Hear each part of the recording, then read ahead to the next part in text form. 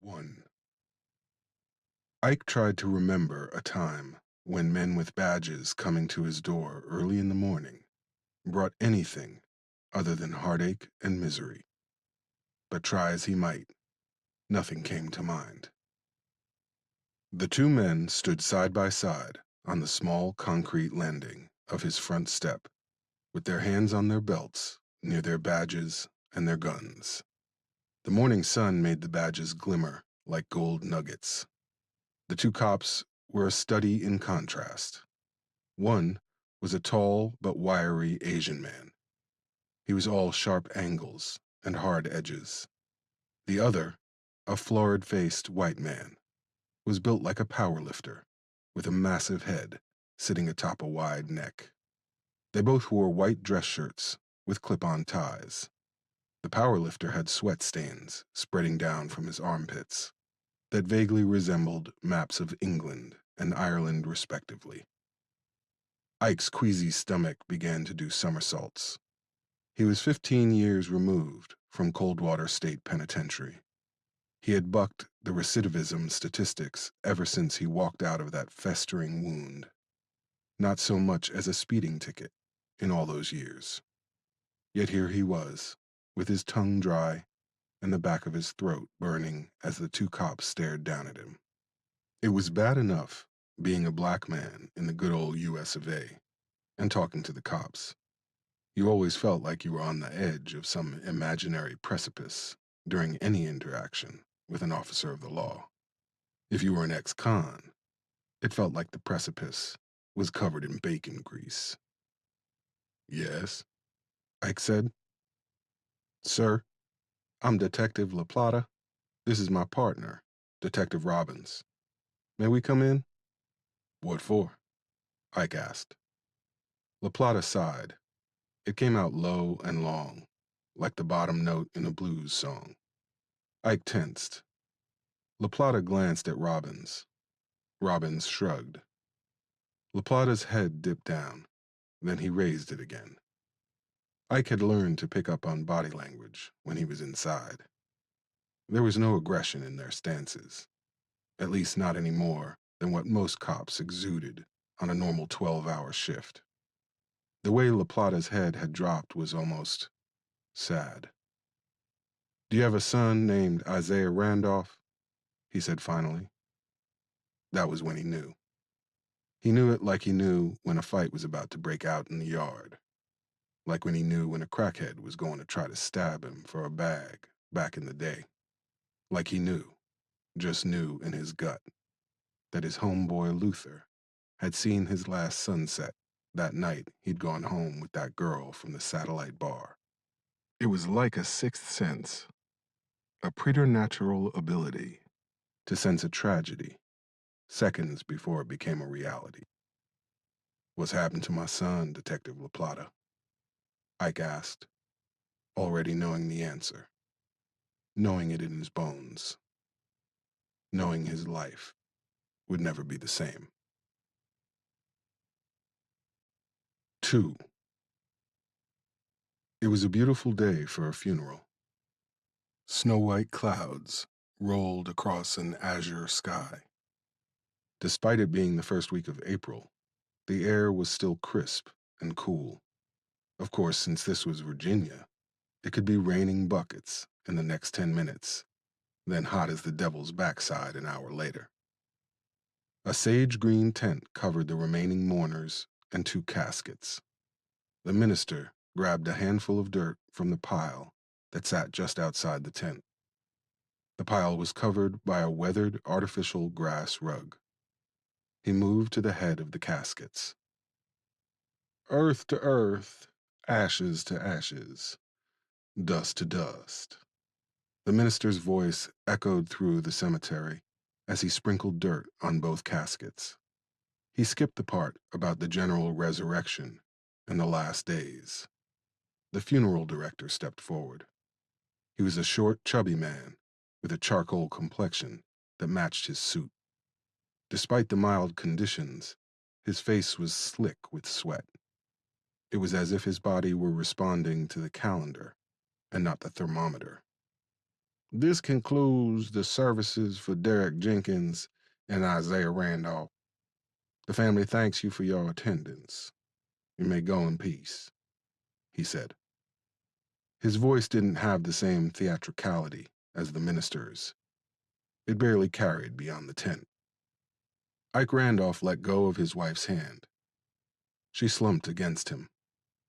Ike stared down at his hands, his empty hands. Hands that had held his boy when he was barely 10 minutes old. The hands that had shown him how to tie his shoes. The hands that had rubbed salve on his chest when he'd had the flu. That had waved goodbye to him in court with shackles tight around his wrists. Rough, calloused hands that he hid in his pockets when Isaiah's husband had offered to shake them. Ike dropped his chin to his chest. The little girl sitting in her lap played with Maya's braids. Ike looked at the girl. Skin the color of honey, with hair to match. Ariana had just turned 3 the week before her parents died. Did she have any inkling of what was happening? When Maya had told her that her daddies were asleep, she seemed to accept it without too much trouble. He envied the elasticity of her mind. She could wrap her head around this in a way that he couldn't. Ike, that's our boy in there. That's our baby, Maya wailed. He flinched when she spoke. It was like hearing a rabbit scream in a trap. Ike heard the folding chairs squeak and whine as people rose and headed to the parking lot. He felt hands flutter against his back and shoulders. Words of encouragement were mumbled with half-hearted sincerity. It wasn't that folks didn't care. It was that they knew those words did little to soothe the wound in his soul. Speaking those platitudes and cliched homilies seemed disingenuous. But what else could they do? It was what you did when someone died. It was as axiomatic as bringing a casserole to the repast. The crowd was thin, and it didn't take long for the chairs to empty. In less than 5 minutes, the only people in the cemetery were Ike, Maya, Ariana, the gravediggers, and a man Ike vaguely recognized as Derek's father. A lot of Ike's family hadn't shown up for the service. As far as he could tell, only a few of Derek's people had bothered to attend. Most of the mourners were Isaiah and Derek's friends. Ike noticed Derek's family members. They stood out among the bearded hipsters and androgynous ladies that made up Derek and Isaiah's social circle. Lean, wiry men and women with hard, flinty eyes and sun-worn faces. They wore blue collars around their red necks. As the sermon neared the 30-minute mark, he'd watched their faces begin to bloom with crimson. That was when the minister mentioned how no sin was unforgivable. Even abominable sins could be forgiven by a benevolent God. Ariana pulled one of Maya's braids. "Stop it, girl," Maya said. It came out sharp. Ariana was silent for a moment. Ike knew what was coming next. That pregnant pause was the prelude to the waterworks. Isaiah used to do the same thing. Ariana began to howl. Her screams pierced the quiet contemplativeness of the funeral and rang in Ike's ears. Maya tried to soothe her. She apologized and brushed her forehead. Ariana took a deep breath, then began to scream louder. "Take her to the car. I'll be there in a minute," Ike said. "Ike, I ain't going nowhere. Not yet," Maya snapped. Ike stood. "Please, Maya. Take her to the car. Just give me a few minutes. Then I'll come and watch her and you can come back," Ike said. His voice almost cracked. Maya stood. She pulled Ariana close to her chest. "You say what you gotta say." She turned and headed for the car. Ariana's cries withered to whimpers as they walked away. Ike put his hand on the black casket with the gold trim. His boy was in there. His son was in this rectangular container, packed and preserved like some cured meat.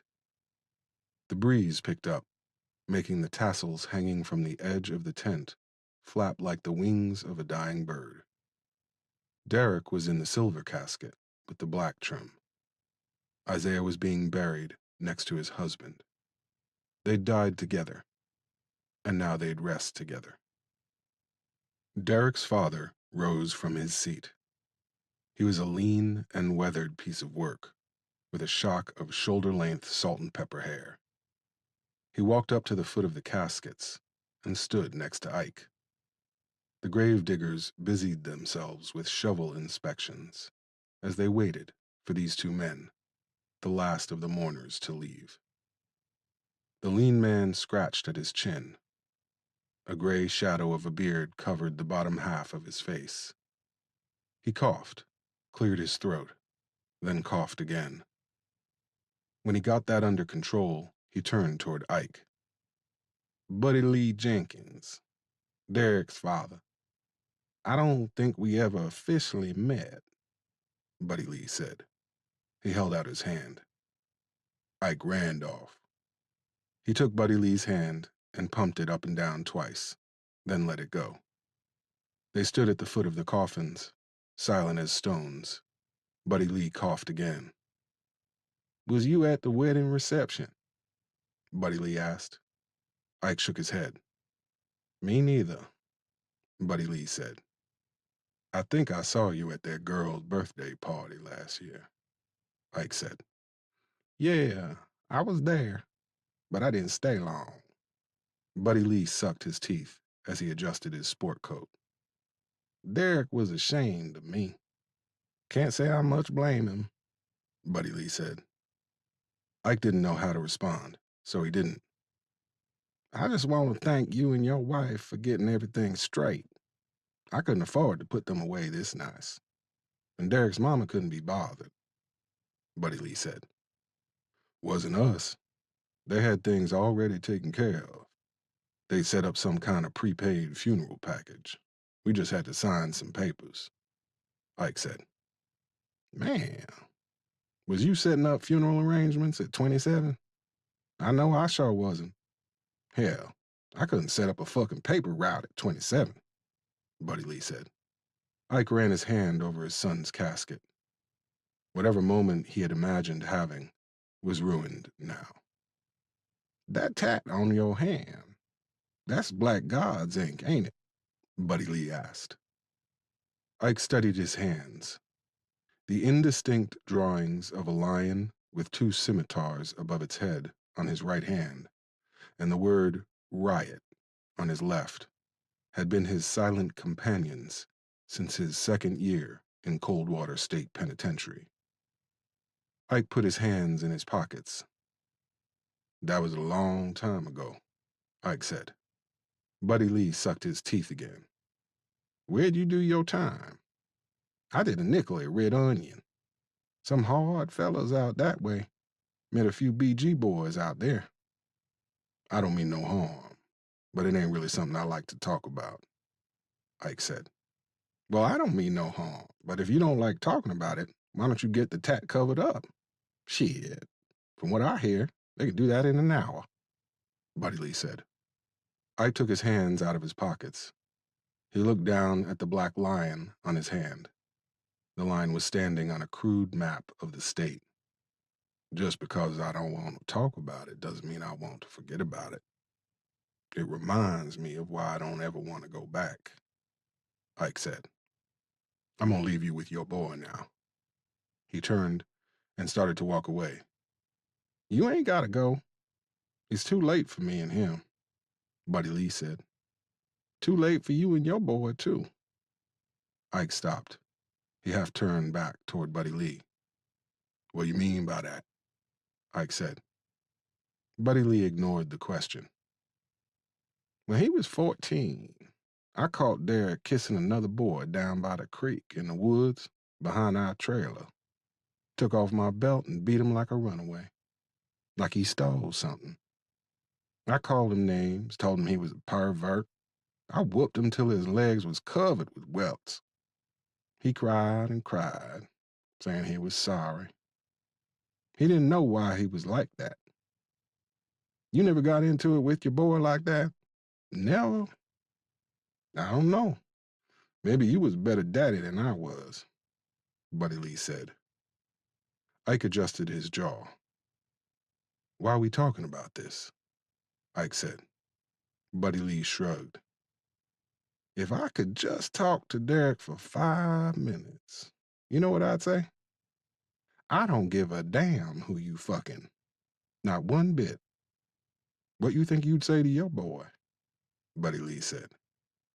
Ike stared at him, stared through him. He noticed tears clinging to the corners of the man's eyes, but they didn't fall. Ike ground his teeth so hard he thought his molars might crack. I'm going, Ike said. He stomped toward his car. You think they're gonna catch who did it? Buddy Lee shouted after him. Ike picked up his pace. When he reached the car, the minister was just leaving the parking lot. Ike watched as he creeped by in a jet black BMW. Reverend J.T. Johnson's profile was sharp enough to slice cheese. He never turned his head or acknowledged Ike and Maya at all. Ike jogged down the driveway. He caught the minister before he turned onto the highway. Ike tapped on his window. Reverend Johnson lowered the glass. Ike dropped to his haunches and extended his hand into the car. I guess I should thank you for preaching my son's funeral, Ike said. Reverend Johnson grasped Ike's hand and pumped it up and down a few times. No need to thank me, Ike, Reverend Johnson said. His deep, rich baritone rumbled out of his chest like a freight train on greased tracks. He tried to pull his hand away, but Ike gripped it tight. I'm supposed to thank you, but I just can't. He gripped Reverend Johnson's hand tighter. The minister winced. I just gotta ask you, why did you preach the funeral? Reverend Johnson frowned. Ike, Maya asked. I know Maya asked you to do it. What I'm asking you is why did you do it? 'Cause I can tell you didn't want to, Ike said. He tightened his grip on Johnson's hand. Ike, my hand. You kept talking about abominable sin over and over. You thought my son was an abomination? Ike asked. Ike, I never said that. You didn't have to say it. I might just cut grass for a living, but I know an insult when I hear it. You think my son was some kind of monster, and you made sure everybody at his funeral knew it. My boy was less than 5 feet away from you, and you couldn't shut the fuck up about how his sins were forgivable, his abominable sins.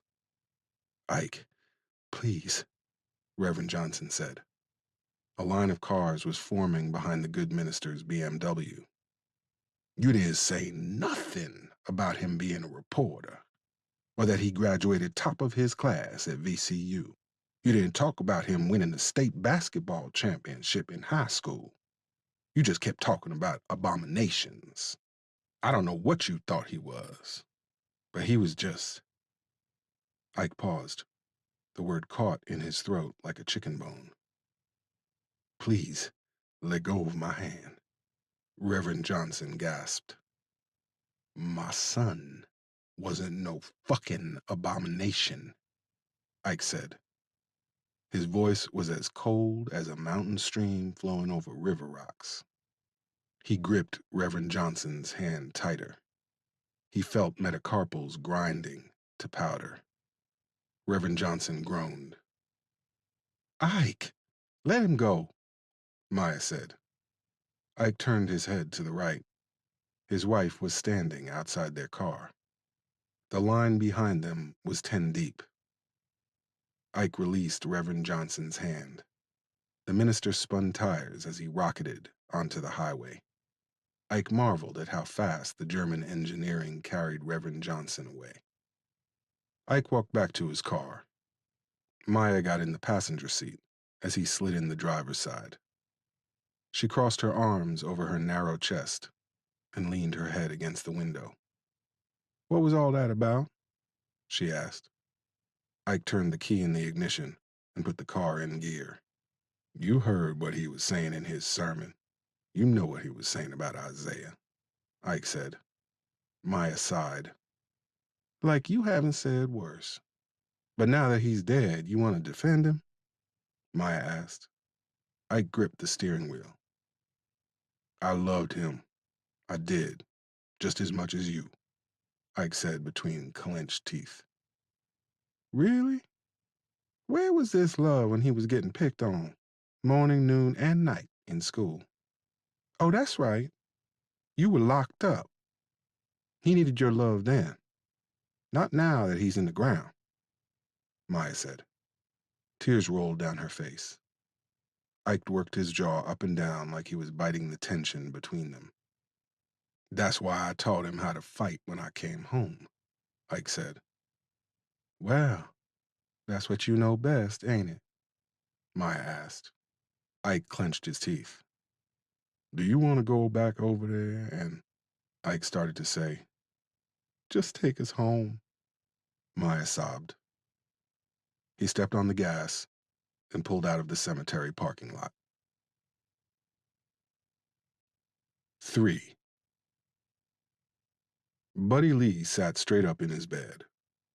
Someone was banging on the door of his trailer so hard, it felt like the whole structure was shaking. He checked the clock, sitting on the milk crate that served as his nightstand. It was 6 o'clock. The funeral had ended at 2 p.m. Buddy Lee had stopped off at the Piggly Wiggly and picked up a case of beer. He'd crushed the last can around 4:30. Then he had flopped on his bed and passed out cold. The banging at his door erupted again. It was the cops. It had to be cops. No one banged on your door that hard, except Johnny Law. Buddy Lee rubbed his eyes. Run. The thought flashed in his mind like an LED sign. The impulse was so strong, he was standing up and taking 2 steps toward the back door before he realized what he was doing. He took a deep breath. Run. The thought pulsed in his head, even though he was 10 years out of Red Onion, even though he only had a jar of moonshine in the cabinet and 2 joints in his truck, even though he'd basically kept his nose clean since he'd started driving for Kitchener's Seafood 3 years ago. Well, he didn't have to worry too much about keeping his nose clean anymore, since Ricky Kitchener had fired him instead of giving him a week of bereavement time. Buddy Lee cracked his knuckles and walked to the front door. The temperature had skyrocketed since he'd passed out, so he flicked on the AC unit before he opened the door. A short, squat man was standing on the 4 cinder blocks that made up Buddy Lee's front step. His balding head was ringed by rust-colored patches of hair on the sides and in the back of his skull. His white t-shirt sported a week's worth of stains. They spelled out his eating habits like indistinct hieroglyphics. "Hey, Artie," Buddy Lee said. "Your rant's a week late, Jenkins," Artie said. Buddy Lee burped, and he thought all 24 beers in the case were going to make a surprise appearance in his mouth. Buddy Lee closed his eyes and tried to conjure up a calendar in his head. Was it the 15th already? Time had taken on a strange, inconsequential quality since the cops had shown him a picture of Derek's face with the top of his head blacked out.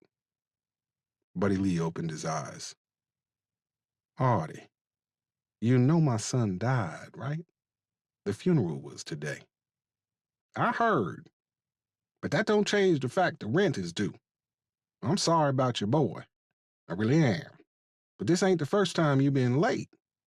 I done let you slide a few times, but I gotta have it by tomorrow. And we're gonna have to have another kind of conversation," Artie said. His tiny rat eyes sat in his head, dull and brown, like old pennies. Buddy Lee leaned against the ragged doorframe. He crossed his wiry arms. Yeah, I can tell you really fell on hard times here, Artie. How in the world you gonna keep up your fantastic wardrobe? Buddy Lee said. You can joke me all you want, Jenkins. But if I don't have full payment tomorrow, which includes the lot fee and the rent for the trailer, I'll... Artie said, but Buddy Lee stepped down onto the first cinder block. Artie hadn't expected the move. He took an awkward step backward and nearly tumbled to the ground. You're what? What you gonna do? Call the cops? Go down to the courthouse and get a warrant to kick me out of this broke-down-ass trailer? Lord have mercy. What in the world will I do without this fucking mansion that got a toilet that ain't flushed right since '94? Ain't no free ride here, Buddy Lee. This ain't one of them Section 8 setups. You want that, you can go over to Wyndham Hills and hang out with the other welfare cases. I knew I should have never rented to no ex-con. My wife told me, but I didn't listen. Every time I try to give somebody a break, they screw me. Artie said. Spittle sparked from his lips. Well, somebody gotta screw you since your wife gave up on getting you to take a bath more than once a month, Buddy Lee said. Artie flinched like he'd been slapped. Fuck you, Buddy Lee. I got a glandular condition. You know you ain't nothing but trash. Been trash, just like all them Jenkins. That's why your son was a... Artie didn't get to finish the statement. Buddy Lee had closed the distance between them in 1.5 steps. A jackknife, its brown wooden handle, smooth and slick from years of use, was pressed blade first against Artie's belly. Buddy Lee balled up a wad of Artie's t-shirt and put his mouth close to the shorter man's ear. That's why my son was a what? Gone. Say it. Say it so I can slit you from nuts to neck. Split you open like a killing hog and let your guts fall out like we cooking chitlins for Sunday dinner, Buddy Lee said. I just want the rent, Artie wheezed. What you want is to come over here while my boy ain't even cold in the ground and swing your dick around like you the cock of the walk. All the time I've been here, I done let you talk your shit because I didn't want no trouble. But I buried my boy today, and now I ain't really got a goddamn thing to lose. So go ahead. Say it. Say it, Buddy Lee said. His chest heaved as his breath came in rapid bursts. I'm sorry about Derek. Jesus Christ, I'm so fucking sorry. Please let me go. I'm so damn sorry, Artie said. From his armpits, a fetid odor wafted up that made Buddy Lee's eyes water. At least that's what he told himself. With the mention of his boy's name, the rattlesnake in his heart that Artie had poked slithered back down into its hole. The fight flowed out of him, like water pouring through a sieve. Artie was a mean-spirited, unhygienic son of a bitch, but he didn't kill Derek. He was just another asshole that didn't understand who or what Derek was. That was something he and Buddy Lee had in common. Go back to your fucking house, Artie, Buddy Lee said. He let go of the man's shirt and put his knife back in his pocket. Artie scuttled backward and sideways. When he felt there was enough distance between him and Buddy Lee, he stopped and flicked him off. That's your ass, Jenkins. I'm calling the cops. You ain't gonna have to worry about the rent now. You're gonna be sleeping in a jail cell tonight. Go away, Artie, Buddy Lee said. It came out flat and listless, all the bravado gone. Artie blinked hard. The sudden de-escalation confused him. Buddy Lee turned his back on him and went into his trailer. The AC hadn't so much conditioned the air as suggested it might want to cool down. He sprawled across his sofa. The duct tape on the armrest snagged a few of the hairs on his forearm. He fished around in his back pocket and grabbed his wallet. Behind his driver license was a small, wrinkled photo. Buddy Lee pulled the photo out by the corner using his thumb and forefinger. It was a picture of him and a 1-year-old Derek. He held the boy in the crook of his arm as they sat in an aluminum lawn chair. Buddy Lee was shirtless in the picture. His hair was down to his shoulders and black as an ace of spades. Derek was wearing a Superman shirt and a diaper. Buddy Lee wondered what the young fella in the picture would think of the old man he'd become. That fella was full of gunpowder and gasoline. If he looked really close, he could see a small mouse under his right eye, a souvenir he'd acquired collecting a debt for Chuli Pettigrew. The man in that picture was wild and dangerous, always down for a fight and up to no good.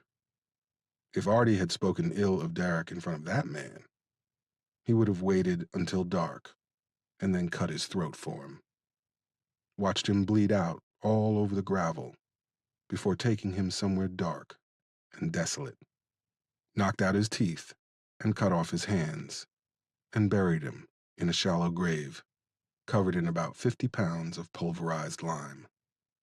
Then the man in that picture would have gone home, made love to his woman, and not lost a minute's sleep. Derek was different. Whatever rot that lived in the roots of the Jenkins family tree had bypassed Derek.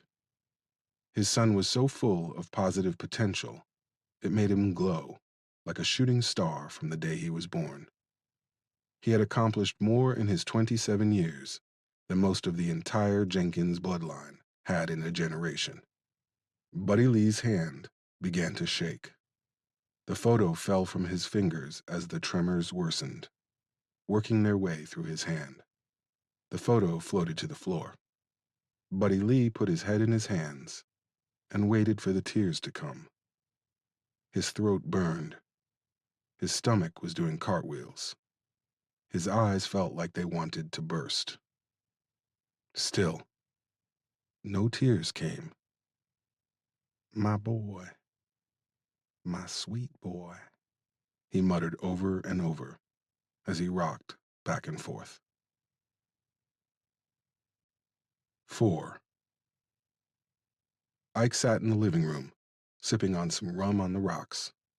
He'd changed out of his suit and was wearing a white tank top and jeans. Despite the ice, the rum burned as it went down his throat. Maya and Ariana were taking a nap. In the kitchen, containers full of chicken, ham, and mac and cheese were spread across every available surface. A few of Isaiah and Derek's friends had brought vegetarian barbecue, whatever the hell that was.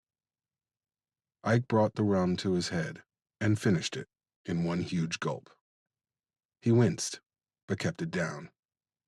He considered getting another one, then changed his mind. Getting drunk wasn't going to make things easier. He needed to feel this pain, keep it fresh in his heart. He deserved it. In the back of his mind, he'd always thought that he and Isaiah would come to an understanding. He just assumed time would thaw the glacier between them, and they would both experience an epiphany of sorts. Isaiah would finally understand how hard it was for his father to accept his lifestyle. In turn, Ike would be able to accept that his son was gay. But time was a river made of quicksilver. It slipped through his grasp, even as it enveloped him. 20 became 40. Winter became spring. And before he knew it, he was an old man, burying his son, and wondering where in the hell that river had taken him. Ike held the empty glass to his forehead. He should have walked across that goddamn glacier instead of waiting for it to melt. Sat down with Isaiah and tried to explain how he felt. Tell him he felt like he had failed as a father. Isaiah, being Isaiah, would have told him that his sexuality had nothing to do with Ike's shitty parenting skills. Maybe they both would have laughed. Maybe that would have broken the ice. He let out a sigh. That was a nice fantasy. Ike sat his empty glass on the coffee table. He sat back in the recliner and closed his eyes. The recliner had been a gift to himself, a place to rest his weary bones after ferrying bags of peat moss and mulch all day long. Ike's cell phone vibrated in his pocket. He checked the number. It was one of the detectives who were supposed to be working on Isaiah's case. "Hello?" Ike said. "Hello, Mr. Randolph. This is Detective La Plata. How are you holding up?" "I just buried my son," Ike said. La Plata paused. "I'm sorry, Mr. Randolph. We are doing everything we can to find the people who did this. To that end, would it be okay if we came by and talked to you and your wife? We are trying to see if any of Isaiah and Derek's friends or associates have reached out to you. We're having a hard time getting them to talk to us," La Plata said. "Well, you're cops. A lot of people don't like talking to cops even when they're innocent," Ike said. La Plata sighed. "We're just trying to find a lead here, Mr. Randolph. So far, we can't find anyone who has a bad word to say about your son or his boyfriend."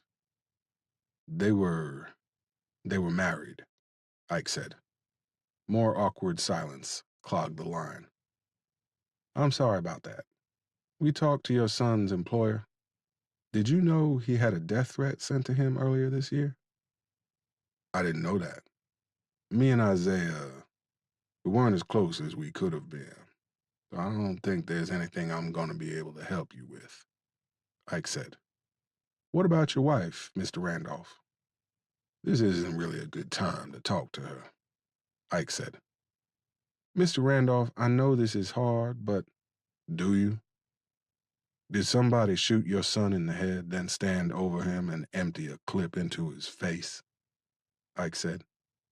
The phone creaked in his hand as his grip tightened.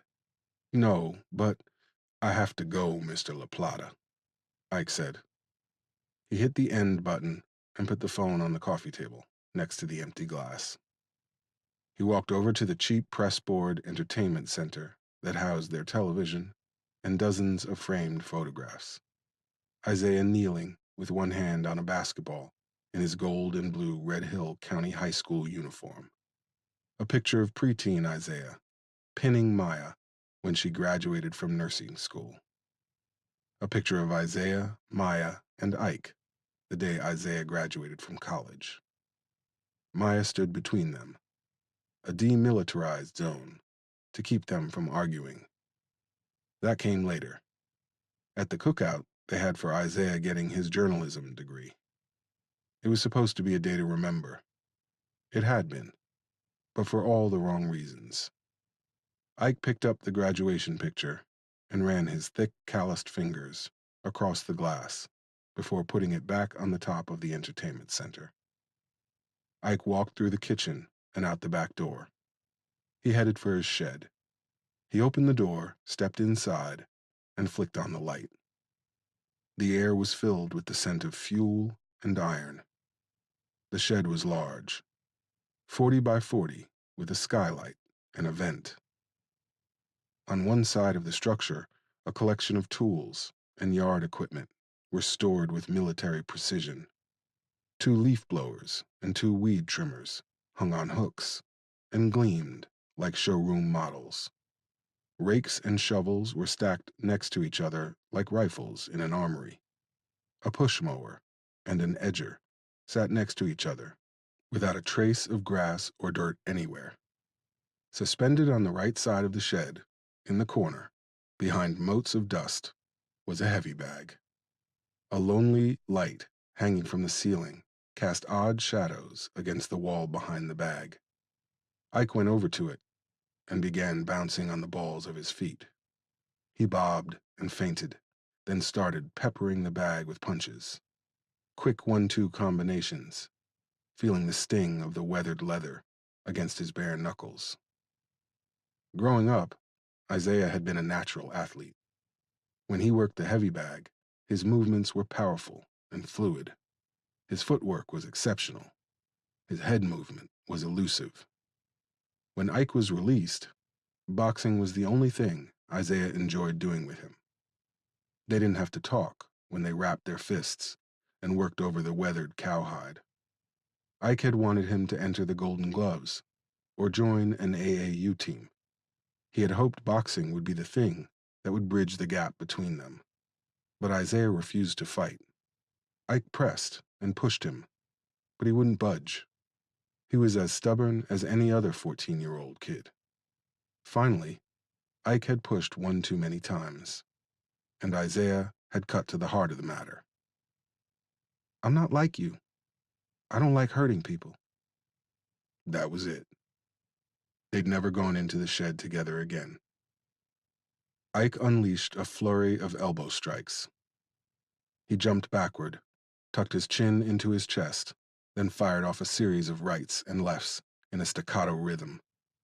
The steady beat of his knuckles smashing against the taut surface of the bag reverberated throughout the shed. Ike always pushed Isaiah too hard, and Isaiah pushed right back. Maya said they were so much alike, Ike should have given birth to him. Their last conversation, a few months ago, had been a verbal shoving match that ended with a slammed door. Isaiah had come over to tell his mother he and Derek were getting married. Maya had hugged him. Ike had gone into the kitchen and poured a drink. After a few more kisses from his mother, Isaiah had followed him. "You don't approve?" Isaiah had said. Ike had gulped his rum and sat the glass on the edge of the counter. "It's not my place to approve or disapprove. Not anymore. But you know this ain't just about you. Y'all got that little girl now," Ike had said. "Your granddaughter. Her name is Ariana, and she's your granddaughter," Isaiah had said. A vein in the furrow of his forehead began to pulse. Ike crossed his arms. "Look, I stopped trying to tell you what to do a long time ago. But that little girl, she's gonna have it hard enough already. She's half black. Her mama was somebody you paid to carry her, and she got two gay daddies. So now what? You gonna make her a flower girl in your wedding? Y'all gonna rent out the Jefferson Hotel and make a big production out of it? And in a couple of years, you're gonna walk into her kindergarten class, and all the other little kids can ask her which one is the mommy. Did you or Derek ever stop to think about that?" Ike had said. "That's the first thing that comes to your mind when I tell you I'm marrying the love of my life. Not congratulations, not even an insincere I'm happy for you.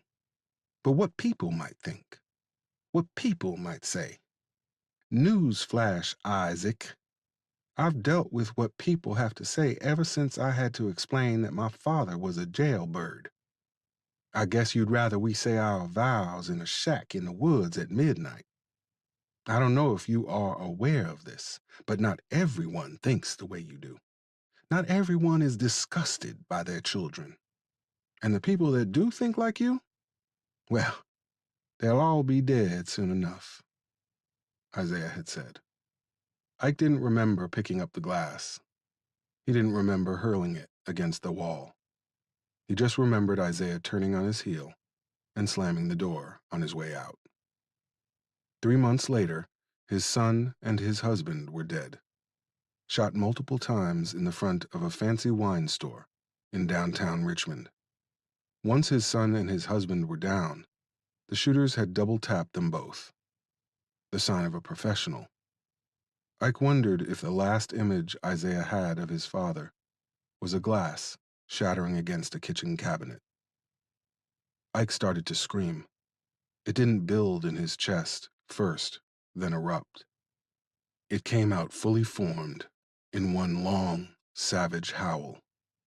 The heavy bag began to jerk and jump spasmodically. Technique was tossed aside in favor of animalistic instinct. The skin on his knuckles split and left red-hued Rorschach paintings on the bag. Droplets of sweat ran down his face and dripped into his eyes. Tears ran from his eyes and stung his cheeks. Tears for his son. Tears for his wife. Tears for the little girl they had to raise.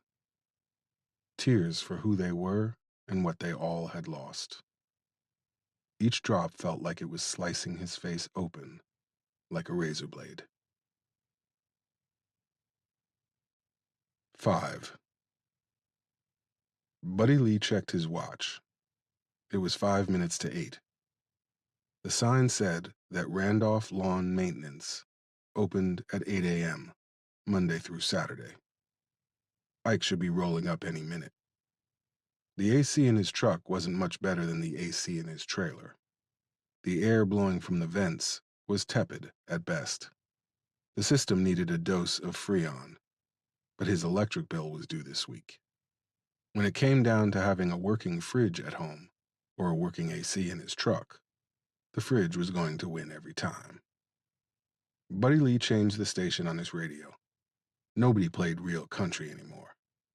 Just a bunch of baby shit soft male models singing about bumping and grinding over a steel guitar.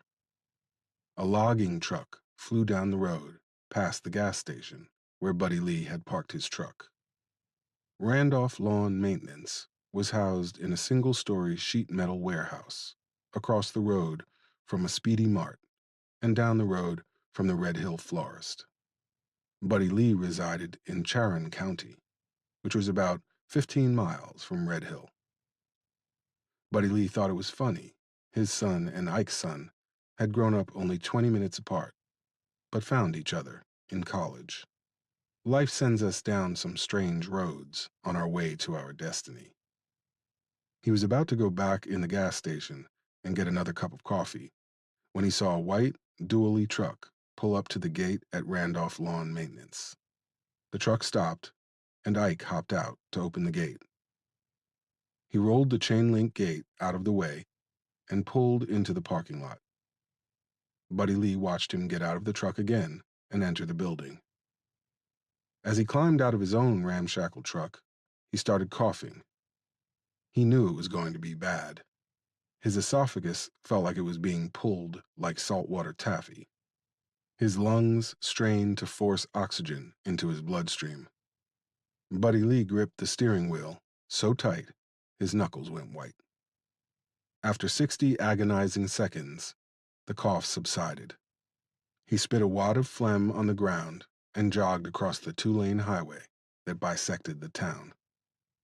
The inside of the warehouse was as sparse as a military barracks. A worn coffee table sat to the right of the entrance, buffeted on one side by a metal folding chair and a threadbare leather love seat on the other. An old-fashioned, glass-faced drink machine sat against the left wall. Most of the slots in the machine were empty. The 3 that weren't had a plain blue can that said Cola on the front. On both walls, there were numerous posters advertising a wide variety of lawn and garden products. All the posters either promised to kill your grass or make your grass grow. A few suggested they would execute insects with extreme prejudice.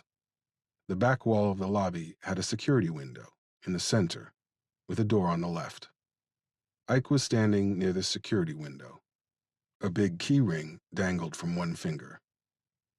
"Hey, Ike," Buddy Lee said. Ike put the key ring back in his pocket. "Hey, Buddy Lee, right?" Ike asked. Buddy Lee nodded his head. "Hey, you got a minute? I'd like to talk to you about something," he said. "Yeah, I got a few. Can't talk long, though. I gotta get my guys out on the road," Ike said. He pulled the keys out again and opened the masonite door. Buddy Lee followed him through the door to the back of the warehouse. Pallets of fertilizer, granular herbicide, and pesticides were staged in lines that stretched 10 deep all the way back to a wide roll-up door. Long sections of metal lawn edging were stacked against the back wall on the right side of the roll-up door. A small metal desk with a laptop and a Rolodex was positioned directly behind the security window.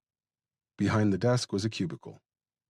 Ike entered the cubicle and sat behind another metal desk. Buddy Lee sat in a weathered wooden chair positioned in front of the desk. The desk was as Spartan as the lobby. It had a laptop, a pen holder, an inbox, and an outbox, and nothing else. A short two-drawer filing cabinet sat next to his office chair.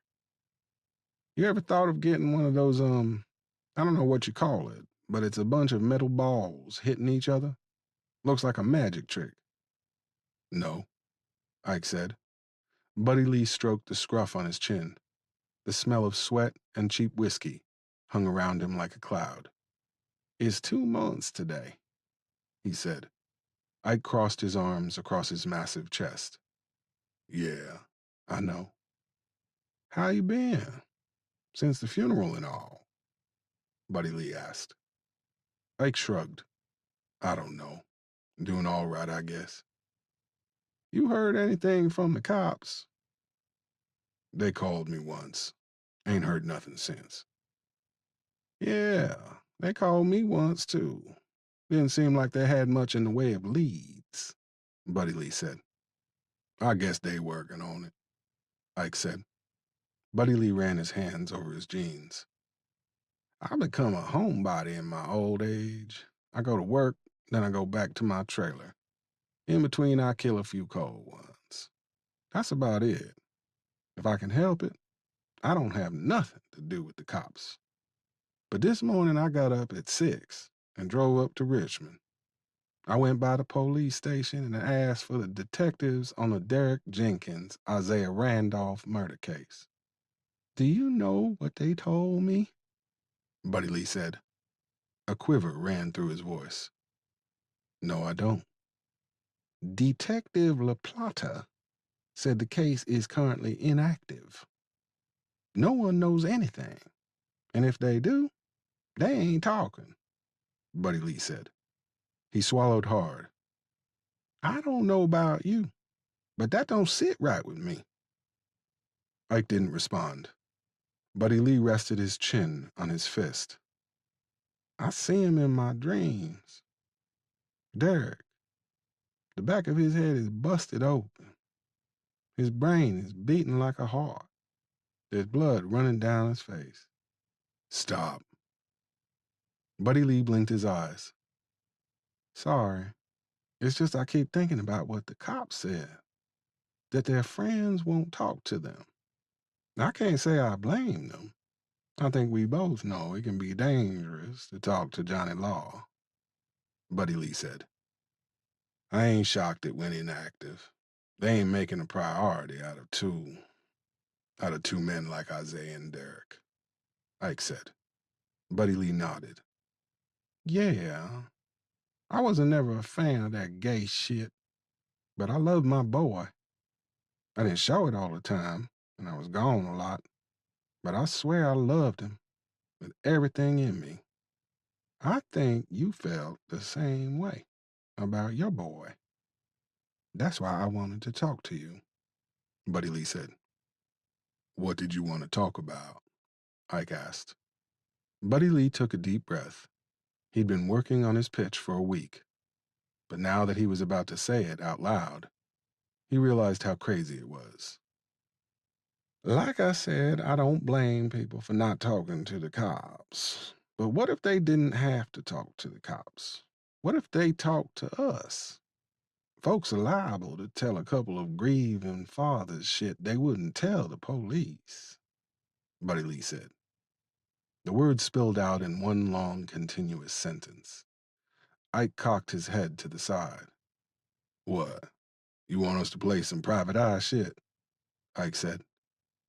There's a motherfucker walking around right now. He getting up in the morning and he eating him a big breakfast. Then he goes and does whatever the fuck he does during the day.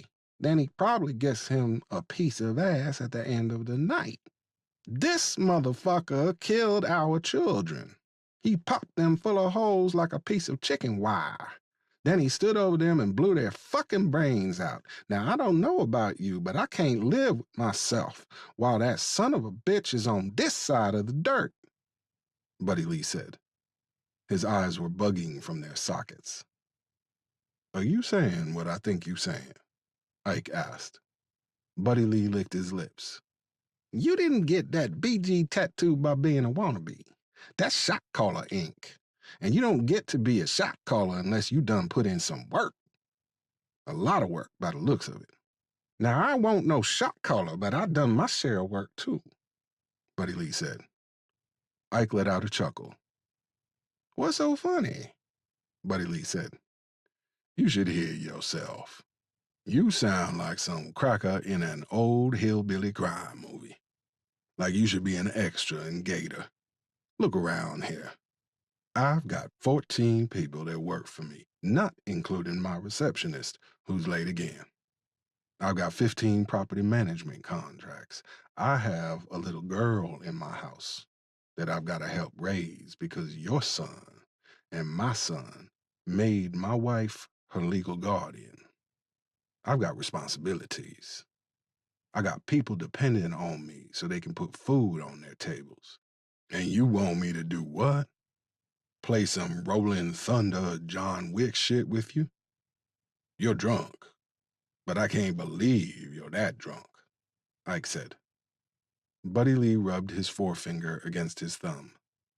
Ike could hear the calluses rasp as they slid against each other. So you scared to get your hands dirty? Or you don't care that the man who killed our sons is walking around free? Ike's face settled into a rigid mask. Under his desk, his hands curled into fists. You think I don't care? I had to bury my only child in a closed casket service because the mortician couldn't put his face back together. My wife wakes up crying in the middle of the night, screaming Isaiah's name. I look at his daughter and realize she won't remember what his voice sounded like. I wake up every morning and I go to bed every night, praying he didn't go from this world hating me. You see some tattoos, and all of a sudden, you an expert on who the fuck I am? You don't know nothing about me, man. What, you thought you'd walk in here and get the big, scary-ass black nigga to go kill some people for you? Buddy Lee could see the muscles in Ike's neck standing out in sharp relief like a 3D map. His pupils had narrowed to pinpricks. Buddy Lee leaned forward. Not some people. The bastards that killed Derek and Isaiah. And I wasn't asking you to do it for me. We can get more than one gun, Buddy Lee said. Get the fuck out my office, Ike said. The words came out slow and brutal, like cinder blocks being dragged over asphalt. Buddy Lee didn't move. He and Ike locked eyes, and Buddy Lee felt the air between them change. It was charged like a thunderstorm was on the horizon. Buddy Lee dug around in his pocket until he found an old receipt. He grabbed one of Ike's pens. He scrawled his cell phone number on the back of the receipt. He folded it once before laying it on Ike's desk. He stood and walked to the door of the cubicle. He stopped and looked back at Ike. When you go to bed tonight and you're praying your boy didn't hate you, listen real close. You'll hear him asking why you didn't do something to make it right. When you're ready to answer him, you give me a call. If you don't, then I guess you should cover that line up with a big fat pussy, Buddy Lee said. He stomped out of the cubicle. Ike heard the door chime go off as Buddy Lee left the building. He brought his fists from under the desk. His breath was coming in short, shallow bursts. Ike raised his arms and slammed his fists down on the desk. The pen holder jumped and skidded off the desk. Ike slammed his fists into the desk again, and this time, the laptop did a little jig. That white boy had the nerve to sit there and tell him he didn't care about Isaiah. He should have fed him his fucking teeth. Ike got up and walked out of the cubicle. He stood in the middle of the warehouse, flexing his fingers, trying to work the stinging sensation out of his hands. Did Buddy Lee really think he was the only one who was hurting? He didn't have a monopoly on grief. There wasn't a moment that went by he didn't think about Isaiah. Every day, it got a little bit harder and a little bit easier. Whenever the pain ebbed slightly, he felt guilty, like he was disrespecting Isaiah's memory if he didn't feel an agonizing ache in his chest every single second. The days it got harder, he sat in the shed and drank until he could hardly stand. He should have jumped across his desk and snatched Buddy Lee's skinny ass up out of his chair, pushed him up against the wall of his office, and pressed his forearm across his throat. Ike could have told him how in his dreams he found the people who had blown off Isaiah's face.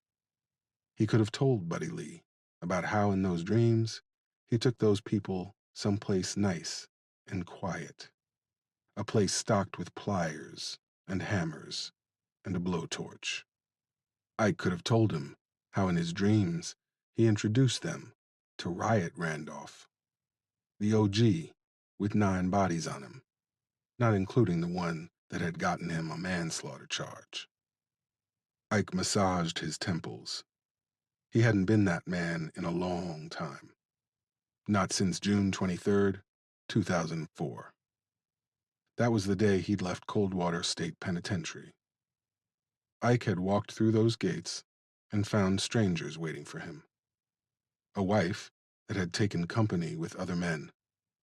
A son, more man than boy, who wouldn't look him in the eye. Strangers he loved, who flinched at his touch. He'd made up his mind the first night he was home. He was done. He was getting out of the life. As far as he was concerned, Riot had died in prison. Ike sacrificed him for his family, just like Abraham had attempted to do to his namesake. At first, no one in town wanted to believe it. The first couple of months he was home, crackheads would still sidle up to him, asking if he was holding. For years, the Red Hills Sheriff's Department made pulling him over and searching his car their favorite hobby. People in the grocery store alternately gave him a wide berth and the side eye. He ignored them all. He kept his head down and his eyes on the prize. He started a lawn care service with a rickety riding mower and a rusty sling blade.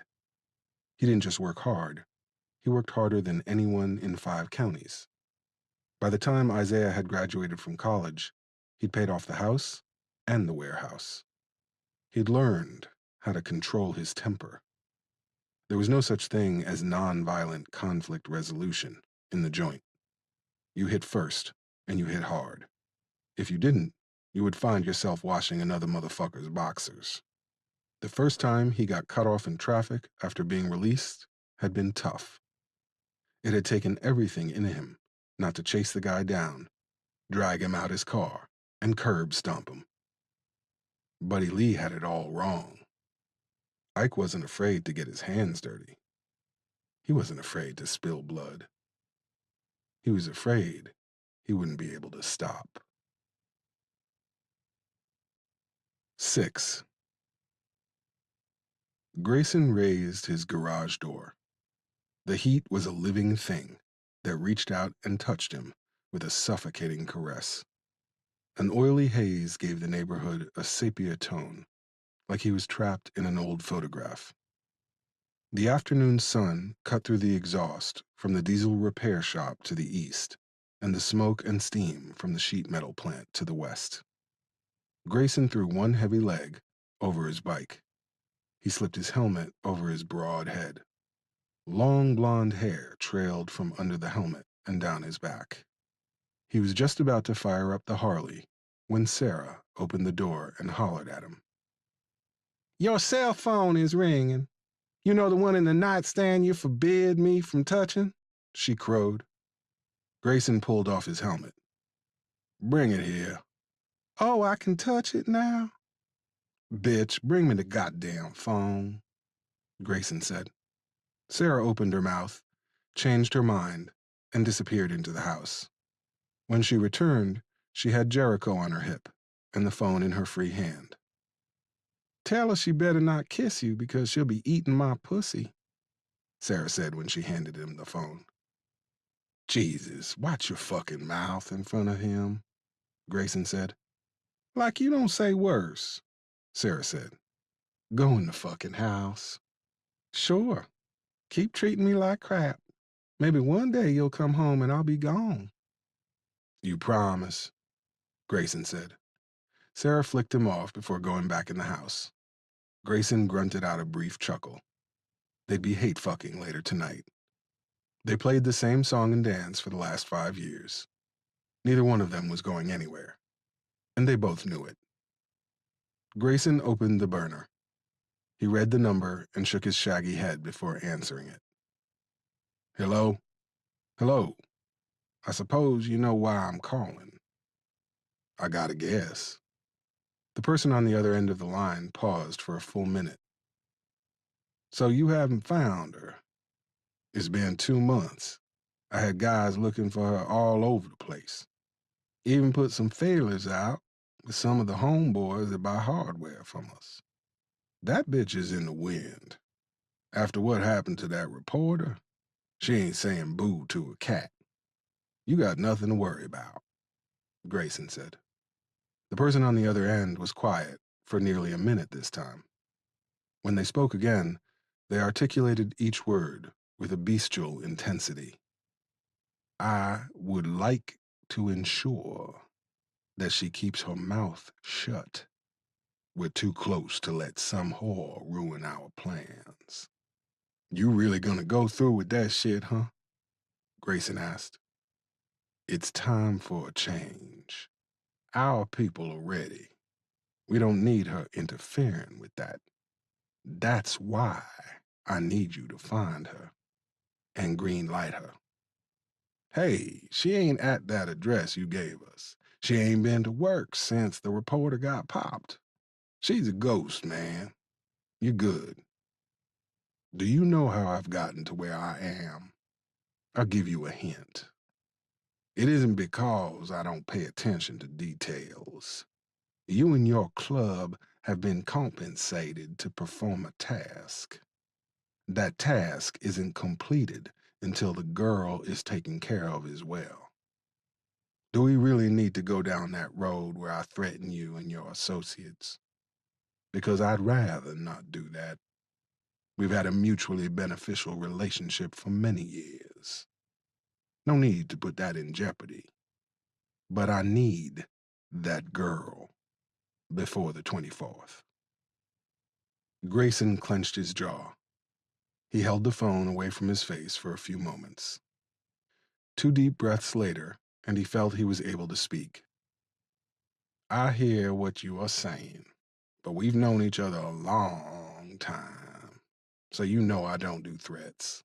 Let's get that straight. We'll keep looking for the girl because that's what we said we would do. But that relationship you was talking about, that goes both ways, motherfucker. Remember that, Grayson said. Duly noted. We can discuss the terms of that relationship at another time. Right now, I need you to take care of that slut. Uh-huh. And where do you suggest we look for her? The voice on the other end of the line was quiet for another full minute. That reporter. He should have some kind of notes about her. He was going to write a story about her and how she is connected to my aspirations, correct? There might be a clue to her whereabouts in his notes. Go to his house and look around. Grayson laughed. It was a wet, throaty sound that echoed through the garage. You really think he left some map on his computer that says, look here for a party slut? Come on, man. Since you asked me for suggestions on how to find her, I'm going to assume you don't have any better ideas. And no, I'm not asking you to be cartographers.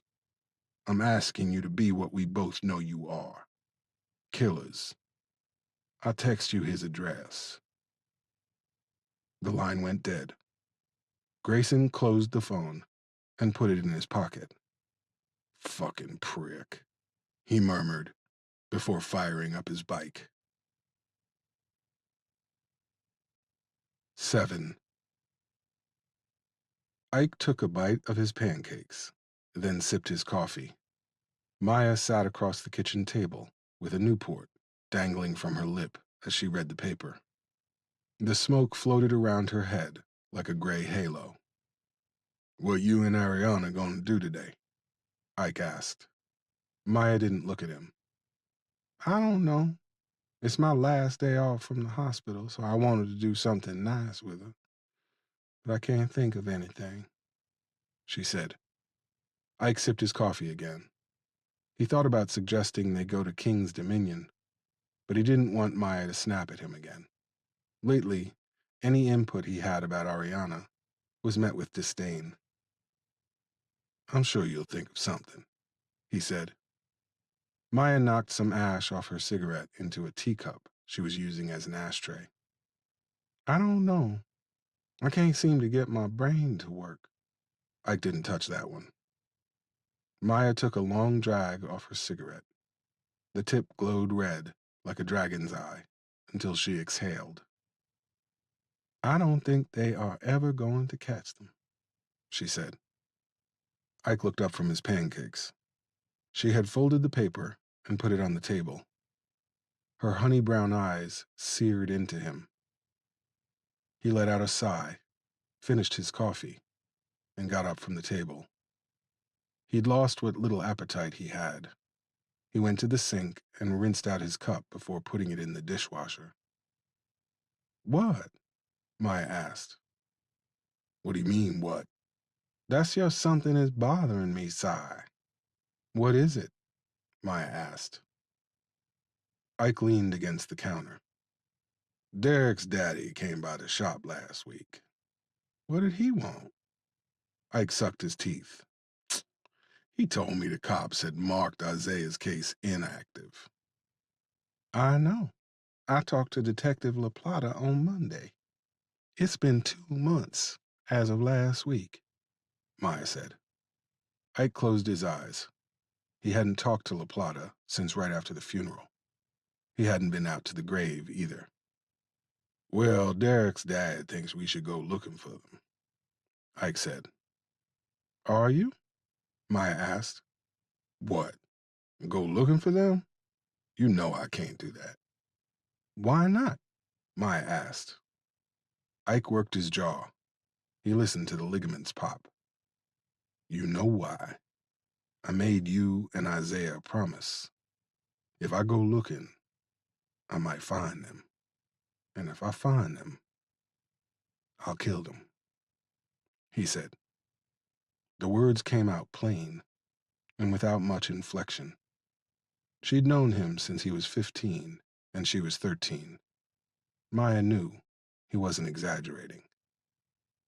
Ike waited for her to say he couldn't do that. He stood there, waiting for her to say, let the cops handle it. He waited and waited. The ice maker kicked in, breaking the silence. I'm gonna go wake up Ariana, Maya said finally. She stubbed out her cigarette in the teacup.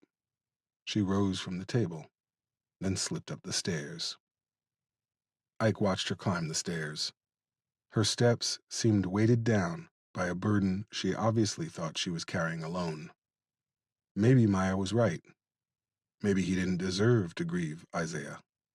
It didn't seem fair for a man to mourn someone abundantly that he had loved so miserly. Ike grabbed his lunch container and was about to walk out the door when his cell phone vibrated in his pocket. He pulled it out and looked at the screen. He didn't immediately recognize the number, but it was his work phone, so he answered. Hello? Hello, Mr. Randolph. This is Kenneth D. Adner at Green Hill Memorial Cemetery. Yes, Ike said. Sir, I'm so sorry to have to tell you this, but we have a bit of a problem with your son's grave. The funeral home said everything was paid for. My son had set up a prearrangement, Ike said. No, sir, it's not about the payment. I'm afraid there's been some damage to your son's grave. What kind of damage? Ike asked. Sir, I think you should come down to the cemetery. I don't think this is something we can discuss on the phone, Kenneth said. Ike had expected to arrive at his son's grave. That phrase would never sound right to him.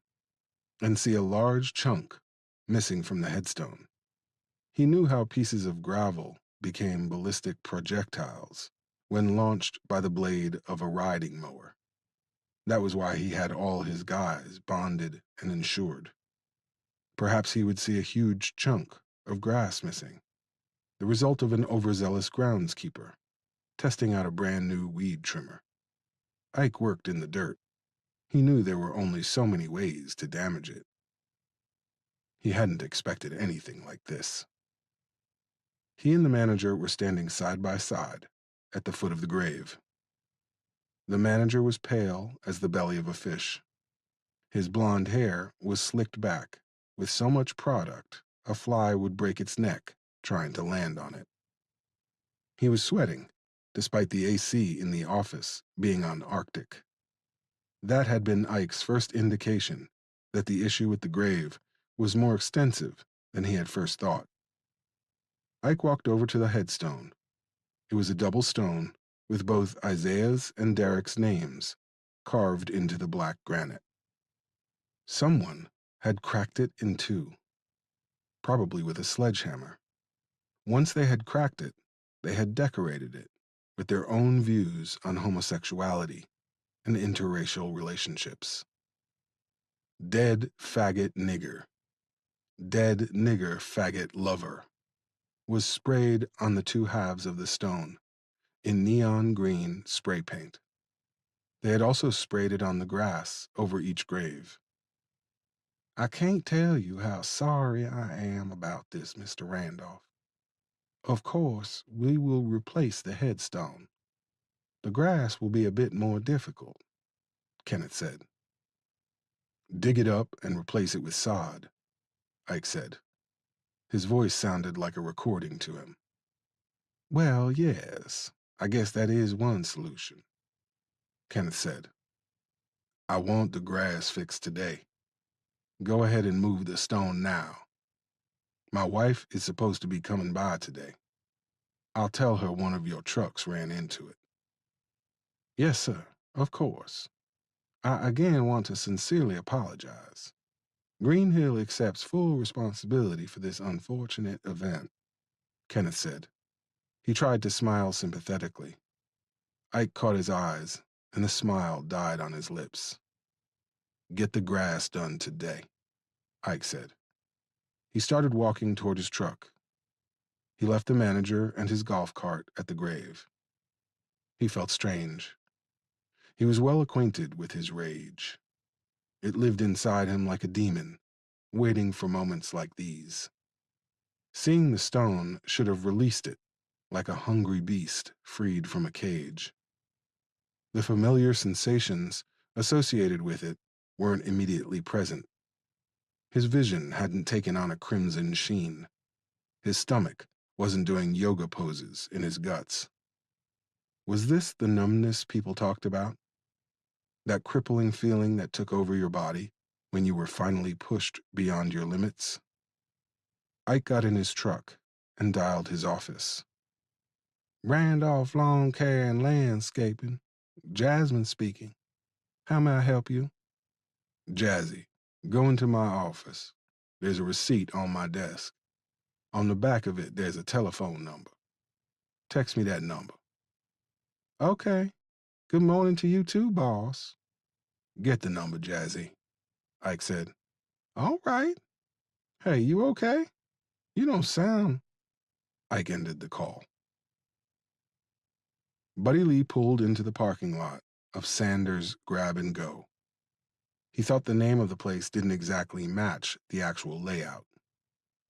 It was built like a Tasty Freeze or a Dairy Queen. There was an order window and a pickup window, both with a plexiglass sliding door. But there were also a bunch of bright red picnic tables littered across the front of the building, Buddy Lee figured the name kind of fit. You could grab your food, then go to a table. Ike was sitting at one of the tables near the far end of the building. Buddy Lee put the truck in park and loped over. Ike was eating from a red and white checkered paper container. He tore into a piece of fried fish, then took a sip of fountain drink. "Hey," he said, after washing down his food. "I didn't think I'd be seeing you again," Buddy Lee said. "Have a seat," Ike said. Buddy Lee hesitated, then took a seat. He picked up a plastic menu from the tabletop and started perusing it. "What's good here? I'm so hungry my stomach is hitting my backbone," Buddy Lee said. Ike pulled out his phone and sat it on the table. "The catfish is good. They got fried okra, too. Don't mess with the cornbread. It's hard as a brick," Ike said. He took another sip of his drink.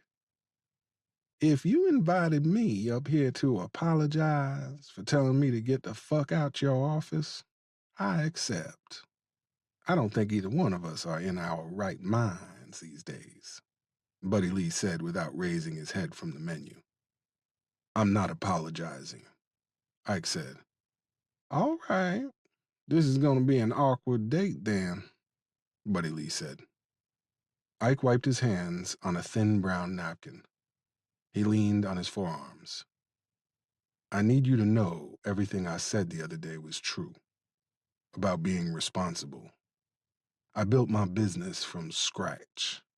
From nothing. I'm proud of that. I've worked hard every single day since I got out to make a good life for my wife, for my son," Ike said. He paused. The laughter of a group of teenagers, 2 tables away, filled the space the pause had made. "How you become a landscaper anyway? No offense, but you don't strike me as a flower lover," Buddy Lee said. His head was still buried in the menu. Ike looked down at his hands, at his tattoo. Some white boys in a truck with a lift kit so high they probably needed a ladder to get in the damn thing, and a Confederate flag decal in the back window rolled through the parking lot. They left a trail of black smoke in their wake. Took it up inside. They had classes on it. It got me out my cell. When they cut me loose, I realized it'd give me space on the outside. Nobody wants to make small talk when it's 100 degrees and you got a pole saw in your hands," Ike said. The Confederate boys parked their truck. They got out and walked to the order window. One of them gave Ike a look, saw something in his eyes he didn't like, and quickly looked away. It got to where after a few years I started thinking it was why I was put here. You know how they say everybody good at something, right? But planting flowers and trimming shrubs, that shit ain't what I'm here for. That's not what I'm good at. Not really, Ike said. Buddy Lee raised his head. "You didn't call me because the catfish here is so good, did you?" Buddy Lee asked. Ike pulled his phone out of his pocket and placed it on the table. "When was the last time you were at the graves?" Buddy Lee put the menu aside. I was planning on going this week, but work got crazy. I mean, shit, man. I haven't been since the funeral," Buddy Lee said. Ike touched his phone screen and slid it across the table. Buddy Lee closed his menu. He picked up the phone and stared at the screen. "What the fuck is this?" he said. "What it looked like.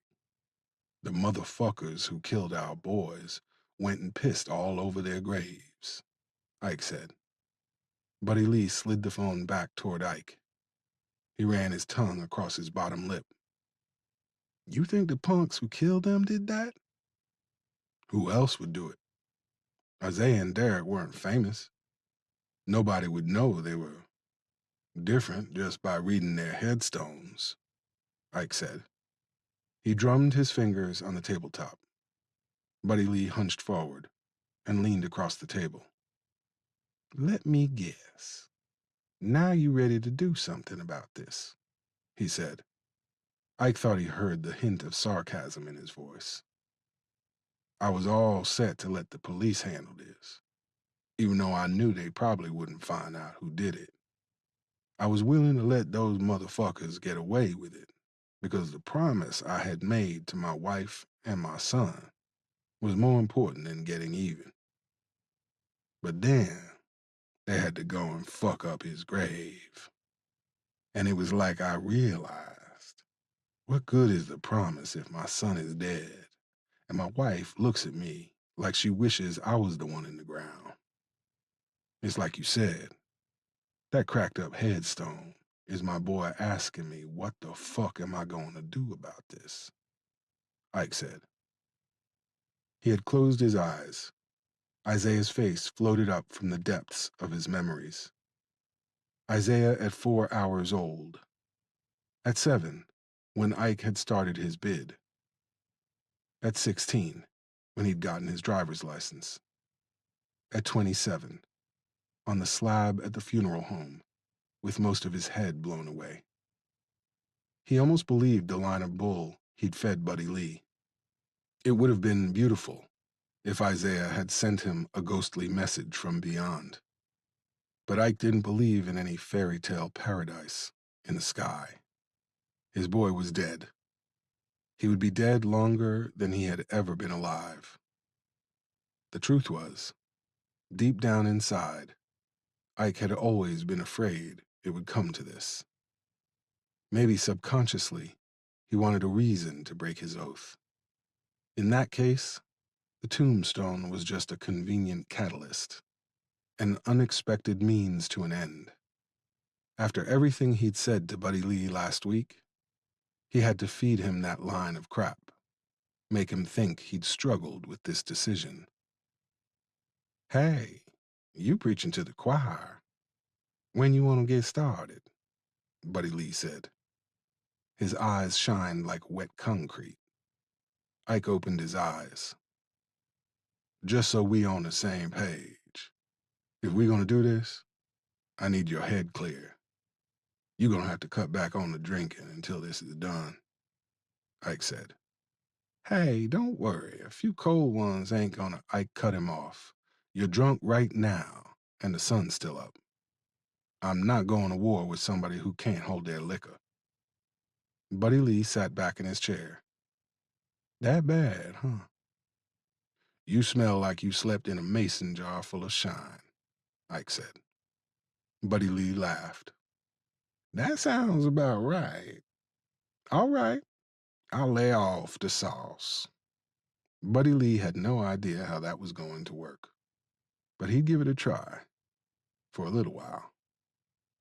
One more thing. I don't know what the boys was into, but it was bad enough somebody killed them over it. We start poking around this, then things are probably gonna get nasty. Now, I know what you were saying the other day, but I want to make sure you understand what this is. Once we start, I'm prepared to do whatever it takes to find these sons of bitches. If I gotta hurt some people, then that's what I'll do. If I have to punch somebody's ticket, I'll do it. If I gotta crawl 100 miles over broken glass just to get my hands on these motherfuckers, then that's what I'll do. I'm prepared to bleed. Are you? Ike asked. Buddy Lee leaned his head back and stared up at the sky. The clouds danced across the horizon, taking on vaguely familiar shapes. A horse, a dog, a car, a face with a crooked smile just like Derek's. He lowered his head and locked eyes with Ike. Abso-fucking-lutely, he said. 8. Buddy Lee parked his truck next to Ike's in the parking lot of Ike's shop. He started to lock it, then stopped. If anyone stole it, they would just be taking on his troubles. Ike unlocked the passenger door, and Buddy Lee climbed in the cab. Ike put the truck in gear, and they backed up, turned around, and merged into traffic. My truck gonna be okay there? I don't want it to get in the way. It's fine. I told Jazzy it was cool. Where we headed? I figured we would go to Isaiah's job. The cops told me he got a death threat last year. I called my wife, and she gave me the address. Good a place as any to start, I guess, Ike said. Buddy Lee felt the old familiar twinge working its way up from his guts, but he pushed it away. He wanted a drink. Hell, he needed a drink. They drove in silence for a few miles before Buddy Lee couldn't stand it anymore. Hey, can you play some music? Ike touched a button on the steering wheel with his thumb. The cab of the truck was filled with the angelic falsetto of the Reverend Al Green, singing about the good times. Buddy Lee sat back in the passenger seat and drummed his thin fingers on his thigh. I don't suppose you're a fan of country, are you? Buddy Lee asked. Ike grunted. Why, because I'm black? Buddy Lee ran a hand through his wild locks. Well, I mean, yeah. No offense or nothing. Just don't know many of your kind that are into country. You say your kind again, and I'm gonna throw you out this truck, Ike said. He didn't raise his voice or look at Buddy Lee. At first, Buddy Lee thought he might have misheard him. When he caught Ike's reflection in the rearview mirror, he was confident he had indeed heard him correctly. Sorry, I didn't mean nothing by it. Shit, sometimes my mouth runs away from my head. When you or some other white boy says your kind, it's like I'm some fucking animal that you trying to put in a cage. I don't like that shit. So that's your one, Ike said. My one? Your one. I'm gonna let it slide because, like you said, we both might be in a weird state of mind. But the next time you say something like that, I'm gonna chin check you, Ike said. Hey, man, I said I'm sorry. I ain't gonna tell you no lie and say I got a lot of black friends, because I don't. I know some boys that I'm cool with, but I don't think I could call any of them if I had to bury a body, Buddy Lee said. Ike gave him a quick glance before returning his attention to the road. I'm not racist or nothing. Just don't know a lot of black people, Buddy Lee stammered. I never said you was. You're just another white boy that don't have to worry about people like me and the shit we go through, Ike said. Look, man, the only color that really matters is green. Look at you. You got your own business. You ain't got a boss. You got to threaten to get some bereavement time. You got a nice house. I live in a shitty-ass trailer in an even shittier trailer park. You doing all right. Hell, you doing way better than me. And you're pretty black, Buddy Lee said. I gripped the steering wheel so tight his knuckles popped. You don't know how hard I had to work to just be doing all right. You say you believe that shit about green being the only color that matters, right? So let me ask you this. Would you switch places with me? Do I get the truck? Because if I get the truck, hell yeah, I'll switch places with you, Buddy Lee said. He let out a low chuckle. Oh, you get the truck, but you also get pulled over 4 or 5 times a month because ain't no way your black ass can afford a nice truck like this, right? You get the truck, but you get followed around in a jewelry store because you know you probably fitting to rob the place, right? You can get the truck, but you gotta deal with white ladies clutching their purses when you walk down the street because Fox News done told them you coming to steal their money and their virtue. You get the truck, but then you gotta explain to some trigger-happy cop that no, Mr. Officer, you're not resisting arrest. You get the truck, but then you also get two in the back of the head because you reach for your cell phone, Ike said. He glanced at Buddy Lee. So, you still want to trade places? Buddy Lee swallowed hard and turned his head toward the window, but he didn't say a word. That's what I thought. Green don't matter if it's in a black hand, Ike said. They drove on with the dulcet sounds of D'Angelo, having replaced the good Reverend swimming through the cab. Ike hit the interstate and headed for Richmond.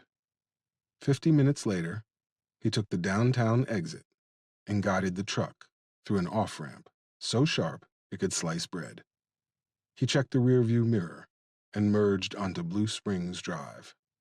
Traffic was a mess, but the dually bullied its way down the road. Ike hated driving in the city. The narrow streets made him feel like he was a rat in a maze. The GPS said they were 200 feet from their destination. Ike saw a plain, brown, 5-story building up ahead, on the right in the middle of a copse of oak trees. Richmond city planners were trapped between their affections for the natural scenery of central Virginia and their lust for urban expansion. The R.C. Johnson building sat at the nexus of those two competing sensibilities.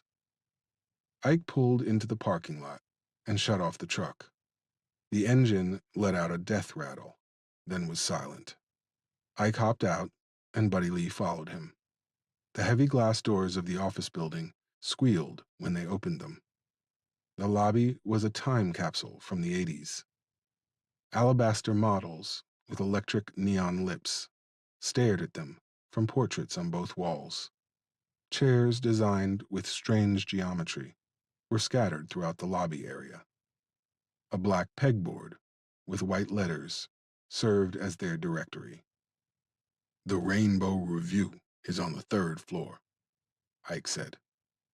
Yeah, that sounds pretty gay, Buddy Lee said. Ike cut his eyes sideways at him. What? Buddy Lee said. Ike shook his head and made a beeline for the elevator. Buddy Lee rolled his eyes and followed him. The offices of the Rainbow Review were the smallest suites in the building. There were 6 desks crammed into a space meant for 4. A huge personal computer and a laptop adorned each desk. Each desk was manned by a pair of intense-looking young men and women. Everyone was typing on keyboards, or talking on their cell phones, or doing both simultaneously. Buddy Lee and Ike walked up to the desk closest to the door. A red-headed, bearded man and a dreadlocked black woman had put their heads together and were conferring about an image on her tablet. The man raised his head.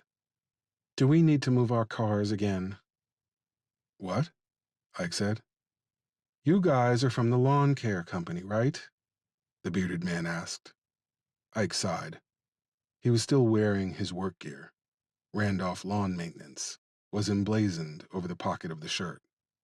Can we do it a little later? We're kind of busy here, the woman with the dreadlocks said. Hey, Redbeard, we ain't the lawn crew, Buddy Lee said. That got Redbeard's attention. Excuse me? Redbeard asked. You heard him, Ike said.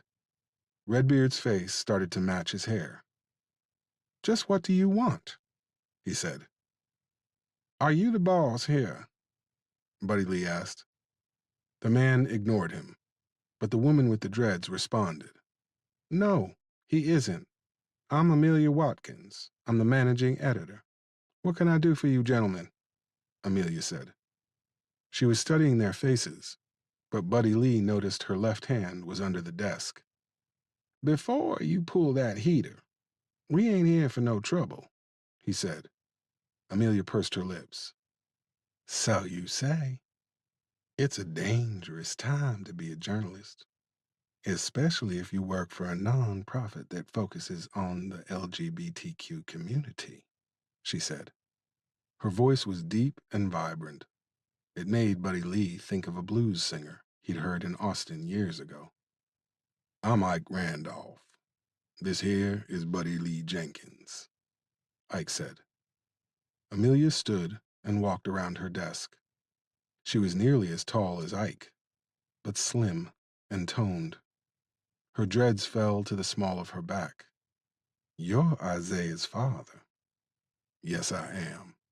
And Buddy is Derek's father. Is there someplace we can talk? Sure. Let's go downstairs to the coffee shop. Amelia took her coffee black, and she drank it fast. Buddy Lee wished he had some whiskey to pour in his cup. Ike didn't get anything. Amelia crumpled the coffee cup and tossed it in the wastebasket 4 feet away. It swished through the air and into the wastebasket. Nothing but net. You play ball? Ike asked. Isn't that just too cliched? The lesbian plays basketball. But yeah, I like to play. I went to college on a scholarship. Isaiah could play ball, Ike said. Yeah, he had a wicked outside shot. I could never figure out how he could be that way and be so good at sports, Ike said. Amelia laughed, but it was bereft of mirth. You think because he was gay, he should have been knitting scarves? Ike drummed his fingers on the table. I don't know. I never could.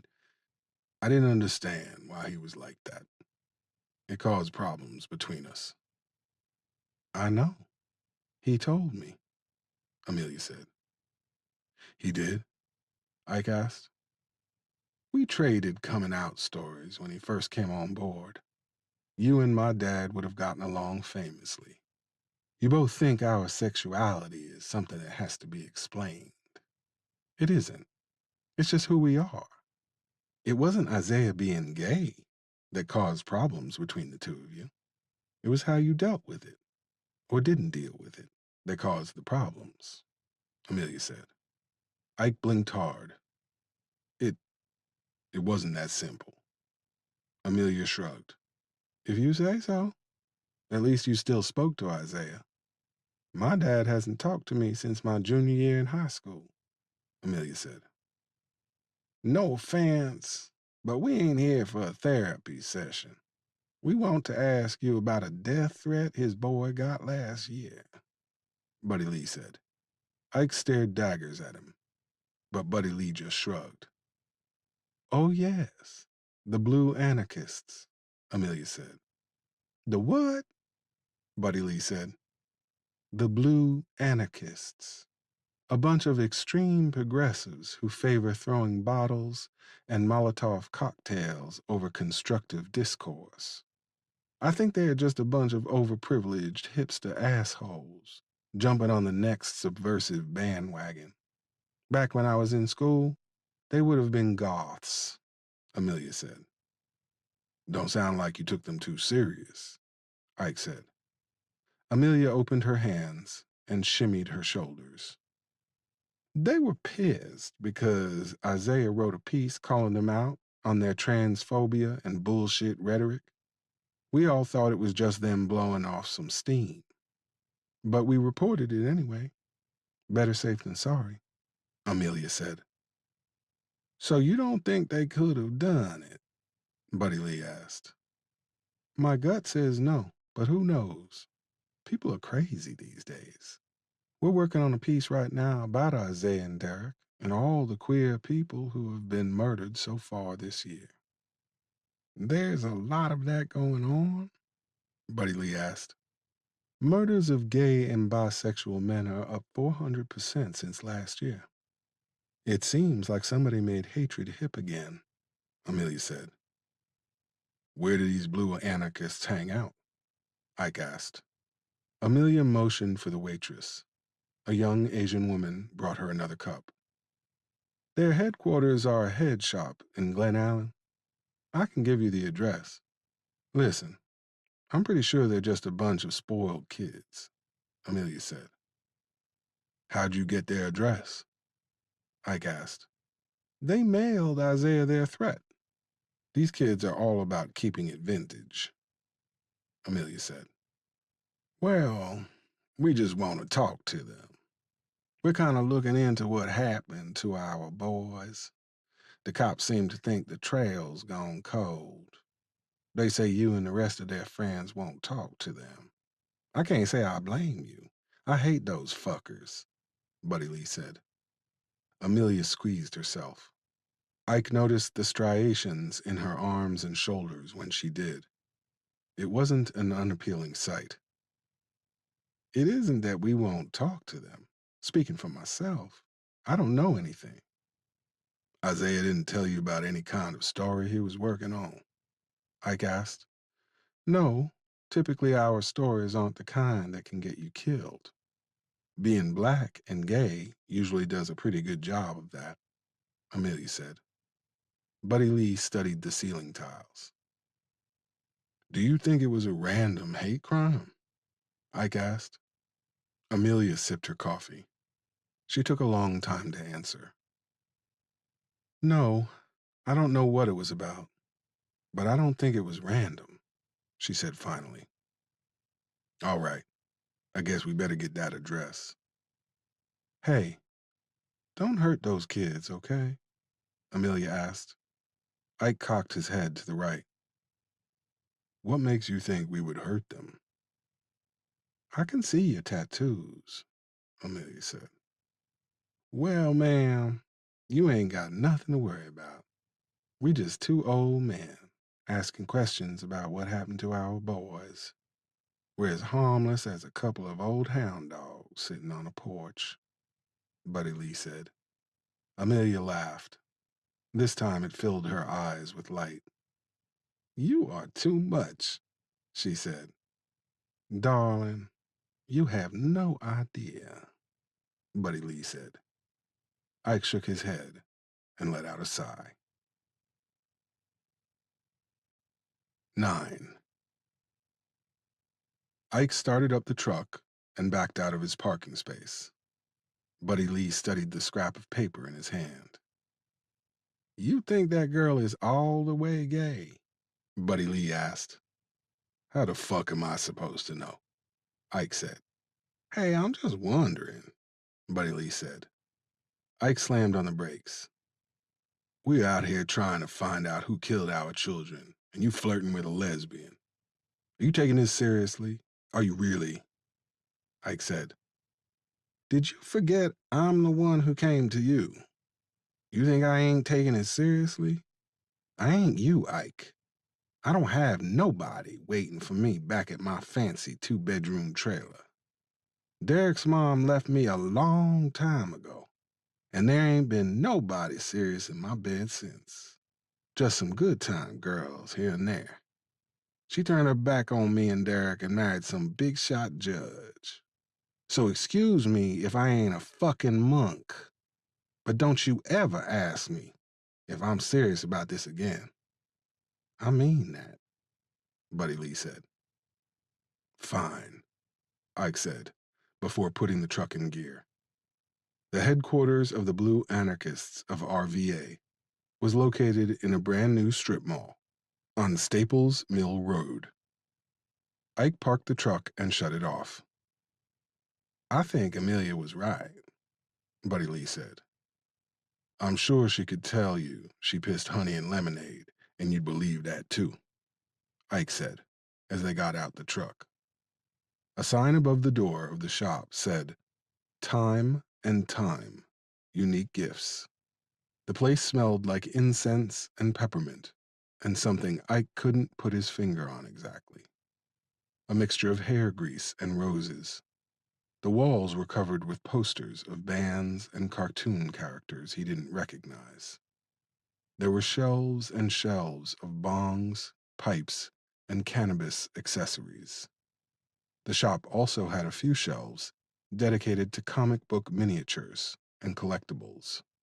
A raspy voice filtered through the store's sound system sang about a lost love and a winding sheet and dark skies.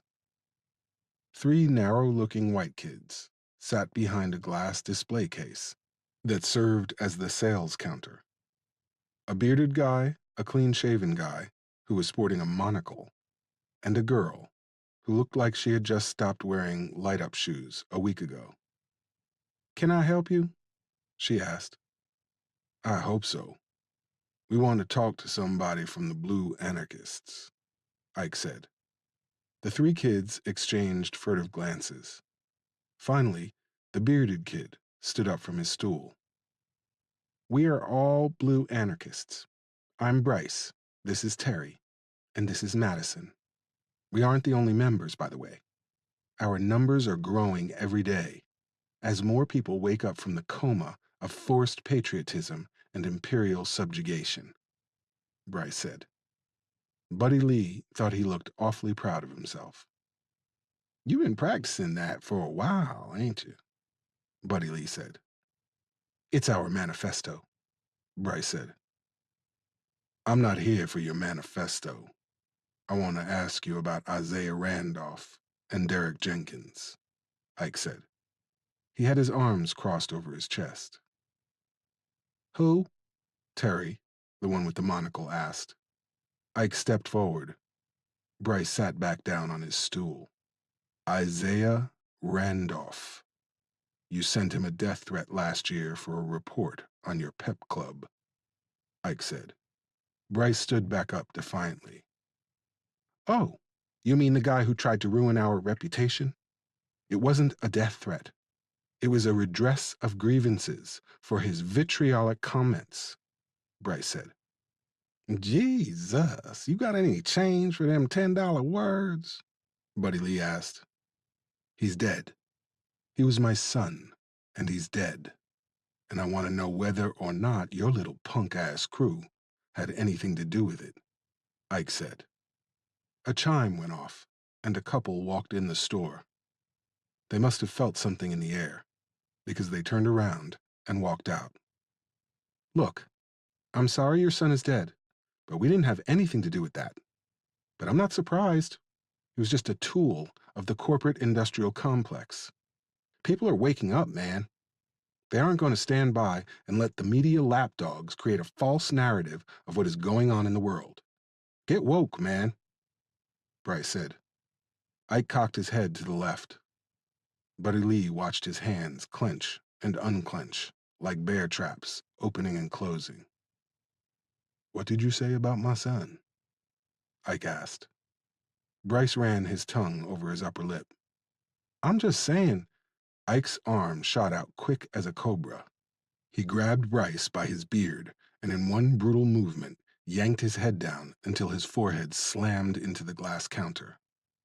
Ike grabbed Bryce's right hand with his left and twisted Bryce's arm until it felt like it might snap. Terry jumped up off his stool, but Buddy Lee pulled out his jackknife and flicked the blade open.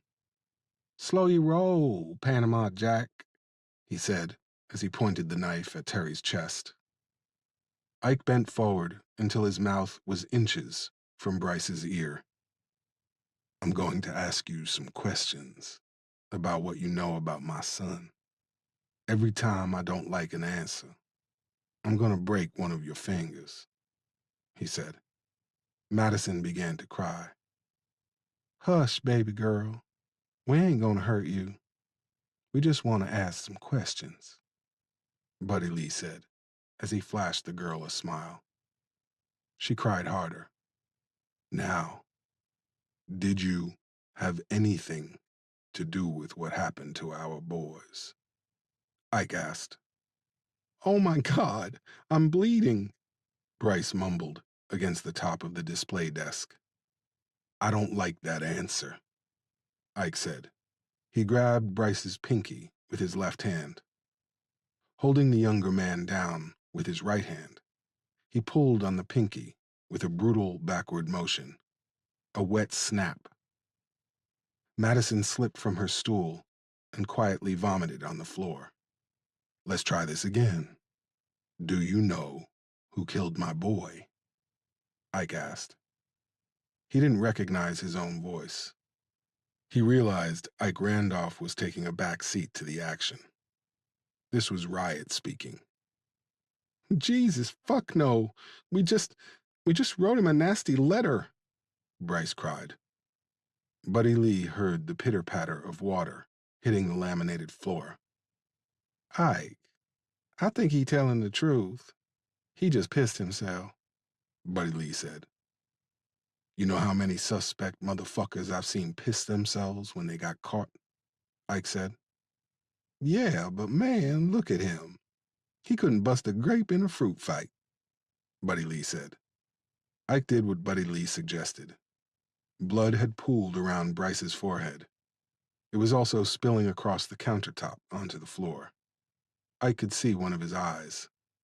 It rolled around in his socket like a ball bearing. Ike wanted to let him go, but Riot wanted to break a few more of his fingers on general principles. Amelia was right. These kids weren't killers. They were just a bunch of overly idealistic children. Somewhere, a mother or a father was mildly disappointed in them. Ike took a deep breath and let it out through his teeth. He pushed Bryce off the top of the display case. The young man fell into his stool before sliding to the floor, clutching his right arm. Madison went to his side. Her mouth was stained with orange and red vomit. Ike took a step back from the counter. If I find out you lying, I'm coming back and breaking the rest of your fingers, Ike said. He turned his back on them and walked out of the shop. Y'all should probably keep this to yourself. Just saying. Might be healthier that way, Buddy Lee said. He folded the jackknife and put it in his back pocket. Ike had the truck running when he hopped in. He had barely closed the passenger door before Ike was mashing the gas pedal to the floor and backing out of the strip mall's parking lot. He executed a three-point turn and crossed the grass-covered median. Once they were a few miles from the Time and Time, Buddy Lee let out a whoop. What the hell was that for? Ike said. Shit, man. It feels good to be doing something. We're not just sitting in the dark crying anymore. We're doing something for our boys. For a minute, I didn't feel like a piece of shit father, Buddy Lee said. We didn't find out anything. It was a waste of time, Ike said. Maybe. But it felt good slapping those punk asses around, didn't it? Shit. We did what their parents should have done a long time ago. Blue fucking anarchists. What the hell is that? Buddy Lee said. You enjoyed that, didn't you? Ike said. You didn't? Buddy Lee said. Ike didn't answer. 10. I think that's it over there, Buddy Lee said. Ike pulled the truck up to the sidewalk and parallel parked it with surprising ease. You know how to wheel this thing, don't you? Buddy Lee asked. Part of the job, Ike said. They got out of the truck and started walking down the sidewalk, a few feet, until they stopped in front of a building with a flashing LED sign on the door. The sign said, Essential Events Bakery. You sure this is the place? Ike asked. Yeah, fairly sure. The last time I talked to Derek, he mentioned he was up for a promotion at his job. I asked him where he worked. He didn't want to tell me at first. I guess he thought I'd come down here and embarrass him. Asked him to make me a titty cake or something. A titty cake? Ike said. Told you, it's been a few lonely years, Buddy Lee said. Ike felt a smile trying to crawl across his face, but he pushed it away. Hey, before we go in here, I guess I should say thanks for having my back over there earlier, Ike said. Buddy Lee shrugged.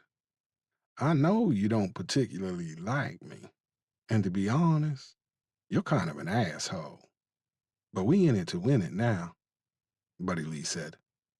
Yeah, I guess so, You think they know anything about what happened? Ike asked. Fuck if I know. But where else we gonna go? Buddy Lee responded. Essential Events Bakery was housed in a cavernous building with high ceilings and multiple skylights tinted a light green. It gave the interior a vibrant, verdant hue. Ike could taste sugar in the air and smell bread baking. His mouth began to water, like a Pavlovian dog's. Several tables were set up throughout the building, with a multitude of displays.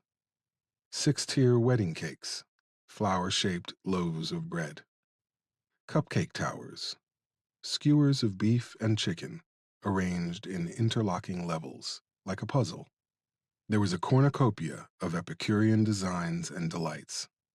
Buddy Lee walked up to one of the cakes and extended his finger. It's covered in polyurethane, a young man said. He was standing behind a counter with a cash register, and more examples of the artistry Essential Events was capable of creating. Behind him, a blackboard listed the daily specials in bright red chalk. Damn, that icing looked good, Buddy Lee said. The young man smiled. He had a wide grin with huge teeth that were as white as his pale skin. His light blonde hair was tied up in a short bun on top of his head, like a sumo wrestler's top knot. It is, but these are just for display. See anything you like? The young man asked. Buddy Lee walked over to the counter. He smiled back at the man. Well, to be honest, we're not here to buy any cakes. I'm Buddy Lee Jenkins, Buddy Lee said as he held out his hand. I'm Brandon Painter, Brandon said as he shook Buddy Lee's hand. Buddy Lee had felt a firmer grip from his grandmother on her deathbed. Nice to meet you, Brandon. That big old bear back there is Ike Randolph. Are you guys looking for a cake for a special occasion? Are we celebrating an anniversary? Brandon said with a smile. Buddy Lee frowned. Say what? He asked. Brandon smiled again. Hey, it's all good, man. We ain't like that baker in Colorado. We'll make a cake or set out a spread for anyone. You two make a nice couple, Brandon said. Buddy Lee glanced back over his shoulder at Ike. Ike glowered back at Buddy Lee. Nah, son, you got it mixed up. We ain't like that. My son was Derek Jenkins. He was with Ike's son, Isaiah, Buddy Lee said. Oh my God, you're Derek's dad? I don't know why I didn't put it together. Oh my God, I'm so sorry. We miss him so much, Brandon said. His voice cracked as he spoke. Yeah, so do I. Hey, so we're kind of looking into what happened. The cops seem to think things have gone cold. You know how that is, right? They couldn't find their ass with a flashlight in two hands. Did Derek say anything to you about anybody threatening him? Maybe some crazy disgruntled customer or something? Buddy Lee asked. Nah. He never said anything to me, Brandon said. How about something personal? Did he say he had beef with anybody? Maybe another caterer? No way. This ain't like the mafia. No one kills anyone because they can make a better buttercream frosting.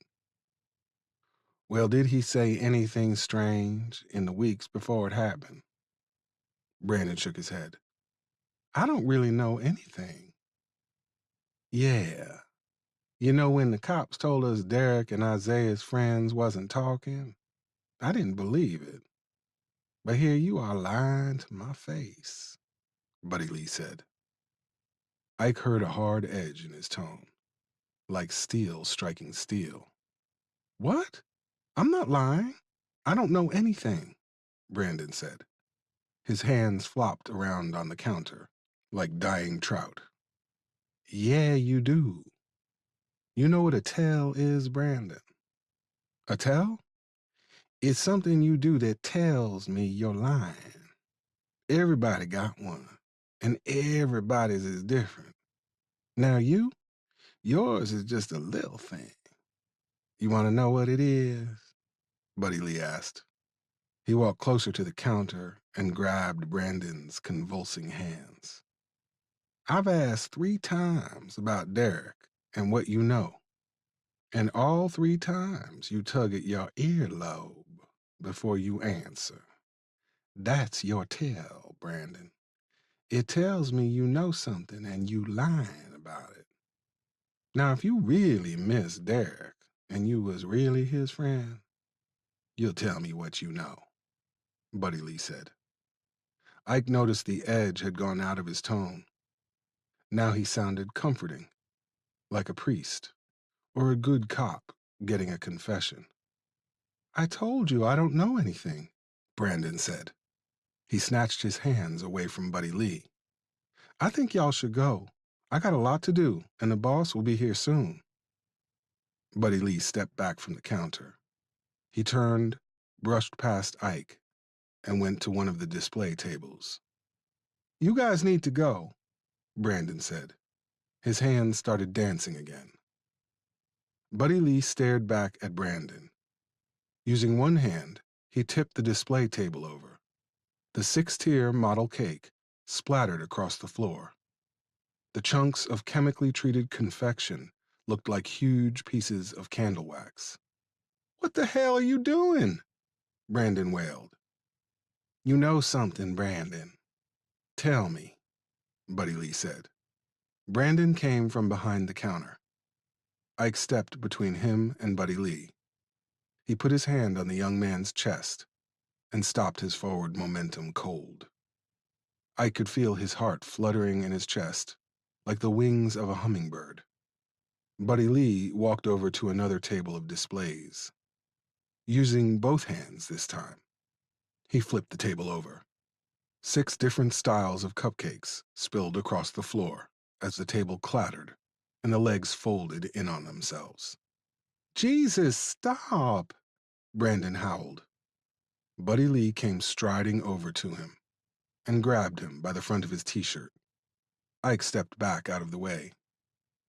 You want me to start on you? You're gonna look worse than them cakes if you don't tell me what you know. Just tell me what you know, Brandon. Help me. Help me make this fucking thing right. Buddy Lee said. I'm scared, Brandon said. He dropped his head until his chin was nearly touching Buddy Lee's hands. Buddy Lee let go of his shirt and put both hands on his shoulders. I know you are. I know. But what you tell me ain't going nowhere. Brandon mumbled something into his chest. What? Buddy Lee asked. I said, Derek met a girl. Some girl at an event we did for some guy who had a recording studio. He told me the girl was seeing some guy who was a big deal. The guy was married, and the girl wanted to tell the world what was going on. Derek was real upset about it. Said the guy was a major league hypocrite and asshole. He said he was going to get Isaiah to publish her story. A couple of weeks later, he was dead, Brandon said. Ike felt like he'd been punched in the gut with a sledgehammer. Who was the girl? Buddy Lee asked. Brandon shrugged. I don't know. He didn't say her name. He just said she was at the party, and they started talking. Which party? Who threw it? Ike asked. Brandon raised his head and looked at Ike with eyes as wide as a startled deer. I don't know. I just run the counter. I don't go out on jobs. And Derek didn't say who. He just said what the guy did. That's all I know, I swear. When the cops came around, I was too scared to say anything, Brandon said. His voice dropped to barely a whisper. Buddy Lee clapped him on the face a few times. Okay, that's good, Brandon. That's real good, Buddy Lee said. He gestured toward the door with his head. Ike started to walk out. Brandon, if anybody asks, some kids came in. tore up the shop, and left. You got me? Buddy Lee said. Yeah, sure, Brandon said. Ike merged back into traffic and headed for the interstate. The afternoon traffic was slow and steady. The light from the setting sun bounced off the parked cars that lined the sidewalk. That was pretty slick back there with that tail thing. I never had a name for it. I mean, I know how to read the room. I can tell when somebody about to go off. You notice how they stand and where they put their hands, shit like that. Was you on the grift back in the day? Ike said. I did a little bit of everything. My old man was on the grift. My uncles were outlaws. Only my mama tried to walk the straight and narrow. She was Jesus all day. I think what I learned from my daddy done come in handy more times than what my mama taught me, Buddy Lee said. It's almost 6. What you think we should do? How we gonna find this girl? Ike asked. Buddy Lee scratched at his chin. I was thinking about that as soon as he said it. What do you think about going by the boys' house? Take a look around. We might be able to find out who this guy was that owned the music studio. Buddy Lee said. Might find out who this girl was, too. All right. I got Isaiah's keys. Did they give you Derek's stuff at the funeral home? Ike said. Buddy Lee bit at one of his fingernails. He didn't speak until Ike had hit the on-ramp. They tried to. I was in a bad place at the wake. I didn't want it. I don't know. I guess I was kind of mad at Derek because he was dead. And if I didn't take his stuff, then it wasn't real. I was pretty drunk that day, too, Buddy Lee said. Ike let a breath whistle through his lips. Yeah, I know what you mean.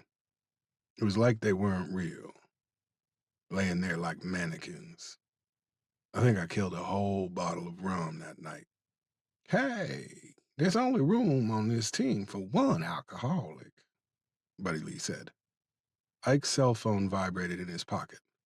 He pulled it out and checked the screen. It was Maya. Hey. Hey, where you at? I called the shop and they said you weren't coming in today. Just had a few things to take care of. What's up? I just left the cemetery. They said Isaiah's headstone got damaged. Did they call you?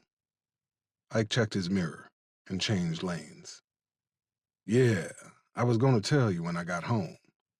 The guy said they're going to replace it. Jesus, what the fuck are they doing up there? Maya asked. It was an accident. They're going to fix it. Ariana got down on her knees at the grave today. I asked her what she was doing. She said she was saying hi to her daddies, Maya said. Ike didn't say anything. He could feel the silence between them, slowly strangling him. I nearly lost it, Ike. I wanted to lay on top of that grave and stay there all day, Maya said.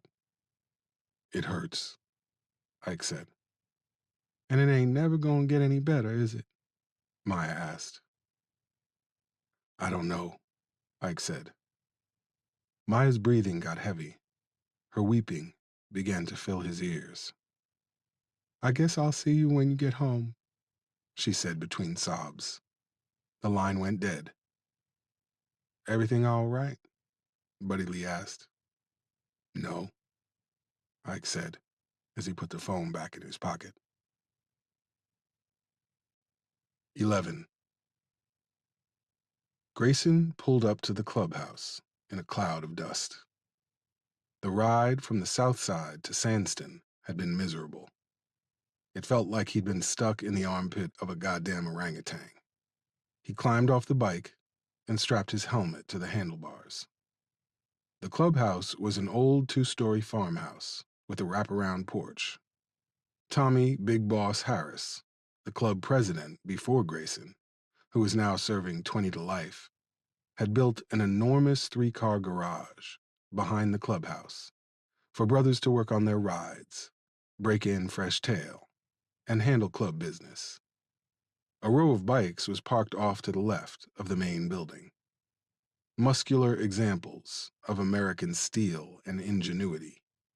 Iron horses for the new outlaws.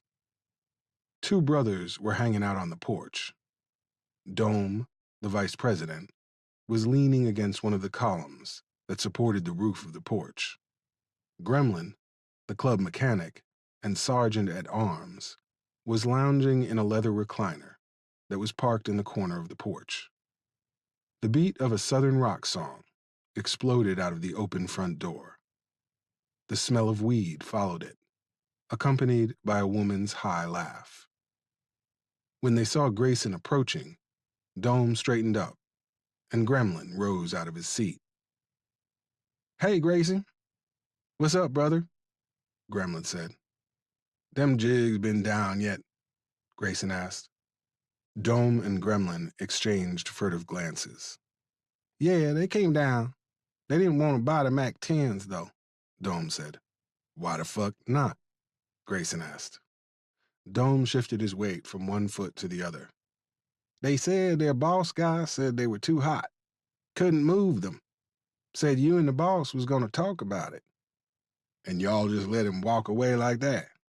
Grayson asked. Dome licked his lips. I mean, he paid us for the rest of the stuff. Took all the handguns," Gremlin chimed in.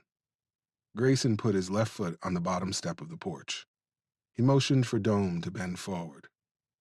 The taller man hesitated, then did as he was asked. Grayson grabbed the hoop dangling from Dome's right ear and twisted it until the lobe looked like a piece of braided rope. Dome squealed as Grayson whispered in his ear, "Don't you ever, as long as you got breath in your lungs, ever let somebody short us on a deal. They ask for Mac 10s. They take the Mac 10s. This ain't motherfucking Burger King. You got people out here thinking we soft-ass punks. What does that patch on your back say?" Grayson asked. "Rare breed," Dome howled. "You think we're punks? You think we some gangbangers on the corner moving shit out the back of a broke-down Impala?" Grayson gave the hoop another quarter turn. "No!" Dome screamed. "Don't you ever let anybody walk away from here with some of our money. You're supposed to be the fucking vice president.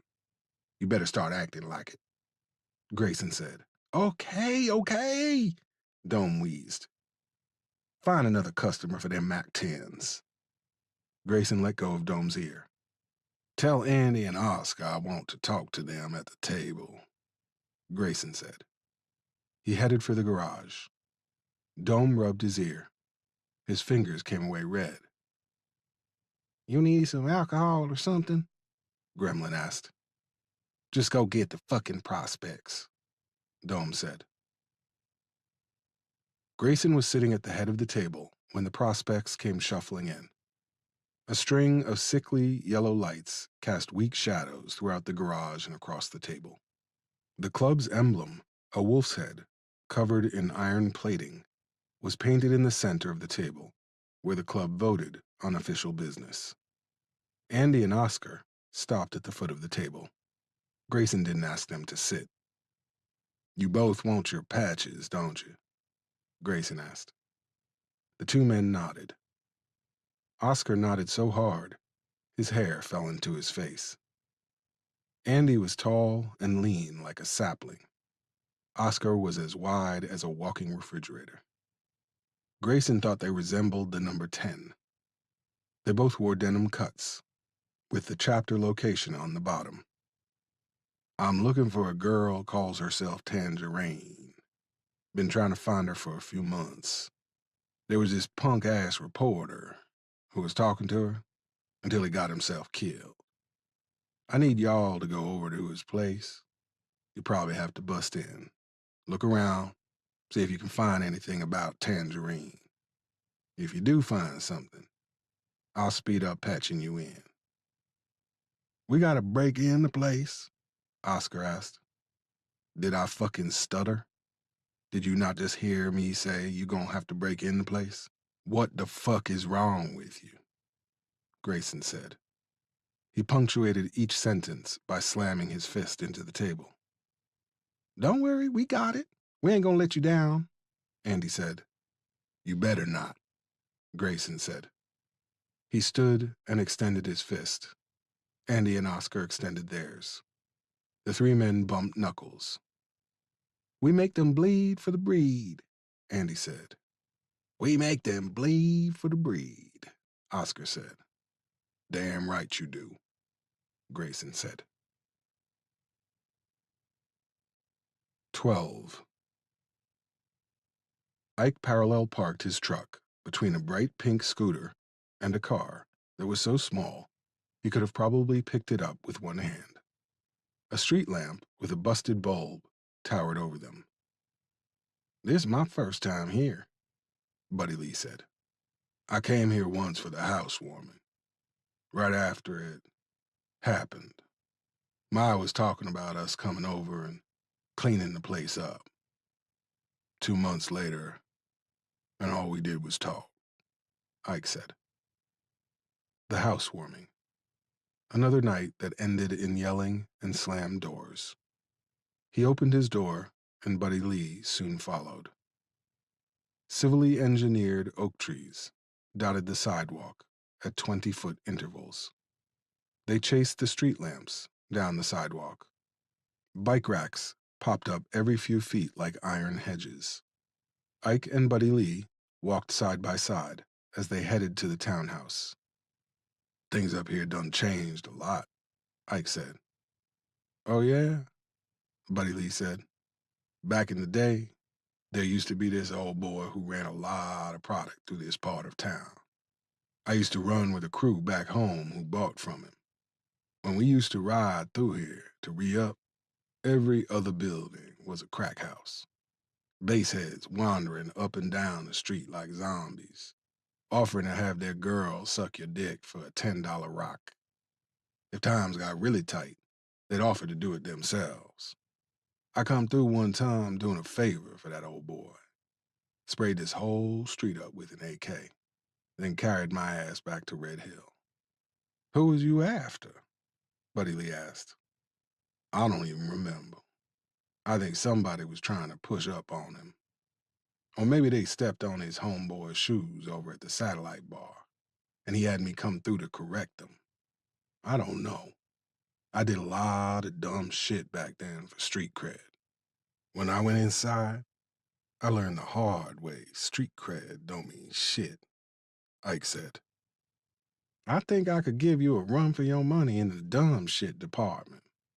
My last time around the mulberry bush, I took a fall that wasn't mine to take, Buddy Lee said. For real? Ike asked. Yeah. My brother, my half-brother, Deke, and me got picked up with a trunk full of ice. We was moving it for a fella named Chuli Pettigrew.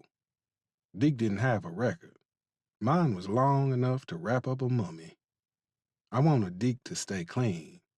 He wasn't built for that kind of life. They would have eaten him alive inside. I did my best to make sure it was his first and last run. So I kept my mouth shut about Chuli, took the blame for Deke, and got 3 to 5 years. Did the full 5. After I went away, Deke went out west and got a job on a natural gas crew. Far as I know, he's still there.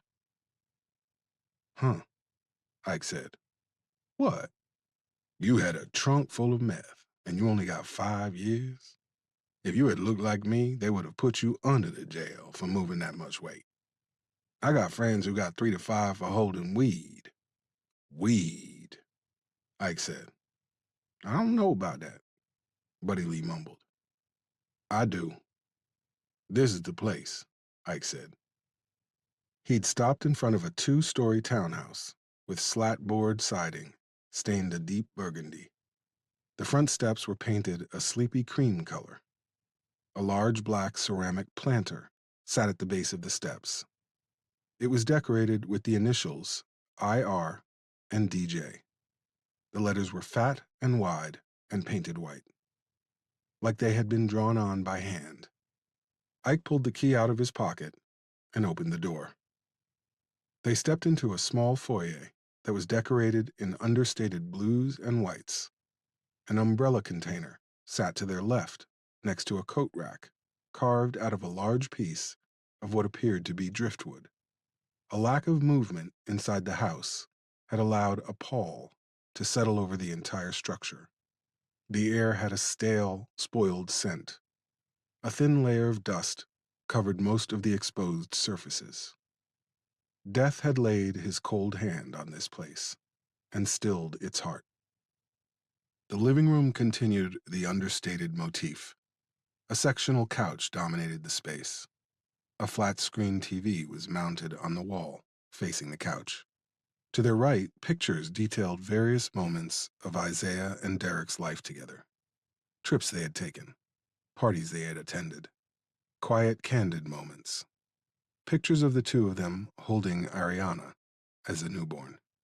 The three of them wearing paper pirate hats at a restaurant. A black and white picture of Ariana blowing on a dandelion. A picture of the three of them and Ariana holding a poster with the word deed written on it in cartoonishly large letters. Derek and Isaiah were grinning from ear to ear. Ariana appeared nonplussed. The photos were a mosaic, showing the evolution of their journey together. They look happy, Ike said. Yeah, they do, Buddy Lee said. He pointed at the picture of the comical deed. They must have paid the house off. Derek told me one day he was going to have a house, not a trailer. God damn if he didn't do it, Buddy Lee said. He clapped his hands hard. A crack echoed through the house. Where should we start? Buddy Lee asked. I guess we should split up, maybe. I'll go check the bedroom. And I think Isaiah had an office in the back. I remember him saying they had closed in the back porch. You want to check around in here? Ike said. Yeah, that's cool. I'll just go through anything that has a draw pull on it, Buddy Lee said. All right. Holler if you find something, Ike said. He walked through the living room and down a short hall. Buddy Lee started with an end table that sat next to the sectional. It was full of junk mail and odds and ends. He moved on to a coffee table with 2 drawers on each end. He thought that was a strange design choice, but what did he know? He used milk crates for furniture. A multitude of remotes were in one drawer. The other drawer held a few magazines. Buddy Lee closed the drawer and studied the wall of pictures. He hadn't noticed an accent table that was sitting under the pictures. There were 2 tiny book-shaped picture frames sitting on the table. He picked one of them up and felt his chest heave. It was a copy of the picture he kept in his wallet. The other frame showed a young black boy and a man that was a much younger Ike. The boy was on Ike's shoulders. Buddy Lee put the frame back on the table. Next to this picture was a photo he hadn't seen in over 20 years. It was Christine and Derek. They were sitting on the steps of the trailer the 3 of them had shared before Buddy Lee got himself locked up the last time. Christine was as beautiful as a sunset, auburn hair falling down her back like a waterfall, big cornflower blue eyes, that dimple in her chin that had driven him crazy all those years ago when they had first met. He'd asked her to dance at a bonfire, and she had said no, not in a cruel or haughty way, just a simple, succinct, I can't be bothered fashion. He'd gone and found a handful of wild flowers just inside the tree line. He returned to the log she and her friends had been sitting on and got down on one knee. Dance with me. Just one dance, and I'll never bother you again for the rest of your life. Is that a promise? Scout's honor.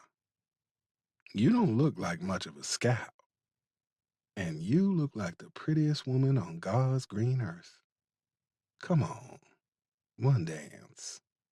I won't even try and dip you. She had laughed at that. a full, throaty laugh as bright and sweet as summer itself. They had danced, they had kissed, they had gone down a long dirt lane in his Camaro and found paradise under a harvest moon. For a few years it had been magic, but magic was just sleight of hand, and eventually the magician's assistant had seen every trick. By the time he'd done his second stint inside, Christine had seen enough. He didn't begrudge her moving on and marrying that rich prick. Hell, he would have divorced him too. That was understandable. But the way she erased Derek from her life was just wrong. He knew he wasn't much of a father, but what kind of mother did that to her own child? Buddy Lee removed the picture from the frame and put it in his back pocket. He moved on to the kitchen. Buddy Lee was overwhelmed by the sheer volume of equipment that was crammed into this space. The decor in here had an old-school Americana vibe.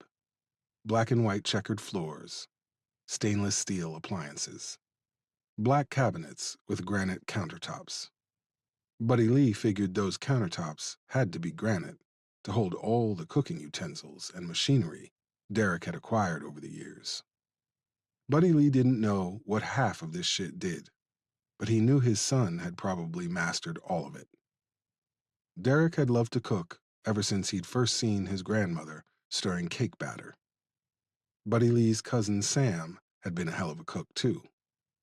Culinary skills ran in the Jenkins family. It had just leapfrogged over Buddy Lee and landed on Derek.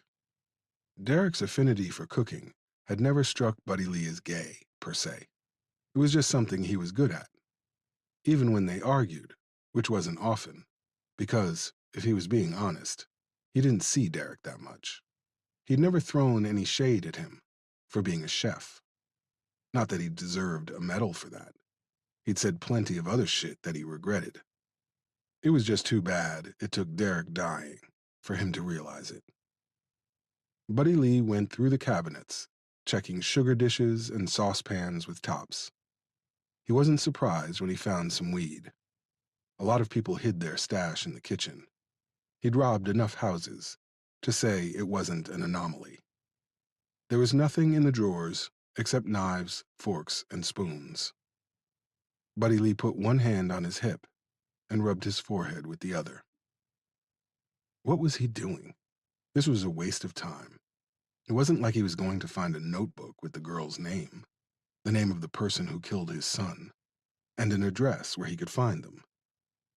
What he should do is go back and talk to that kid at the caterer's. Squeeze the name of the guy who had had the party out of him, like an apple caught in a vice. Buddy Lee placed his hand on his forehead.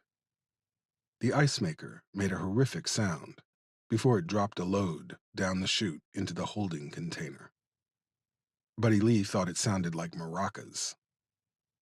He took a step toward it. There was a notepad on the fridge, attached with a magnet. Buddy Lee grabbed it. There was a doodle on the first page of the notepad, a fairly sophisticated drawing of a pair of shoes, then an arrow, then what he supposed was a piece of fruit, followed by an exclamation point. At the bottom of the page, there were a series of numbers, then a space, then another set of numbers, and an exclamation point. Buddy Lee studied the drawings. A part of him thought it was just what it looked like, a doodle. Maybe Isaiah and Derek were joking around, and one of them scrawled an amateur comic strip on their message pad. But his gut told him it was something more. The exclamation point made it seem important. Buddy Lee fanned the pad against his hand. He tore the page off and put it in his front pocket. He trusted his gut, but he didn't always listen to it. That's how he ended up taking 2 falls. He wasn't a genius, but he learned from his mistakes. Most of the time.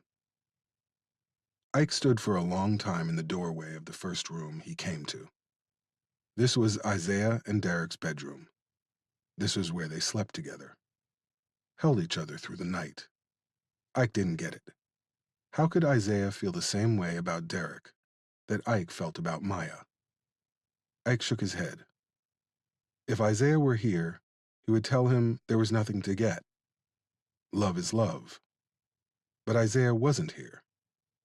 He was dead. Ike stepped in the room and started to tear it apart. He pulled out the drawers in the nightstands and dumped them on the bed. They were filled with the usual hodgepodge of items that found their way into a nightstand. Fingernail file, eye drops, bandages, lube, and a huge collection of bar napkins. Ike picked up one. In the corner, the word garlands was printed in cursive. Almost all the napkins were from Garland's. Ike balled up the napkin and tossed it in the trash. He turned and went to the closet. There was a collection of hats on the top shelf. Baseball caps, fedoras, skull caps, and a tam o' shanter. The closet was jam-packed with shirts and blazers, hanging in color-coordinated order. Ike smiled. Isaiah used to do the same thing with his sneakers as a kid. The smile faded.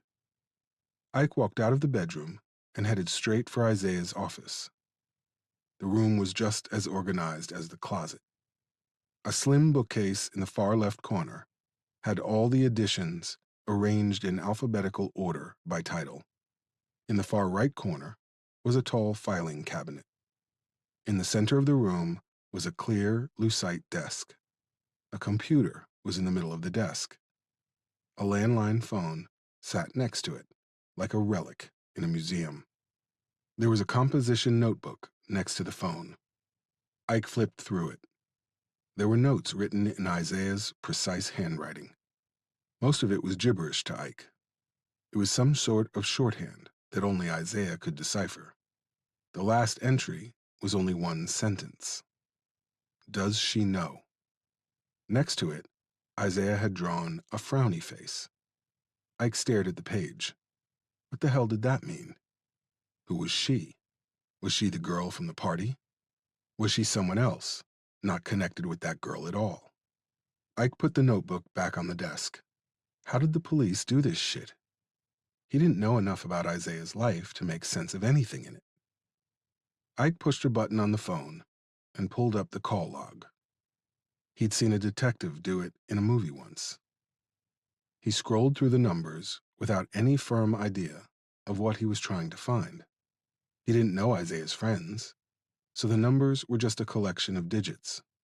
No one had called since March 24th. That was the night it happened.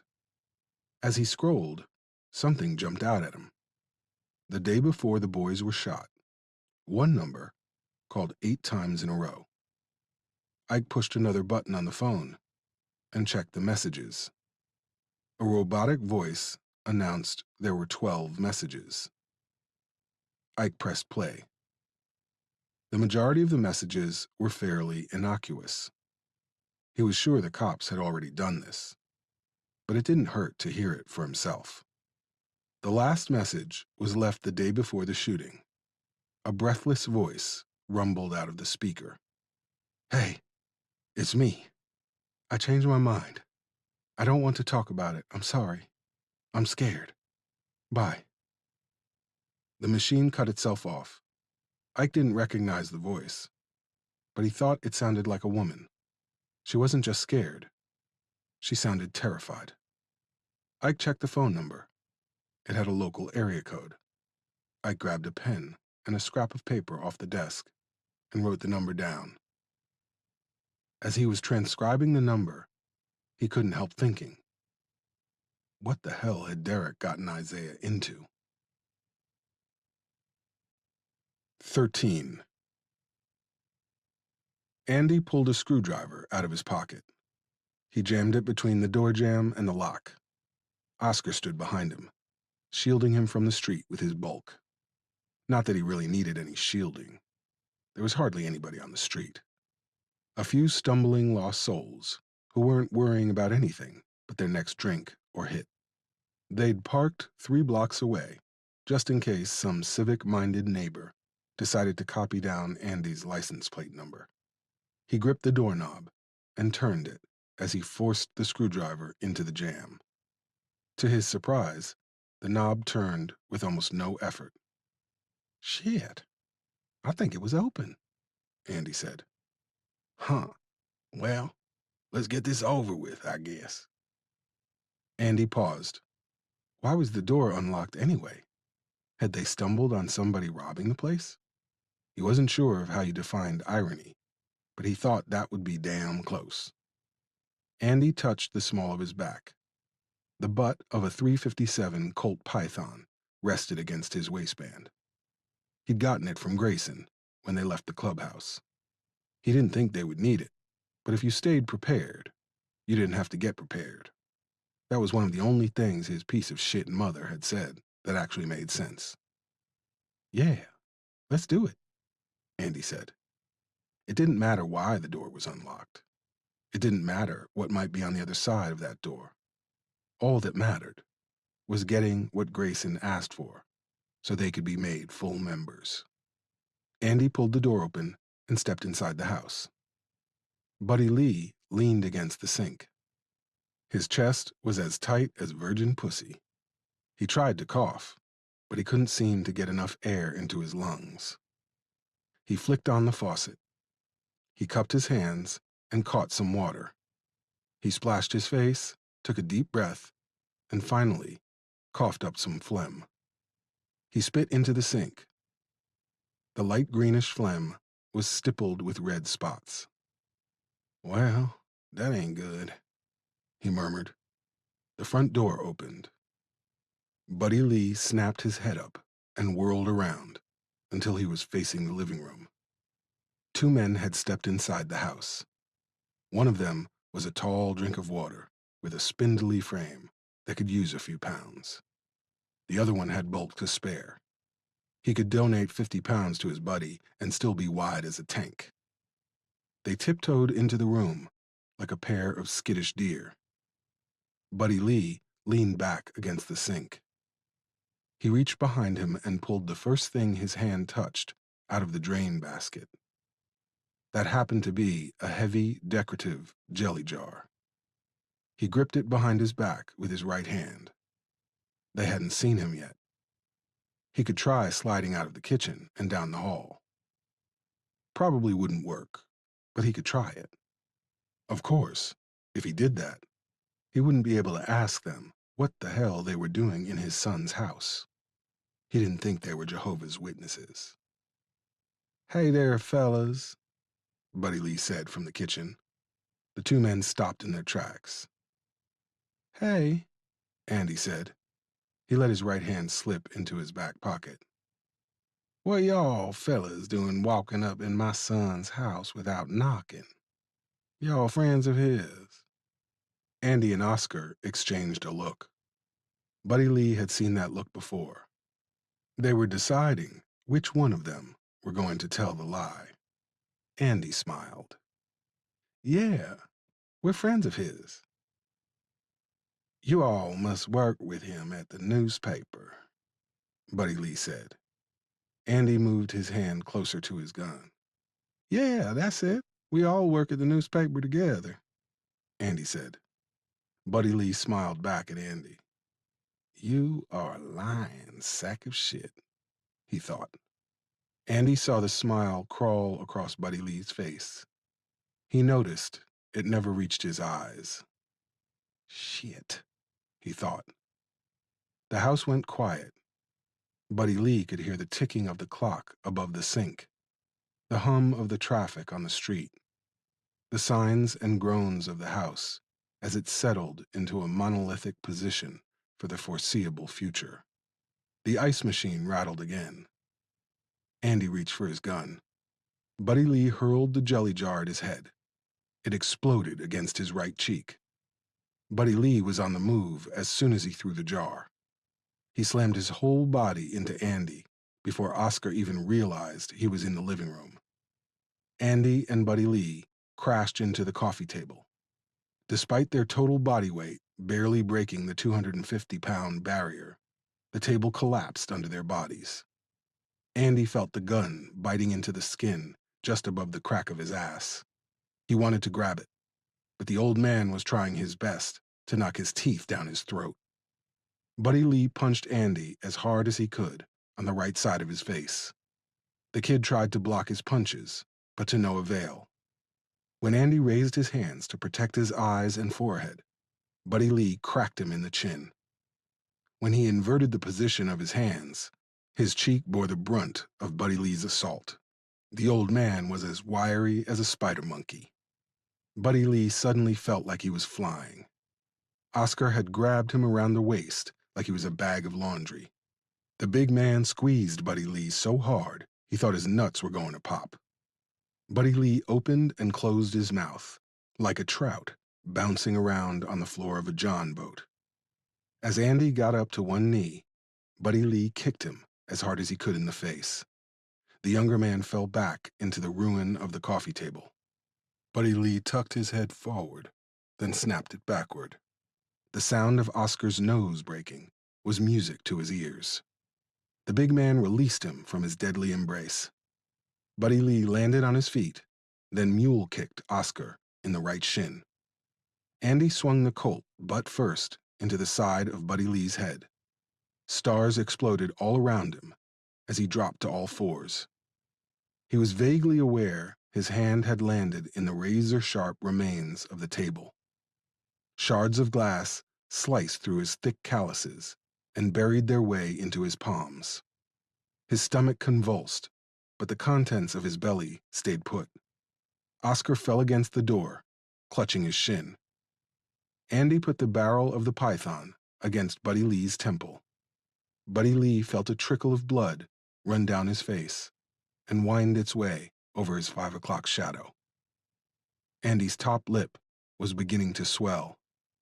His cheek was on fire. A cloudy film seemed to be covering his left eye. The old man had punted him in the face like he was kicking the winning field goal in the Super Bowl. "Cut the cord off that TV and tie him up," Andy said. He spit a pinkish globule onto the floor. It was equal parts saliva and blood. Oscar grabbed his knife out of his pocket and limped over to the television. He tied Buddy Lee's hands behind his back. Oscar couldn't believe how fast the old man moved. He'd been a blur coming out of the kitchen. It was like watching The Flash. "I think you broke one of my teeth, old man," Andy said. He probed his right molar with his tongue. The tooth wiggled against the intruding tongue. "That ain't nothing compared to what I'm going to do when I get loose," Buddy Lee said. Andy laughed. He pressed the barrel into Buddy Lee's head. "You about 2 seconds from getting a hole in your fucking head. But first I'm going to ask you a couple of questions and you're going to give me some answers," Andy said. "Hey, I mean this from the bottom of my heart." "Fuck you," Buddy Lee said. Andy kicked him in the stomach. The few remaining wisps of air in his lungs rushed out of his mouth with a whoosh. Buddy Lee pitched forward. His face landed in a pile of crushed glass. A few slivers tried to find their way into his mouth. Andy grabbed him by his hair. He put his mouth close to Buddy Lee's ear. "You miss your son? You're going to see him soon enough. But before that happens, you're going to beg for a bullet," he said. Andy kicked him again. This time, his lunch did make a break for it. Stomach acid burned his throat as the vomit raced up his esophagus. It spilled over his lips like a waterfall. "You better kill me," Buddy Lee gasped. Andy laughed. "Ooh, I better kill you," he said. He spoke in a high-pitched, nasally tone. "Maybe we should ask him about the girl," Oscar offered. Andy stopped tittering. "You know anything about the girl, old man?" Andy asked. He should have thought of that before Oscar suggested it. He was getting caught up in the moment and forgetting the task at hand. "You better kill me, or you're going to regret ever crawling out of your mama's old chewed-up cunt," Buddy Lee said. Andy blinked rapidly a few times. My mama's cunt, huh? Say hi to your son for me, Andy said. He cocked the hammer on the Colt and pointed it at Buddy Lee's face. Buddy Lee felt like he was tumbling into the barrel, like it was a bottomless mine shaft. Andy pressed the barrel against his cheek. Buddy Lee closed his eyes. He hoped he would see Derek, but he wasn't sure they were going to be spending eternity in the same place. A deafening crash echoed from the back of the house. What the fuck was that? You got somebody here with you, old man? Oscar, go check it out, Andy said. Oscar licked on his bottom lip.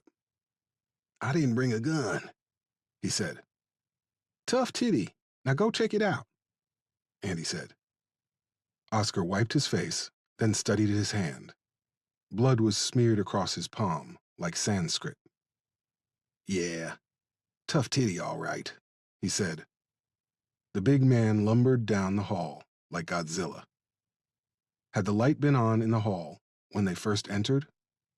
Oscar couldn't remember. It was off now. He flicked a switch on the wall, and nothing happened. His breath came in quick, irregular gulps. His nose was beyond fucked up. He couldn't even force air through it. He descended into the shadows. Did you kill my son? Buddy Lee asked Andy. The stars had finally retreated, and his vision had cleared.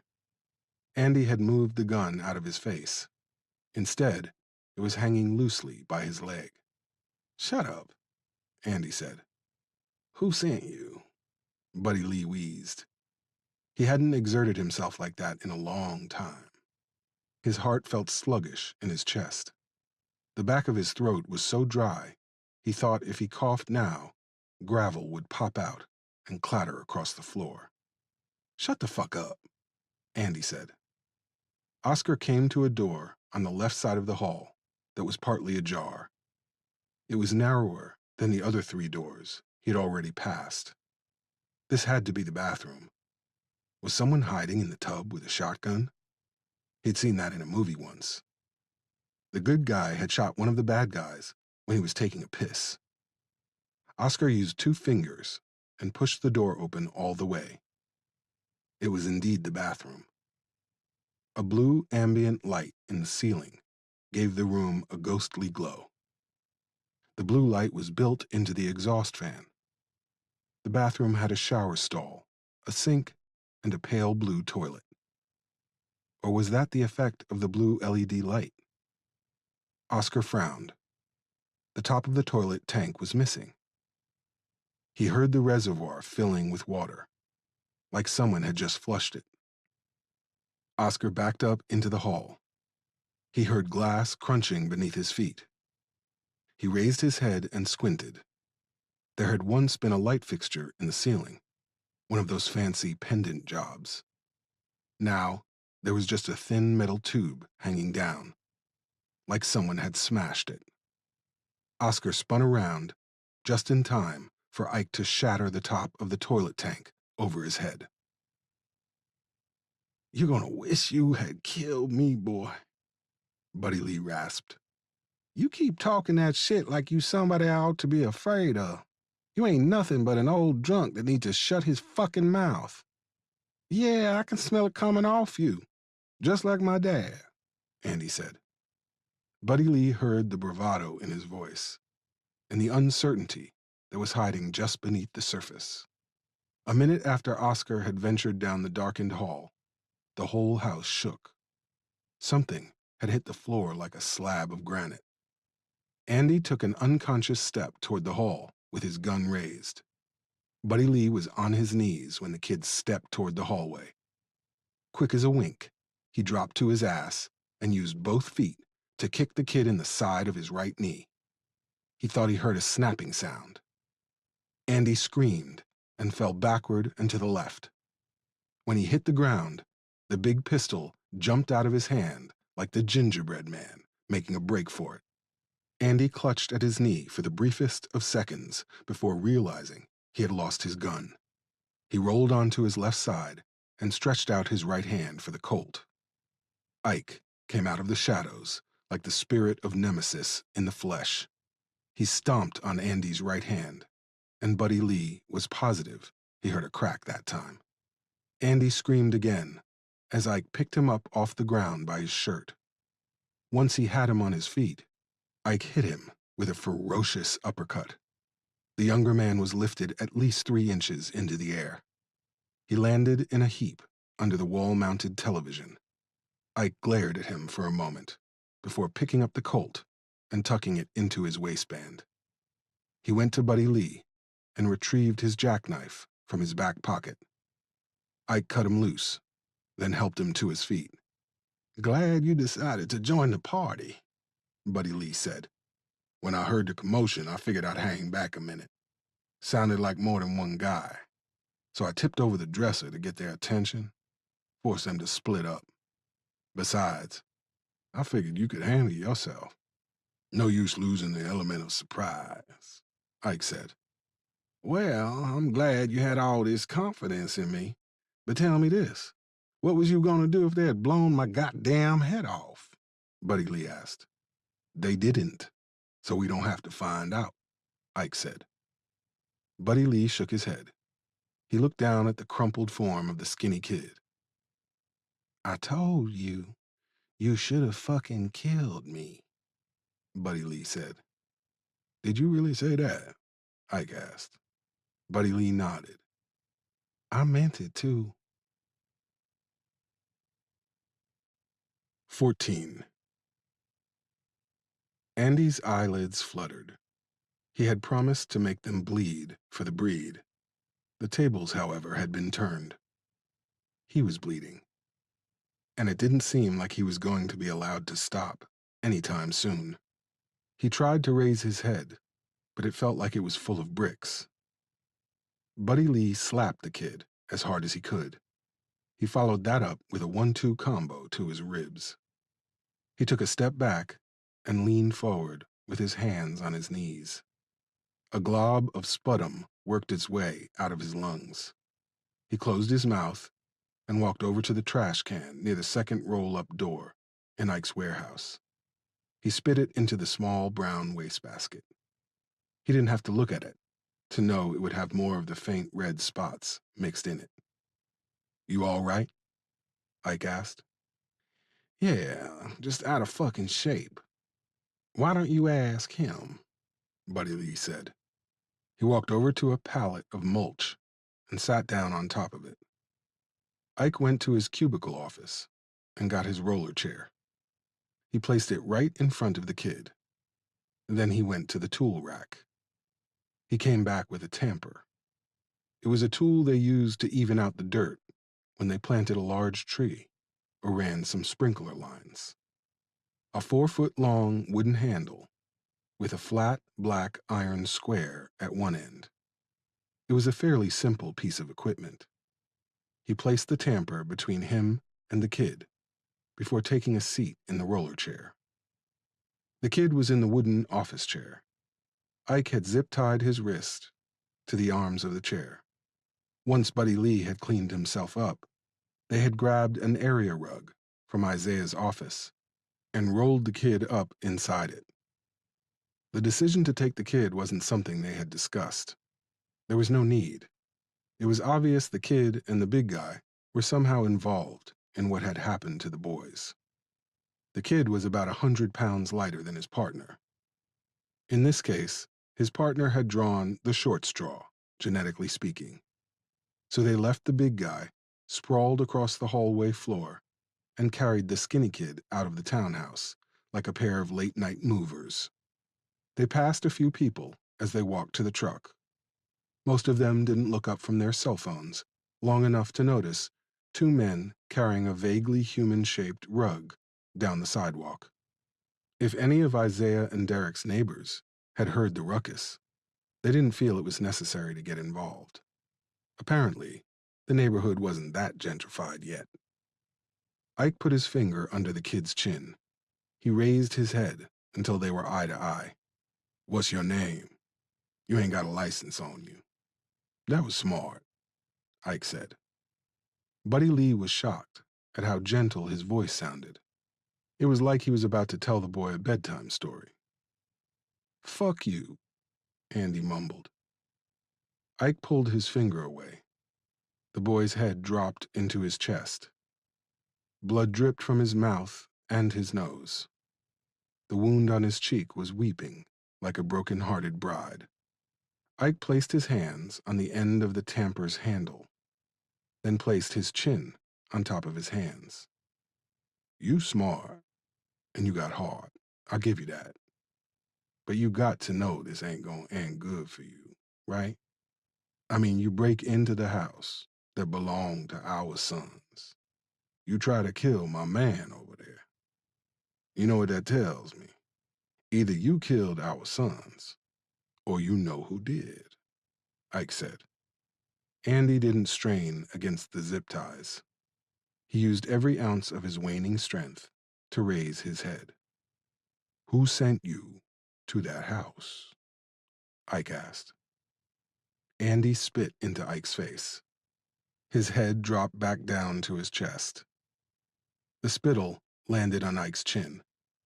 He stood. He wiped his chin, then wiped his hand on his pants. "Help me take off his boots," Ike said. Buddy Lee grabbed the kid's left foot, and Ike grabbed the right. They pulled off his boots and tossed them next to the pellet lime. Ike grabbed the tamper. He moved behind Andy. He raised the tamper until the flat, square head was parallel with his belt buckle. He brought it down with all his strength. The metal head striking the concrete floor created a cacophony inside the cavernous warehouse. Ike took a position near Andy's left arm. He slammed the tamper down again. Both Andy and Buddy Lee flinched. Ike moved around Andy like the hands of a clock, each time slamming the tamper down and sending a harsh report through the building. "Who sent you, boy?" Ike said finally. Andy flexed his wrists. The zip tie on his left hand was immovable. The one on his right, however, had the tiniest bit of play. The black guy had looped it through a spindle, then around the armrest, then around his wrist. The spindle was loose. If he put his back into it, he could probably break it. Then he could use the chair as a weapon and make a run for it. None of that would happen if this motherfucker smashed his toes. "A guy sent us. He was looking for info on a girl," Andy said. Ike stopped moving. "What guy?" Buddy Lee asked.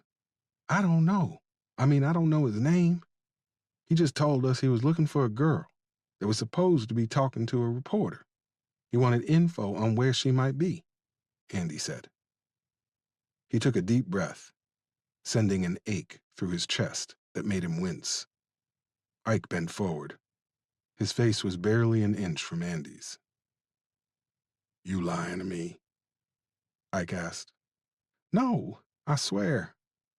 "What was the girl's name?" Ike asked. Andy sighed. "Tangerine." Buddy Lee pulled out the piece of paper.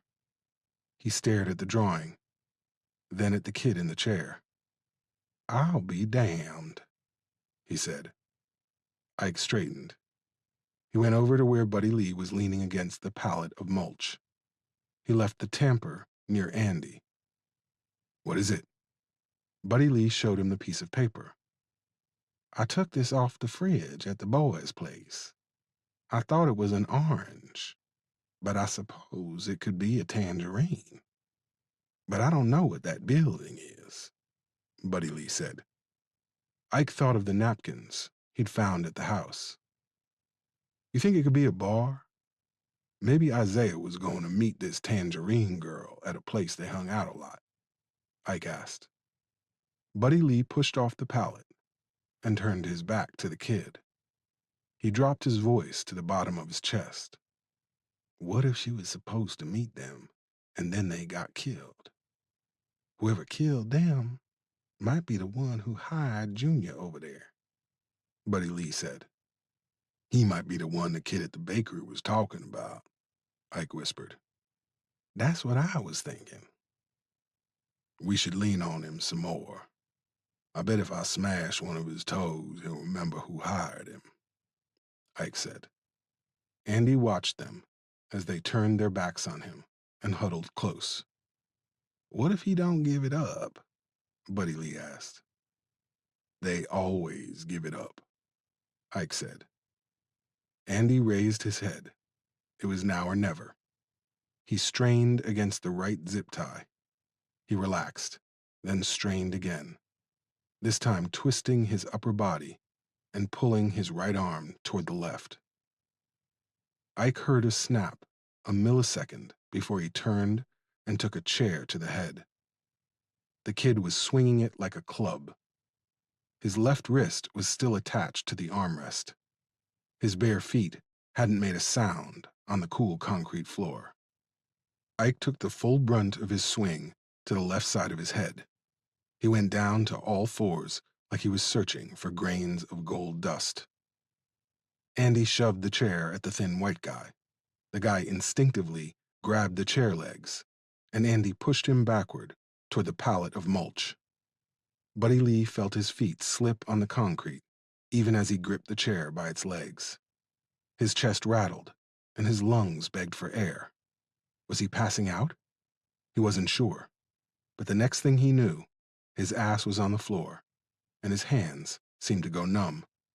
A coughing fit picked the absolute worst time to possess him. The kid pulled the chair out of Buddy Lee's hands and raised it above his head.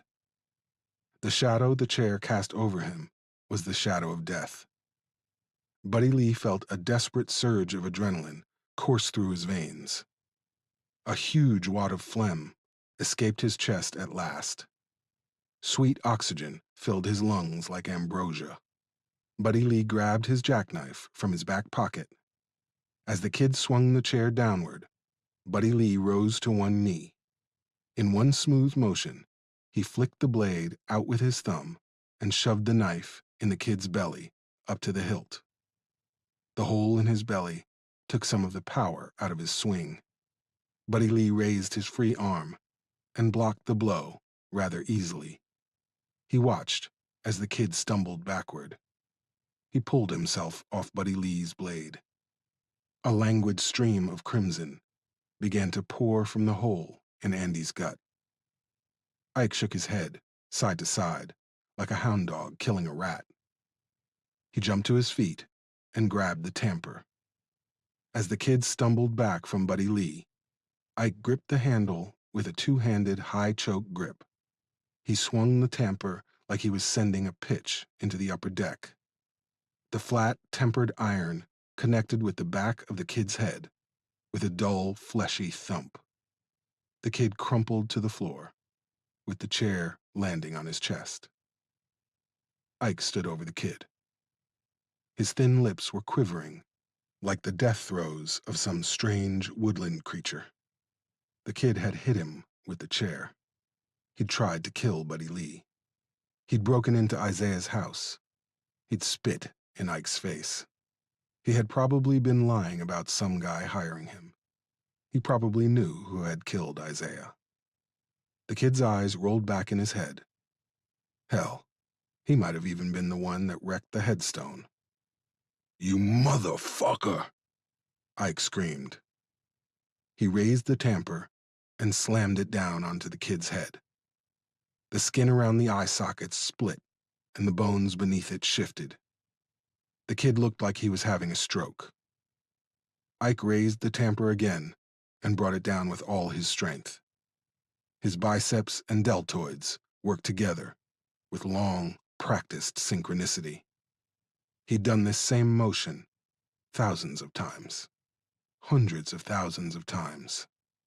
His wide forearms burned as he rammed the tamper into the kid's face again and again. He felt something wet splash against his face.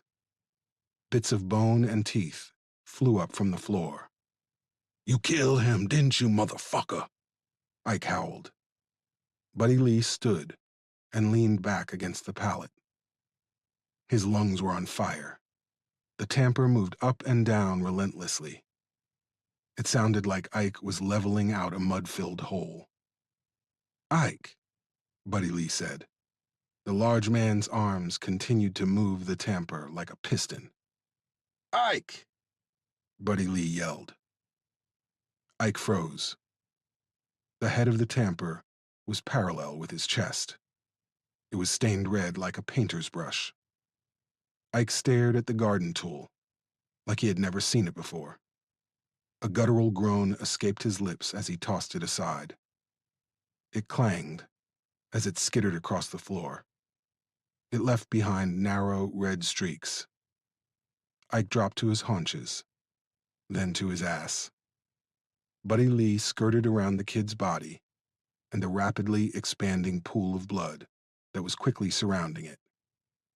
He eased himself down to the floor next to Ike.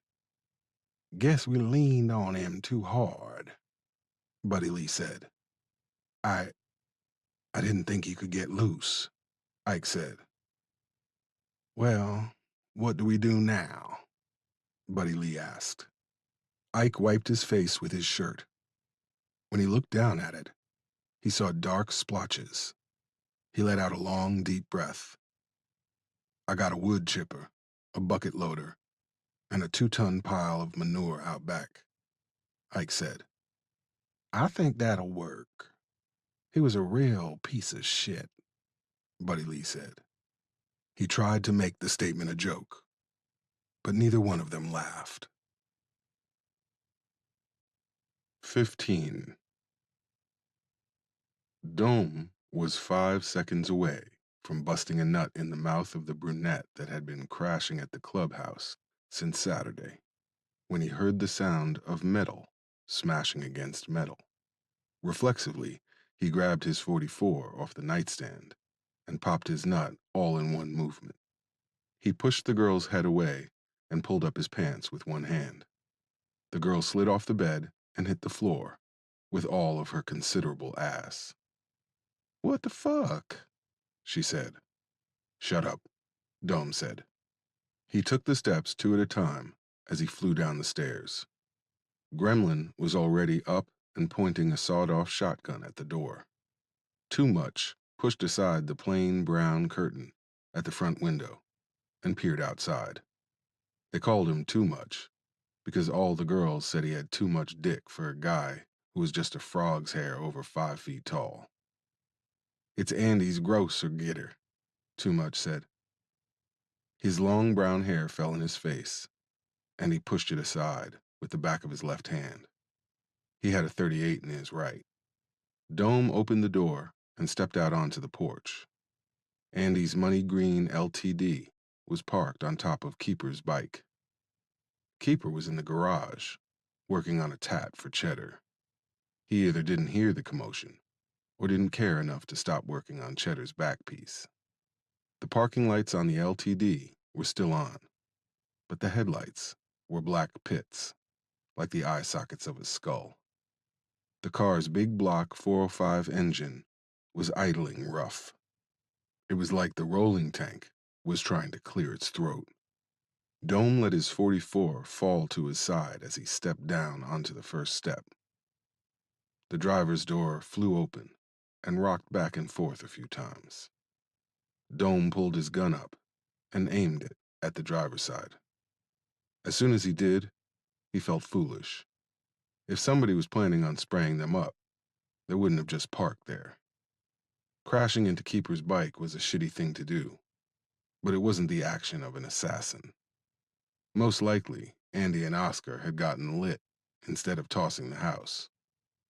Grayson would be pissed. Almost as if thinking his name had summoned him, Oscar emerged from the car. "Holy shit," Dome muttered. The big man's face was covered in so much blood, Dome was surprised he hadn't bled to death. It was like he was wearing a mask made from his own plasma. Oscar took 3 halting steps toward the house.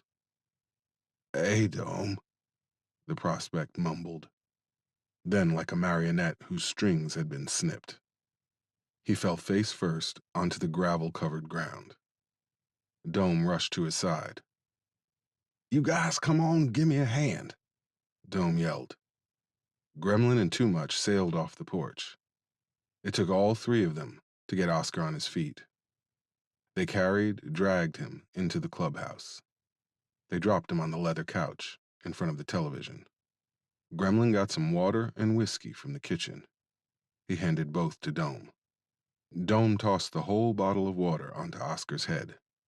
His face seemed to melt like a candle as the blood was washed away by multiple rivulets. He blinked 4 or 5 times before his eyes focused on Dome. Dome put the bottle of whiskey to Oscar's lips and tilted his head back. Oscar coughed, wheezed, then coughed some more. He motioned for the bottle again, and Dome poured another shot down his throat. Oscar nodded his head and held up his hand, declining another drink. "What the fuck happened to you, man?" Too Much asked. Oscar put his huge paw of a hand on his forehead. "You ain't gonna fucking believe it," he said. Once Oscar had recounted the entire evening, Dome called Grayson. The president answered on the second ring. "This better be important," Grayson said. "It is." "Oscar's back." "And?" Grayson said. "And Andy's not with him. Oscar's head is busted wide the fuck open and he's covered in blood. His own blood," Dome said. A hollow silence bloomed on the phone line until Grayson spoke again. "Did he say who hit him?" Grayson said. His voice was deathly quiet. "He didn't. But he says he and Andy got into it with an old dude that was in the house when they got there. He thinks the old dude was the father of one of the punks. He also said he saw a truck parked near the house. Truck said Randolph Lawn Maintenance on the side." Dome said. "Randolph, huh?" Grayson asked. "Yeah," Dome said. Another few seconds of silence. "I'll be over there in 20 minutes. Call a church meeting. We're gonna take care of business and deal with Father Knows Best," Grayson said. The line went dead. 16. Buddy Lee parked his truck right in front of the 7-Eleven. He cut off the ignition and listened to the engine, dieseling, for a few minutes. Once the motor stopped coughing and sputtering, he got out and went into the store. The sun had just risen. A ragged patchwork of clouds hung low in the eastern sky, like cotton candy. A robotic chime sounded as he walked through the door. Buddy Lee slipped down the center aisle and made a beeline for the cooler in the back. He plucked 2 tall boys from the rack and headed for the counter. He had considered just going cold turkey until they were done with whatever the hell they were calling this mission they were on. But that was just ridiculous. He hadn't done that since the last time he was in the joint. He couldn't go down that road again. That route led to shakes and vomiting and bugs in his hair that no one else could see. He could cut back, but stopping altogether was as likely as seeing a monkey driving a goddamn Cadillac. Buddy Lee put the 2 cans of beer on the counter and waited for the clerk to turn around. The small brown man was stocking the cigarettes while whistling a tune that teased Buddy Lee with its familiarity.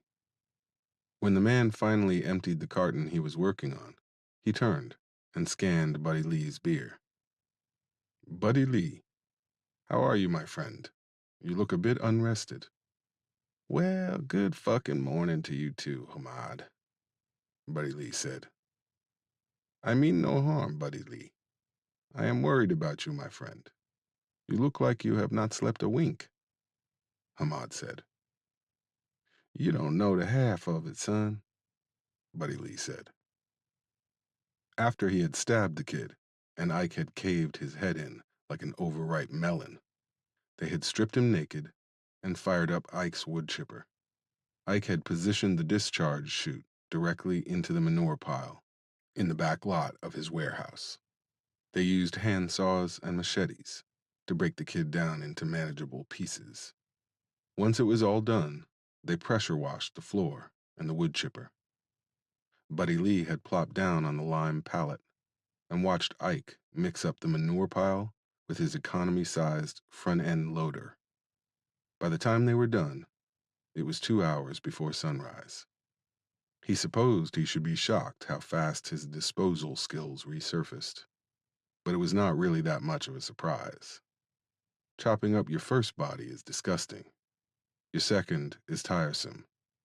When you're doing your 15th, it's all muscle memory.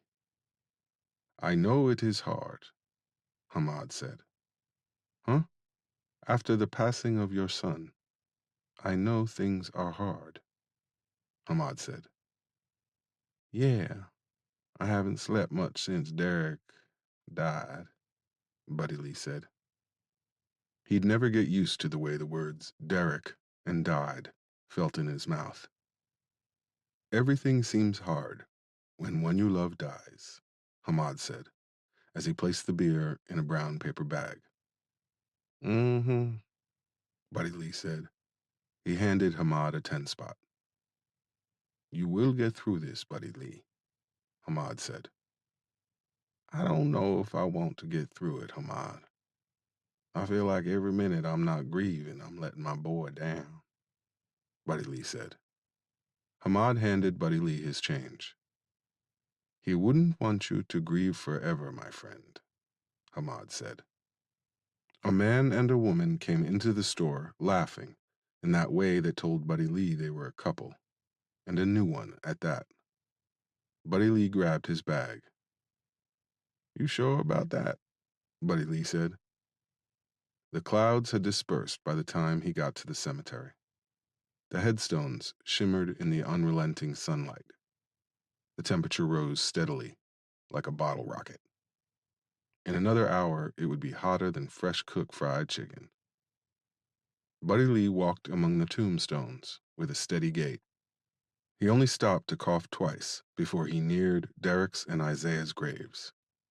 He came up around the red maple that overlooked his son's final resting place and stopped short. Christine, he said. His heart leapt up out of his chest and slapped the back of his throat. She was standing at the foot of the graves. Her honey blonde hair brushed the collar of her blue blazer. Those long legs he loved were wrapped in a sensible blue skirt that matched her blazer. Deep-set eyes, the color of sapphires, stared out at him from a heart-shaped face. How many times had he gazed into those eyes, seen them change color like a mood ring, darken with passion, or sparkle with desire, or glow blue-hot with rage. She'd had some work done, mostly around the eyes and her mouth. He didn't blame her. Why not? From what he'd heard, her husband could afford it. The surgeon had only shored up what the Almighty had given her. Christine Perkins Jenkins Culpepper was as beautiful a woman as he had ever had in his arms. A few doctored crow's feet couldn't change that. No matter how much Christine would have liked to pretend their 8-year marriage had never happened. Where is the headstone? The other family said they had a headstone, Christine said. It got damaged. What are you doing here? How did you even know where they were buried? Buddy Lee asked. Christine pushed an errant blonde lock out of her eyes. It was in the paper. I got you, Buddy Lee said. What happened to the stone? Buddy Lee cracked open one of the cans of beer and took a long swig. Somebody hit it with a sledgehammer and wrote a bunch of fucking nasty shit about gay people all over it, he said. A sharp intake of breath from Christine sent a whistle echoing through the graveyard. That's unfortunate, even though I didn't agree with Derek's lifestyle. There was no need for someone to perpetrate such a vile act of vandalism on his tombstone, Christine said. Buddy Lee took a step toward her, and she took a step back. She glanced down and realized she was standing on either Derek's or Isaiah's grave, and stepped toward the right. Is that why you didn't come to the funeral? Because you didn't agree with his lifestyle? Or was it because Gerald Culpepper didn't let you? Buddy Lee asked. Christine rubbed her nose and ran a hand through her hair. You wouldn't understand. A man in Gerald's position can't be seen coddling a stepson who engages in perverse activities.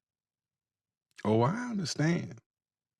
I understand you kicked our son out of your house right before the judge ran for Richmond City Council the first time. I understand our son was living on the street, bouncing from house to house, because you cared more about being the wife of some stuck-up, rich, first family of Virginia asshole than being a mother to your child, Buddy Lee said. He felt the color rise in his face. Tremors moved through his body like a high tide coming into shore. Don't you stand there and get sanctimonious with me, William Lee Jenkins. You think you were Father of the Year? Our son dedicated himself to an immoral lifestyle, an abhorrent sacrilegious life that neither my husband nor I could abide in our home.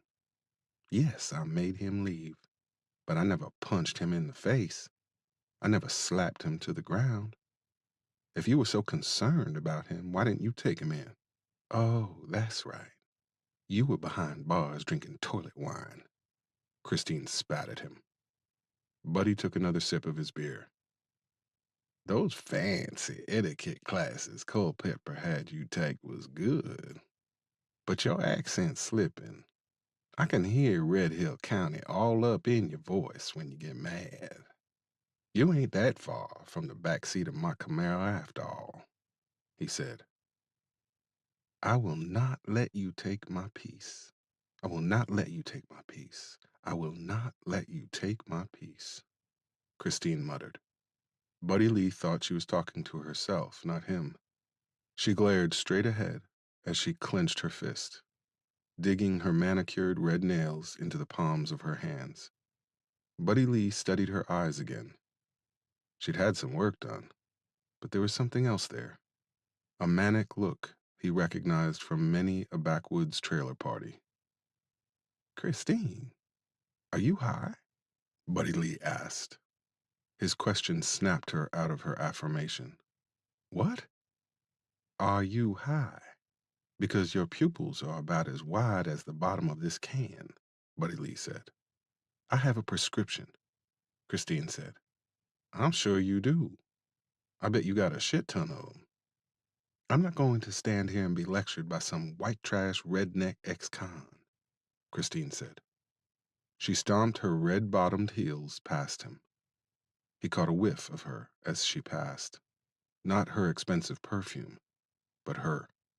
The fresh scrubbed, sweet scent of her. In an instant, he was back in the aforementioned Camaro, his mouth against her neck, his nostrils full of the same raw, fresh scent. This exchange was a microcosm of one half of their past relationship. They'd hit each other with one verbal haymaker after another, searching for the soft and secret places to make the deepest cut in a way that only someone who has shared your bed more than once can do effectively. There would be no replay of the remaining half of their past relationship. Buddy Lee sipped his beer. That part was always the fun part. We was both shit parents, but at least I showed up to watch 'em go in the ground. You coming here now is more than a day late and way more than $1 short, Buddy Lee yelled. He heard her stop in her tracks. Fuck you, Buddy Lee, she said without turning around. So much for peace, he mumbled. He waited until he knew Christine was out of earshot. He walked up to the graves and knelt on one knee. He opened the other can of beer and poured the entire contents over Derek's grave. No offense, Isaiah, but I didn't know what kind of beer you like. Derek was a Pabst man at one time. I gave him his first one when he was 15. This was before I went down for my last visit to the Gray Bar Hotel. I thought it would make a man out of him. Stupid. I know that now, Buddy Lee said. He finished his own beer before crushing the can. I just wanted to tell you that me and Ike, we did something. We got one of them. I know it's not what you would want me to do. I think I'm finally starting to understand you could never be the kind of man I am. And I couldn't be the kind of man you was, he said. He crushed Derek's can and put both cans back in the brown paper bag. I know if you was here, you'd tell me to let it go, that it wasn't worth it. Then I'd have to steal one of your lines, Buddy Lee said. He rose to his feet and brushed the dirt from his jeans. His eyes burned, but he was too tired to cry. This is who I am. I can't change. I don't want to, really. But for once, I'm gonna put this devil inside me to good use. 17. Ike opened his eyes. His lower back felt like it was filled with spun glass. He rose from his office chair and listened to his knees pop like rifle shots. His watch said it was a little after 8. He checked his phone. Maya had called a few times. She'd also sent him 2 terse texts. Both asked where he was and when he was coming home. The first one was longer than the second. The guys would be rolling in a few minutes. Jazzy would be late as usual. They had 7 jobs today, from Queen County all the way to Williamsburg.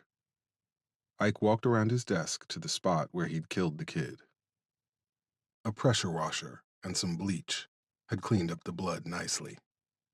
He hadn't killed anyone in 16 years. He hadn't had a fight in 11 years. 11 years of walking the straight and narrow, gone to shit in a matter of minutes. The 2 of them had slaughtered that kid like a pig and fed him to the wood chipper like a mama bird feeding a chick. The 2 of them. 11 years. 1 plus 1 was 2. When he was inside, he had read a book that said some numbers had a mystical significance in some religions. Not for the first time, he considered all the weird knowledge you could acquire when there was nothing to do but lift, read, and fight. Ike went out to the back lot of the warehouse. He grabbed the water hose attached to the hose reel near the back door and pulled it over to a smoldering barrel near the corner of the building. He soaked the ashes in the barrel until they stopped smoking. The kid's jeans and shirt had gone up like kindling. It had taken his boots a lot longer to burn down to barely recognizable lumps. He sprayed some water in his hand and splashed it on his face. He'd given Buddy Lee a big, tough speech about spilling blood, but he hadn't expected it to happen this suddenly. That was the thing about violence. When you went looking for it, you definitely were going to find it. It just wouldn't be at a time of your own choosing. It jumped up and splattered your nice new boots before you were really ready. The thing is, if you chase it long enough, you realize you're never really ready for it. Shit happens and you either roll with it or you don't. Eventually, you got used to it. When he was a kid, he liked to think that made you hard. He hit the barrel with the hose again. After a few years inside, he figured out that was bullshit. Human beings were wired to get used to just about anything. That didn't make you hard. It made you indoctrinated. Ike pulled the hose over to the wood chipper. They'd aimed it at the manure pile as they dropped pieces of the kid into the inlet chute. Then Ike had gotten on the bulldozer and turned the manure over again and again. By the time the sun was coming up, the kid was just fertilizer. He dropped the hose and went back inside the shop and grabbed the bleach.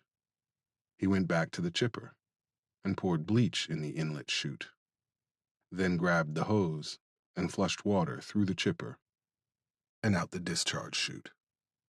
A chipper was a practical way to chop up a body, but it was a terrible way to get rid of evidence. Despite rinsing it out with Clorox, it was still covered in DNA that wasn't visible to the naked eye. Bits of bone and hair were probably embedded in the gears and teeth inside the machine.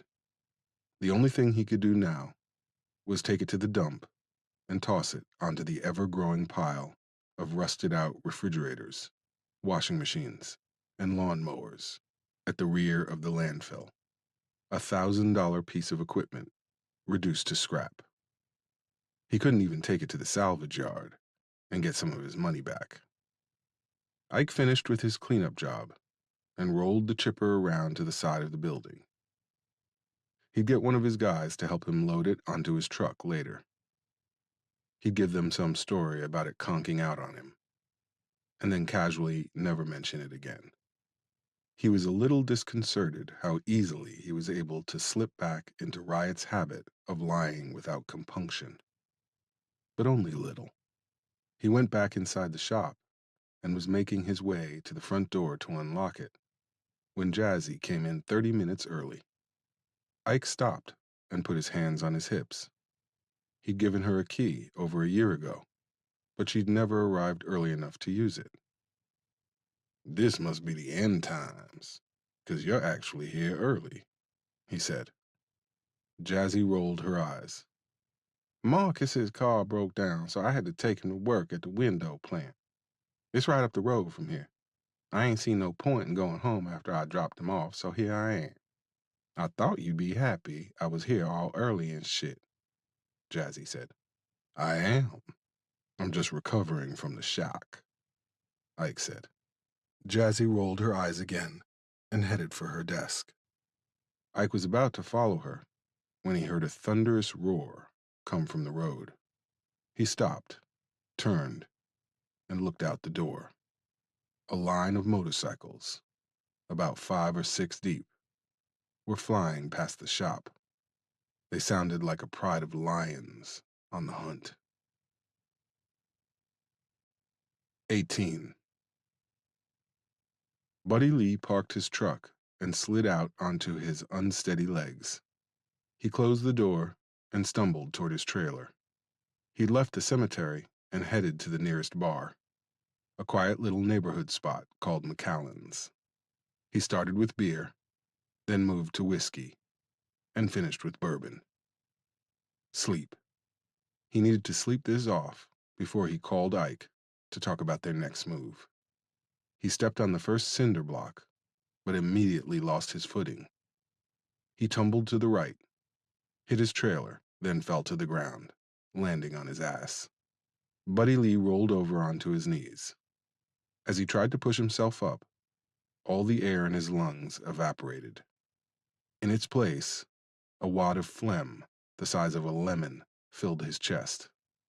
Buddy Lee's eyes bulged from their sockets as he tried to get enough breath in his lungs to cough. Strong hands pounded against his back. The sharp strikes forced the ball of phlegm out of his throat. It spilled across the ground like a squashed toad. Buddy Lee felt himself being pulled to his feet. "You all right?" Buddy Lee nodded to his savior, a slim, narrow-hipped woman with sharp, rough-hewn features held his left arm in an iron-like grip. Her skin shined with a deep burnished tan born of hours under the high, hot sun. 2 long black pigtails, interspersed with snow-white strands, trailed down over her chest and fell almost to her waist. "You a terrible liar, Buddy Lee," she said. "Just lost my footing for a minute, Margot. No need to get your panties in a bunch," Buddy Lee said. Margot let him go and wiped her hands on her jeans. Her white tank top had dark splotches covering it like it was a piece of modern art. "I stopped wearing panties when Herb died. That was my second husband. He was a good man, but Lord, he was so uptight he squeaked when he walked, Margot said. Husband number 3 didn't mind you going commando, Buddy Lee asked with a wink. Colton? Lord, no. That man would have banged the crack of dawn if it would have stood still long enough. I wasn't shocked he died on top of a woman. I just always thought it would be me, Margot said. Buddy Lee chuckled. The chuckle became a laugh. The laugh became a cough. Margot patted him on the back. It was a strangely intimate gesture, and Buddy Lee found it comforted him more than he cared to admit. Finally, his cough subsided. You know, we've been neighbors for 5 years now. When I first came around here, you had a Sam Elliott thing going on. Now you look like Sam Elliott's granddad. Gee, thanks, Margot. Maybe I should go get a dog so you can kick it, Buddy Lee said. Margot shook her head a few times. That's not an insult. It's an observation. You drink too much, and you don't eat enough. You look like you get an hour of sleep every couple of weeks. You need to get that cough checked out. Those are just facts. My first, he had a cough he wouldn't check out. Then he checked out, Margot said. Buddy Lee wiped his mouth with the back of his hand. The world wasn't spinning, but it was doing a little soft shoe. The bourbon and the beer were having a bar fight in his guts, and his stomach was threatening to kick both of them out. The last thing he needed to do was throw up in front of his well-meaning but nosy neighbor. It would probably be more red than brown, and that would just invite a lot of questions he wasn't in any kind of mood to answer. I told you I'm fine, Margot. Just been a long week. Hell, it's been a long year, Buddy Lee said. Margot's face softened just a bit. I know. I'm sorry about your boy. I've buried 4 husbands, but I don't know what I'd do if I had to see one of my girls go in the ground. It should be against the law for parents to see that shit, she said. Buddy Lee felt his eyes moisten without any warning. Yeah, it should. Well, I'm going to go inside now and go in a coma, Buddy Lee said. All right, but you need anything, just holler. I'm out back in the garden. Didn't Artie tell you to dig that garden up? Buddy Lee asked with a wink. Margot's lips curled at the corners. Yeah, and I told him if I had to dig up my tomato garden, I might be so depressed I might let it slip. I'd seen him sneak into that Carson girl's trailer while his wife was at work at the nursing home. Buddy Lee whistled. You drive a hard bargain, don't you?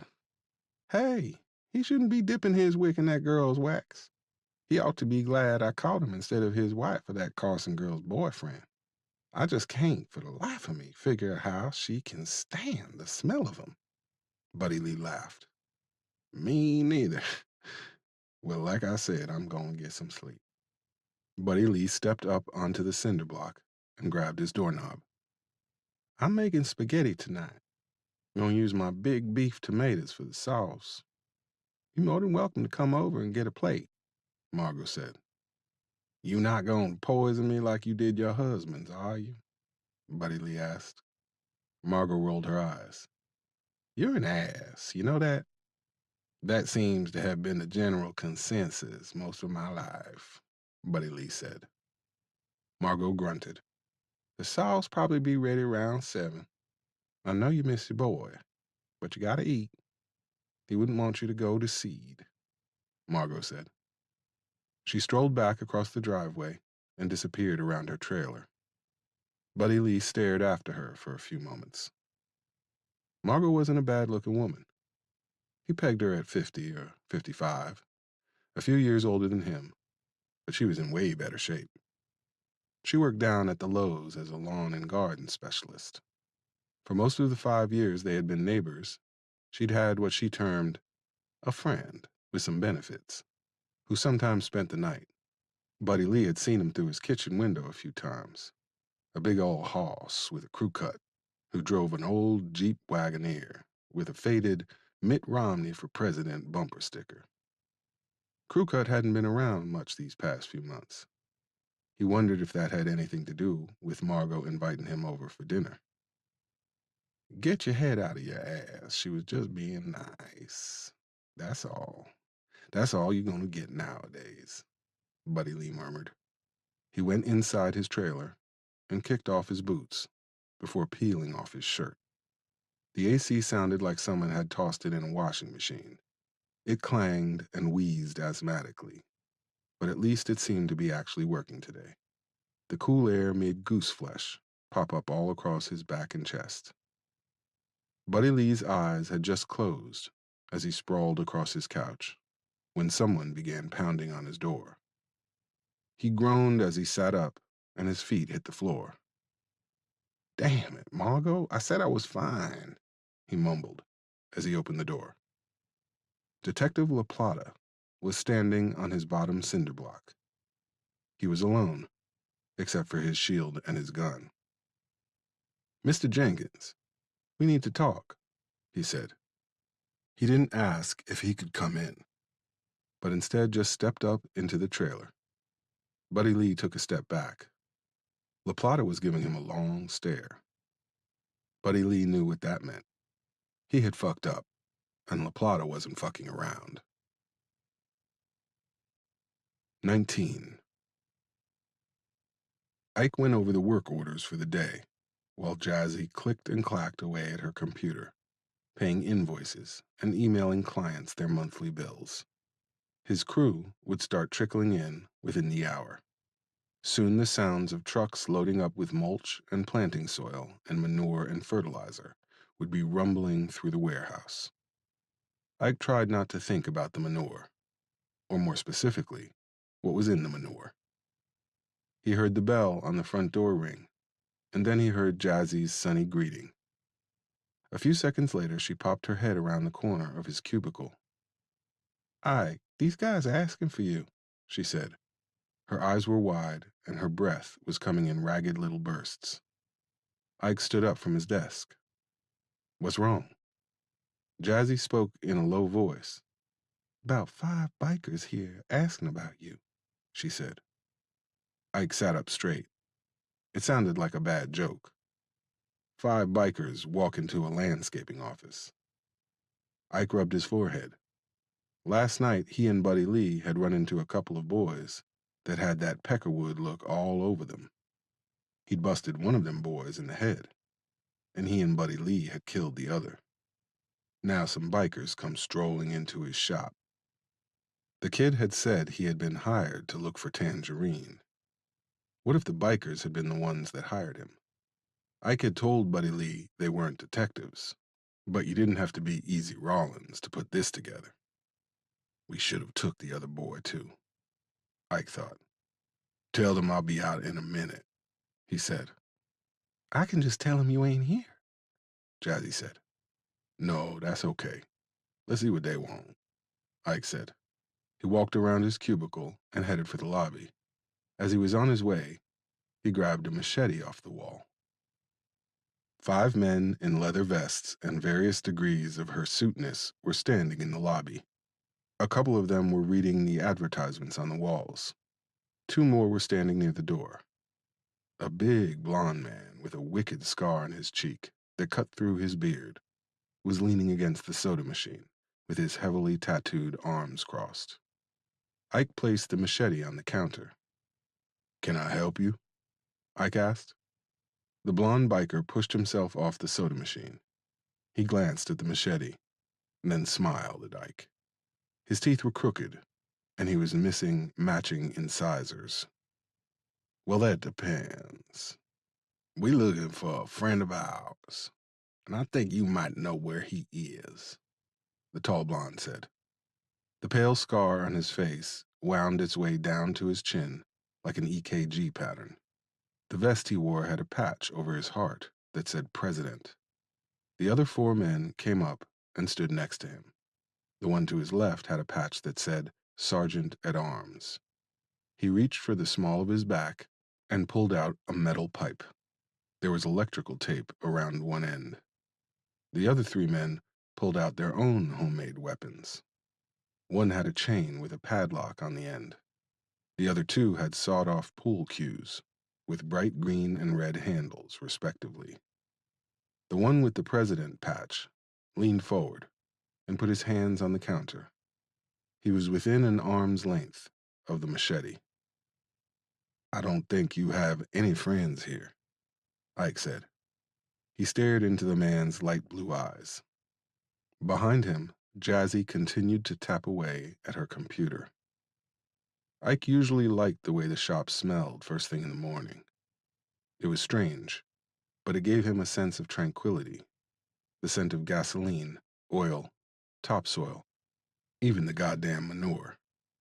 It all smelled of an honest day's work, of hours spent beautifying someone's yard, who wouldn't spit on you if you were on fire, but had to pay you because they wouldn't or couldn't be bothered to put down their own mulch or fertilize their own flower gardens.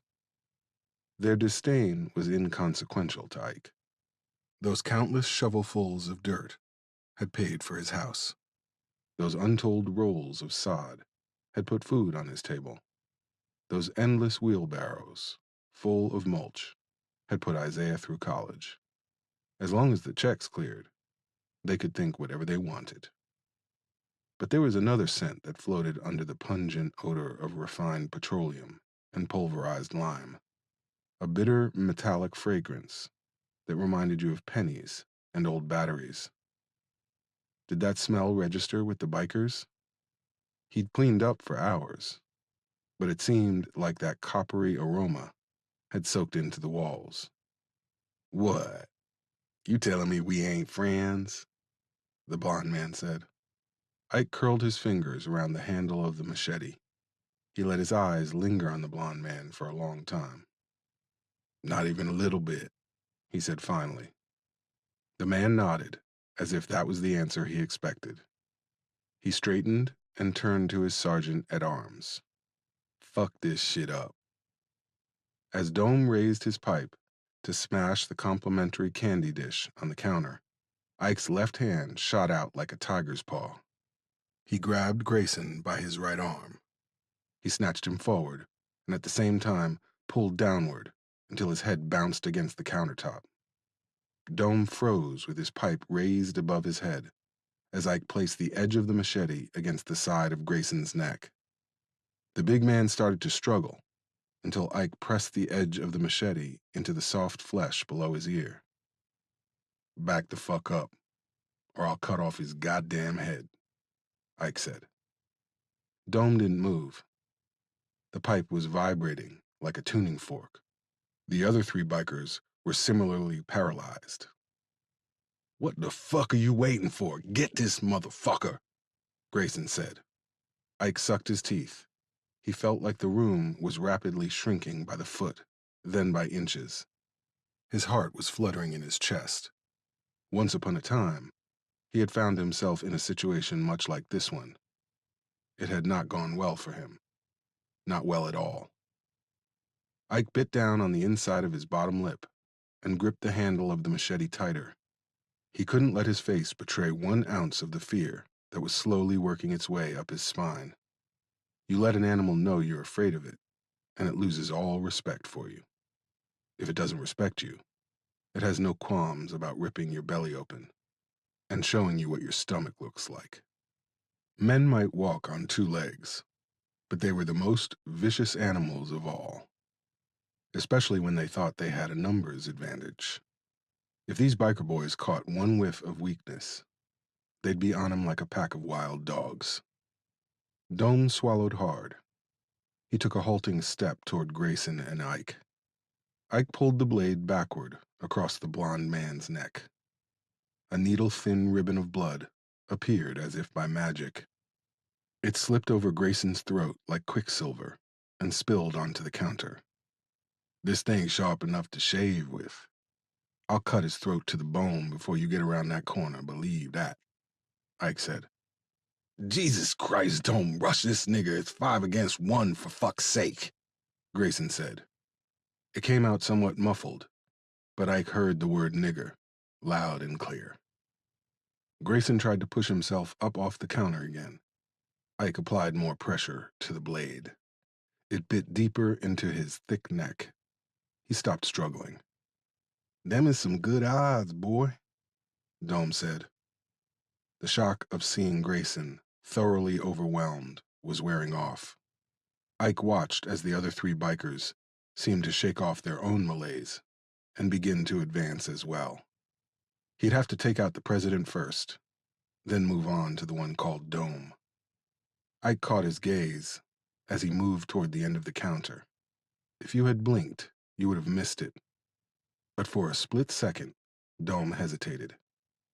There was murder in Ike's eyes, as pure and as potent as corn liquor.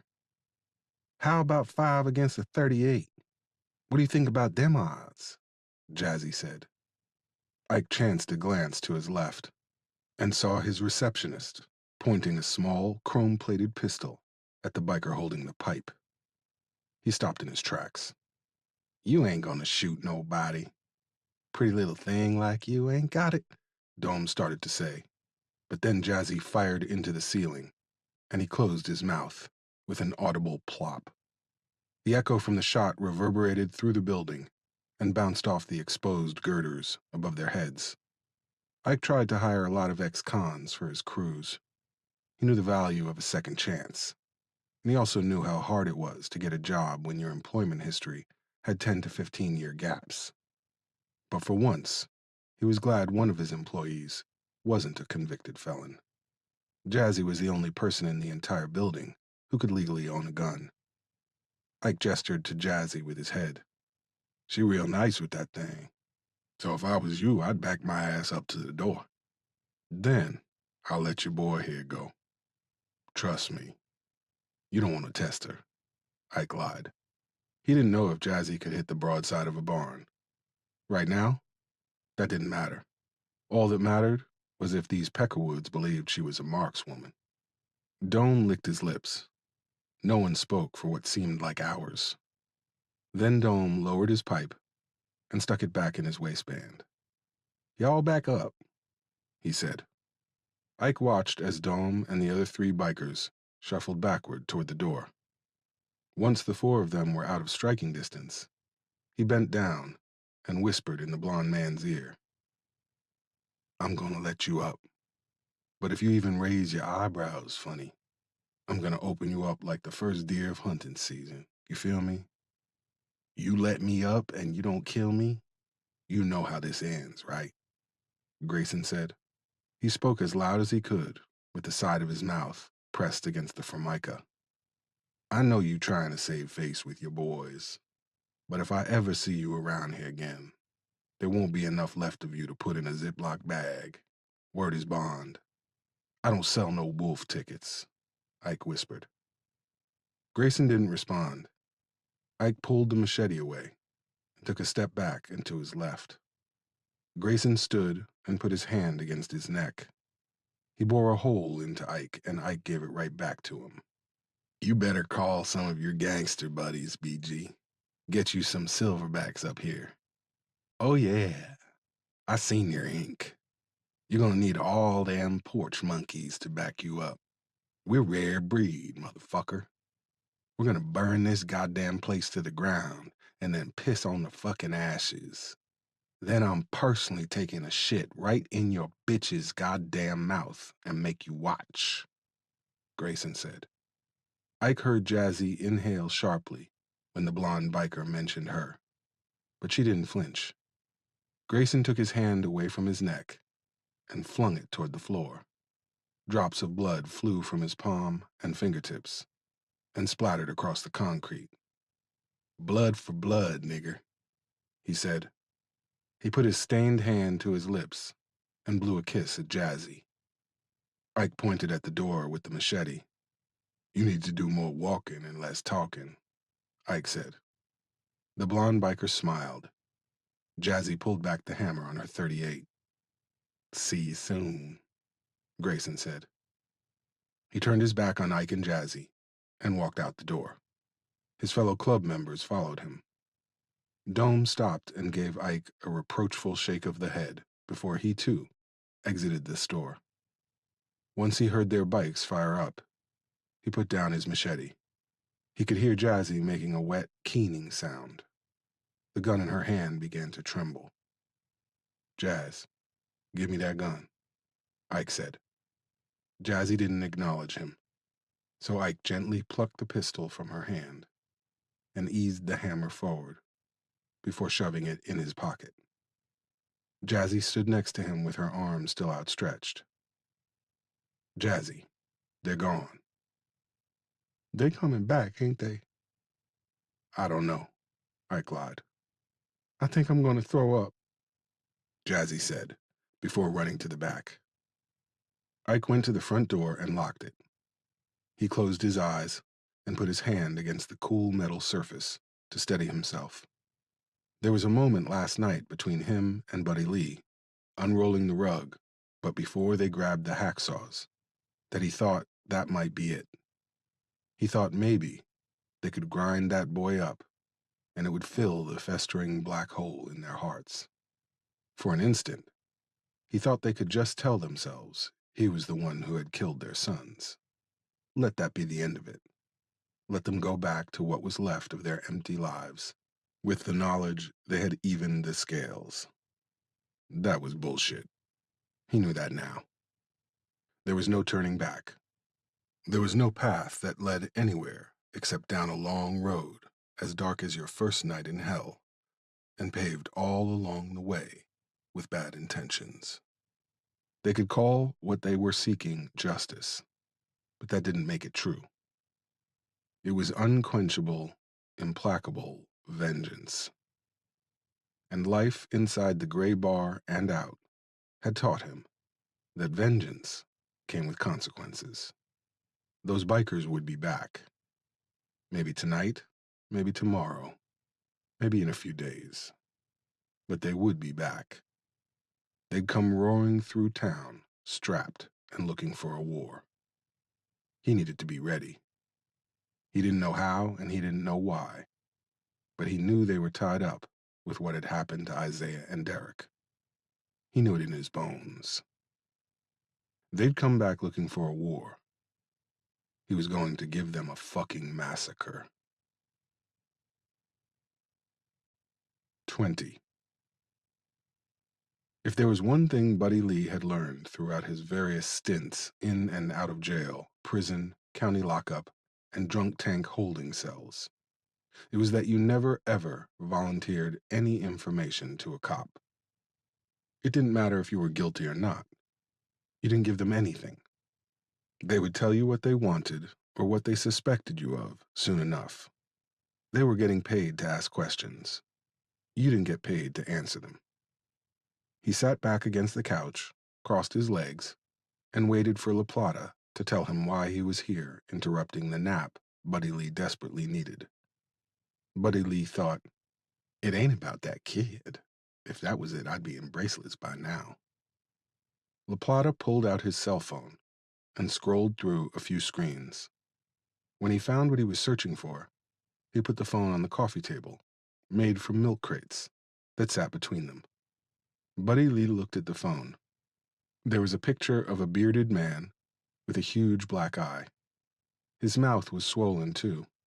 His lips looked like sausages. The background behind the man was the muted puke green that Buddy Lee knew so well. The picture was obviously taken in a police station. That is Mr. Bryce Thomason. He came down to the police station this morning and told us an interesting story. He said 2 old guys came in his head shop and beat the shit out of him while asking questions about the murders of their sons. Bryce also has some broken fingers. He won't be vaping with that hand for a while, La Plata said. Buddy Lee raised his head. Yeah, somebody fucked that boy up good. But you know, he looked like he got a smart goddamn mouth, so I ain't surprised. Huh. And here I was thinking you might have some news about the case, Buddy Lee said.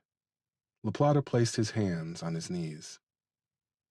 Let me be real honest with you, Mr. Jenkins. Off the record.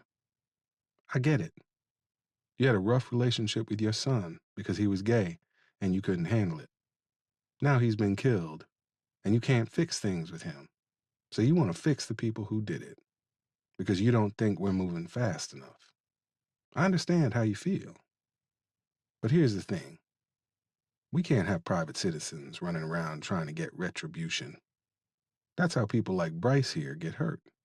That's how I end up having to arrest you and drag you downtown.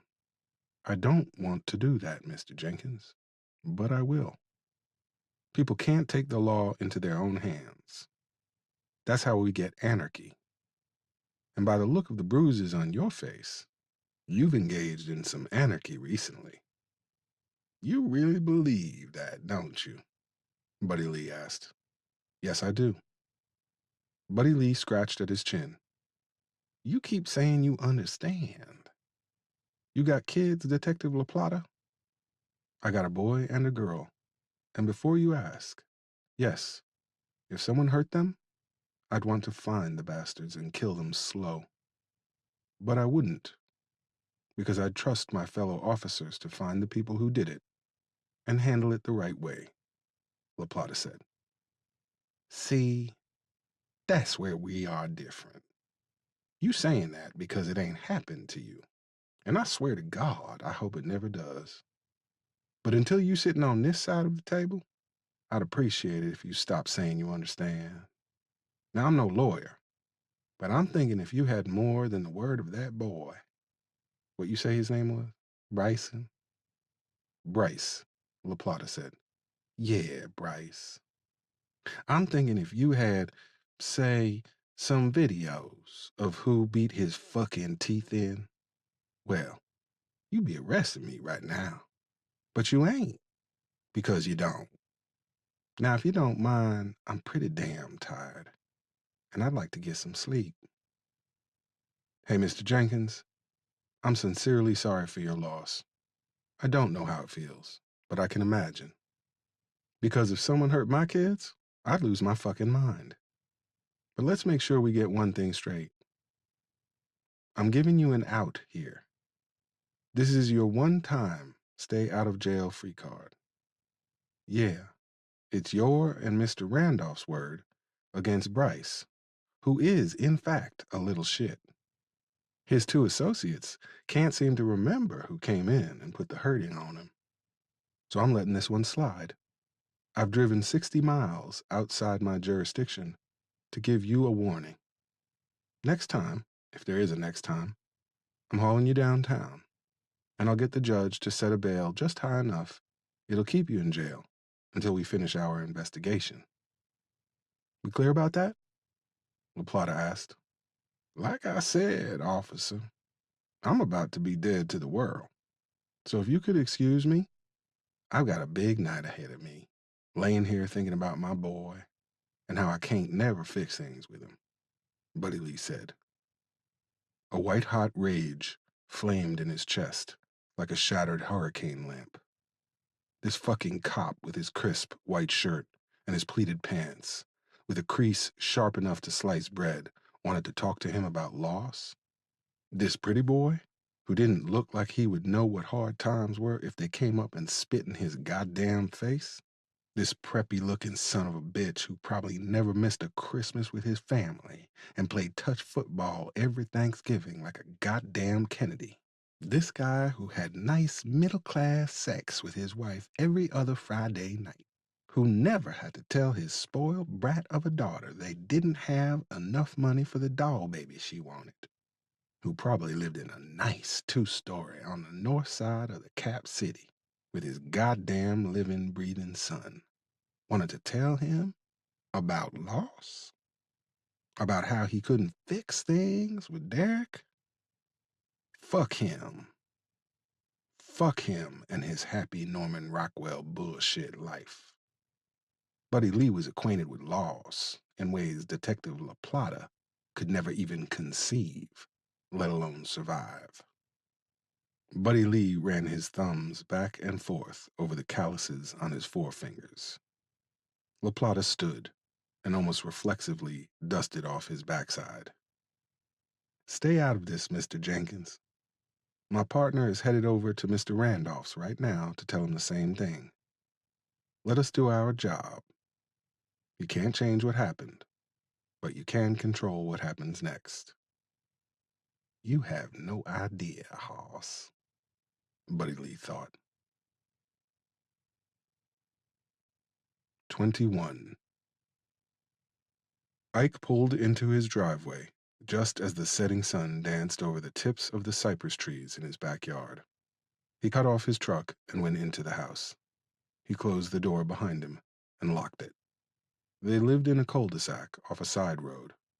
If someone followed him, he'd be able to see them coming, but he didn't want to make it easy for them to get inside the house.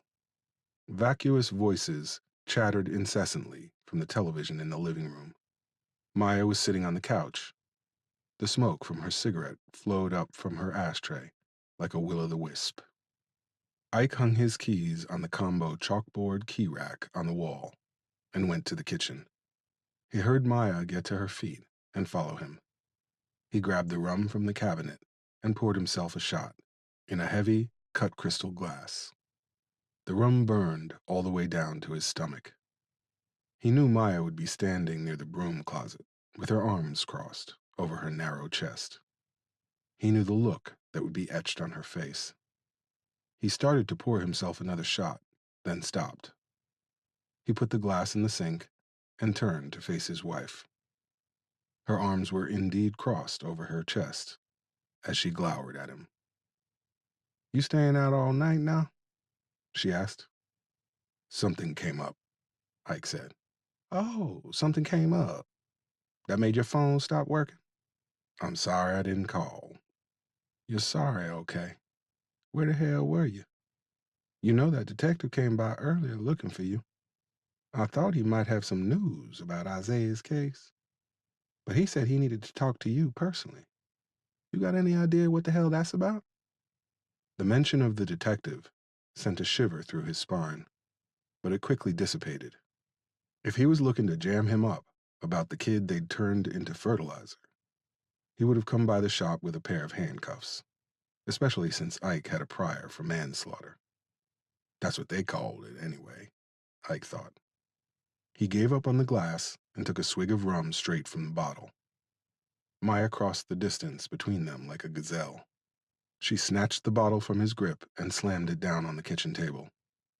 A few drops escaped the long neck of the bottle and splattered onto the table, then dripped off the edge. "We ain't starting this, Ike." "Starting what? What is it you think I'm doing?" Maya rubbed her hands together, then held them out in front of her. As she spoke, her hands trembled. "I don't know. I don't think you're cheating on me. We are way too old for that kind of petty shit, I hope. But you can't be running these streets drinking all night and sleeping it off at the shop because of—" She trailed off into a sob. "I wasn't drinking. Not last night. And Red Hill ain't got no real streets.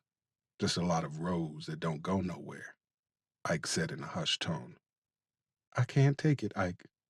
I don't want to get a call about them finding your body after your truck done run off the road because you drunk. I'm barely holding on as it is. If it wasn't for Ariana, I wouldn't even get out of bed in the morning. She's the only thing that matters now. And I can't do this by myself. I can't raise her alone, Ike. I did that with Isaiah, and I just ain't got the strength anymore," Maya said. Tears ran down her face. Ike started to put his arms around her, but she flinched. He stopped. "I know. I know it was hard when I went away. You raised him right while I was locked up. You made him a better man than I'll ever be. But this ain't the same thing. It ain't nothing like it was before. And Ariana ain't the only thing that matters now. Don't we matter just a little bit? What we had, you and me, don't that matter to you at all?" He didn't intend to speak about them in the past tense, but the words just flew out of his mouth like hornets riled from their nest. Maya didn't seem to notice. "You know it does." "Sometimes I can't tell," Ike said. Maya wiped her face. "How can you say that to me? I love you, Ike. I've loved you for longer than I can remember." But our boy is dead, and I can't wrap my mind around that. I keep trying and trying, and then I look at Ariana, and I see so much of Isaiah in her till I almost can't stand it. It hurts so bad, Ike. It's like I ain't got no room in my heart for nothing but hurt. Is that why you didn't come home? You can't stand looking at hurt anymore? Is that how it's gonna be? Like it's one night, then a couple, then you don't come home for weeks, then one day you gone. Is that what this is, Ike? You testing the waters on your way out the door? Maya said. Ike picked up the bottle again and took a long sip. It seemed like Maya had cried so much her eyes were permanently bloodshot. Those eyes haunted him, rimmed in red and empty as an abandoned church. They made him feel helpless. Every night her soft whimpering cries tore pieces out of his soul as they slept back to back in a bed that seemed to widen until it felt like they were barely in the same room. She was right. He was tired of seeing her hurt. He couldn't stand to see the pain that twisted her face into a sorrowful mask. Her pain, her sorrow, his powerlessness. He was sick of it all. He pulled out a chair and sat down at the table. He was facing the back door as Maya stood behind him. Last night, me and Buddy Lee started handling things, he said. It came out in one breath. One long exhalation that gathered up all the frailty and ineffectualness and misery and mourning that filled him like the stuffing in a scarecrow and scattered it into the ether. Maya stretched out her hand in tentative increments until it touched the firm swell of his shoulder. It lay there, warm and comforting, like a child's favorite blanket, like the blanket that had been wrapped around their son when they brought him home from the hospital. Ike let out a sigh. She hadn't touched him like that since Isaiah, since they had gotten the news about Isaiah. The quiet between them changed from something hard and full of broken edges to something softer, but still fragile. Ike folded his wide paw of a hand around Maya's. Over the last few months, death had carved a valley between them, as deep as grief and as wide as heartbreak. Now another man's death had bridged that gap, if only for a moment. Good, Maya said. Her voice was hushed and conspiratorial. Grammy, I'm hungry, Grammy, a small voice said. Ike twisted himself around in the chair. Ariana stood at the threshold to the kitchen. Her braids had worked themselves loose. Her hair stood up on her head in wild corkscrews. Ike studied her small, tawny face. He wasn't sure how exactly Isaiah and Derek had brought this little girl into the world. He knew it involved surrogates and eggs and sperm from both of them, but he wasn't sure how it all worked. All he knew was that the lawyer for Isaiah and Derek's estates had said that Isaiah was her biological father, but she had called both of them daddy. He had never studied her face the way Maya had. He'd refused to, not in a conscious way, but with a seemingly instinctual avoidance. The whole thing was just something he didn't care to think about. Now he had no choice. The girl standing in front of him now had Isaiah's eyes, which meant she had Ike's eyes. The slight off-center positioning of her nose was a Randolph family trait. She was lighter, of course, because her mother had been a white woman who was a friend of Isaiah and Derek's. But the Randolph DNA was strong, stronger than his inability to see past his own hang-ups. If he closed his eyes a bit, she was Isaiah at 2 years old, holding up his arms and squealing, "Up, Daddy, up," as he waited for Ike to grab him and spin him around the room like a living carousel. Ike turned away and stared down at the table. He felt nauseous. An avalanche of memories washed over him and buried him under the weight of all of his mistakes. So many mistakes. Come here, baby girl. You want to go to McDonald's? Maya asked. Ariana squealed in delight. God, she sounds just like him, Ike thought. Maya gave his shoulder a firm squeeze, then walked over to Ariana and scooped her into her arms. Ike could hear steps as she moved from the kitchen to the living room, then out the front door. Ike sipped his rum. He wouldn't tell Maya anything else. She didn't need to know about the bikers or this tangerine they were going to try to find. Right now, all either one of them needed was this. Ike heard Maya's car start. What that little girl needed was two people to raise her who could look her in the face without falling apart. Ike put the bottle to his lips, but didn't take a drink. Instead, he got up and put the bottle back in the cabinet. Buddy Lee was an alcoholic, but at the rate Ike was going, he wasn't far behind him. Ike's phone vibrated. He took it out and checked the screen. Speak of the devil. He touched the answer button. Hey, Hoss, Buddy Lee said. Hey, we need to talk, face to face, Ike said. Okay. Is it cool to meet at your shop? No. Come by the house. I'll text you the address, Ike said. Buddy Lee coughed. Everything all right? He asked.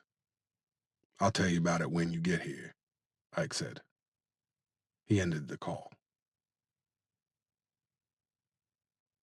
22. Buddy Lee parked his truck next to Ike's dually. His truck shuddered as the engine dieseled for a few seconds.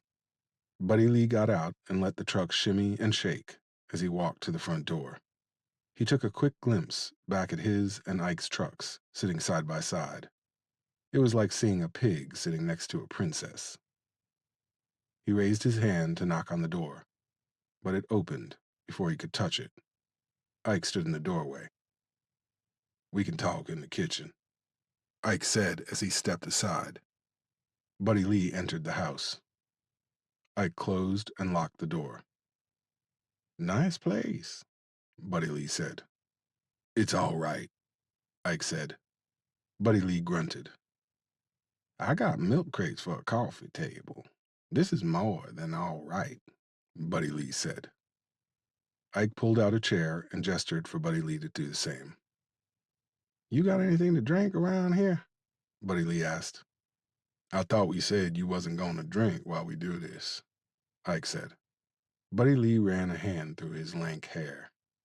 We said I'd cut back. Trust me, I'm working on it. We alone? Buddy Lee asked. Yeah, Ma took Ariana to get something to eat, Ike said. Buddy Lee nodded his head. I guess you want to talk about Officer Friendly coming by, Buddy Lee said. Ike leaned forward across the table on his forearms. The cops came to see you? Yeah. I figured that's what you was talking about on the phone. What, they didn't come by and see you? Buddy Lee asked. I wasn't here. Well, shit. Now I feel discriminated against, Buddy Lee said. Ike sat back and clucked his tongue against the roof of his mouth. Anyone ever tell you that you play too much? Ike asked. Every day of the week and twice on Sunday. Wait, what was the thing you wanted to talk about? Buddy Lee asked. We'll get to me in a minute. Tell me what the cops had to say. I know it wasn't nothing about the boys, Ike said.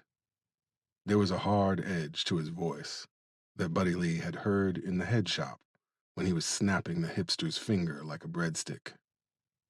A cold flame that burned up the oxygen in the room and dropped the temperature by 5 degrees. Buddy Lee ran a hand through his hair. Well, I suppose the good news is it ain't got nothing to do with our friend from last night. And you're right, it wasn't about the boys either. One of them little punk ass Smith Brothers looking fuckers from that head shop went down to the police station on his unicycle, Buddy Lee said. Ike cocked his head to the side. He said he was pressing charges, Ike asked. Nah, his two comrades are scared shitless. They ain't backing up his story, and the place don't have no video cameras. So we should be all right there. But Detective Eckroll told me if he hears about us kicking any more millennial ass, he's gonna put us both in a holding cell until daylight saving time is over, Buddy Lee said. Ike frowned. Why you calling him Detective Eckroll? What? It's just a joke, because he's Chinese, Buddy Lee said. I don't even think he's Chinese. I swear, you white boys got a joke for everybody. But if I said your family tree ain't got no branches, you'd be ready to fight. Shit, nah. I got an uncle who's my cousin, Buddy Lee said. Ike rolled his eyes. I'm joking. Everybody's too damn sensitive these days. We ain't sensitive. Back in the day, nobody could say shit, or one of your uncles would have tried to hang him from a tree. Now I can tell you to kiss my entire ass, Ike said. Buddy Lee scratched at his chin as he considered Ike's abbreviated history lesson. All right, I'll give you that. But let me ask you this. You extending that courtesy to people like Isaiah and Derek, too? Could they have told you to kiss their ass? Buddy Lee said. Ike shifted in his chair and crossed his arms. He didn't answer Buddy Lee's question. Be careful you don't hurt yourself falling off that high horse there, Ike, Buddy Lee said. He let out a long, braying laugh that didn't stop until he started hacking. Ike got up and got a bottle of water from the fridge. He tossed it to Buddy Lee, who, despite coughing like a 73 gremlin with a bad valve, caught it deftly with one hand. Buddy Lee killed the water in 2 gulps and tossed the empty bottle back to Ike. Ike tossed it in the trash and sat down again. He rubbed the palms of his calloused hands together before placing them flat on the table. Tell me what you know about this rare breed, Ike said. Buddy Lee frowned. Why the fuck you asking about them crazy motherfuckers? About 5 of them came by the shop today. They were asking about a friend of theirs. They were packing pipes and sawed-off pool cues to jog my memory. Now, who do you think their friend was? I'll give you 3 guesses, and the first 2 don't count, Ike said. Buddy Lee let out a long, low whistle. Shit. He's in that compost pile from last night, ain't he? God damn. I really could use that drink, Buddy Lee said. Yeah. Buddy Lee rubbed his face before he answered Ike's question. They 1%ers. Got chapters all up and down the East Coast. They mainly run guns and meth through their clubhouses and out at truck stops. I used to run with some boys that did a little business with them, moving guns around, handling some of their meth. They serious operators. They say you can't get a full patch unless you can prove you done some wet work for the club. They're not skinheads, but they ain't big fans of people who look like you or live like Isaiah and Derek. You sure it was the breed? Buddy Lee asked. I got a good look at the patch on one of them when I put a machete to his throat, Ike said. Buddy Lee leaned back in his chair until the front legs came off the floor. When all 4 legs were on the ground again, he exhaled. It had a moist tone. A fucking machete? Jesus Christ. You really are crazier than an outhouse rat, ain't you? I wish I'd been there to see it. Yeah, I used to party with some of them boys. They ain't the type to let that shit go. How you think they got a line on you anyways? Buddy Lee asked.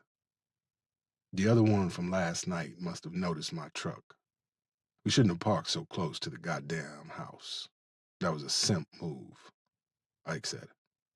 Yeah, I didn't think about that either. I guess we've been out of the game a long time. Too long, Ike said.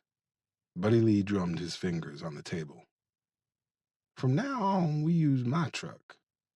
It's got 4 bald tires, and I'm holding the door on with a baling wire.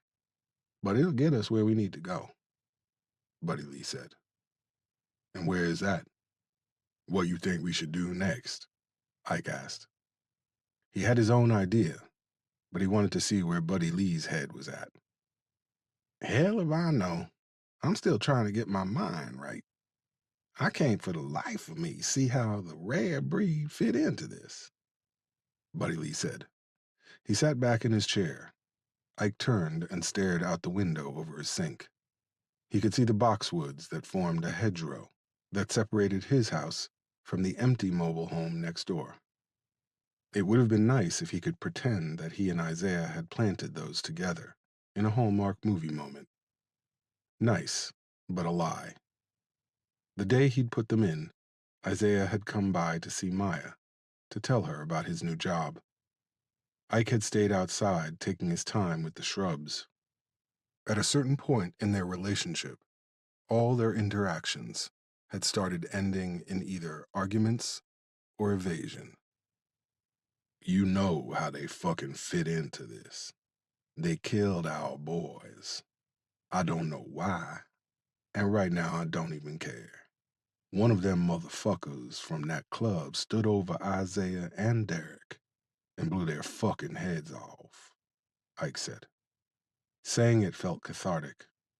At last, there was a target in his crosshairs, a face he could put on the boogeyman that stalked Isaiah in Ike's nightmares. Yeah, that was the first thing that popped into my mind when you said they came by your place. I just... Buddy Lee let the end of the sentence float between them. What? Ike said. It just don't make no sense. If Isaiah was working on a story about some guy Tangerine was seeing, what's that got to do with the breed? Why would Derek be pissed off about that? Maybe she's one of their old ladies, and she saw some shit she shouldn't have seen. Maybe she was talking to Isaiah about flipping on them, Ike said. You don't know these girls. Old ladies don't snitch, even if they get dumped. Them MCs are like a cult. Their Kool-Aid would make Jim Jones jealous, Buddy Lee said. Ike shifted in his chair and crossed his legs. You sound like you can't believe your buddy shot our kids, Ike said. Buddy Lee narrowed his eyes until they were nearly slits. They ain't my goddamn buddies, but I know them, and I can't see them killing Derek and Isaiah over a story for a gay website that maybe 15 people have ever heard of. Plenty of magazines and newspapers and shit have done write-ups on the breed. Hell, they got some of the headlines framed in their clubhouses. I just can't see Derek getting all bent out of shape because a biker's old lady got dumped, Buddy Lee said. Ike put his forefinger to his lip. What if this married guy, who dumped her, wasn't a part of the club? Ike said. I don't follow, Buddy Lee said. Come on. We both knew guys from these clubs inside and on the street. They do a lot of freelancing. What if the guy who dumped her put them on her and the boys? He was married, and he didn't want it to get out, so he put a green light on all 3 of them, Ike said. Fuck me.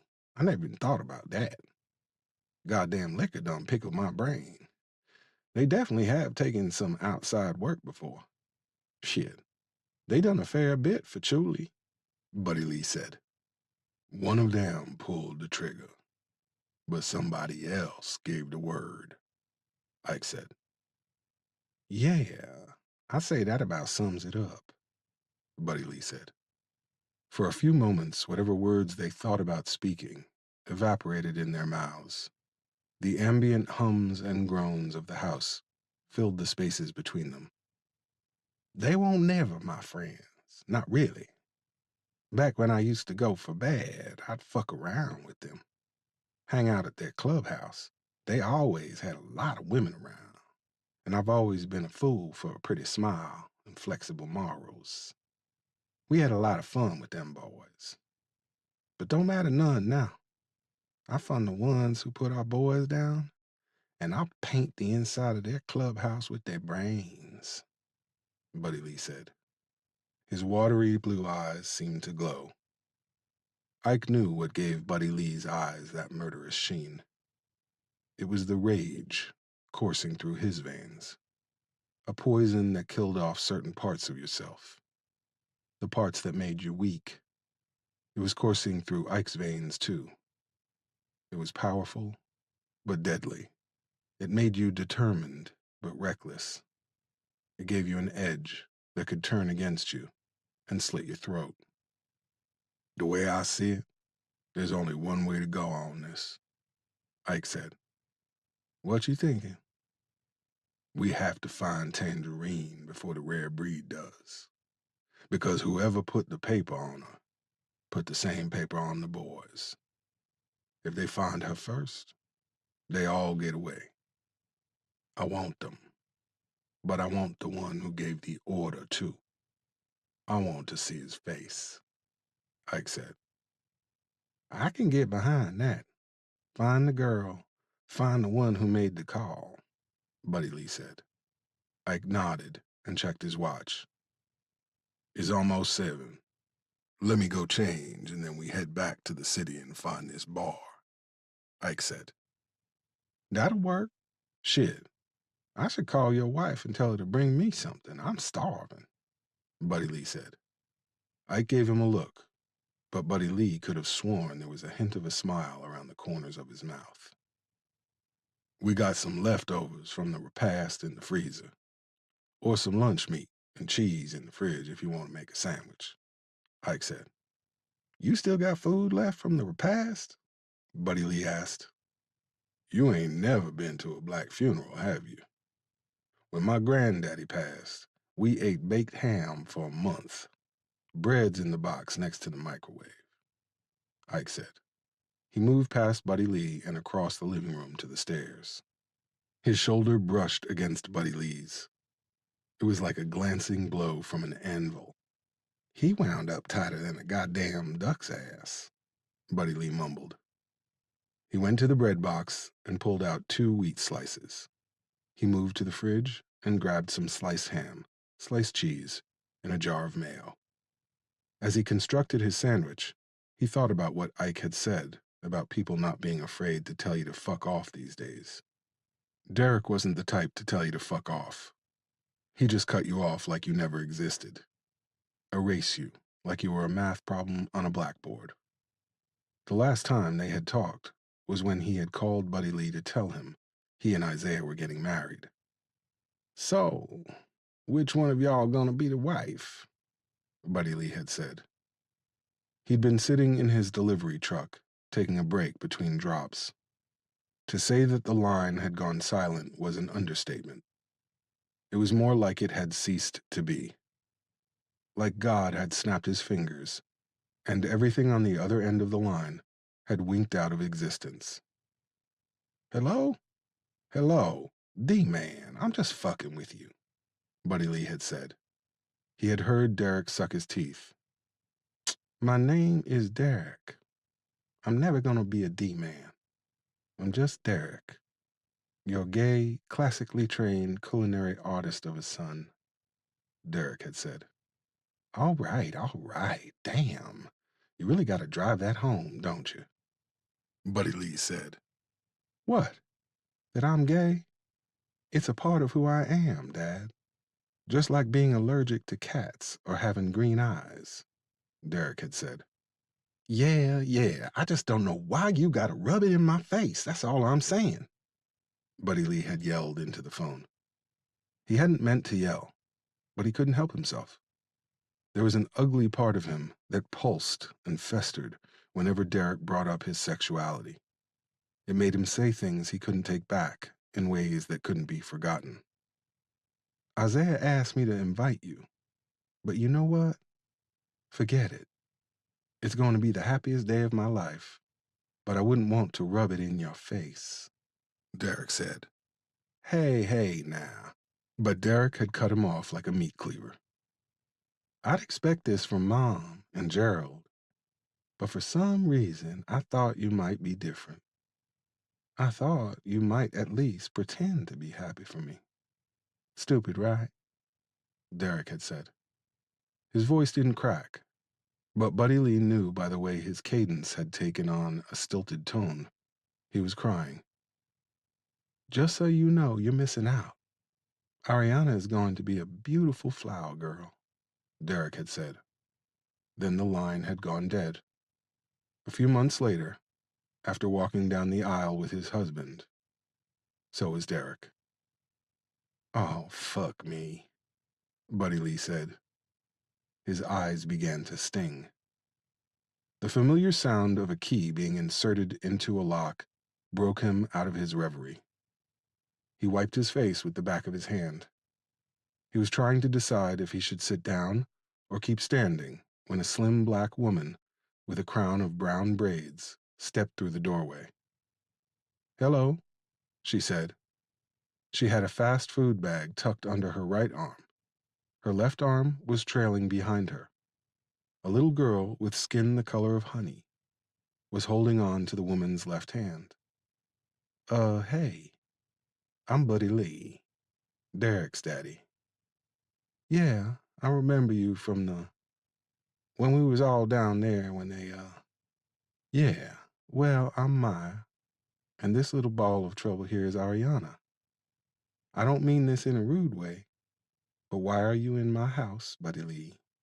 The woman asked. Oh, I was, I was here to see Ike, but he went upstairs. The little girl peeped at Buddy Lee from behind Maya's leg. Buddy Lee gave her a two-finger salute.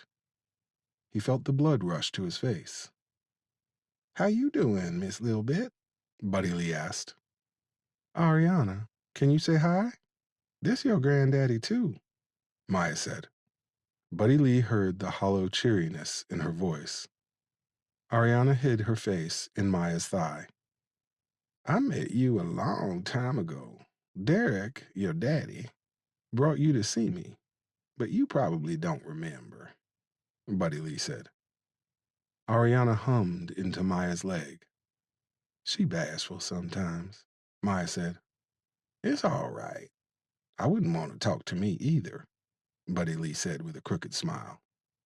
I'd offer you something to eat, but it looks like you already made yourself at home, Maya said. Buddy Lee was suddenly aware of the sandwich in his hand. Oh, shit. I mean, shoot. Ike said it was okay, Buddy Lee said. Ariana peeped around Maya's leg at him. He winked at her, and she giggled. It is okay. He's a guest, right? Ike said. He was standing behind Maya. Buddy Lee hadn't noticed him come back down the stairs.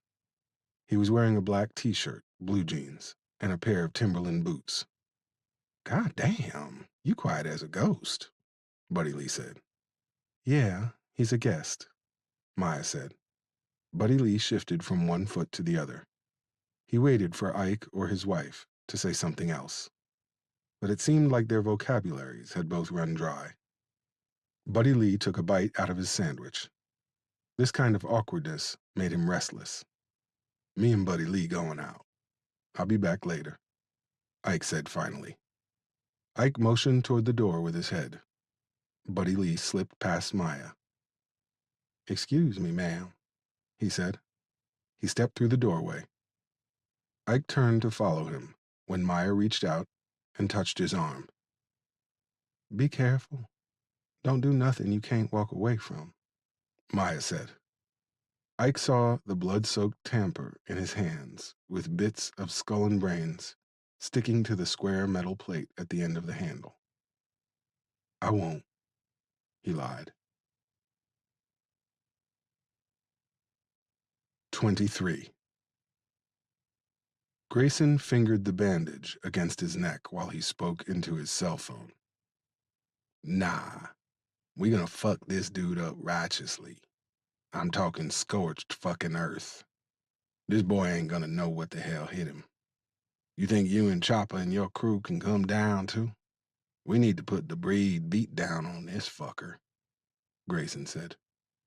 A series of high-toned beeps rang in his ear as Tank, the president of the Hurricane, West Virginia chapter of the rare breed, yammered on about retribution, taking care of business, and rare breed forever, forever rare breed.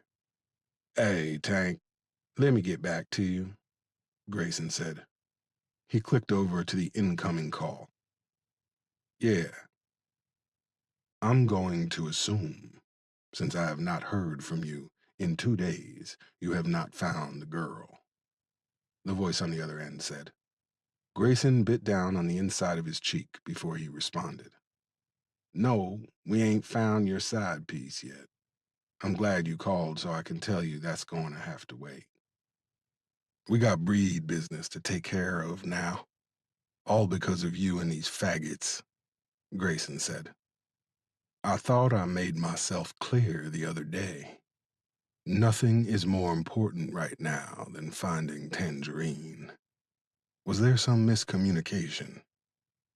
No, you was clear. But now I got a missing prospect. And a nigger out of Red Hill County who thinks he can hold a fucking machete to my neck and stay upright. The voice sighed. Elucidate the situation more clearly for me. What? Grayson said. Tell me. What happened? The voice pronounced each word with an over-exaggerated enunciation that made Grayson's vision go stark white. Don't talk to me like I'm stupid. Just because I don't keep a dictionary by my nightstand don't mean I'm stupid, Grayson said. Tell me. Well, I followed your suggestion and sent a couple of prospects out to the punk's house to see what they could see. When they got there, apparently them boys' daddies was in the house. One of them jumped the prospects, and the other snuck up behind them and knocked them out.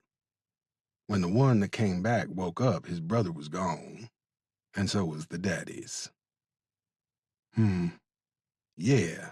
Now this prospect, he saw a truck in front of the house with the name of a lawn care business on the side of the door. You want to know who owned the truck? Grayson said. One of the fathers, I assume. You bet your fucking ass it did. Randolph Lawn Care. We rolled over there. But this motherfucker, he ain't no square. He got jail ink. He done some real time. We won't expect in that, Grayson said. Let me guess. He was able to ward off you and your brothers, the voice said. He got the drop on us, yeah. He don't know it yet, but that's the last time he ever gonna walk straight. We're going back and we're gonna fix him up right, Grayson said. The voice didn't speak for a long time. No, you're not. Excuse the fuck out of me? I told you, this is breed business now. Your little honeypot is gonna have to wait. That bitch been gone bye-bye for a long time anyway, Grayson said. He picked up his mini sledgehammer gavel and started tapping it against the table. No, it's still my business. Stop and think for a moment.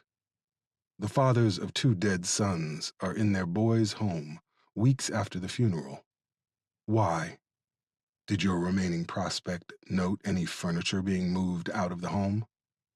Doesn't seem like they were retrieving any family heirlooms. Then these 2 men, these grieving fathers, whoop your prospects' collective asses, but instead of calling the police and reporting a break-in, they disappear with a hostage in tow.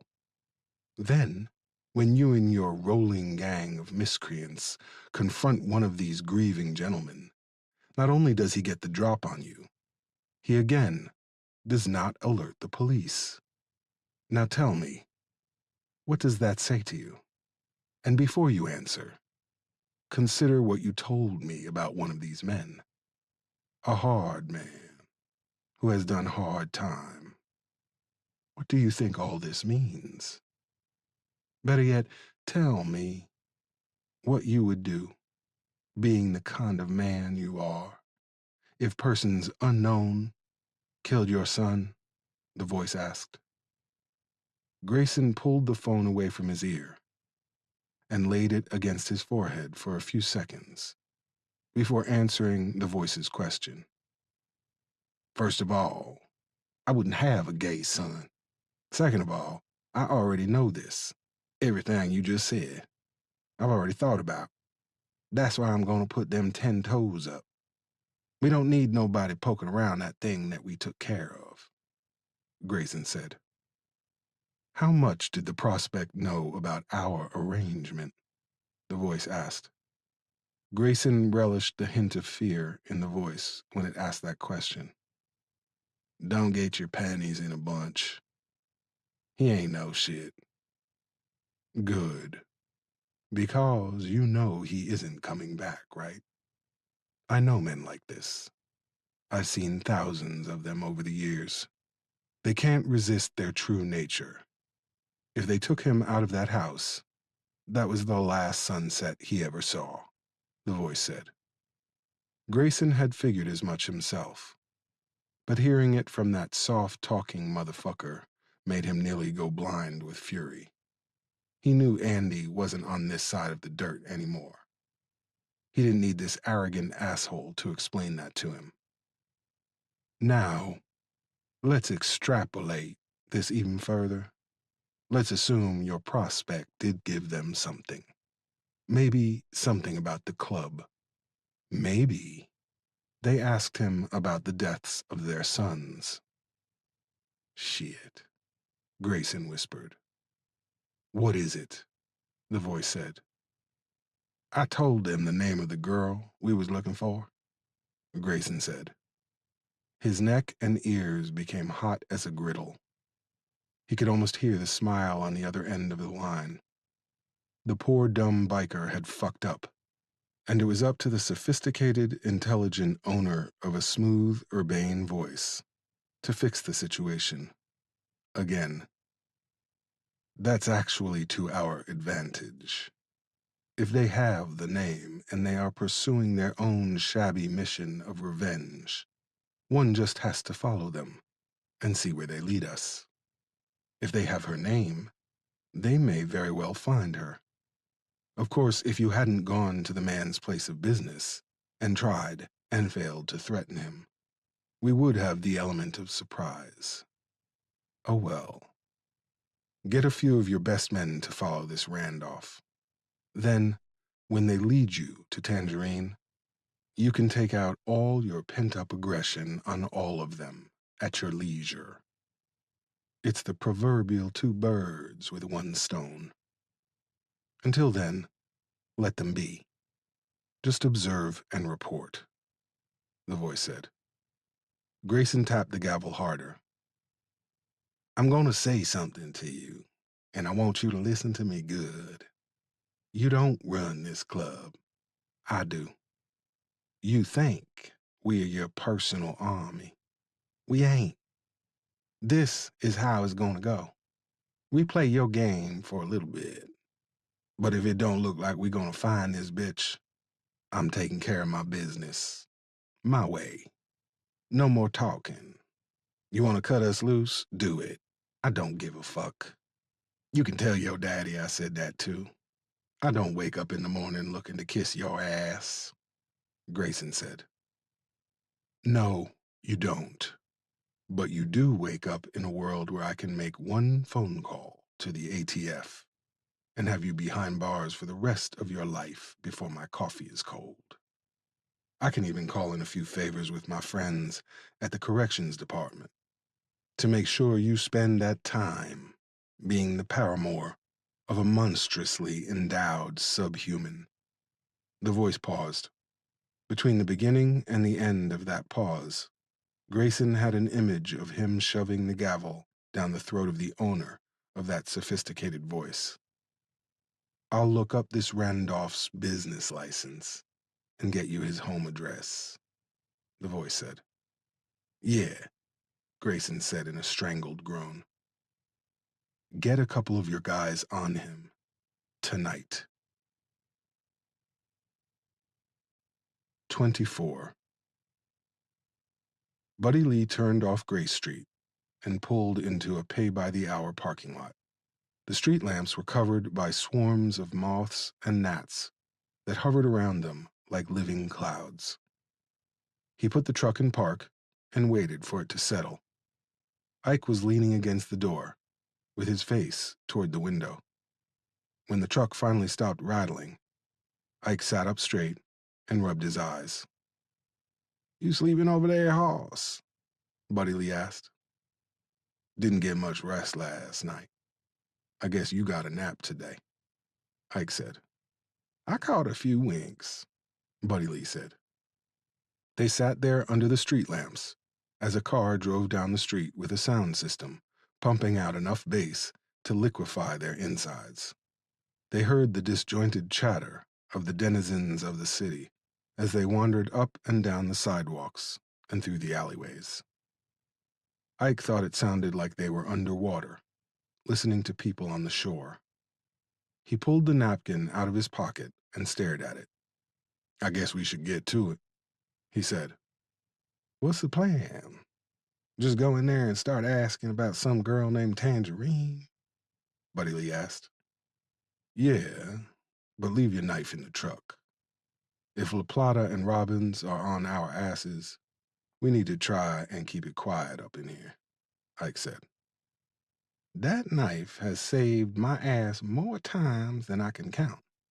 I ain't leaving it behind. Besides, I'm not the one running around breaking people's fingers like wishbones, Buddy Lee said. Ike cut him a look, but Buddy Lee ignored it. You ready? Ike asked. When was the last time you was in a club? Buddy Lee asked. Michael Jackson was still alive, Ike said, as he climbed out of the truck. Garland's sat at the corner of Grace and Fouché Streets, a large picture window with a neon sign in the shape of a pair of red shoes in the corner allowed red and green lights to spill out onto the pavement. Buddy Lee stopped in front of the entrance, spit on his hands, then ran them through his hair. What are you doing? Ike asked. You never know. I might meet a filly with low standards in here, Buddy Lee said. This time, Ike did laugh. Buddy Lee smiled. The smile faltered after a few seconds. Let's do it, he said as he opened the door. Garland's had a long, oval-shaped bar that bisected the club right down the middle. Tables and booths filled the club on the left side of the bar. On the right were blue and red velvet love seats and beanbags. Up and down the exposed red brick walls, black and white pictures of Judy Garland in full Wizard of Oz regalia competed with color photos of Judy Garland in early 20th century garb from Meet Me in St. Louis. A large flat-screen television above the bar was playing Judy Garland singing Over the Rainbow on top of a techno beat. A few men were sitting at the bar. When Ike and Buddy Lee came in, two black men sitting at the bottom of the oval snapped their heads up, appraised them, then quickly lowered their heads again. To their right, three women, two black, one white, were squeezed into one of the love seats. Ike and Buddy Lee plopped down on a couple of stools at the end of the bar. Ike took a quick look over each shoulder and scanned the bar. A group of clean-cut older white men sat in one of the booths with a tray of shot glasses in front of them. They raised their glasses, and one of the men yelled out a toast. Cheers, queers, the man said, as he and his companions downed their shots. They collapsed against each other amid a chorus of laughs. Ike put his head on a swivel. Two more young white men were holding hands at one of the tables behind him. The three women in the love seat were running their hands through each other's hair. Ike gripped the edge of the bar. "I think this is a gay bar," he whispered. "What?" Buddy Lee asked. He was squinting at the shelf of liquor bottles, like a penitent who had just glimpsed heaven. Ike leaned over and put his mouth near Buddy Lee's ear. "I think this is a gay bar," Ike said. Buddy Lee spun around on his bar stool. After one complete revolution, he stopped and leaned toward Ike. "Well, shit. I guess that makes sense. I ain't never been in a gay bar before. But it looks like they serve bourbon, so I guess it'll be all right," Buddy Lee said. "Let's just ask the bartender if he knows Tangerine or the boys," Ike said. His breath was coming in short, harsh bursts. "All right. You okay? You breathing like you running uphill backward," Buddy Lee said. "I'm fine. Let's just do it," Ike said. Buddy Lee held up 2 fingers and waved at the bartender. After dropping off a pair of martinis to the 2 brothers at the end of the bar, he came over to Ike and Buddy Lee. He was a short Asian man with long coal-black hair that spilled over his well-defined shoulders. Ike thought his white t-shirt was 3 sizes too small. "Hey, gents, what can I do you for?" the bartender asked. "I'll have a Coors and a shot of Jack Daniels," Buddy Lee said. "I just want a water," Ike said. "Gotcha. You guys need any menus?" "No," Ike said, before Buddy Lee could respond. A few minutes later, the bartender, who told them his name was Tex, brought them their drinks. "Anything else for you guys?" Tex asked with a smile. Buddy Lee gave Ike a curt nod as he downed his whiskey. "Yeah. Let me ask you something. Did you know some guys named Isaiah and Derek? I think they might have hung out here from time to time," Ike said. Tex's smile faltered a bit. "Yeah, I knew them. They were good guys. They used to come out for our Black Light Night. Derek used to make us pierogies for our monthly paint night. Isaiah wrote an article about us for his website. They were really good guys. I can't believe what happened to them. It's bullshit, man," Tex said. Ike felt a lump rise in his throat, like a whale breaching. "Yeah, it was bullshit," Ike said. "Were you guys friends of theirs or something?" Tex asked. "They were our sons," Buddy Lee said. He took a long swig off his beer. "Oh, man. I'm sorry. I'm so sorry, dudes." "Thanks," Ike said. Tex pulled a white rag out of his pocket and wiped the bar down in front of Ike and Buddy Lee. One of the 3 women from the love seat squealed with pleasure or surprise, or both. "I gotta ask, what are you guys doing here?" Isaiah used to say. Tex cut himself off. "What did Isaiah used to say?" Ike said, knowing full well what his son probably said. "Nothing. It's nothing. I just was wondering why you guys were here, that's all. We trying to find somebody who might know something about what happened to them," Buddy Lee said. He killed his beer. "Are y'all, like, investigating?" Tex asked. "We just asking questions. The cops said they wasn't getting nowhere. We just want to find out what happened to our boys, that's all. We ain't trying to cause nobody no trouble," Ike said. That was partially the truth. He didn't want to cause anyone any trouble. He just wanted to find the motherfuckers who killed his son. All of them. Every last one. "Yeah, they came by here. I don't think it's like people don't want to help. It's like the cops come around here and people get nervous. Lots of folks here are still on the down low. They don't want to get their names tied up in a murder case. Don't get me wrong. Richmond's a pretty good place to live if you're gay or queer or whatever. But it's still Virginia. The same people who love those statues on Monument Avenue wouldn't have a problem tying some of my customers to a fence, you feel me?" Tex said. "So you're saying Isaiah and Derek's friends are a bunch of chicken shits," Buddy Lee said. Tex shook his head. You don't get it, man. Things are better these days if you're gay, but they ain't great. You get outed and you might find out you suddenly have violated your company's rules on parking privileges. So they fire you. I mean, it's like being black or Asian or Hispanic here in the Old Dominion. Things are better, but Ike let out a grunt. I say something wrong? Tex asked. Being gay ain't nothing like being black, Ike said. The words came out slow and deliberate. Tex furrowed his brow. I'm just saying we still in the South. Unless you straight and white, you gotta watch your back, he said. He turned his head toward Buddy Lee. No offense, he said. None taken, I guess. I just never knew I had it so good being straight and white, Buddy Lee said. He tried to make it come out lighthearted, but the truth in the statement anchored it to the ground. Tex glanced at Ike, but whatever he expected to see was absent. You know anything about what happened to our boys? Did either one of them say anything about somebody threatening them or anything like that?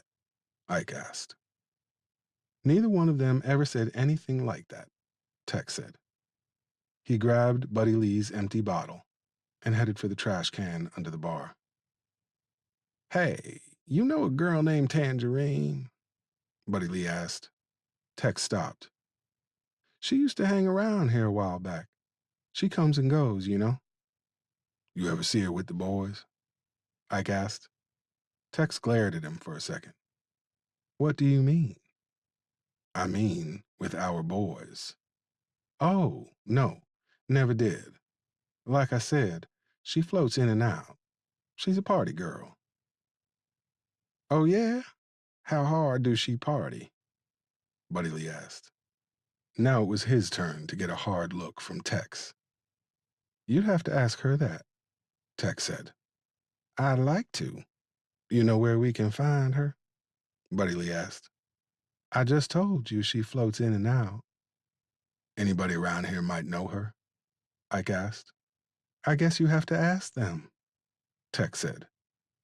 Ike leaned forward over the bar. He stuck his chest out and cocked his head to the right. Hey, we got a problem? Ike asked. Tex pushed his tongue against the inside of his cheek. You know, I have a friend who comes in here sometimes. He's a lawyer. He's about your age. He's gay, black, and cool as fuck. You know what he told me once? He said some black people hate gay people more than they hate racists. He told me growing up black and gay in a small town out in the country was like being trapped between a lion and an alligator. Rednecks on one side and homophobic black folk on the other. He said the only way you don't get fucked with growing up black and gay was if you could do hair or lead a choir. He couldn't do neither, so he got out of town. I didn't really believe him. I couldn't believe it was that bad. But every day, a guy like you proves him right, Tex said. Oh, so you think it's easier being black than being gay? I tell you what, you go somewhere don't nobody have to know you gay unless you tell them. I'm black everywhere. I can't hide that shit, Ike said. Tex pulled his towel out and twisted it with both hands. Yeah, you can't hide that you're black. But the fact that you think I should hide who I am proves my point. Like Dr. King said, an injustice anywhere is a threat to justice everywhere, Tex said. Ike sucked his teeth and sat back onto his stool. You guys let me know if you want anything else, Tex said. He turned and walked to the other end of the bar. Damn, he dropped the Martin Luther King card on your ass. I think he won that round, Grasshopper, Buddy Lee said. Ike didn't respond. I'm fucking around. I don't think he knows shit. But I bet you some of these folks do, Buddy Lee said as he gestured to the patrons scattered around the bar. Uh-huh, Ike said. He grabbed his water and chugged it down in one big gulp. He slammed his empty glass down on the bar. Ike felt like a vice was squeezing his ribcage. The two young white men, who'd been holding hands, were now dancing in slow, languid circles, with their arms draped around each other's neck.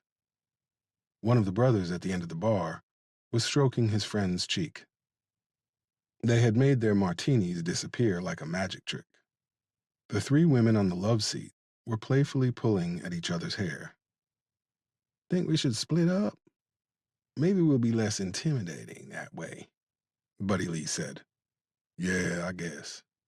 We can work like when you in the yard trying to pick grapes," Ike said.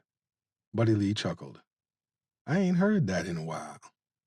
We used to call it getting Pony Express up in Red Onion. I don't know why we just didn't call it gossip. I need to stop talking like a convict. I fall back into that shit too damn easy," Ike said. "I still have nightmares about Red Onion. I be dreaming I'm still inside. I'm out, but I've never stopped feeling like a convict," Buddy Lee said. "I heard Red Onion is a dungeon," Ike said. Buddy Lee gazed lovingly at the bottle of Jack Daniels, sitting by itself like an exalted king on the glass shelf. "It is that. It make the devil find religion," he said. He got Tex's attention and pantomimed taking a shot. Tex dropped off his shot without a word. Buddy Lee downed it in one gulp. "Hey, what did I say about drinking?" Ike asked. "I got it, okay? I'll take the girls on the couch. You want to start on this side?" Buddy Lee said.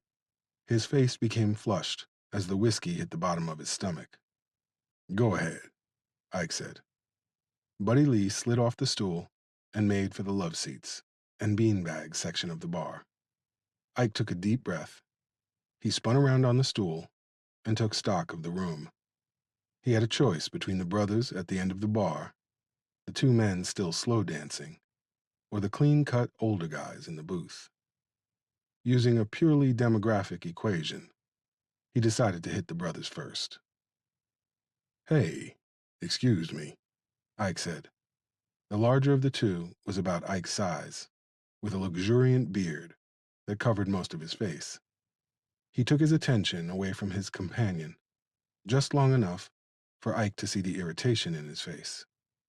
"Yes." "Hey, I'm looking for this girl."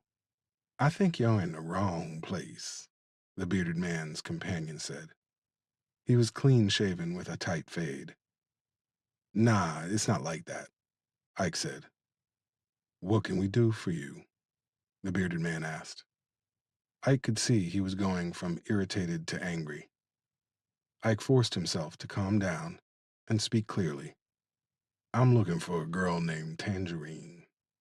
She used to hang out here sometimes. I think she's a friend of my son's. I just want to talk to her." "About what?"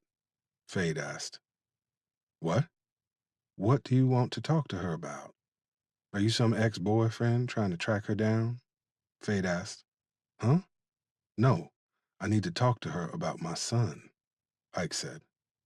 "Is your son her ex?" Bearded Man asked. "Look, my son is fucking dead, and she might be able to help me find out who killed him. Now can we cut the shit? Do you know her or not?" Ike said. Bearded Man and Minnie Afro spun around on their stools until all he saw was the back of their heads. "We don't know her, man," Bearded Man said. He and his companion turned their backs on him. Ike took a deep breath so violently his nose burned. Ike felt like he was rooted to the floor. His skin was tingling all over, like he had stepped on a live wire. The real estate between him and the two men seemed to fill with dangerously charged energy. They had turned their backs on him. Inside that was a sign of disrespect so egregious it might get you sent to the farm just on general principles. Ike's right hand was a fist before he realized he had curled his fingers. He stared down at it, and through a sheer force of will, He made himself unfurl his fist. He had to be smart. He didn't need the cops throwing him in a deep, dark hole. At least not until he finished this. Thanks. Ike choked the word out and walked away. The two white men, slow dancing, were gone. They must have slipped out while he was interrogating the brothers. That left the guys in the booth. They were laughing over another round of shots. Ike walked over and stood next to the booth. Hey, how you guys doing? Ike asked. He tried to look friendly. Hey there, one of the men said. The other men stopped laughing, but kept smiling. Hey, I'm Ike Randolph.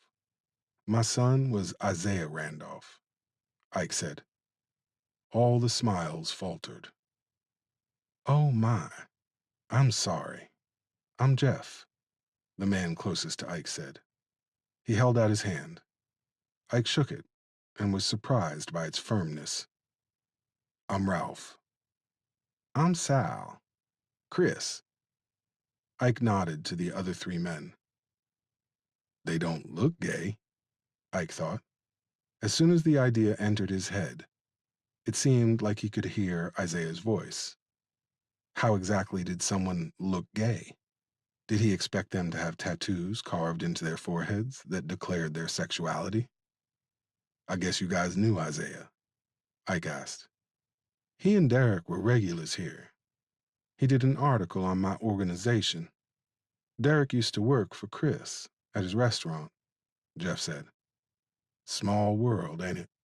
Ike said. The world is made up of a bunch of smaller worlds, Jeff said. What's your organization? Ike asked.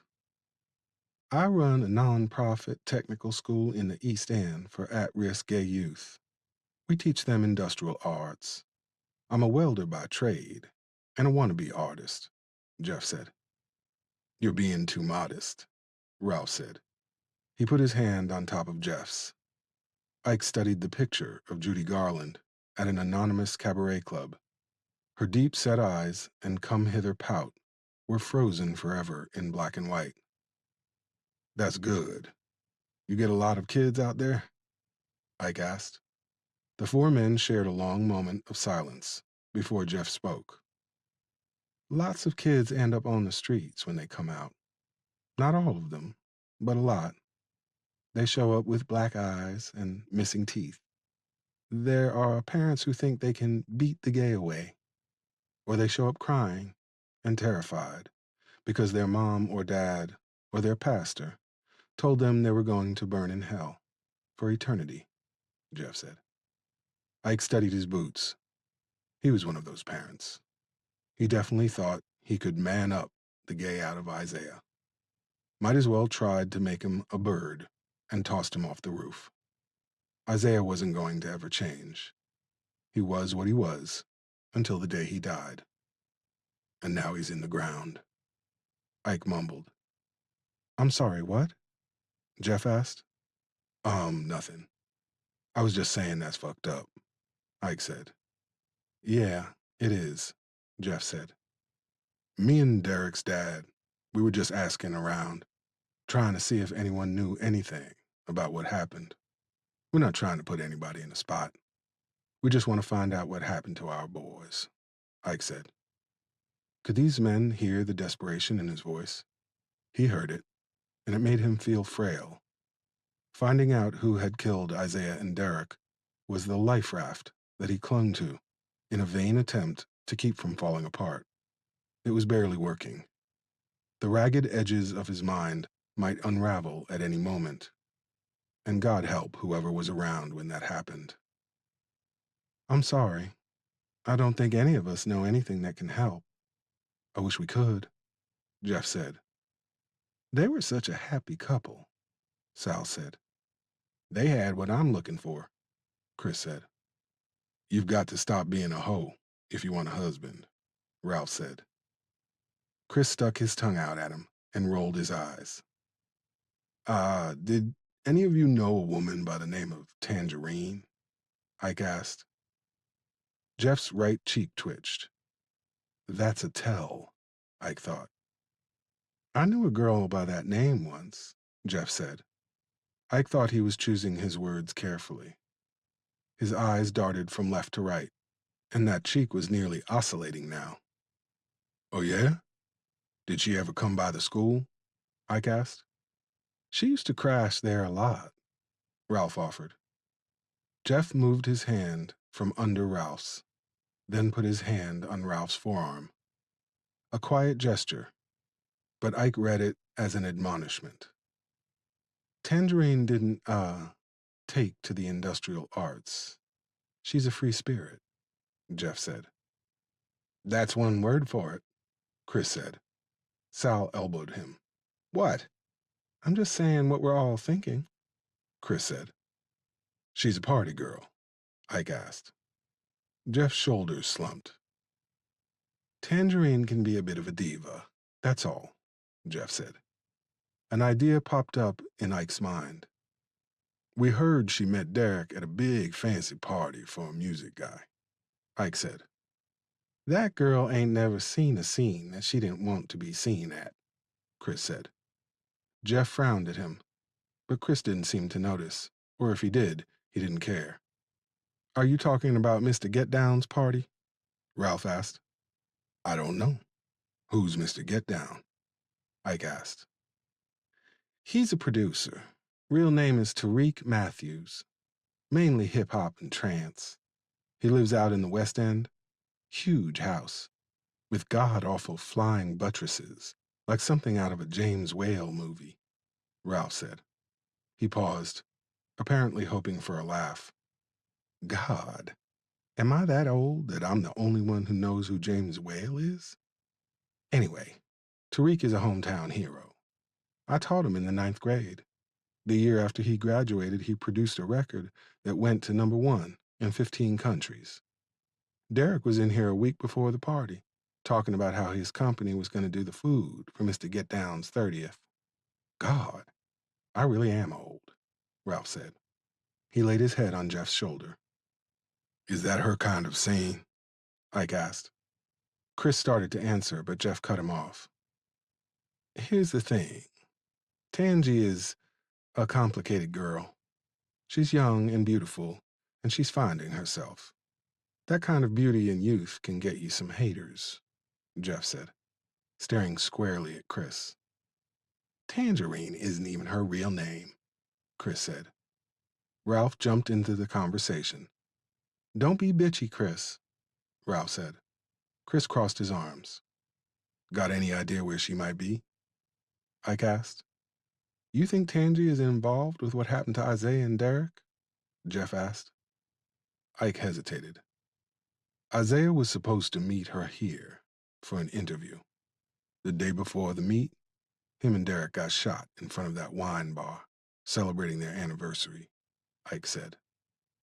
Saying out loud that his boy had been shot made the sharp edges of Ike's heart grate against each other. Tangi's been gone since before that happened. She might be anywhere, Jeff said. As if on cue, his right cheek began to twitch.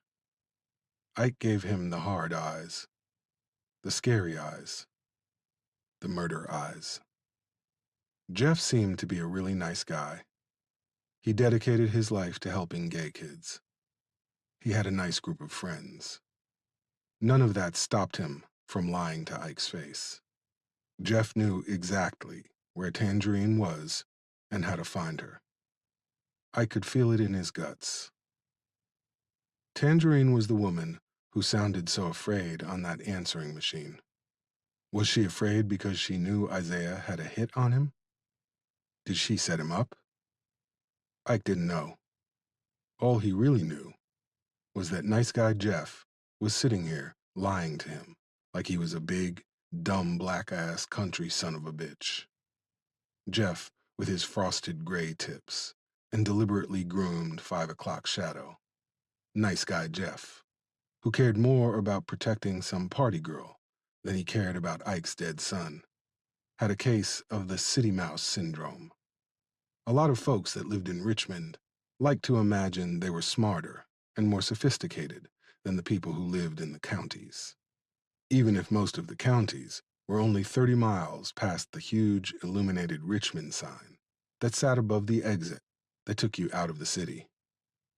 Ike wondered how long it would take to get the truth out of him if he jammed his thumb into his eye and popped it like a hard-boiled egg. Jeff blinked hard.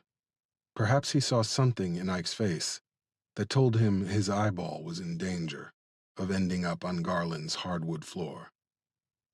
Seriously, I don't know where she is, but, Jeff said. But what? Ike asked, still giving Jeff the death stare. If she was at that party, it probably wasn't her first time hanging out with Mr. Getdown. He might know where she is. That's all I'm saying, Jeff said.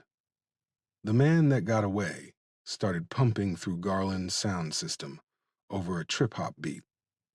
Ike relaxed. Thanks, he said. He turned and went back to the bar. Can I have another water? And let me settle up for me and my friend, Ike said. Tex came over and tossed a receipt and a pen in front of Ike. Had he really called Buddy Lee his friend? He didn't know if that was an accurate description of what they were. They'd killed a man together, so they were more than acquaintances, but he didn't think they were quite friends. Ike signed the receipt, leaving a sizable tip, and wrapped it around his debit card. A tall, thin black man stumbled up to the bar next to him. The man stroked his bushy gray goatee as he struggled to straddle the bar stool. Hey, Gray Goatee said. Hey, Ike said without turning his head. How you doing? Gray Goatee slurred. I'm all right, man, Ike said. He searched for Tex, but he was taking a large drink order from a group of blue, pink, and green-haired androgynous white kids that had just wandered into the bar. All these little young bucks up in here. Too damn young, too damn crazy, Gray Goatee said. His words fell out of his mouth like marbles rolling off the edge of a table. Uh-huh, Ike said. I'm Angelo, the man with the gray goatee said. Ike didn't respond. He put his hands in his pockets and rocked back and forth on the balls of his feet. They fun, but what's the point? A couple hours of groaning and moaning for what? So they can just leave in the morning after pissing all over your toilet seat? Angelo said. He listed to his left before grabbing the rail on the edge of the bar and righting himself. Ike took a step to the right away from him. You with somebody? Angelo asked. I'm just paying my tab, man, Ike said. He spoke through pursed lips, turning the sentence into one long word. Sure, you're probably with somebody. You too fine not to be, Angelo said. Hey, Tex, get my tab, man, Ike yelled. You going? Hey, wait, let me buy you a drink. Don't go yet. Let me get you a drink, Angelo said. He reached out and put his hand on Ike's forearm. Get your fucking hands off me, man, Ike said. The two brothers at the other end of the bar picked up their drinks and moved to the beanbags. The thunder in Ike's voice promised a storm that they wanted no part of at all. Angelo's radar didn't seem to be attuned to the changing weather. Hey now, don't be like that.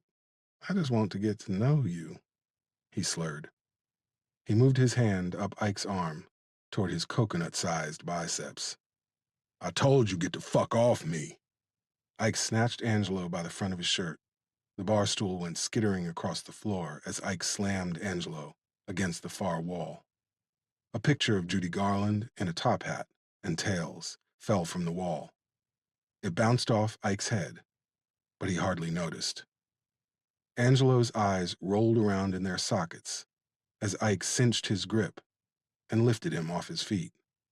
I'm sorry, Angelo said over and over. Ike pulled him off the wall, only to slam him against it Again, twice as hard. Angelo tried to pry Ike's hands from around his neck, but he might as well have been trying to untie the Gordian knot. I told you, don't fucking touch me, Ike yelled. He held Angelo in place with his left hand, while cocking back his right.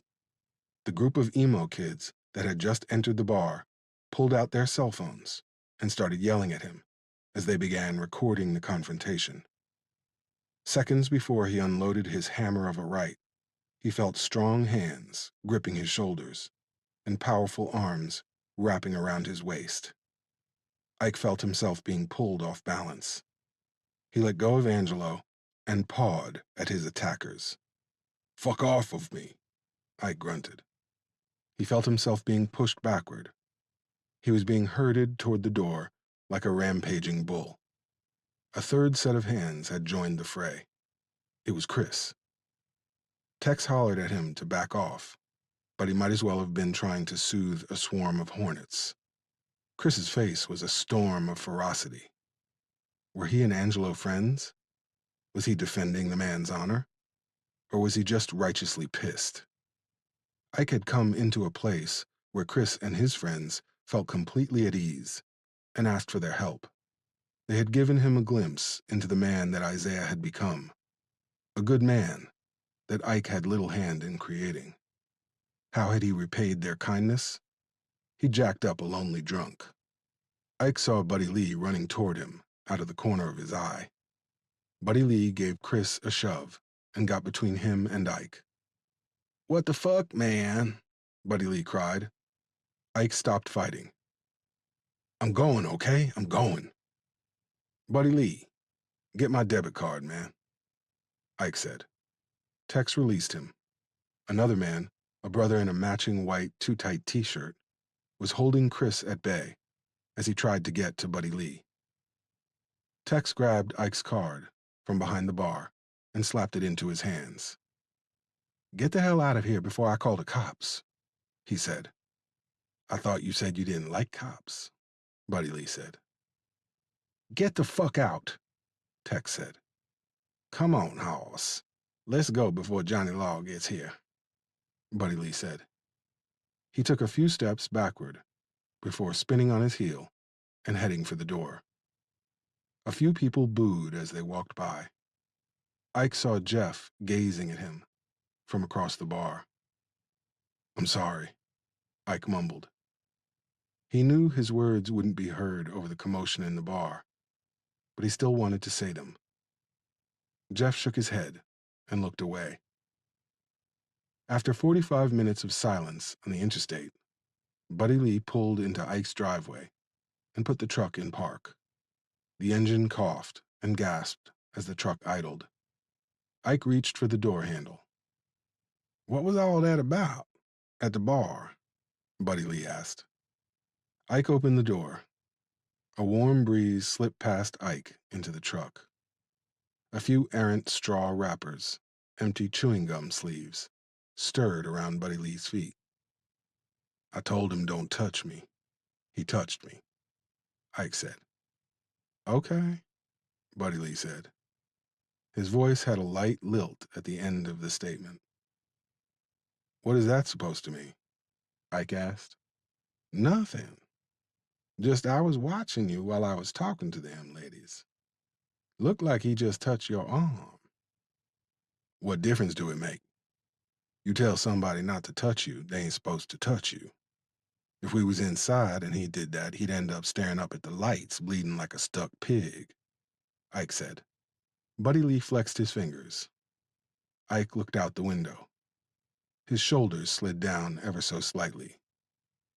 But we ain't inside, are we? Ike thought. The idea was his, but he heard it in Isaiah's voice. Buddy Lee drummed his fingers on the steering wheel. Did he ask you for your number? Leave it alone, Ike said. Buddy Lee made a noise halfway between a laugh and a sigh.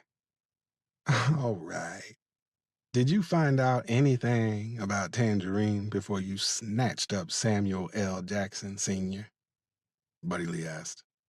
Ike shifted in his seat so he could look Buddy Lee in the face. Yeah, She might be hanging out with a music producer who calls himself Mr. Get Down, Ike said. Buddy Lee laughed. I know that ain't on his driver's license. Well, when we going to talk to Mr. Get Down? Buddy Lee asked. I'll call you tomorrow. I need some sleep, Ike said. Okay. You sure you don't want to talk about? I said I need some sleep, Ike said. He climbed out of the truck and slammed the door. Yeah, you need a hug and a nap, you big baby, Buddy Lee said in a barely audible voice. He backed out of the driveway, then turned left and headed out of the cul-de-sac. He did a rolling stop at the end of the road and turned right. Humming, he turned on the radio, and an old classic by Waylon Jennings came warbling out of the truck's speakers. Buddy Lee sang along as he passed an abandoned bait and tackle shop on Route 634. He didn't pay any attention to the old Chevrolet Caprice in the desiccated parking lot. Seconds later, two heads popped up in the front seat. You think he saw us? Cheddar asked. Nah, too dark. Let me call Grayson, Dome said. He pulled out his cell. Yeah, Grayson answered. The white guy just dropped the black guy off. What you want us to do now? Dome asked. Stay there. See where he goes in the morning, Grayson said. You want us to stay here all night? It's like a little bit after 11, Dome said. Did I fucking stutter? We need to find this girl, like yesterday, and he gonna lead us right to her, Grayson said. Dome didn't respond. What? You got a problem with that? Grayson said. Nah, but what about Andy? That's all gonna get handled when we find this cunt, Grayson said. And Dome. Yeah. Don't let him get by you, or y'all gonna have to be dealt with too, Grayson said. He hung up the phone. 25. Ike knew he was dreaming. It was a dream that danced at the corners of his remembrance. Isaiah is standing next to him in the backyard as Ike mans the grill. It's the cookout after Isaiah's graduation from college. Folks from both sides of Maya and Ike's family are there. Friends from Maya's job. A few friends Ike has made since he got out of prison. Mostly other landscapers. A few suppliers. A couple of guys from the Y. No one from his old crew, the North River Boys, are in attendance. Isaiah is trying to talk to Ike, but Ike isn't listening because he knows what Isaiah is trying to say, and he doesn't want to hear. He never wants to hear it. Derek is there in the dream, which is a memory in Technicolor. They are holding hands. Isaiah is saying that Derek isn't just his friend. He tells Ike that Derek is important to him. Ike is concentrating on the burgers and hot dogs. He focuses on the red glow of the coals, the unhurried dripping of the grease from the burgers as it falls and sizzles on the charcoal. Anything to keep his mind off what his only son is saying. When he says it, Ike watches as he responds the only way he knows how to respond. No, that's not really true. He responds in the way that's easiest for him. He flips the grill. Coals fly everywhere like fiery confetti. A piece lands on Isaiah's arm. It will leave a light scar that resembles a birthmark. The scene fades to black. Then he hears a cavalcade of screams and turns to see Isaiah's and Derek's heads explode in a shower of blood and bone. Ike opened his eyes. Narrow beams of light from the rising sun sliced through the slats on the blinds in the bedroom window. Ike sat up and touched his face with both hands. His cheeks were wet. Maya's side of the bed was empty. She must have gotten up during the night and gone to lie with Ariana. She did that from time to time now. From time to time, Ike had to fight the urge to be jealous of a 3-year-old. Ike swung his legs up and out of the bed until his feet hit the carpet. He grabbed his phone off the nightstand and checked the time. It was 10 minutes after 7. He had fallen asleep almost immediately after Buddy Lee had dropped him off around 11, after the bar, after jacking that guy up against the wall. Isaiah would have had a lot to say about that situation. You're just projecting your fears about your own masculinity, Dad. It's called overcompensating. He could almost hear Isaiah saying it with his telltale, razor-sharp sarcasm. Ike stood. He didn't want to admit it, but Isaiah would have been right. When that guy touched him, all he could see were the faces of, "Stop it," Ike said out loud. His voice sounded hollow in the early morning stillness that filled the house. Ike grabbed his t-shirt off the floor and pulled it over his head. He was still wearing his jeans. He slipped down the stairs and into the kitchen. He turned on the coffee maker. While it began to rattle and hum, he thought about what nice guy Jeff had told him last night. Mr. Get Down, Tariq. He and Buddy Lee could just go and find a house with the flying buttresses and try to bluff their way inside. But Ike didn't think that was going to work. Problem was, he couldn't think of anything else that would work either. The coffee maker was taking its own sweet time, so Ike decided to grab the paper. The sun peeked from behind the clouds as Ike searched for it. The retired grandmother, who was their paper carrier, had terrible aim. Ike rooted around in the boxwood shrubs near his front door until he found the Saturday edition. When he straightened, he saw Maya's car coming down the road. A banana-yellow Caprice was following her. She turned into their short driveway and parked. The Caprice kept on going down the road. Maya climbed out of the car, holding a big bag from Hardee's. Her mouth was set in a grim line that aged her by 10 years. She hurried toward the house, toward him. "I went to get us some breakfast. I think that car followed me to the Hardee's, then followed me back here. Ike, I think they followed me," she said. Her voice had a breathlessness that made his skin break out in goose flesh.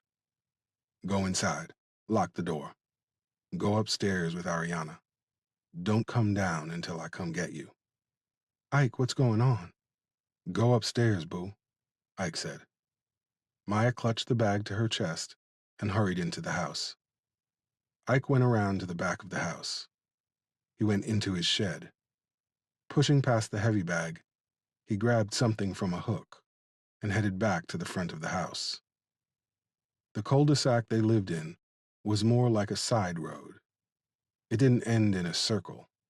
The gravel-covered road just stopped half a mile past his house. In addition to Ike and Maya's story-and-a-half house, Townbridge Lane had 5 more homes of various sizes. When he and Maya had first moved here, it was considered the poor side of the county. Then some bright-eyed developer had placed cheap modular homes around them, spread some gravel on their dirt road, and rechristened it Townbridge Lane. Neighbors came and went with alarming frequency. They brought various levels of care for their front yards with them. Manicured lawns sat a few feet from front yards full of children's toys and car parts. Ike crouched down, hiding among his shrubs. That Caprice was on its way to a dead end. They'd have to stop, turn around, and come back. Ike gripped the handle of a bush axe with both hands. The bush axe was an old, time-honored farm tool. In the days before string trimmers and brush-cutting blade attachments, the bush axe was used to clear weeds and brush from difficult-to-access areas, like a ditch bank or a rolling, sloping hillside. The tool consisted of a long, flat wooden handle and a wide, curved blade that came to a wicked point. It looked somewhat like a comma. except a comma wasn't double-edged and made out of steel. It was entirely possible that whoever had followed Maya to and from the Hardys was a lost traveler with a busted GPS on his or her phone, the kind that told you that you had arrived when you pulled into a cornfield. It was possible. It was also possible that the Caprice was connected to what had happened at the shop yesterday. "This how y'all want to do it, right?" Ike said in a low murmur. He heard the Caprice before he saw it. When he did see it, he recognized the driver. He was one of the guys who had accompanied the blonde Viking he had nearly decapitated. The car was going slow enough to be sightseeing. Ike exploded from behind the shrubs like he'd been fired from a rifle. He was already swinging the bush axe as he ran.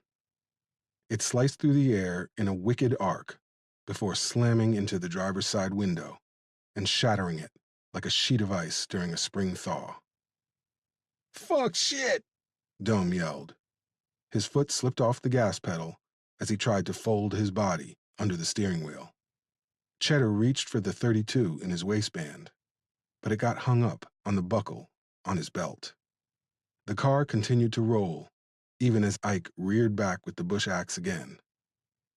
"Drive!" Cheddar roared. "What the fuck do you think I'm trying to do?" Dome howled. Ike swung the axe again. It connected with the back window of the Caprice. There must have been an imperfection in the tempered glass, because it exploded inward, showering Dome and Cheddar with razor-sharp shards. Cheddar got his gun loose, but just as he did, Dome hit the gas. Cheddar was thrown backward, and the gun went off. Dome and Cheddar both screamed as the cacophonous sound of the gun filled the car. Dome felt a bullet whiz by his head and exit through the roof. He flew down the road, spitting gravel from his rear tires. Bits of glass covered him like chips of ice. Ike watched as the Caprice reached the end of Townbridge Lane, doing 40, and turned right onto Townbridge Road without even attempting to slow down. Randy Hears, Ike's neighbor 2 houses down, came out onto his front step. He was wearing a wife beater and lounge pants. Randy didn't work. He was collecting disability for a work-related injury that Ike was 90% sure he was faking. Randy liked to decorate his yard with Confederate flags and "Don't Tread on Me" signs. He railed against freeloading immigrants every chance he got. Ike didn't think he recognized the irony of crusading against freeloaders while collecting disability that he didn't really need. "What the hell is going on out here?" Randy yelled. He had the self-assurance of most mediocre men. They told themselves the world was their oyster, but never realized their oyster had turned rancid a long time ago. "Nothing you need to worry about, Randy," Ike said. He started to walk back toward his house. "Now hold on a goddamn minute. You out here breaking some guy's windows with that... What is that anyway?" he said, glancing at the bush axe. Randy shook his head like a bull and continued his righteous diatribe. "I got kids in here, Ike," Randy said. "You want to see them grow up, you'll go back in your fucking house," Ike said. He didn't wait for Randy to respond. By the time he reached his front door, Maya was already there waiting for him.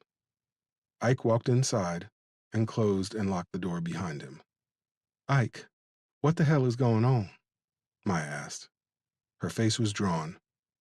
Ike leaned the bush axe against the coat rack near the front door.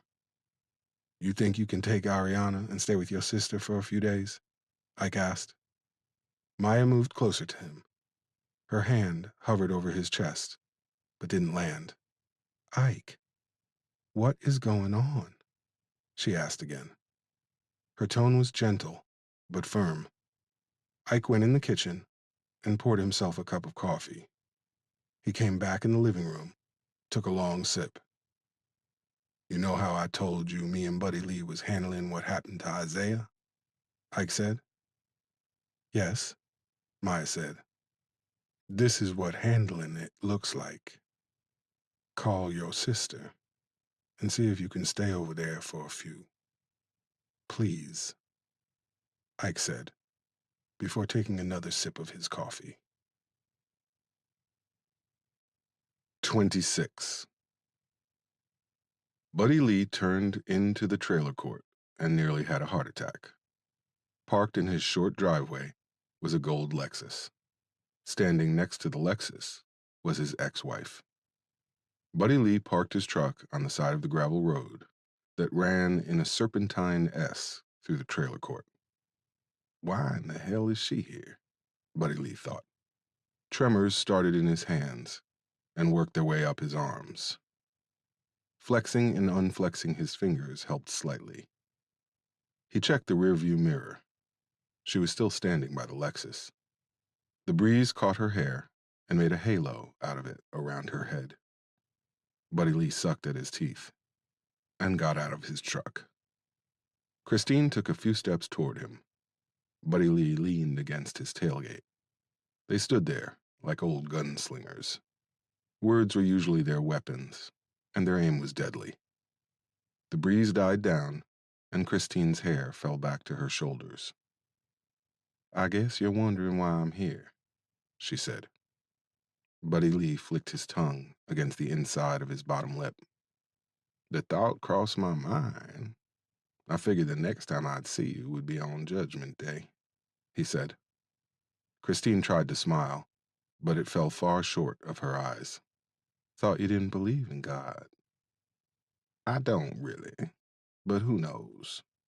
Maybe I'll start going to church and hedge my bets, Buddy Lee said. Christine sniffed. The security lights in the park blinked on, and Buddy Lee saw the wet shine around Christine's eyes. So what's up? Buddy Lee said. Can we go inside? I don't know. It's not the town and country style you're used to, Buddy Lee said. It's bigger than the first trailer we had, Christine said. That reference to their shared past knocked the breath out of him. After all these years, he thought she'd probably had those memories scrubbed out of her mind, made herself believe their years together were a bad dream. They certainly felt like a dream to Buddy Lee. Hazy, half-remembered visions of a person and a time he occasionally didn't believe he'd ever been or had ever existed. Okay, come on, Buddy Lee said. Christine followed him inside. He was sitting down on the couch when he realized he'd left his six-pack in the truck. Christine sat in the recliner. You want a beer? I can run back to the truck and get my six-pack, Buddy Lee said. No, thank you.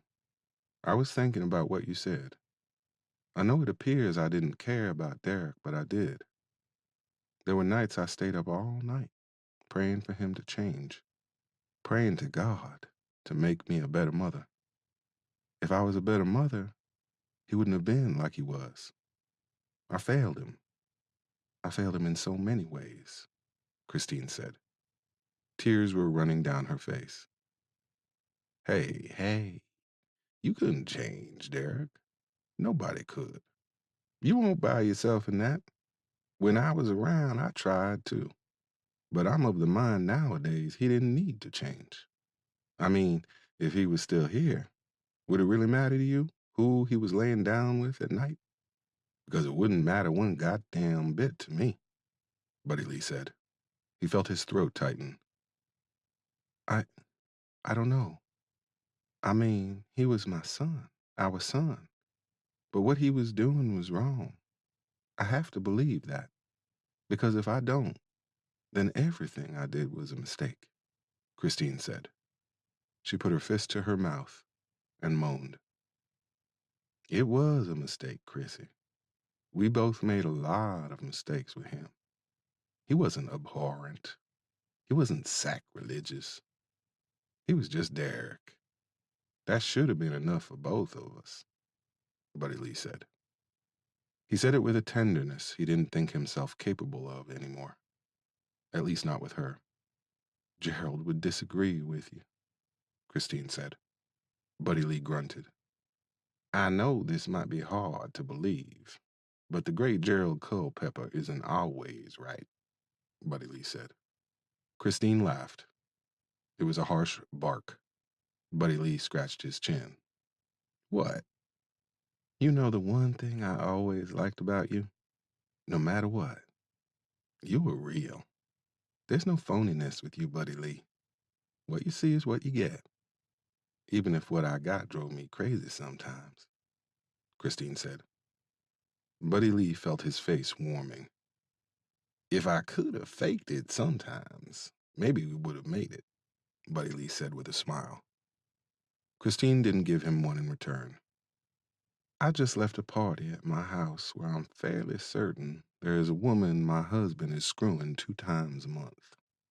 It's the kind of party I used to dream about attending when I was a little girl. Fancy silverware, real plates, not a styrofoam cup in sight. 2 live bands, the best food, the best liquor money can buy. Not that rot gut my daddy used to drink. She shifted in her chair. I was standing next to one of the richest men in Virginia while he told a nasty joke about why black men have such big dicks, as a black woman served me another glass of Prosecco. Gerald's dad laughed at that joke so hard, he started choking. All these rich sons of bitches at my house to celebrate the great Gerald Culpepper, announcing that he's going to give up his judgeship to run for governor. He says it's because he wants to help people. Christine's voice began to quaver. And all I could think about was that none of these people here gave a damn about my son, my baby, laying in his grave, including me. So I left. I came to talk to the one person who knows how it feels. Even if we hated each other, we loved Derek. Didn't we? Christine asked. Before Buddy Lee could answer, Christine began to howl. Great trumpeting cries that shook the trailer. She slipped out of the recliner and onto his floor, her white capris picking up brown smudges from Buddy Lee's carpet. If I hadn't abandoned him, maybe he'd still be alive. You were right. It's all my fault, Christine sobbed. Buddy Lee thought she sounded like an animal caught in a snare. It made his skin crawl. A part of him, the part that still cared for her, hell, loved her, told him to go to her. It told him to put his arms around her, take in her scent, and tell her that wasn't true, that it wasn't her fault, that the only person responsible for what happened to their son was the bastard that pulled the trigger. He didn't move. Because the other part of him, the part that knew the part that loved her was a nostalgic fool, believed she needed to feel this. She needed to have this pain touch her in places her money and status couldn't shield. She'd turned her back on their son. He'd been dismissive and cruel. They both needed to own that shit. You didn't kill him, Christine, Buddy Lee said finally. Christine's cries were ebbing. The howls became fainter and fainter. She hugged her knees to her chin. Buddy Lee went to the kitchen and grabbed a couple of paper towels. He folded them and gave them to Christine. She wiped her eyes and her nose. Oh, God, I'm just a mess, Buddy Lee. You know, he called me a couple of weeks before it happened. I ignored the call. I couldn't get into it with him about Gerald and his politics and the gay rights agenda. I just didn't want to deal with all that. She sighed. Huh, who are we kidding? I never wanted to deal with it. I didn't know it would be the last time I get a chance to talk to him. Oh, Jesus, Christine said. Nobody ever knows the last time it's going to be the last time until it's too late. You ain't alone in that. That's what makes living so damn terrible sometimes, Buddy Lee said. Christine looked up at him. Have the police been in touch with you? Have they made any progress at all? She asked. They been in touch. Don't know how much progress they done made. Buddy Lee said. Christine nodded. You know, I think about what I would do if I could confront them, the person who did it. Guess that'll never happen. They got my boy's blood on their hands, and I'll never get to see them pay, Christine said. She began to wail again. Buddy Lee stood near her. He looked down and watched as her body trembled and rocked. He watched as his hand eased toward her head. At the last moment, he pulled it back and put it in his pocket. Instead, he plopped down beside her. Me and Ike, Derek's husband's daddy, we've been kind of poking around this thing, Buddy Lee said. He didn't lean in close or put his arm around her. He simply said it while staring straight ahead. Poking around? What does that mean? Christine asked, sniffling. Buddy Lee nodded. Trying to see if we can shake some shit loose. We're gonna be talking to this music fella soon. Gonna see if he knows where this girl is that might be able to tell us what started all this shit, Buddy Lee said. Christine raised her head. That's all you're doing, right? Looking into it. You're not trying to hurt anybody, right? Buddy Lee shook his head. He was remarkably good at lying to her. Nah, all we doing is trying to get to the truth. I don't want anyone else to die, Christine said. They won't, Buddy Lee said. He thought, unless they the ones that killed the boys. I know you, buddy. That temper of yours, you've never been able to control it, Christine said. I never put my hands on you. Never. No, you didn't. But you broke my uncle's jaw. He called me a piece of white trash. Then he spit on me. What was I supposed to do? Give him a deep tissue massage and burn incense? Buddy Lee asked. Christine laughed. This one was different. It was like honey on his soul. You always could make me laugh. So, when you going to talk to this, what did you call him? A music fella? Christine asked. Made you laugh. Made you cry, too. You and Derek, Buddy Lee said. He puffed up his cheeks and took a long breath. We're probably gonna go talk to him tomorrow. I think Ike needs a break today. We've been running kind of hard. Buddy Lee thought, we've been running around breaking people's fingers and tipping over fake cakes. Then we ended up grinding a boy into manure. Then we got in a fight at a gay club. Shit. Ike needed a break?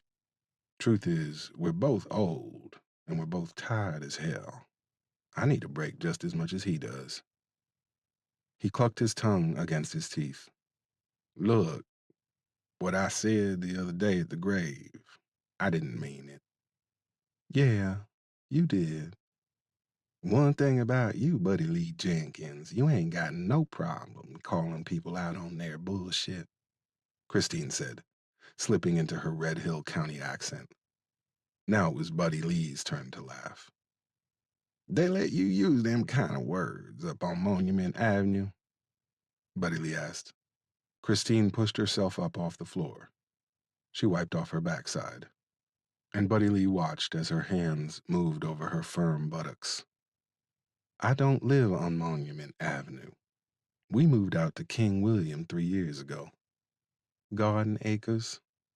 We're pretty much by ourselves out there, so nobody cares what I say, Christine said. She wiped her eyes again before balling up the paper towel and putting it in her pocket. I guess I should get going, Christine said. Buddy Lee nodded. Why'd you really come out here? I didn't think you even remembered where I lived, Buddy Lee said. The last time I was in Red Hill was rather memorable, Christine said.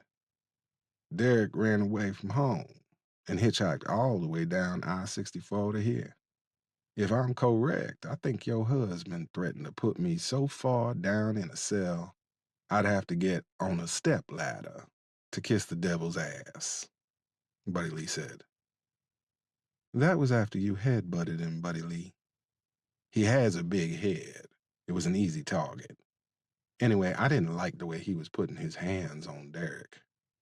Or how you didn't say nothing about it, Buddy Lee said. Whatever magic spell had been cast between them broke so cleanly, Buddy Lee thought he could see the fractures in the air between them. I need to go, Christine said. You never answered the question. I suppose I wanted you to convince me I wasn't as bad a mother as I thought I was, Christine said.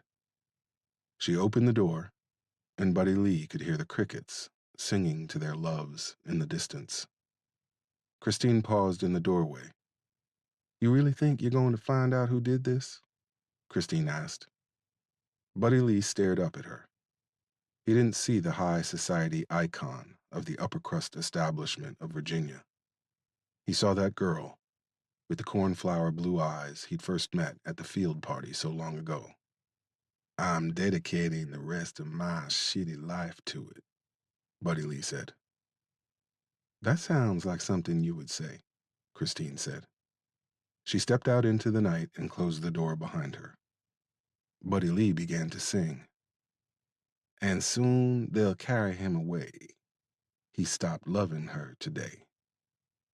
Buddy Lee's voice cracked as he sang the old George Jones classic.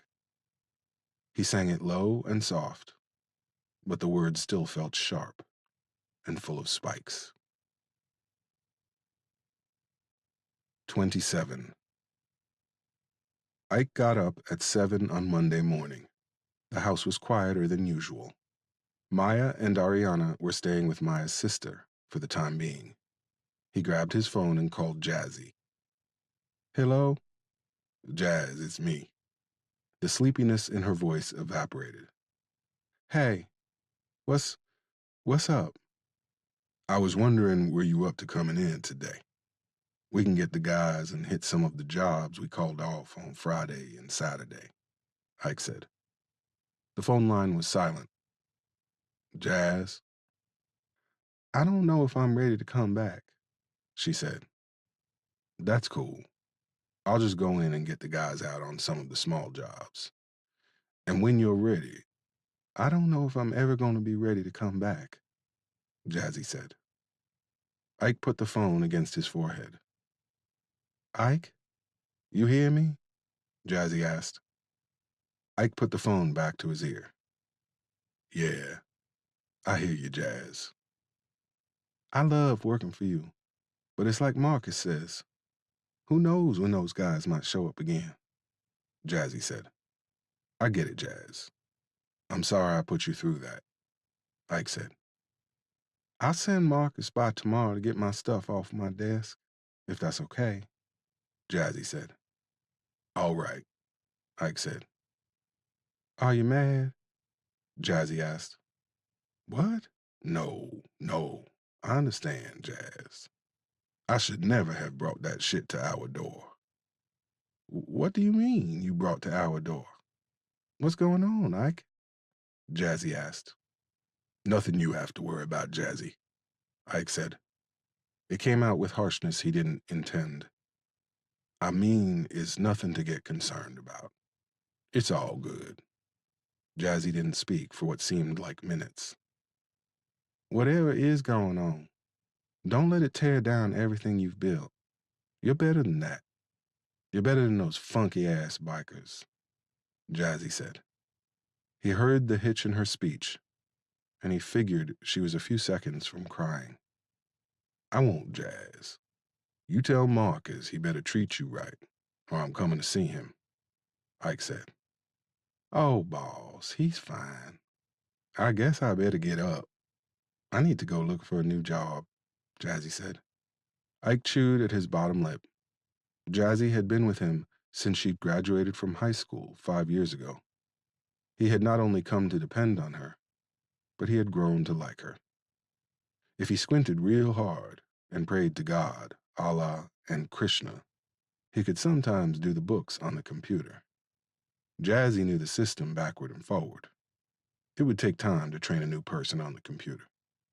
It would take even longer to train them to be compatible with his particular circadian rhythms. Hey, if you ever change your mind, the door is always open, Ike said. A lump was doing its level best to form in his throat. I hear you. Hey, Ike, be careful, okay? I'm as careful as a long-tailed cat in a room full of rocking chairs, Ike said. I think that's the first joke I've ever heard you tell. Well, the first funny one, that is. I guess I better go, Jazzy said. Okay, bye. Bye, Jazzy said.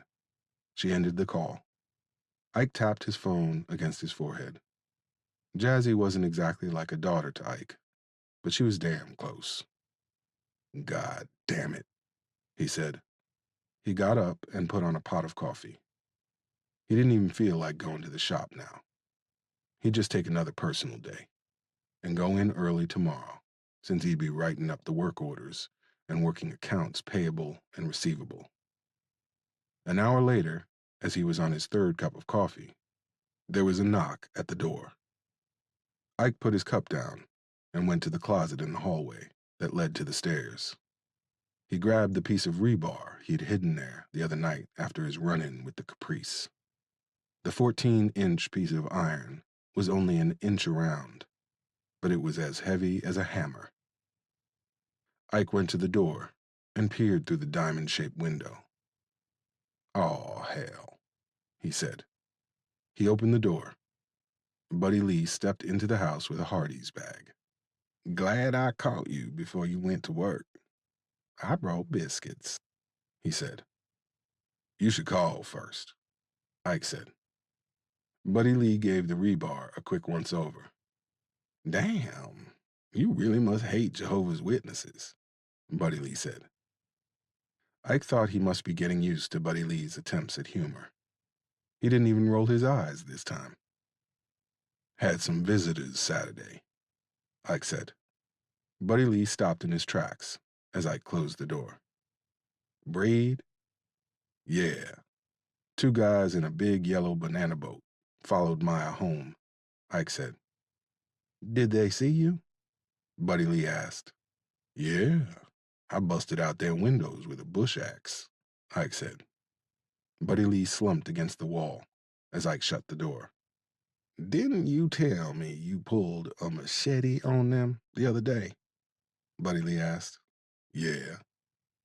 Buddy Lee pushed off the wall and went into the kitchen. He sat down at the table, and Ike joined him. "You got a thing for sharp objects, huh? Jesus, I'm surprised this house is still standing," Buddy Lee said. He pulled one of the biscuits out of the bag and put it on the table in front of Ike. Ike grabbed it and took a bite. He spoke as he chewed. "I sent mine, the girl, to stay with her sister for a while, until this is over," he said. "That's good. That little girl don't need to be mixed up in none of this. How'd your wife take it? Leaving her house and all?" Buddy Lee said.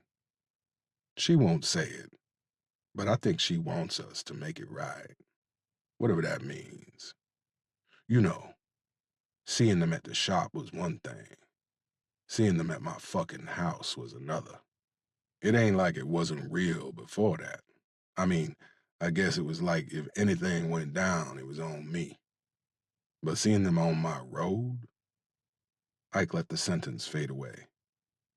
"You got something else to lose," Buddy Lee said. "Yeah. If you want out, I get it.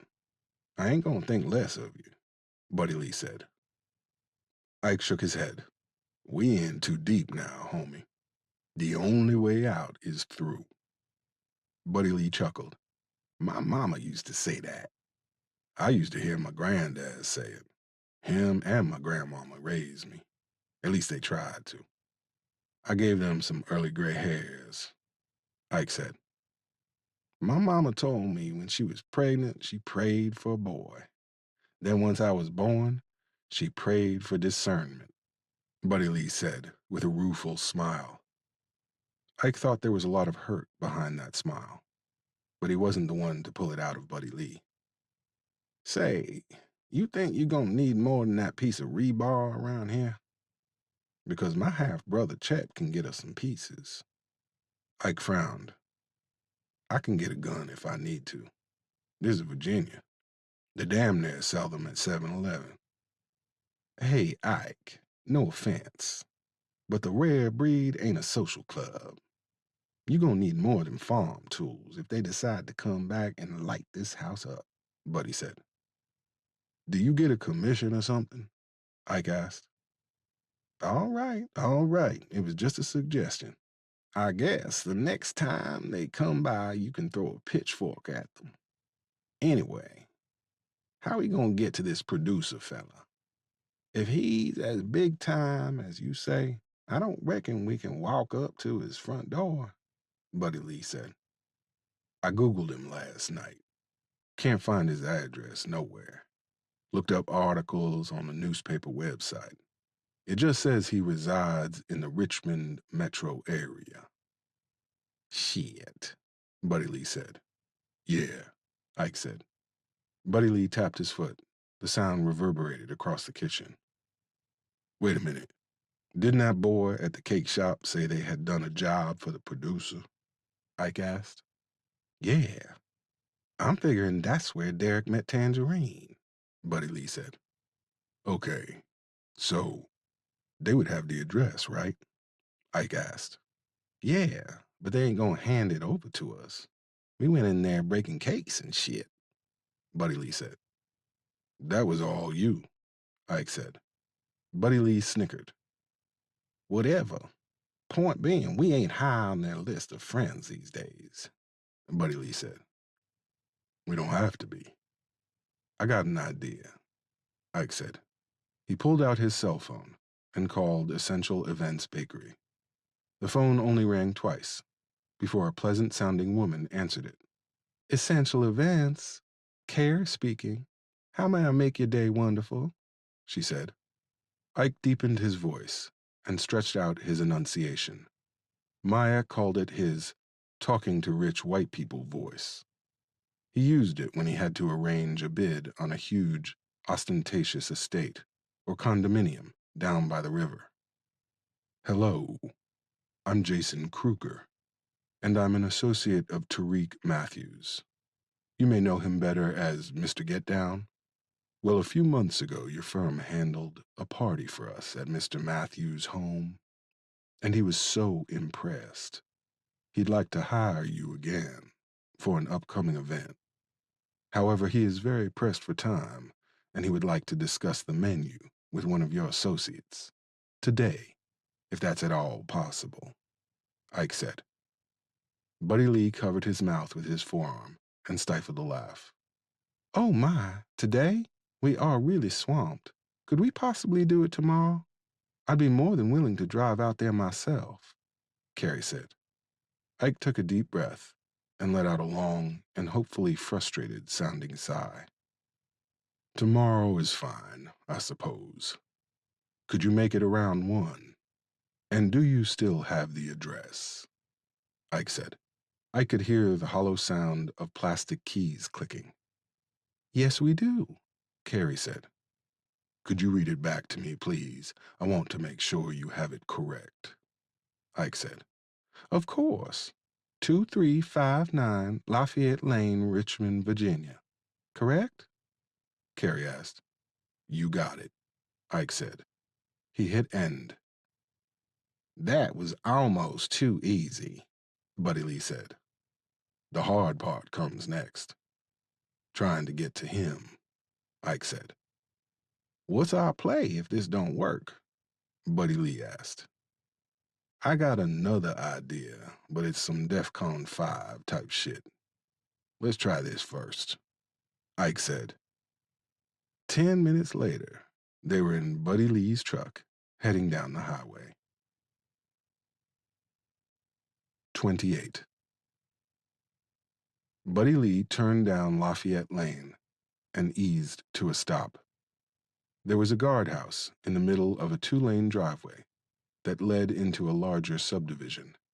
Actually, subdivision was a bit of a misnomer. Buddy Lee could see beyond the guardhouse There were only 6 houses visible. Each one had a back and front yard the size of half a football field. Flying buttresses, Ike said. What? Buddy Lee said.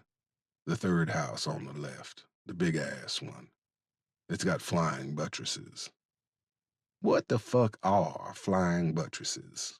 Buddy Lee asked. Don't worry about it. Here comes a guard, Ike said.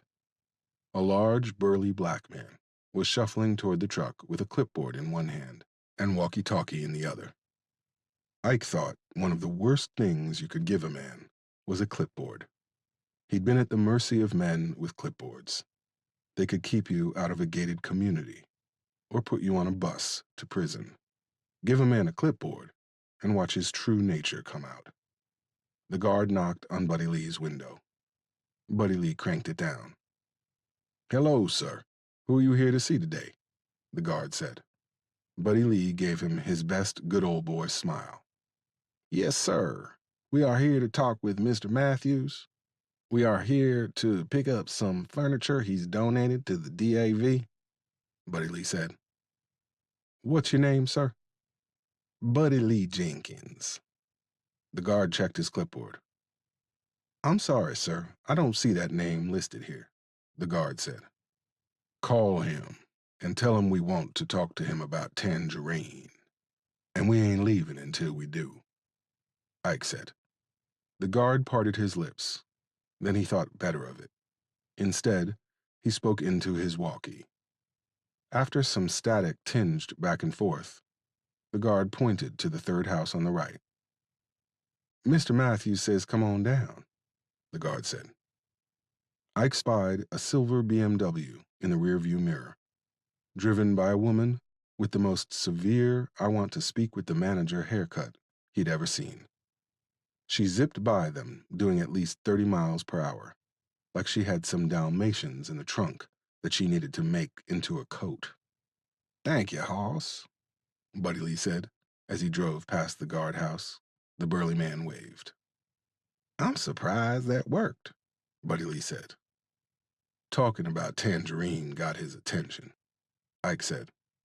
Yeah, he bit on that like a big-mouth bass, Buddy Lee said. A cough racked his body and forced him to lean on the steering wheel with his hand over his mouth. Hey, you okay? Ike asked. Buddy Lee nodded as he coughed again. He leaned back and rooted around in his drink holder for a napkin. He wiped his hand, then his mouth. Ike noticed a pinkish sputum on the napkin. He could lie all he wanted, but Ike knew Buddy Lee was far from okay. Gotta quit smoking, Buddy Lee said. I ain't noticed you smoking, Ike said. Shit, maybe I should start, Buddy Lee said. They drove down the sinuous road that wound through the community. Ike noticed each of the homes had a low boundary wall made out of brick or exposed river stone and bifurcated by a black wrought iron gate. Each lawn was manicured within an inch of its life. Red maples were planted in the middle of the road at regular 20-foot intervals. Buddy Lee turned down the driveway of the third house and stopped at the gate. Ike heard an insectile buzzer sound, and the black gates opened like butterfly wings. They went through the gates, and Ike felt a trickle of ice water slip down his back as the gates closed.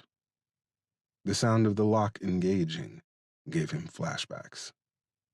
Buddy Lee followed the exposed aggregate roadway until his truck was in the far right curve of the circular driveway. A chopped and dropped Mercedes-Benz SUV was parked at the bottom of a set of massive steps that led up to the front door of the mansion. Buddy Lee put the car in park and killed the engine. 4 walking appliances in black blazers came down the steps of the mansion with the flying buttresses, accompanied by a short, dark-skinned brother with elaborately braided cornrows. He wore a bright lime green tracksuit and a gold afro pick pendant on a long chain. Ike thought the pendant weighed more than the man wearing it. Buddy Lee and Ike climbed out of the truck and stood side by side in front of the quintet. Ike thought they looked like they had all been transported from the set of an unimaginative rap video. "Pat him down," the brother with the cornrows said. Ike and Buddy Lee raised their arms. Getting frisked was an acceptable indignity if this got them closer to finding Tangerine. One of the behemoths patted them both down. He pulled Buddy Lee's knife out of his pocket. "That's for apple coring," Buddy Lee said. The man, who was obviously a part of Tariq's security detail, held the knife up to his face. "This thing's a goddamn antique," he said, before pocketing it. "That knife belonged to my grandfather. I'll thank you to put it back in my hand," Buddy Lee said. "You'll get it back before you leave," the bodyguard said. No one spoke for what felt like minutes. Ike decided to jump in the deep end. "Do you know a girl named Tangerine? We're trying to find her. She might know who killed our sons," Ike said. The man in the tracksuit, who Ike assumed was Tariq, didn't seem to register his question. He pulled a small joint out of his pocket and stuck it in his mouth. The security guard closest to him lit it for him with a gold cigarette lighter. Tariq took a long drag, held it, and let the smoke flow out of his nostrils. Buddy Lee jumped into the conversation. "We ain't looking to jam her up. We just want to know what happened," Buddy Lee said. Tariq still kept his cards close to the vest. "Look, somebody stood over my son and pumped 2 bullets in his head. I just want to find out who did it. And we think Tangerine can help." Nothing. "Do you speak English?" Buddy Lee said. He didn't try to hide his frustration. Tariq took another long puff on the joint. He plucked it from his lips and used it as a pointer as he talked. "Here's the deal, Salt and Pepper. You're gonna stop trying to find Tangerine. You're gonna go back home and leave this the fuck alone. You're gonna leave Tangy alone. This is a one-time, non-negotiable offer. You are gonna accept the terms of this agreement, or I'm gonna have my fellas here fold you up, put you in an envelope, and mail you back to wherever the fuck you came from," Tariq said. Buddy Lee caught Ike's eye. Ike stared back. After a few seconds, he turned his attention back to Tariq. "I told you we don't want to hurt her. We just want to talk," Ike said. He pronounced each word with a measured caution. The 4 security guards had taken positions at his 11, 1, 5, and 8 o'clock. The air around them was charged like a thunderstorm was approaching. Tariq was still standing near the stone-carved front steps. "You don't listen too well, do you, fam?" Tariq said.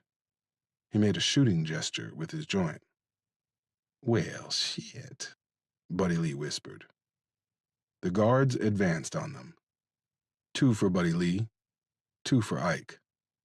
The pair that locked on Ike came at him with short, precise movements. Their punches were specific and targeted and full of bad intentions. Ike took a kidney shot from one of the bodyguards, a light-skinned brother with a flat top, which nearly made his legs buckle. Ike trapped the man's right arm with his left and jammed his thumb into the man's Adam's apple. The light-skinned man stumbled backward, grabbing his throat, just as his partner, a brother with a mini afro, clocked Ike on the side of the head with a fist roughly the size of a Smithfield ham. Ike tried to tuck his chin into his chest, but he still got the brunt of the blow. As he tried to steady himself, Mini Afro executed a spinning heel kick that should have violated the laws of physics for a man his size. It caught Ike in the solar plexus, and he felt a spasm ripple through his midsection, like he'd been tased. He fell back against the truck. Light-skinned had recovered somewhat and was advancing on him from the left.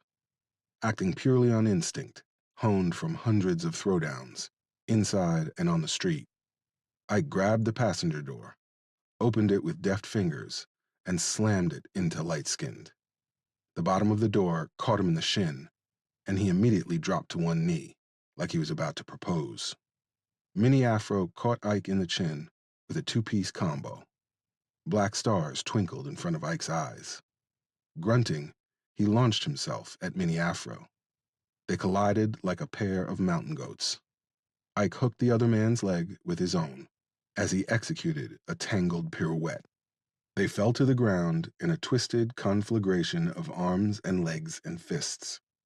Light-Skinned was back on his feet, and this time he was holding a collapsible baton. Ike ended up on top of Mini Afro. Ike hit him with a right cross, then a right elbow strike. Mini Afro's nose flattened against his face like a jellyfish. Blood flowed unfettered from both his nostrils and into his mouth. Ike doubled up on him. Two fast, brutal punches that closed the man's left eye like a curtain. Then Ike's world exploded in a nuclear flash of white light and searing pain so intense he thought he was going to vomit. Lightskin reared back and struck him in the back with the baton again. Ike sloughed off Mini Afro like an old coat. Light-Skinned stepped on his partner's kneecap in his haste to get to Ike. Ike saw the big man bearing down on him, the long, black baton. It resembled the ones favored by the corrections officers in Coldwater. Ike was flat on his back. He could feel the heat from the asphalt through his t-shirt. The pain in his neck was like a pair of pliers, pinching his second and third vertebrae. Light-Skinned was almost on top of him. Instead of kicking up at the man's face, which is what Light-Skinned was probably expecting, Ike kicked at the side of his knee with everything he had left. He didn't hear the crack he was hoping for, but he did hear a pitiful, baying howl. Light-Skinned fell against the side of the truck. The baton dropped from his hand as he tried to grab onto the truck to keep himself from falling to the ground. Ike got to his feet.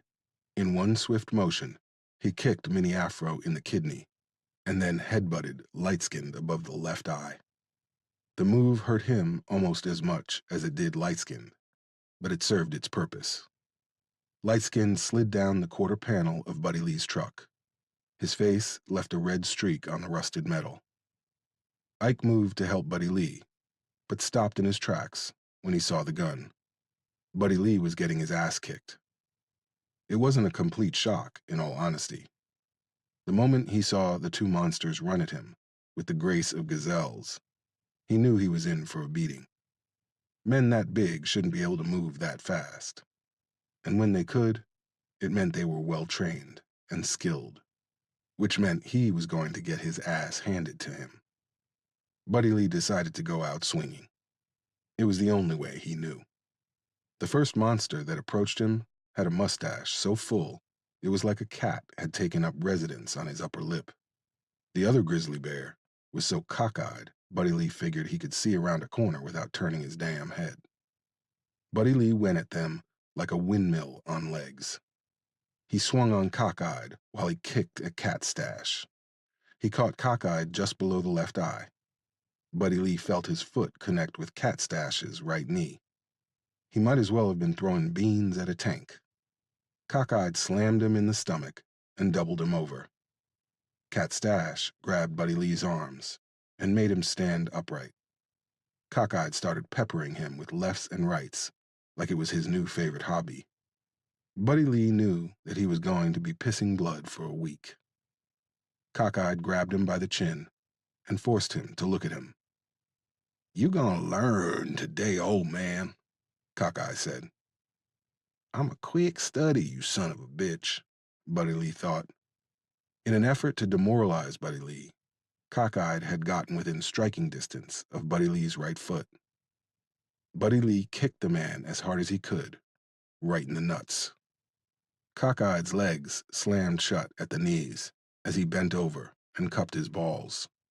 The shock of seeing his partner fall to the ground unnerved Cat Stash to such an extent he eased his grip on Buddy Lee's arms. Buddy Lee took the opportunity to ram the back of his head into Cat Stash's mouth. He thought he could feel the man's lips flatten against his teeth.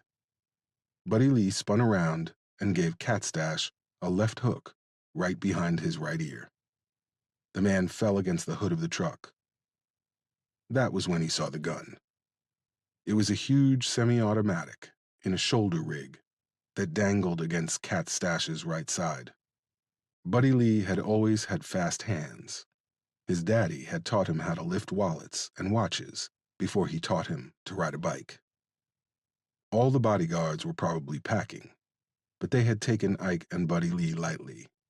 They saw a couple of old geezers who were in need of an attitude adjustment. They probably figured they could handle the two of them without even wrinkling their coats. Everyone makes mistakes, Buddy Lee thought. He slipped his hand inside Cat Stash's blazer and relieved him of his gun. Buddy Lee spun on Cockeyed and Tariq and Cat Stash, who was now Red Stash because of all the blood coming out of his mouth. "Back your raggedy asses up," Buddy Lee said. He moved toward the driver's side of his truck while keeping his eye on Tariq and his private army. Ike moved toward the passenger side. He stood behind the open door, half in and half out of the truck. Minnie Afro was back up, and he had his gun in his hand, pointing it at Buddy Lee. "Drop the fucking gun," Minnie Afro yelled. "Suck my crooked red dick, Barry White. I ain't dropping shit," Buddy Lee said. His chest was on fire, but he used every ounce of his will to push the pain aside. "We just wanted to talk," Ike said. Buddy Lee had moved all the way to the driver's side of the truck. Tariq's guards gathered around their employer like a phalanx.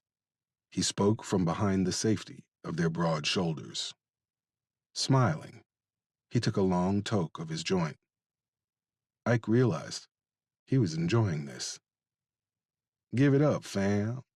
You ain't about this life. Tangerine is off limits to you. Drop that gun, Gramps, before you really get hurt," Tariq said. "Why don't you come out from behind your boys and we'll see who's about that life and who's still sucking on their mama's titty," Buddy Lee said. Tariq's smile faltered. "I live in a real nice neighborhood with some real nice white people. You probably got about 2 minutes to get out of here before the cops show up. They look out for us high-rolling taxpayers," Tariq said. "You talk to Tangerine. You tell her we need to talk to her. Our boys tried to help her, and they got killed. She owes us that," Ike said.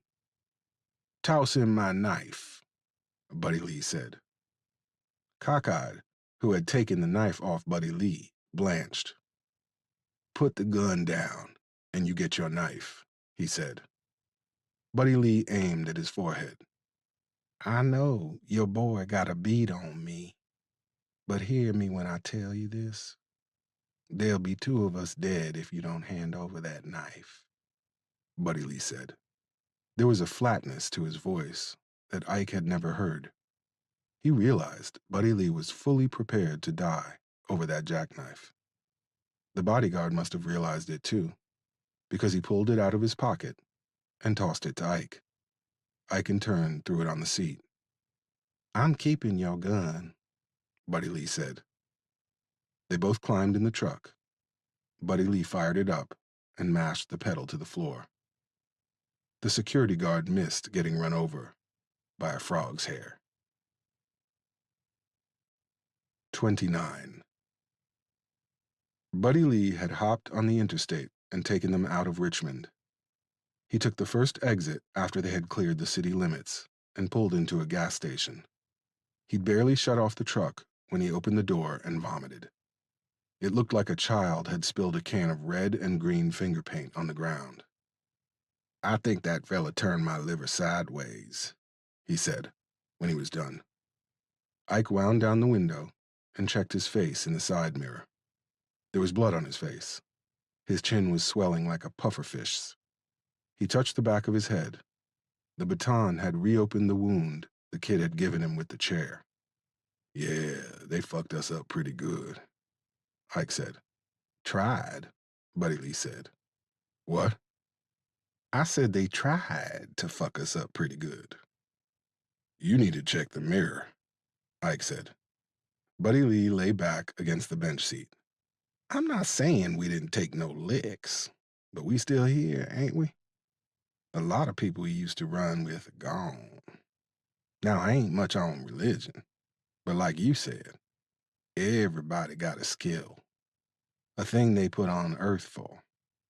Maybe this is why we still around, to finish this, Buddy Lee said, lying back against the headrest. Ike wasn't sure if he was hyping himself up or Ike, but he had to admit Buddy Lee had a point. They both went quiet as their bodies registered the pain that was sure to get worse as the day gave way to night. That knife means a lot to you, doesn't it? Ike asked, finally breaking the silence. Buddy Lee pulled the jackknife out of his pocket. He held it in front of his face and stared at it for a long time before he spoke. It belonged to my daddy, Buddy Lee said. He didn't offer any other explanation than those 5 words. Ike didn't need one. The knife had belonged to Buddy Lee's father. That explained it all. Ike changed the subject. He knows where she is. He wouldn't have gone through all this if he didn't, he said. Buddy Lee wheezed, coughed, then spit out his window. Yeah, but he ain't likely to tell us now.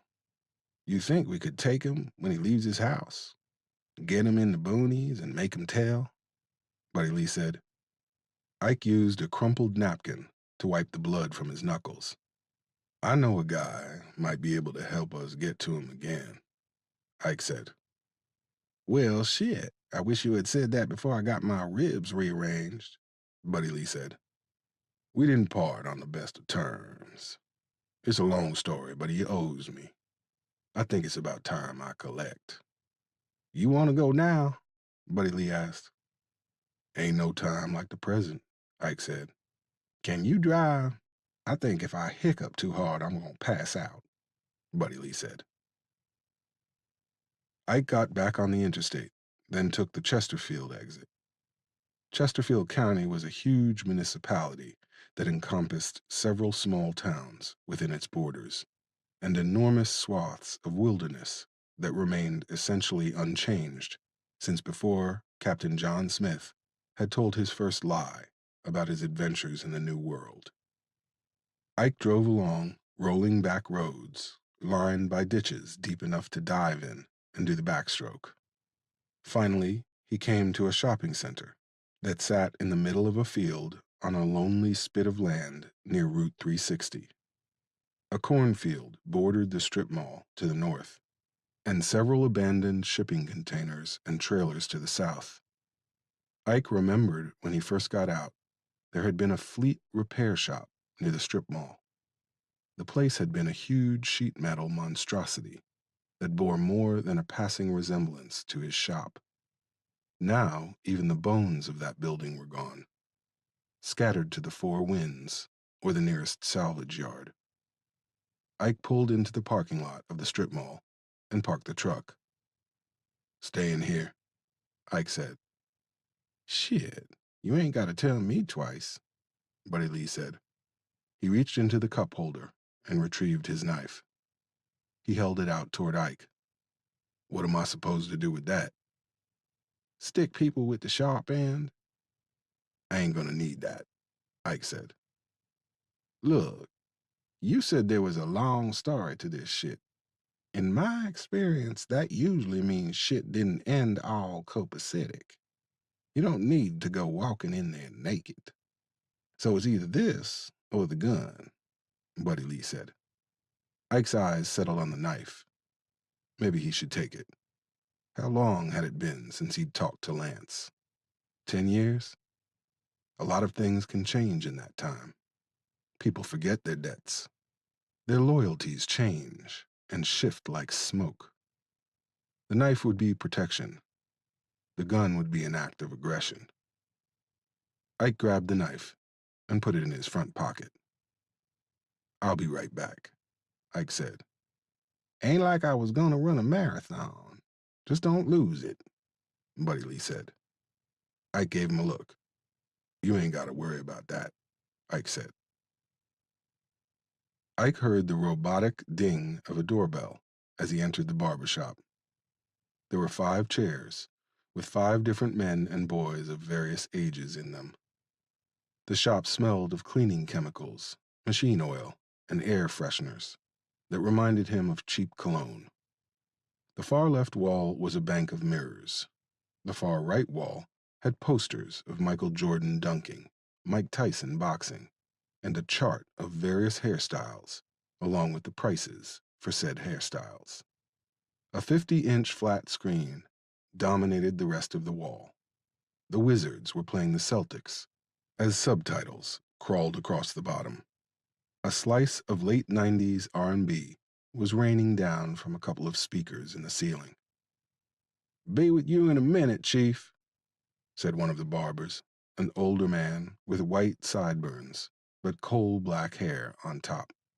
The cacophony of buzzing coming from the various trimmers sounded like lazy hornets flying around the clients' heads. "I'm looking for Slice. He here?" Ike asked. The older man stopped and gave Ike a long once-over. "Who's asking?" the older barber asked. Ike hesitated. Riot Randolph," he said. The clippers in the old barber's hand started to tremble. He snuck a glance toward the back of the building.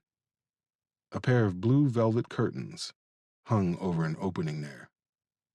"Hang on," the old man said. He flicked a button on the side of the clippers and sat them on the shelf behind him. A cell phone appeared in his hand. Ike watched as the man's thumbs flew over the screen. Seconds ticked by, and then the older man looked up at Ike. "Take a seat," he said. "You gonna finish, or you want me to come back?" the older barber's client asked. The rest of the guys in the shop burst out laughing. "Slow your roll, young buck, or my Parkinson's might kick in," the older barber said. "You ain't got no Parkinson's, Maurice," the client said. "But that's what I tell people when they ask why I chopped your head up, though." "I'm just a confused old man," Maurice said, adding comical, withered intonation to his voice at the end of the statement. Another burst of laughter filled the shop. Ike sat in the last chair in a row of chairs bolted to the floor and to each other. Ike felt a hair tickle his throat. He coughed and grimaced. The muscles in his chest felt like they were wound tight as a fishing reel. Every breath made him wince. The pain in his body was getting close to matching the pain in his soul. "Look at this shit. Man, I don't know why they got this stuff on TV." A large man in the third chair, getting his beard dyed, said. He pointed at the flat screen, bringing his hand from under the smock, covering his upper body. Ike followed the man's finger and saw a commercial for a show about a drag show competition. "You know why it's on? White folks love seeing black men in dresses. It's a whole thing about feminizing us, making us weak," the barber dyeing his beard said. "Is it a conspiracy, huh, Tyrone?" a young light-skinned brother working on a client's lineup said. "Oh, you don't think they want our women, quote unquote, independent and our men weak and gay? That's how they keep us in line. It ain't paranoia if it's true, Lavelle," Tyrone said. Lavelle laughed. "Now you sound like one of them super woke brothers on YouTube in a kufu hat," Lavelle said. "Look, I don't care if they gain shit, but why they gotta be all over the place with it? They getting out of pocket with that shit," the man getting his beard dyed said. "How they rubbing it in your face, Craig? They breaking in your house and putting lipstick on you in your sleep?" Lavelle asked with a chuckle. "You know you sounding real suspect, Lavelle. You got some sparkly high heels under your bed?" Craig asked. "Yeah, they your mama's," Lavelle said. Maurice brayed at that remark. For real, though, them boys up there, they the result of the government splitting up black families, made welfare more attainable than living on one income, made women think they didn't need no king in their life. That's how you get niggas in wigs and makeup prancing around like goddamn Tinkerbells, Craig said. I don't think that's how it works, man, Lavelle said. Craig snorted. Let my boys come home talking about that gay shit. They gonna be living in a cardboard box down by the river. Nah, bump that. I'm gonna beat the shit out of them. Any man let his son grow up gay, he done failed. It's like Chris Rock say, your only job is to keep your daughter off the pole and keep a dick out your son's mouth. Craig pontificated. I've watched a bunch of his HBO specials, and he ain't never say that last part. And why you thinking about a dick in your son's mouth? You need therapy, Craig, Lavelle said. Forget you, Lavelle. That's why I got Tyrone to cut my hair, Craig said. One more round of laughter filled the shop as the conversation moved on to the Wizards' chances, or lack thereof, against the Celtics. Ike gripped the sides of his chair. A dull ache worked its way up from his hands to his forearms. He realized the chairs in the barbershop were similar to the chairs he'd seen in the police station. Ike used to like coming to the barbershop before he started losing his hair and took to shaving his own head. The agile banter, the casual camaraderie, the give and take of friendly insults and jabs. It was all a part of the character and culture of the barbershop. Many times, he thought of it as the last place you didn't have to apologize for being a black man. This conversation showed him that there was another side to the barbershop, a side he'd always known was there but had dismissed. It could be a place of circular logic where obtuse thinking was confirmed and reinforced by a pervasive group think.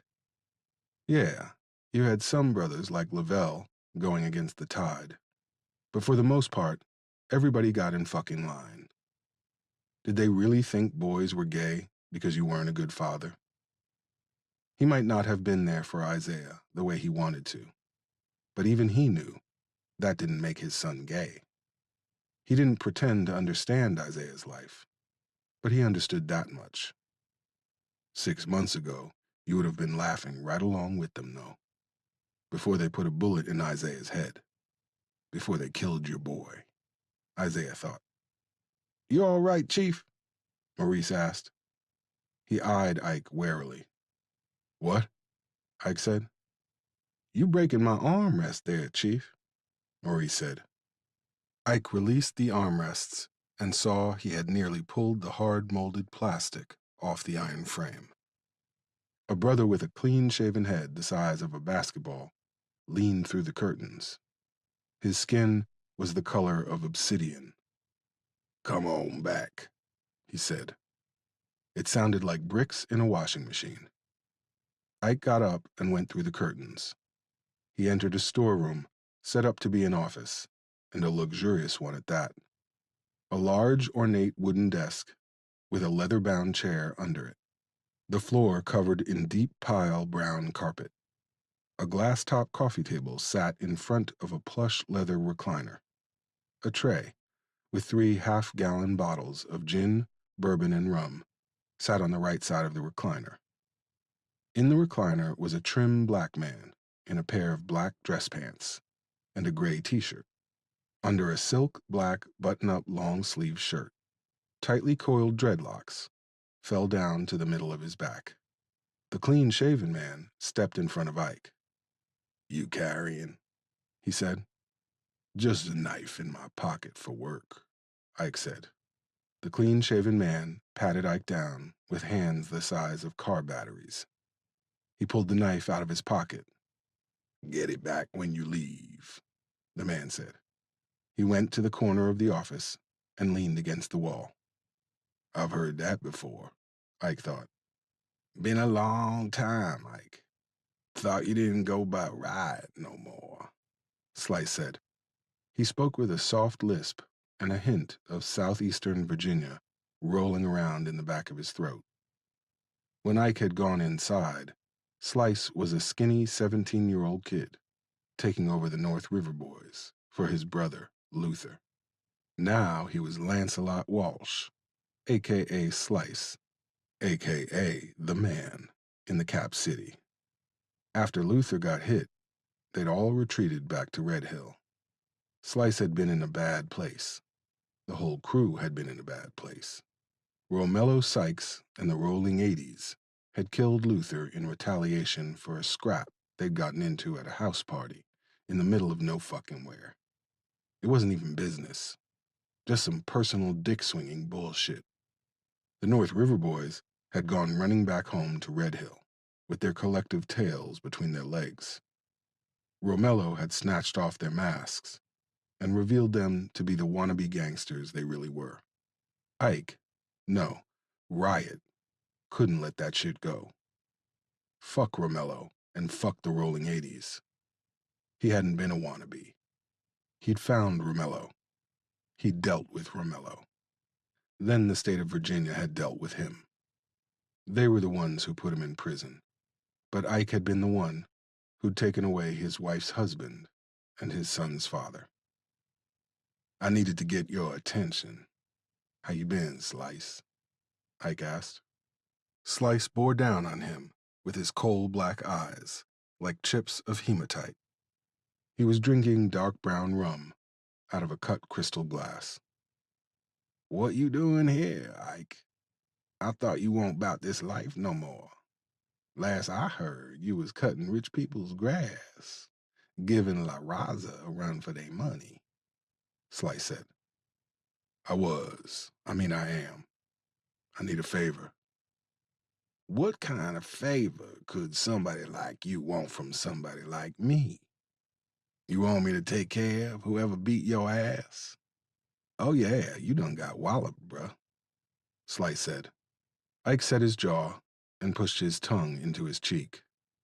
I need to meet with a homeboy I think is one of your clients. I need it today, Ike said. Slice smiled. It was like watching an icicle form. What you know about my business, Ike? Slice said. I know you run shit from Cap City to Red Hill and up to D.C. I know you move weight and guns up the Iron Corridor. I know you own Club Roja. Nice touch. You name it for Red Hill? And I think I know you can set this meet up, because this motherfucker is the type that would either buy big weight or want to tag along with some real ballers. And you the realest baller I know, Ike said. Slice sipped his drink. You been keeping tabs on me, Ike? He asked. The question itself was fairly innocuous, but the subtext was as menacing as a tiger sitting in your back seat. Ike had known dangerous men all of his life. There were several John Does buried in a pauper's grave that would say Ike was a dangerous man. They radiated a dark energy that was fueled by the fusion of determination, will, and the not-so-subtle ability to not give a fuck. Slice was one of the most dangerous men Ike knew. He'd earned his nickname from his penchant for slicing off fingers and tongues. Not those of his enemies, but those of his enemies' brothers and sisters, wives and children. Not like that, Slice. I just been hearing stuff. I'm out the game. But the game don't want to leave me alone, Ike said. I could feel a mad tension in the room wash over him and swallow him whole. Slice stared at him over the edge of his cup. Craig had spoken about kings. Ike didn't want to be a king. A king never sleeps. He ends up like Slice, staring at everyone and anticipating how they might try to come for his crown. And who is the motherfucker you want to meet? Slice said. He drew the word motherfucker out until it sounded like it had 7 syllables. Ike crossed his arms. Mr. Get Down, Ike said. Slice's eyes crinkled. He chortled.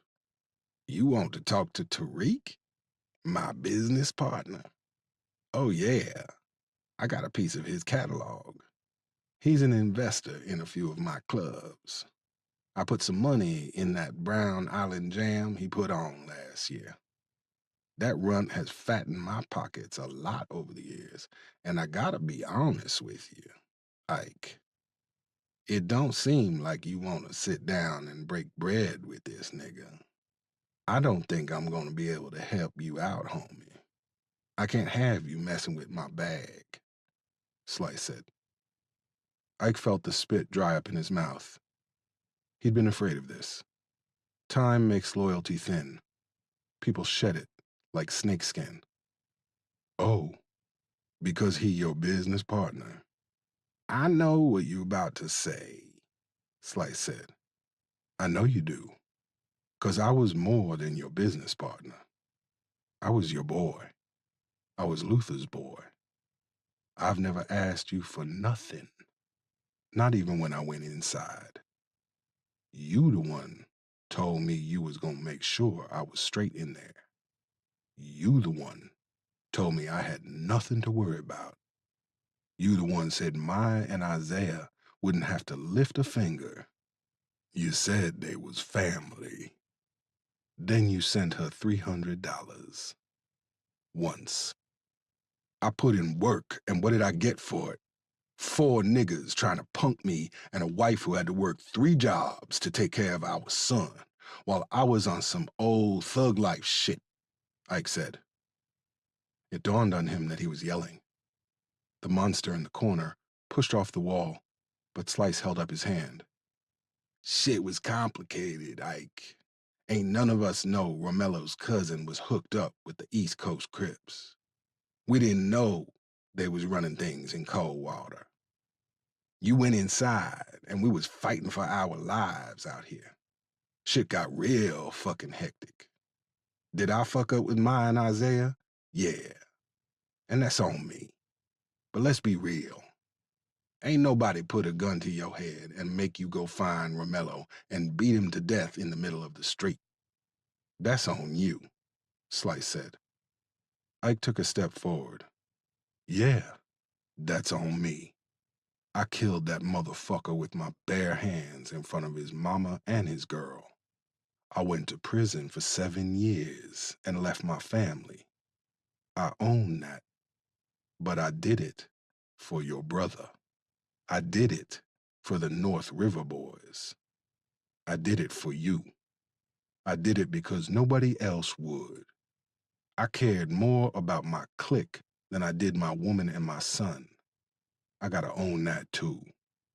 But I know if things had been the other way around, and I had been the one to get my head blown off in a Trix bed that was running with the rolling 80s, your brother would have done the same thing for me. That's what Luther was about. You saying things got complicated, but you won the war.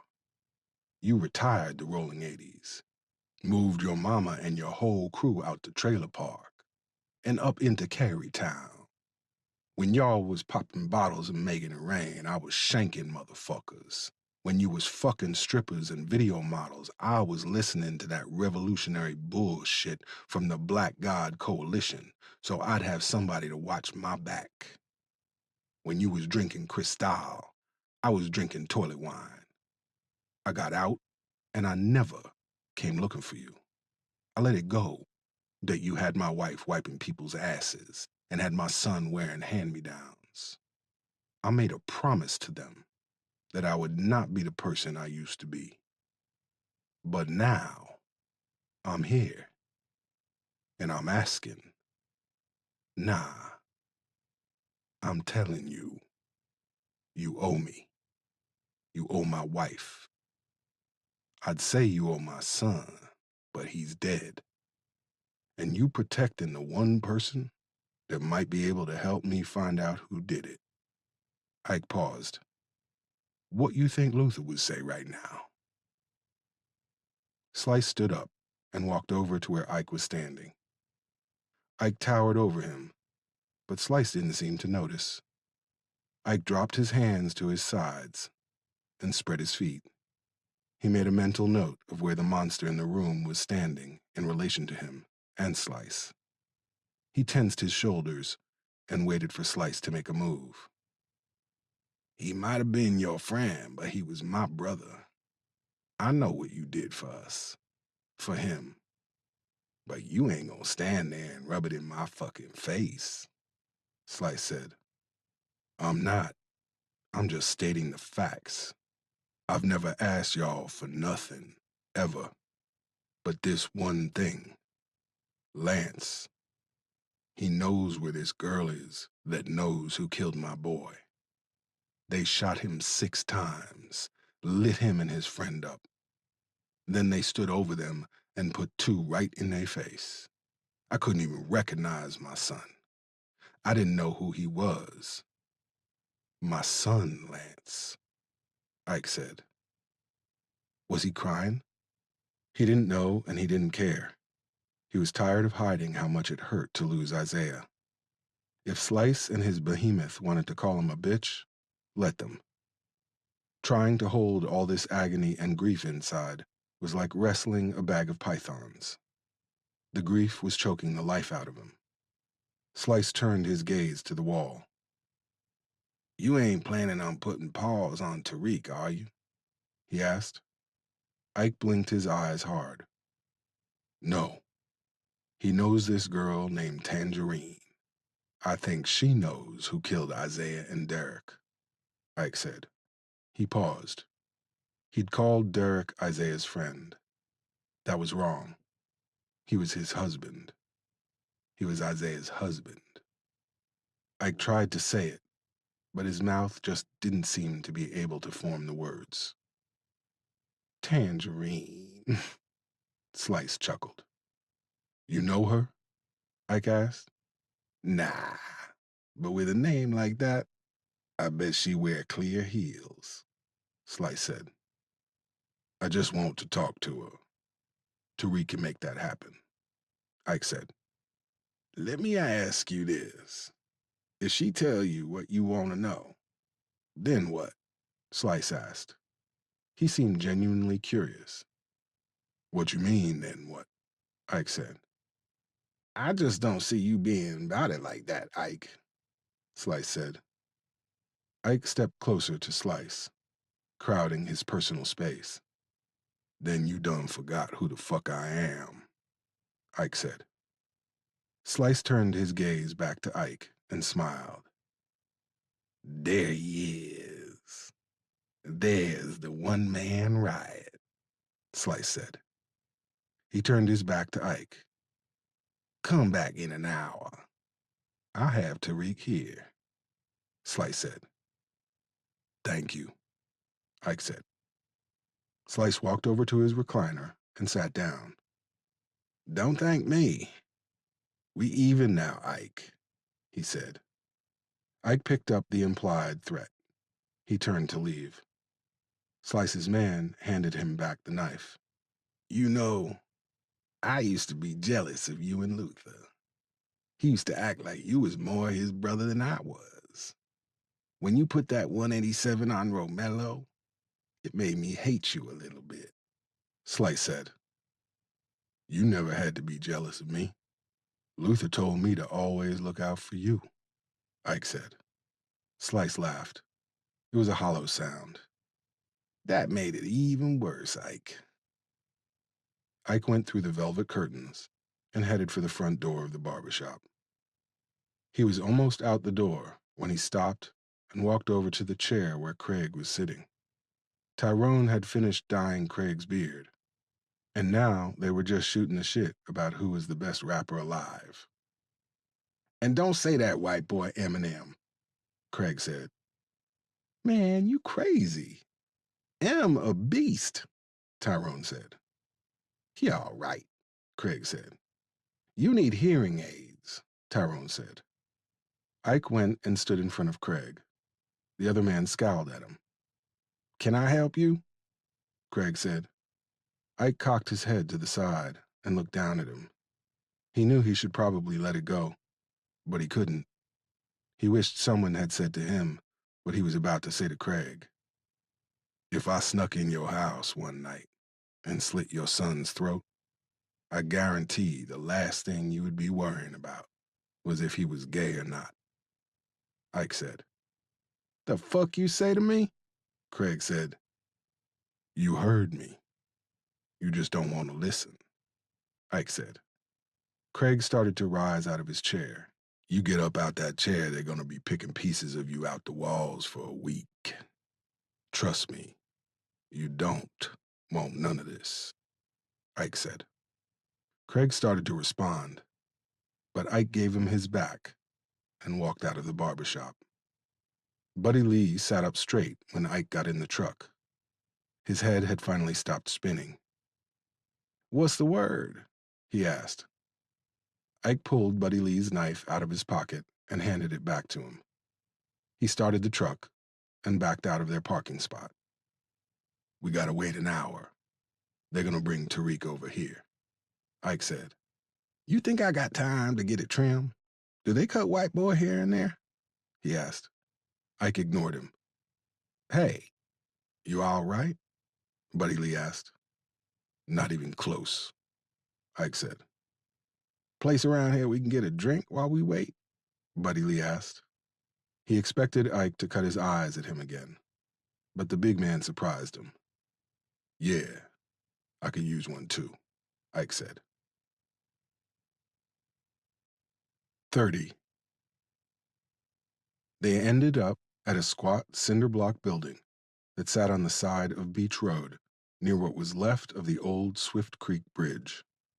A sign that sat on spindly metal legs, with an exaggerated arrow pointing at the building, let passers-by know the Swift Creek Lounge was open for business. Even though it was just a little after 2, the gravel parking lot was half full. Ike parked Buddy Lee's truck, and the two of them walked up to the door. For a guy who said he ain't been out on the town in a decade, you sure had this place memorized, Buddy Lee said. Places like this never close. It was here before either one of us was born, and it'll be here long after we're gone, Ike said. The interior of the building was cast in blue-tinged shadows illuminated by the neon Coors sign hanging over the cash register. A quorum was posted up at the end of the chipped and scarred bar, loudly debating the merits of Mopar engines versus Hemis. An old jukebox sat near a pair of battered pool tables. A litany of down-home blues songs poured out of the jukebox one after another. A barroom DJ had programmed the Swift Creek Lounge soundtrack for the next hour or so.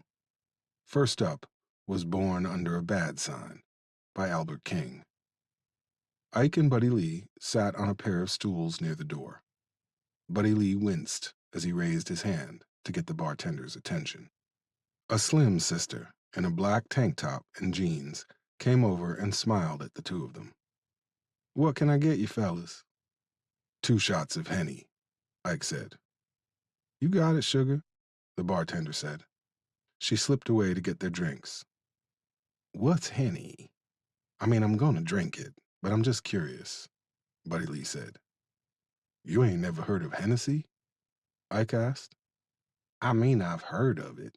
I just didn't know it had a nickname. I guess it's a, Buddy Lee said.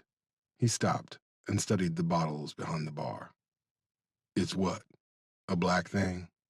Ike asked. Buddy Lee sucked at his teeth.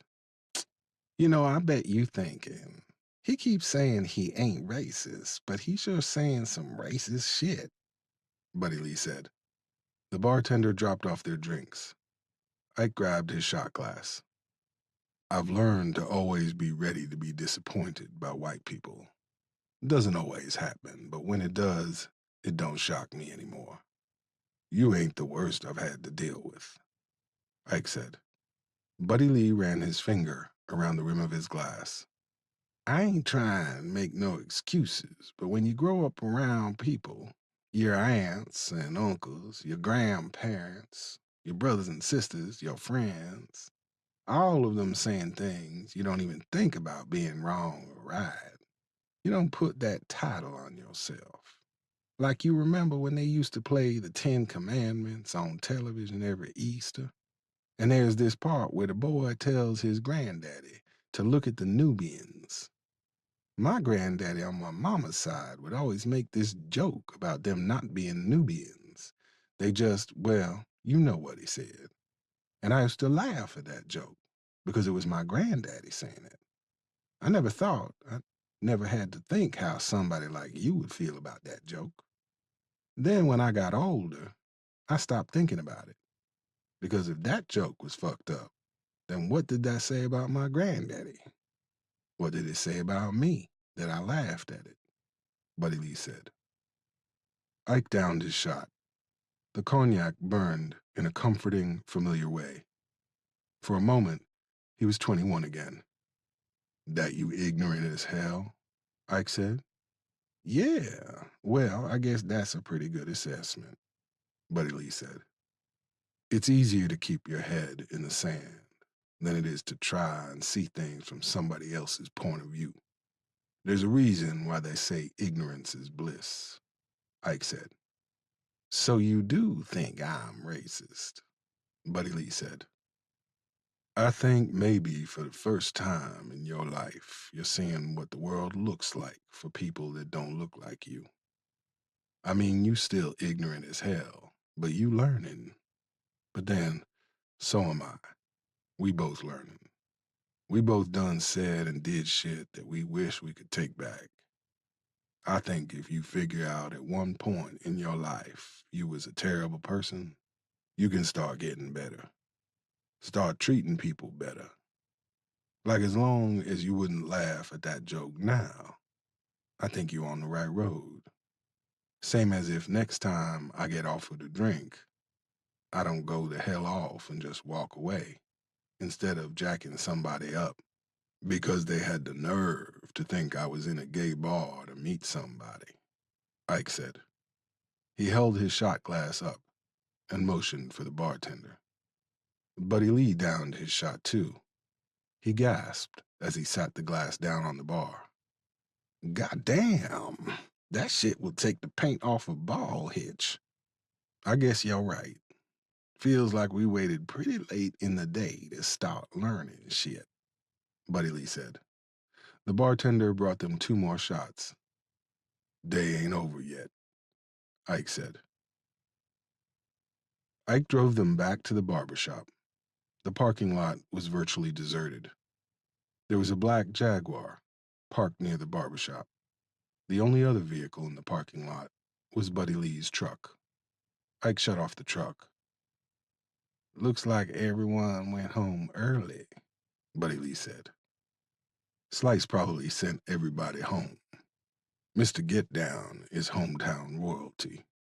Fools would be all up in his grill asking for autographs and shit, Ike said. He can shut down the whole strip mall, Buddy Lee asked. He owns the strip mall, Ike said.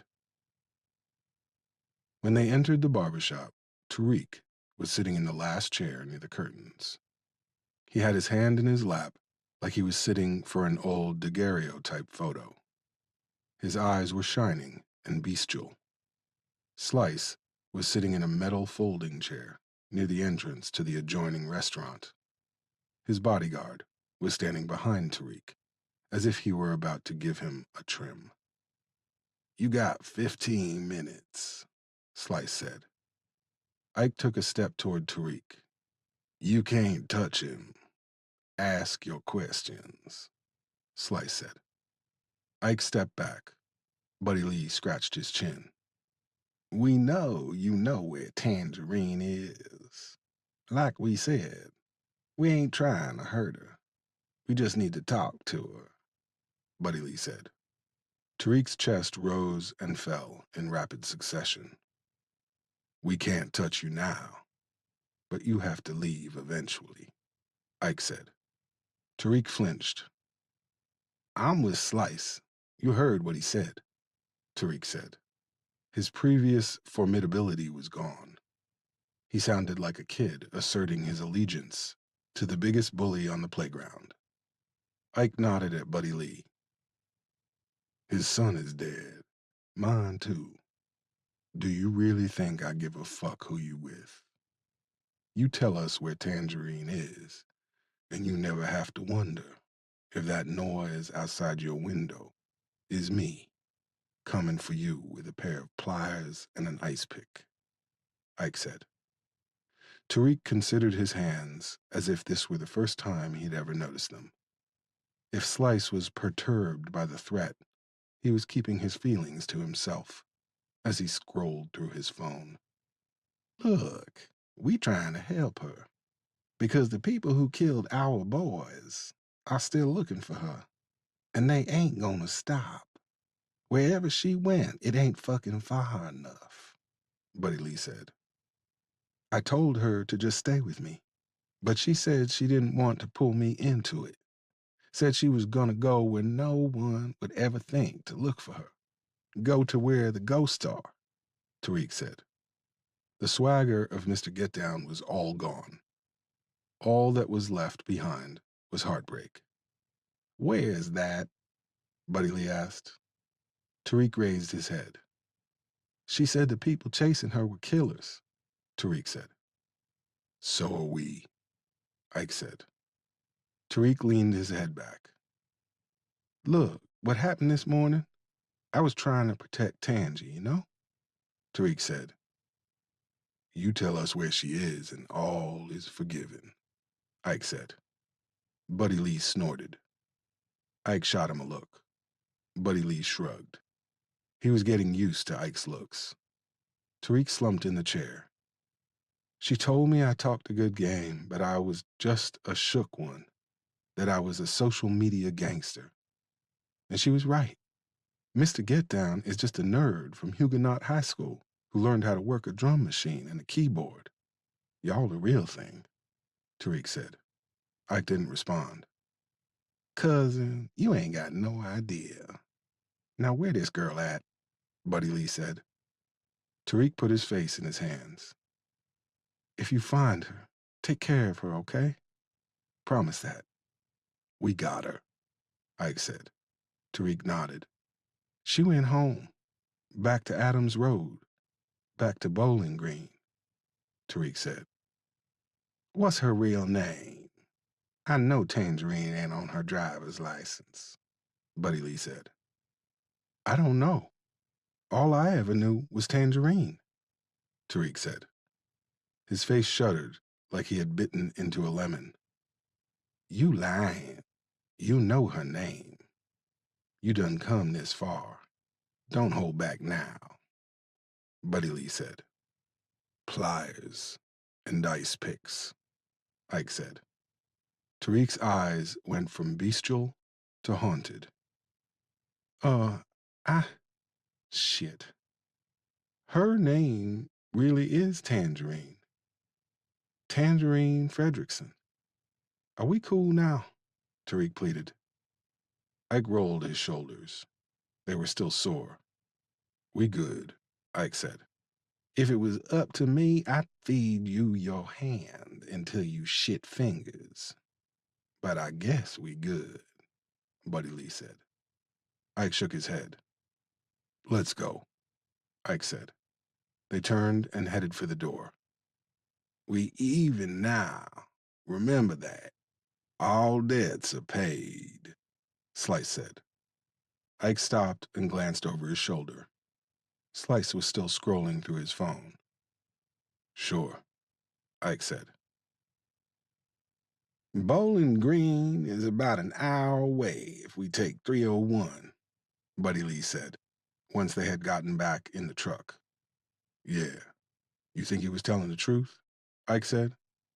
I kind of believe he was. He got one of the worst tails I ever seen in my life. I hope he don't play poker. Besides, he scared shitless of your friend. He ain't lying, Buddy Lee said. Ike started the truck. He ain't my friend, and he should be terrified of him. See, that wasn't so bad. Riot must have put the fear of God in you, the way you was going on, Slice said. Those guys, they not gonna hurt her, are they? They not gonna hurt me either, right? I mean, we partners. They know that, Tariq asked. Slice raised his head from his phone. Devontae, take this baby back to its crib. Devontae grabbed Tariq by the arm and half carried him, half dragged him out of the barbershop. Slice touched the home screen on his phone. His call was answered on the second ring. You calling to pick up the MAC 10s? Grayson asked. My man's told you they too hot right now. Can't move those things nowhere, Slice said. Then to what do I owe the pleasure?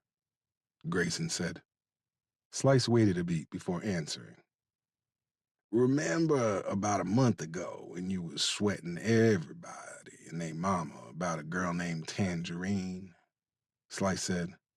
Grayson breathed deeply, but didn't speak. Oh, I got your attention now, Sons of Anarchy, Slice said. You got my interest.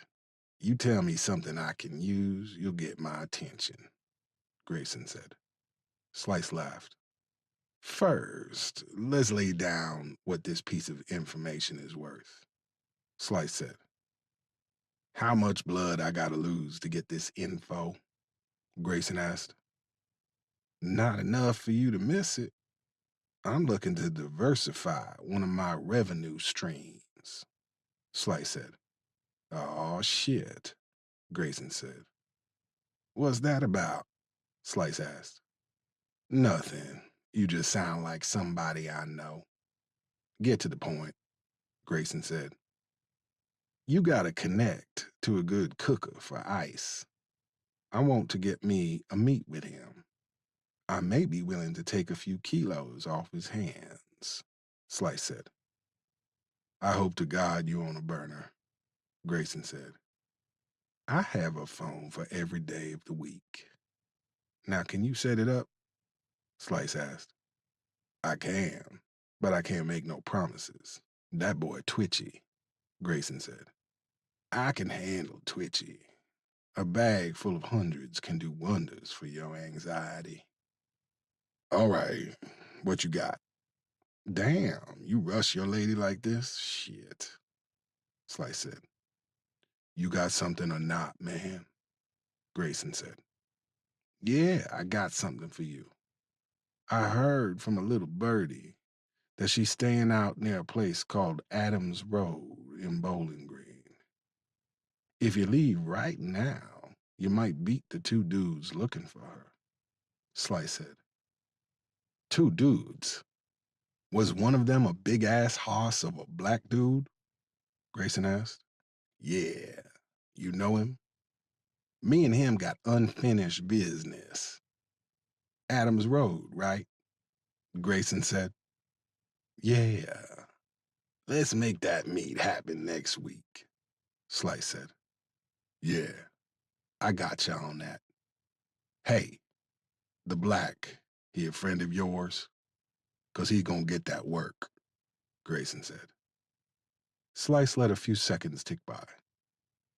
Nah, do what you gotta do.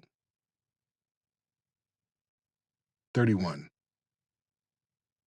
Ike pulled out of the parking lot and headed for the old Route 207 that would take them to the Powhite Parkway that cut through Richmond, then to 301.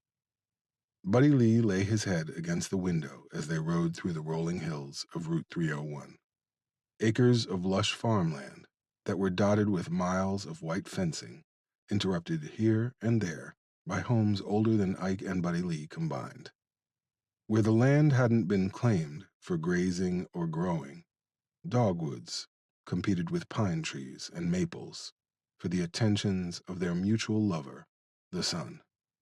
Buddy Lee flicked on the radio, and Merle Haggard's rumbling baritone came warbling through the speakers, singing Mama Tried. Mama tried, but Daddy didn't give a damn, Buddy Lee said. I thought you said your daddy taught you all that traveler's shit, tells and all that, Ike said. Buddy Lee closed his eyes. He did. He was also a nasty drunk who liked to smack my mama around if the macaroni and cheese was too dry. He came and went so often he was like a friend who looked you up when he was in town.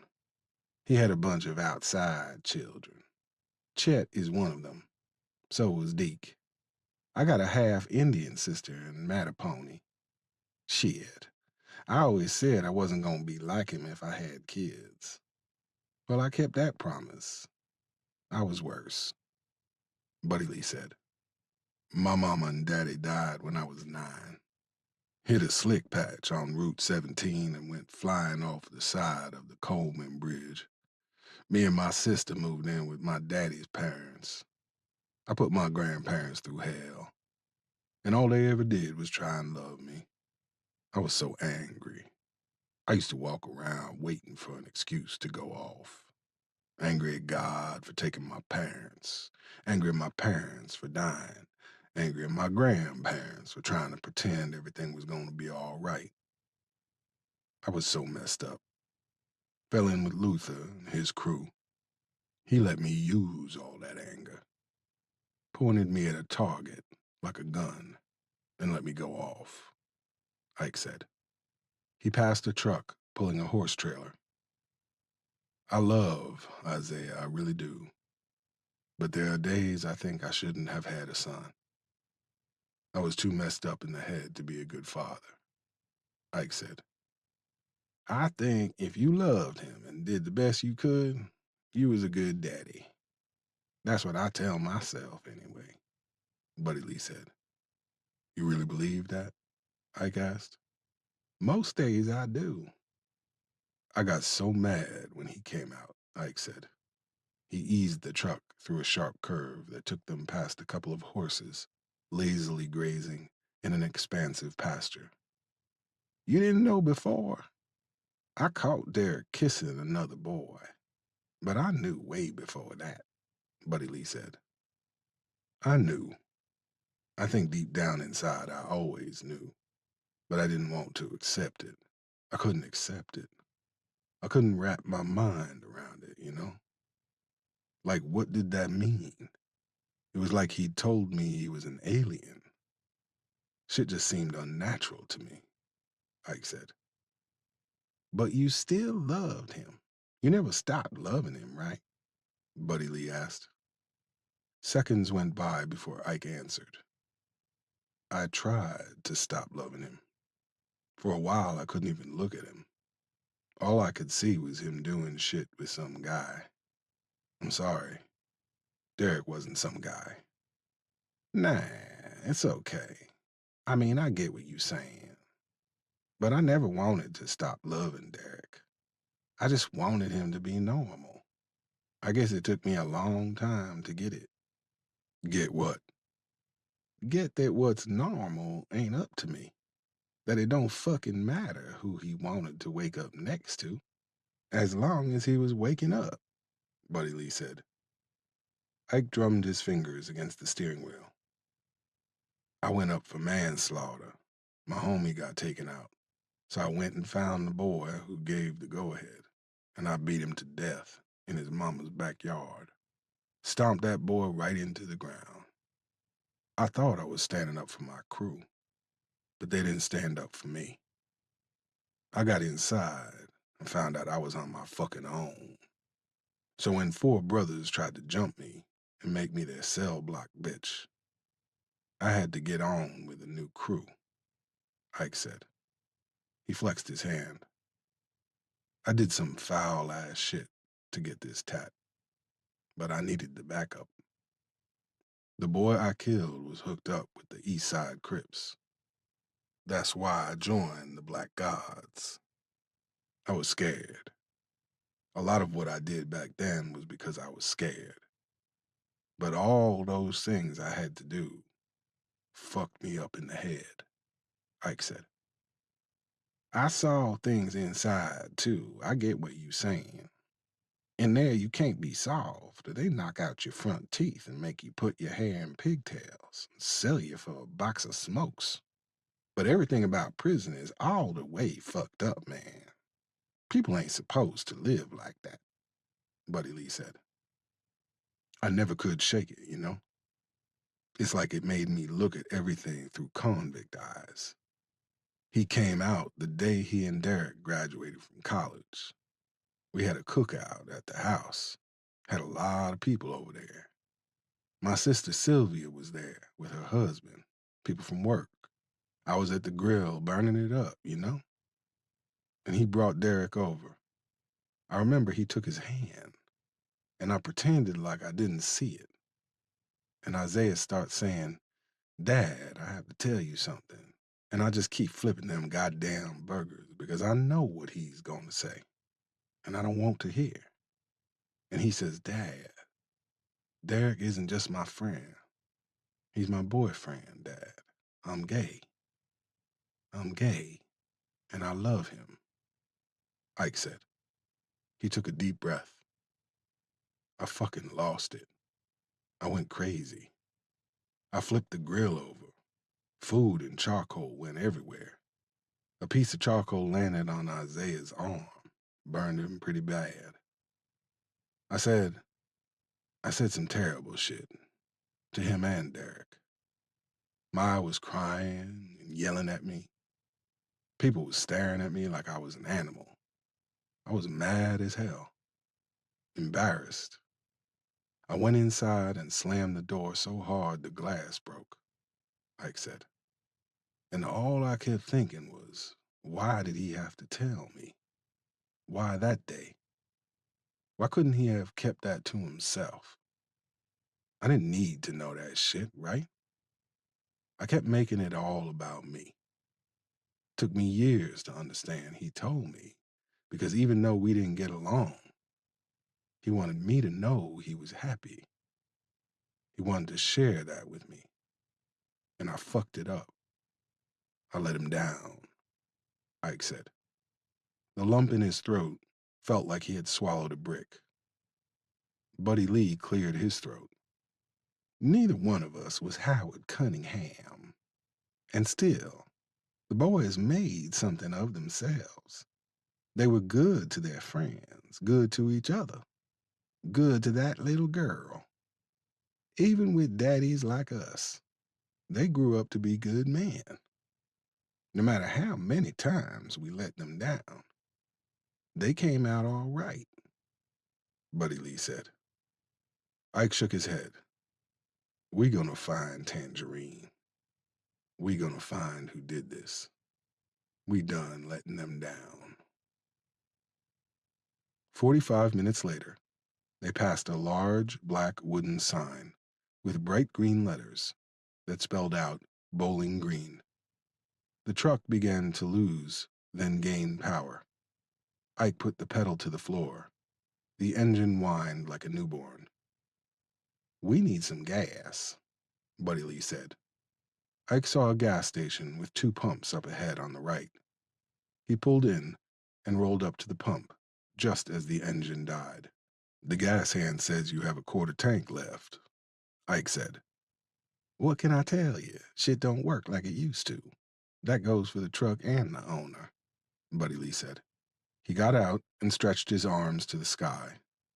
His back snapped, crackled, and popped like a bowl of Rice Krispies. I'll get the gas if you pump it. I need a beer, Buddy Lee said. Hey, give me one too, Ike said. Buddy Lee raised his eyebrow. Been a long day. Buddy Lee limped across the parking lot and entered the store. He grabbed a Busch Tall Boy can for himself and got Ike a Budweiser. He sat the beer on the counter. Let me get 25 on pump 7, Buddy Lee said. The clerk, an older white woman with a mop of unruly gray hair, bagged his beer and rang up the gas. 29.48, she said. Buddy Lee figured she must have been smoking since she was a fetus. He handed her 2 20s. You from round here? Buddy Lee asked. Been here 13 years. Moved down from D.C. with my ex-husband. He was a horseman. Worked on the farm where Secretariat was born, she said. No shit, Buddy Lee said. Yeah, he was better with horses than he was with marriage, the clerk said. Say, you don't know a girl named Tangerine Fredrickson, do you? Buddy Lee asked. The clerk curled her lips like she had bitten into an apple and seen half a worm. You a friend? She said. Nah, it's kind of a funny story. I found her purse with her license and stuff in it, but I'm not from around here, and for the life of me, I can't find this address. You know whereabouts she lives? Maybe give me a landmark or something. Her ID says Adams Road, but my GPS acting like it got Tourette's, Buddy Lee said with a smile. The clerk didn't smile back. Lunette Fredrickson lives out near the water tower on Adams Road. The sign got shot down last year and the county ain't replaced it yet. Lunette, huh? She related to Tangerine, I guess, Buddy Lee asked. Yeah, the clerk said. The sour expression on her face deepened. Okay, well, thank you, Buddy Lee said. He took his change and headed for the door. He snuck a glance at the clerk on his way out. You better hope the wind don't change or your face is gonna stay like that, Buddy Lee thought. He walked out to the truck. Cars and trucks zipped by on the two-lane highway that ran past the gas station. Ike was already pumping the gas. Buddy Lee got in and put Ike's beer in the drink holder before cracking open his own. Thanks, Ike said. He grabbed the beer and killed most of it in one gulp. I think we should be looking for a road next to the water tower. Adams Road, Buddy Lee said. How you know that? Ike asked. I had a talk with the clerk inside. She gave me some info on a Lunette Fredrickson, who is related to Tangerine. Now what? We go down Adams Road and stop at every house and ask them if they know Tangerine? Ike asked. You got a better idea, Buddy Lee said. Ike shrugged. You the one that knocks. This is MAGA country, Ike said. In the end, it only took two houses. At the first house, no one answered. At the second one, a trailer with a wooden ramp, a young white guy with a Confederate flag tattoo on his chest directed them to the last house on Adams Road. They drove past a sign that alerted them they were approaching the end of state maintenance. On the left side of the road was a mailbox at the beginning of a long dirt lane. The name Fredrickson was written on the mailbox in small stick-on letters. This is it, I guess, Ike said. Buddy Lee bit at his thumbnail. You know you was right. About what? Ike said. I don't think those people would have talked to you the way they did to me, Buddy Lee said. The Confederate flag tattoo unfurled in his mind. I guess you woke now, Ike said. Buddy Lee saw him smirk out the corner of his eye. He turned down the lane and navigated the potholes that dotted the road like they were driving over a slice of Swiss cheese. Buddy Lee peered out the window as they passed the magnolia trees that lined the driveway. The craggy road ended in a barren front yard and a ramshackle two-story house with a decaying porch that wrapped around most of the first floor. An expansive meadow overgrown with kudzu and honeysuckle that seemed to go on for acres made up the backyard. A four-door sedan with four different colored doors sat near the bottom step of the porch. Ike pulled up to the sedan on the passenger side, near the far right side of the porch, and killed the engine. Here we are, Ike said. How you want to play this? Buddy Lee asked. Play it straight. Tell her what's up. Ask who was the guy, and if he knew about Isaiah and Derek, Ike said. How hard are we leaning on her? Buddy Lee asked. She's a woman. I'm not leaning on her at all. You ain't either, Ike said. Okay, But if she stonewalls us, I got some girl cousins we can call, Buddy Lee said. He grabbed the gun and tucked it in his waistband, near the small of his back. I don't think we're gonna need that, Ike said. Better to have it and not need it than need it and not have it, Buddy Lee said. They climbed out of the truck and made their way to the front door of the house. They both stopped after a couple of steps. A young woman had stepped out onto the porch. Midnight black hair fell down to the small of her back. Her skin was nearly the color of burnished bronze. Under any other circumstances, Buddy Lee would have found her ravishing. Her big brown doe eyes peeked out at them under flowing lashes. The shotgun she was pointing at them cast a shadow that dimmed her loveliness. Yeah, she's a defenseless damsel in goddamn distress, Buddy Lee said. 32. Hey, easy now, sis. We just want to talk, Buddy Lee said. Whatever you selling, we ain't buying. Whatever you want to talk about, we ain't listening, the woman said. Are you Tangerine? Ike asked. She swung the barrel of the shotgun in his direction. Ike noticed she had the stock cradled in the crook of her arm and was holding the pump with the opposite hand, but her finger wasn't in the trigger guard. Ike studied her, the tremble of her full lips, the wild, rapid movement of her eyes. They darted side to side, like weasels trapped in a cage. She was scared. She was nervous. She was gorgeous. She was a lot of things, but a killer wasn't one of them. He knew what a killer looked like. He saw one in the mirror every day. Who I am doesn't matter, Pappy. Now you and Discount Sam Elliott get back in your truck and get out of here, Tangerine said. That's the second time I've been compared to that old boy in a less than flattering way.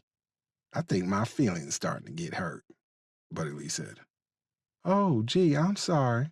Maybe you should leave and seek therapy, Tangerine said. Isaiah was kind to you. Derek wanted to help you. Isaiah was my son. Derek was his. They died because of what you told them. Our sons are dead because of you. The least you can do is talk to us, Ike said. Tangerine flinched. Ike thought she was batting her eyelashes at him until he saw the dark lines of mascara start to trickle down her cheeks. Ike was sick to death of tears. His own, Maya's. Isaiah was the star in their universe. When he had died, that star had collapsed in on itself, creating a black hole. That black hole swallowed every ounce of joy they had ever felt. All because this girl on the porch had a secret lover who was willing to kill to stay a secret. She hadn't pulled the trigger, but she was damn sure involved. Let her weep until she cried blood. I didn't mean for any of that to happen, Tangerine said. The streaks on her face gave her a Lone Ranger mask. Then put down the seed sower and talk to us, girl, Buddy Lee said. Tangerine bit her bottom lip. Ike watched the barrel of the shotgun lower in minute increments. The wind stirred, engulfing them in the scent of magnolias. Come on inside, Tangerine said. I'll feel better when that scattergun ain't in her hands, Buddy Lee whispered. If she was going to shoot us, she would have done it already, Ike said. Oh, well, that's good, Buddy Lee said. They stepped up on the porch and entered the house. The scent of whiskey permeated the foyer and the front room. A saggy sofa sat in the middle of the front room. Grainy images flickered across an ancient floor model television that sat near the couch at an angle. A dining table stuck halfway out of a kitchen and into the living room. Tangerine placed the shotgun on the table. Terry, who is that? A tall, white woman came from the back of the house. She was wearing a floral print house dress and flip-flops. Her doughy face was partially hidden by lank, blonde curls that spilled to her chin. Tangerine, Ma. My name is Tangerine, and it's nobody. Go lay down, Tangerine said. Ma acknowledged Ike, but her eyes lingered on Buddy Lee. No, no, we have guests. Invite your friends in. I'll make some drinks, Ma said.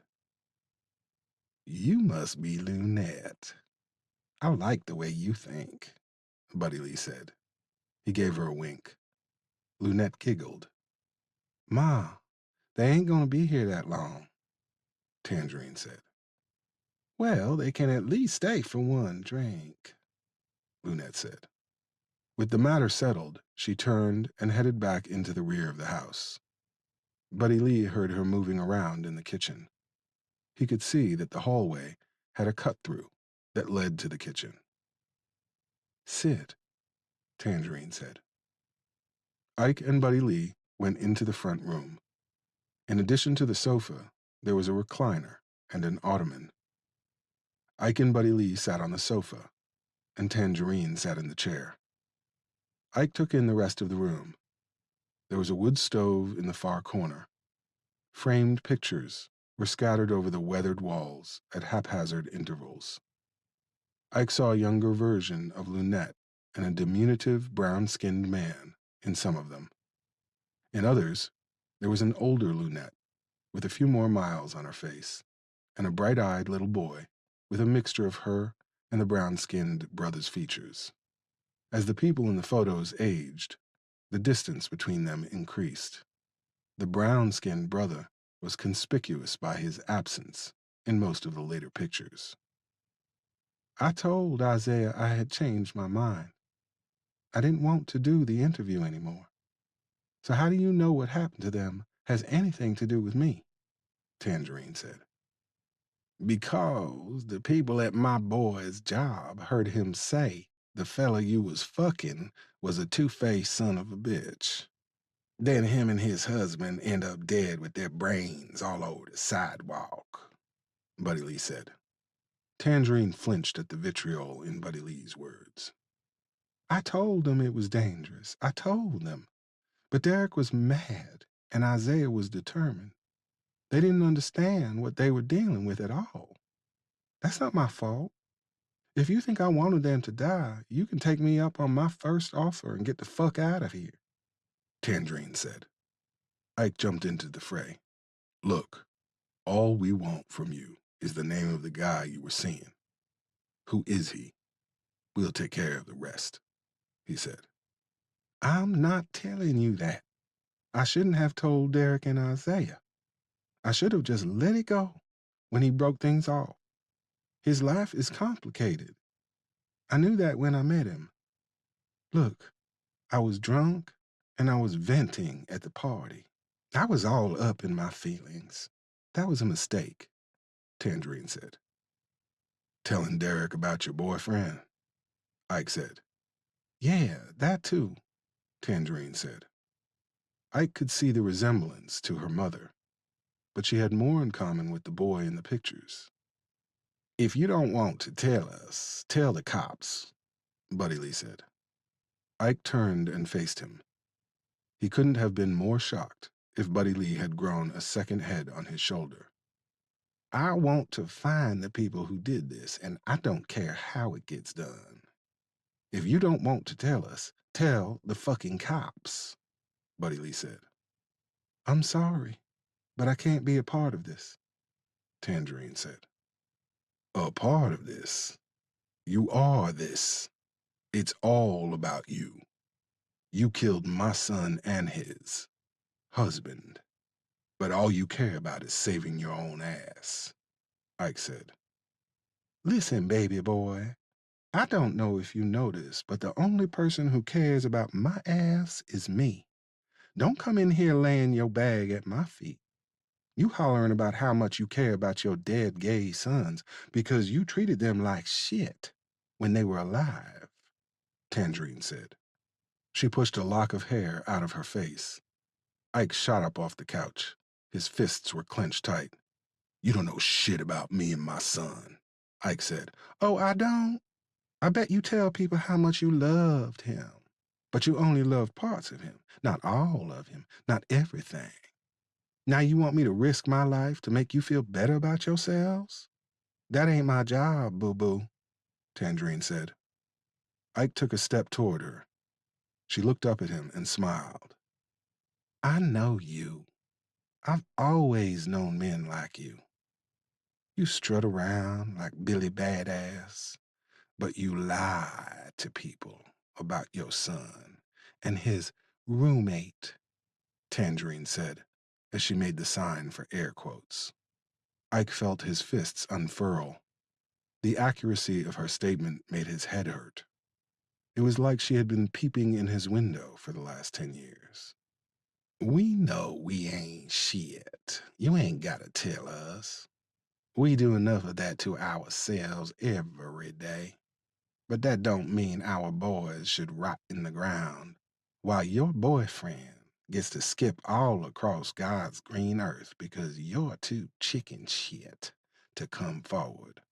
I know he's looking for you. He got some badass biker boys trying to hunt you down. He wants them to take the top of your head off. Now, if we found you, how long you think it's gonna take before they do too? You come with us, and you tell the cops. They can protect you, Buddy Lee said. No, they can't. Everything that's going on, it's not him. He's tied into a situation that he can't control. The people he answers to are the ones behind this. Rich-ass wannabe movers and shakers who control everyone and everything in their orbit. He's as much a victim in all this as if you say Isaiah and Derek, we are going to have a fucking problem, Ike said. Tangerine licked her lips. He once told me they wanted him to be a lion, and a lion doesn't feel guilty for eating a sheep. They've abused him all his life, and they don't care how broken he is. You have no idea what kind of shit you're dealing with, Tangerine said. Her hazel eyes seemed to glow. You don't really believe that horse shit, do you? He is trying to kill your ass and mount it on his wall, Buddy Lee said. I'm telling you, you don't know him. You don't know what he's going through. This is way bigger than you think, Tangerine said. He killed my son. I know all I need to know, except his name, Ike said. Drinks. I hope you like Cuba Libres, Lunette said. She had 4 glasses on a plastic tray. She sat the tray on the ottoman and started handing out the rum and coke concoctions. Thank you, ma'am, Buddy Lee said. My name's Lunette, not ma'am. You can call me Sugar if you want, though. She winked at Buddy Lee, who killed his drink in 2 gulps. Ike held his in an iron grip as he focused on Tangerine. Tangerine took a sip. This time, she did bat her eyes at him. You thinking about hitting me, aren't you? That your kink? She asked. No, I'm thinking I wish my son hadn't tried to help you. But that was the kind of man he was. He would help anybody, even someone who didn't give a damn about him, Ike said. Trying to guilt me ain't a good look, baby boy, Tangerine said. Ike thought she meant for it to sound hard, but it came out flat.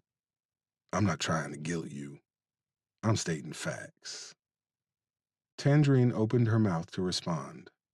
But then, the sound of a car door slamming came from the front yard. Ike stood. The skin on the back of his neck prickled like a ghost was tickling him. He locked eyes with Buddy Lee. I haven't had these many guests since before your daddy left, Lunette said. She sashayed toward the door. The ice cubes in her glass clinked like castanets. Ma, what are you doing? I told you we gotta be careful, Tangerine said. She popped up and grabbed Lunette by the arm. I'm going to see who it is, she slurred. Ike wondered how much rum she'd put in her drink.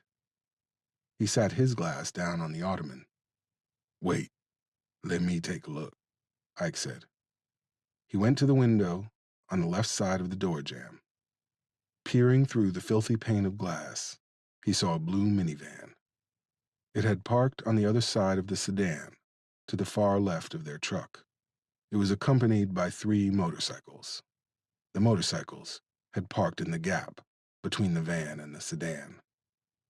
6 men were walking toward the house. They all had on baseball caps, pulled low, and they were all holding guns. Get down, Ike yelled.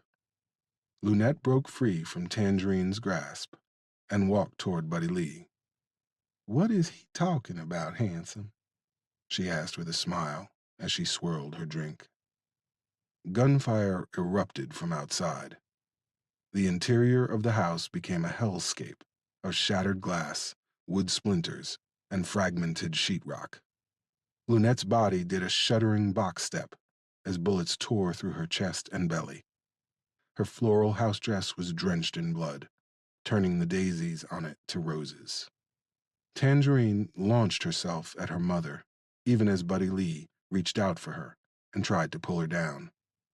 Ike was on his stomach, pulling himself along the floor. Lunette's body folded in on itself and crumpled.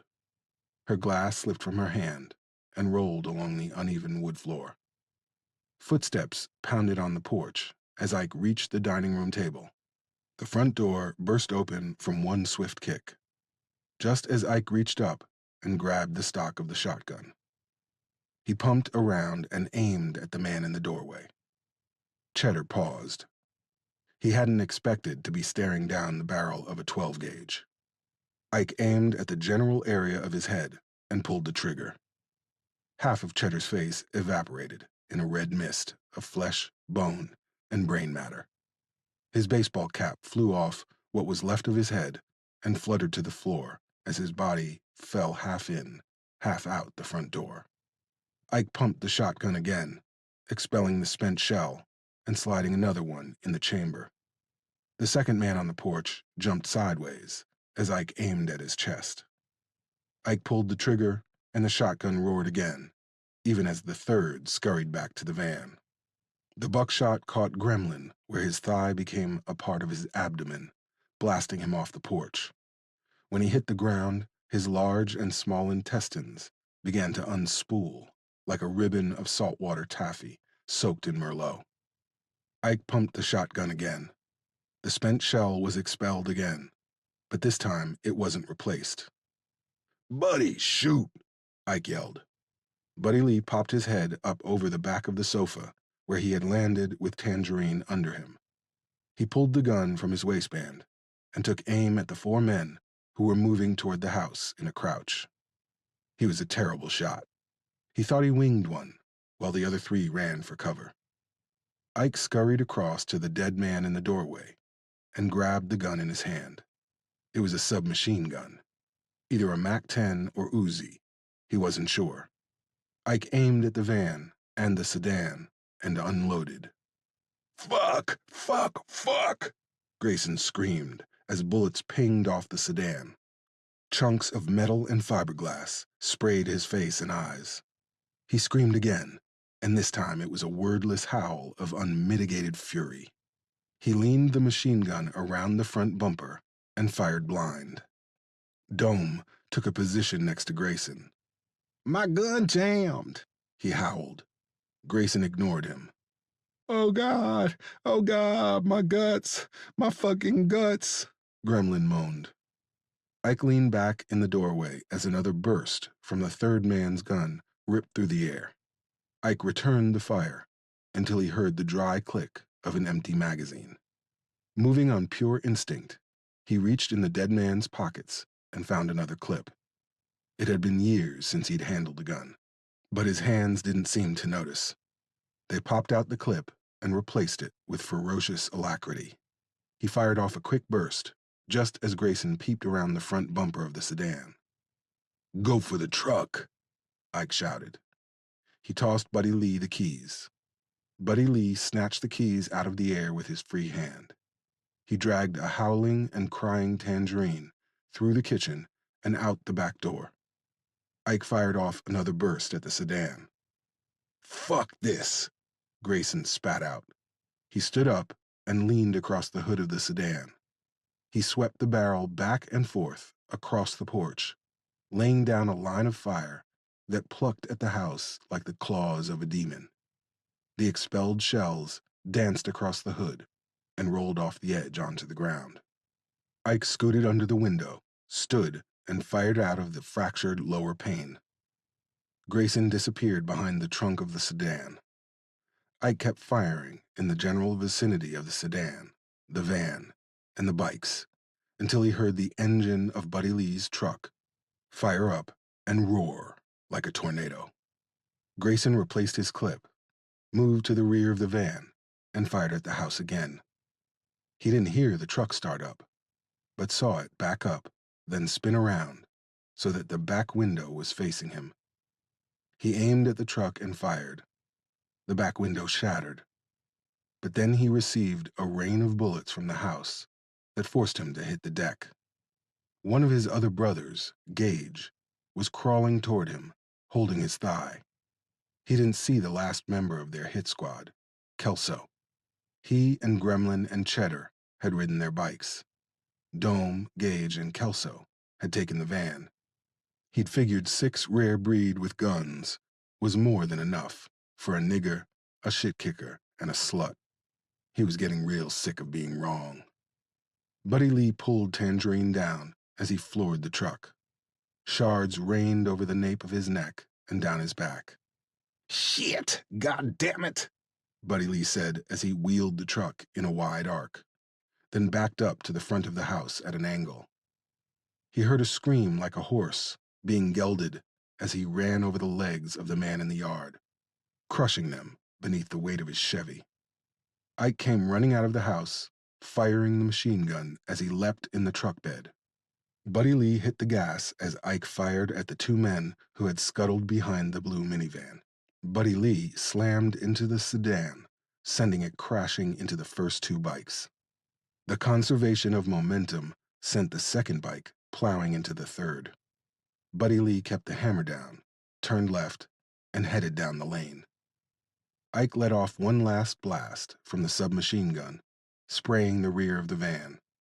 The glass in the rear door exploded, along with the rear driver's side tire. Grayson and Dome had kept moving around the van as the truck shot by like a cannonball, until they ended up crouched down like a pair of turtles near the front bumper. Grayson jumped up in time to see the truck turn left and take off down the highway. Grayson wiped his eyes, the back of his hand. Sweat, blood, and bits of metal stuck to the hairs on his forearm. His ears rang with the high-pitched metallic whine. Dome rose and stood beside Grayson. Kelso crawled from under the sedan. Grayson stopped staring down the lane and took in the scene swirling around him. 3 of his brothers were down. Cheddar was dead. Gremlin was right on his heels. Gage was bleeding out all over the red clay that covered the yard. "Dome, they got me in my leg. Dome, I'm bleeding a lot. God, it hurts. I'm bleeding a lot, Dome," Gage rasped. "My guts, man. I can see my guts," Gremlin said. His words were so light, the wind nearly snatched them away. Dome and Grayson walked over to their mortally injured brother. Most of the lower half of his stomach was gone, or slipping through his hands like a greased eel. He was lying in a pool of blood and shit large enough to soak in like a hot tub. His legs looked like breadsticks made by a blind baker. If Gremlin made it, which judging by all the blood he was currently swimming in was highly unlikely, He'd probably have to use one of those shit bags for the rest of his life. He'd never ride again. Grayson knew he wouldn't want to live that way. "We can't leave him like this," Grayson said. He pointed his gun at Gremlin's face. Dome turned his face to the setting sun. The shrill treble of a chorus of crickets filled the air. "See you on the other side, brother," Grayson said. He fired a volley of bullets into Gremlin's face. The staccato burst sounded like someone had dropped 1,000 nails on a metal desk. Grayson put the machine gun on the ground near Gremlin's body. He went over to the demolished bikes. He tried to pick up his bike, but the ape hangers were bent in all the wrong places. The gas tank was leaking. One of the cams had a huge dent. A huge gash zigzagged across the leather seat. The front wheel was caved in on itself. It was like a child's first attempt at writing a capital D. Grayson laid the bike back down. "All right, then," Grayson said. He knew in his gut that Andy was dead. The idea that two old bastards, who should be sitting on the couch draining tall boys, had gotten the drop on a prospect was far-fetched, but not impossible. As he took in the carnage laid out before him, he realized he'd made two mistakes. He'd taken these men lightly, and he'd been holding back. The first mistake was his fault. He would never forget or forgive himself. The second mistake belonged to a rich boy who had never gotten dirty or bloody or been in a fight. Yeah, he paid them, but that didn't even matter anymore. This had become more than business a long time ago. Now, it was more than personal. It was about honor. If he couldn't handle these two, then he didn't deserve to be the president. He didn't deserve to wear the goddamn patch. Might as well take it off and throw it in the fucking trash. This was crazy. All of it. Cheddar dead. Gremlin dead. Gage probably bleeding out. Not to mention what had happened at the black's shop. Grayson rubbed his face. His hand lingered on the scar that bisected his cheek. There was going to be no more holding back. No more half measures. All that was done. "Dome, you got a spare in this thing?" Grayson asked. "Yeah, I think so. It's my wife's van. I don't drive it much," Dome said. "What we gonna do with the bikes? We can't just leave them," Kelso said. Grayson pulled out his knife and went to each bike. He used the tip of the knife to unscrew the mounting bolts on the license plates. He pocketed all 3 license plates. The cops might check the VINs, but they could always report the bikes as stolen. "You two get the cuts off Cheddar and Gremlin. Then change the tire. Load up Gage so we can get the fuck out of here. We in the middle of bumfuck, but you never know what nosy-ass neighbor might have called Johnny Law. When we get back to the clubhouse, I'm calling a war party. We gonna drop hell at this motherfucker's front door," Grayson said. Dome and Kelso fidgeted in place, shooting worried glances at each other. Grayson went back over to Gremlin's body and picked up his gun. He glared at Dome and Kelso with such baleful intensity that he gave himself a headache. "Did I fucking stutter?" Grayson asked. 33. "Pull over," Ike hollered from the truck bed. Buddy Lee didn't seem to have heard him. The truck shimmied and shook as he flew down the single-lane blacktop. Ike could see the needle on the speedometer was ticking past 90. "Buddy Lee, pull over so I can get in," Ike said, using the full force of his voice. He saw Buddy Lee's watery blue eyes in the rear-view mirror. The whine of the engine eased, and the truck coasted to the shoulder of the road. Ike hopped out and jumped in the cab. He'd barely shut the door before Buddy Lee took off, tires spinning, and gravel shooting up into the air. Ike felt something warm and moist against the small of his back. He leaned forward, and as he did, Tangerine slumped over into his lap. He grabbed her by her narrow shoulders and sat her up. "Fuck," Ike whispered. Tangerine's entire right side was bathed in red. A bullet hole, the size of a dime, in the crook of her elbow, was vomiting blood at an alarming rate. "What? Somebody behind us?" Buddy Lee said. His eyes scanned the rear view and side mirrors. Ike took off his shirt and his belt. He wrapped the shirt around Tangerine's arm, then cinched it tight with his belt. A huge, dark, wet spot radiated out from Tangerine and stretched across the truck's bench seat. "She's hit," Ike said. "What? Fuck shit, god damn it to hell. Is she dead?" Buddy Lee asked. Ike put his finger against the side of her neck. He felt a pulse, flickering like the frantic wings of a bumblebee. "She ain't dead, but she might be in shock," Ike said. He pulled his cell phone out of his pocket. He dialed Maya's number. His fingers left muddy splotches on the touchscreen. "What's your address?" Ike asked as the phone rang.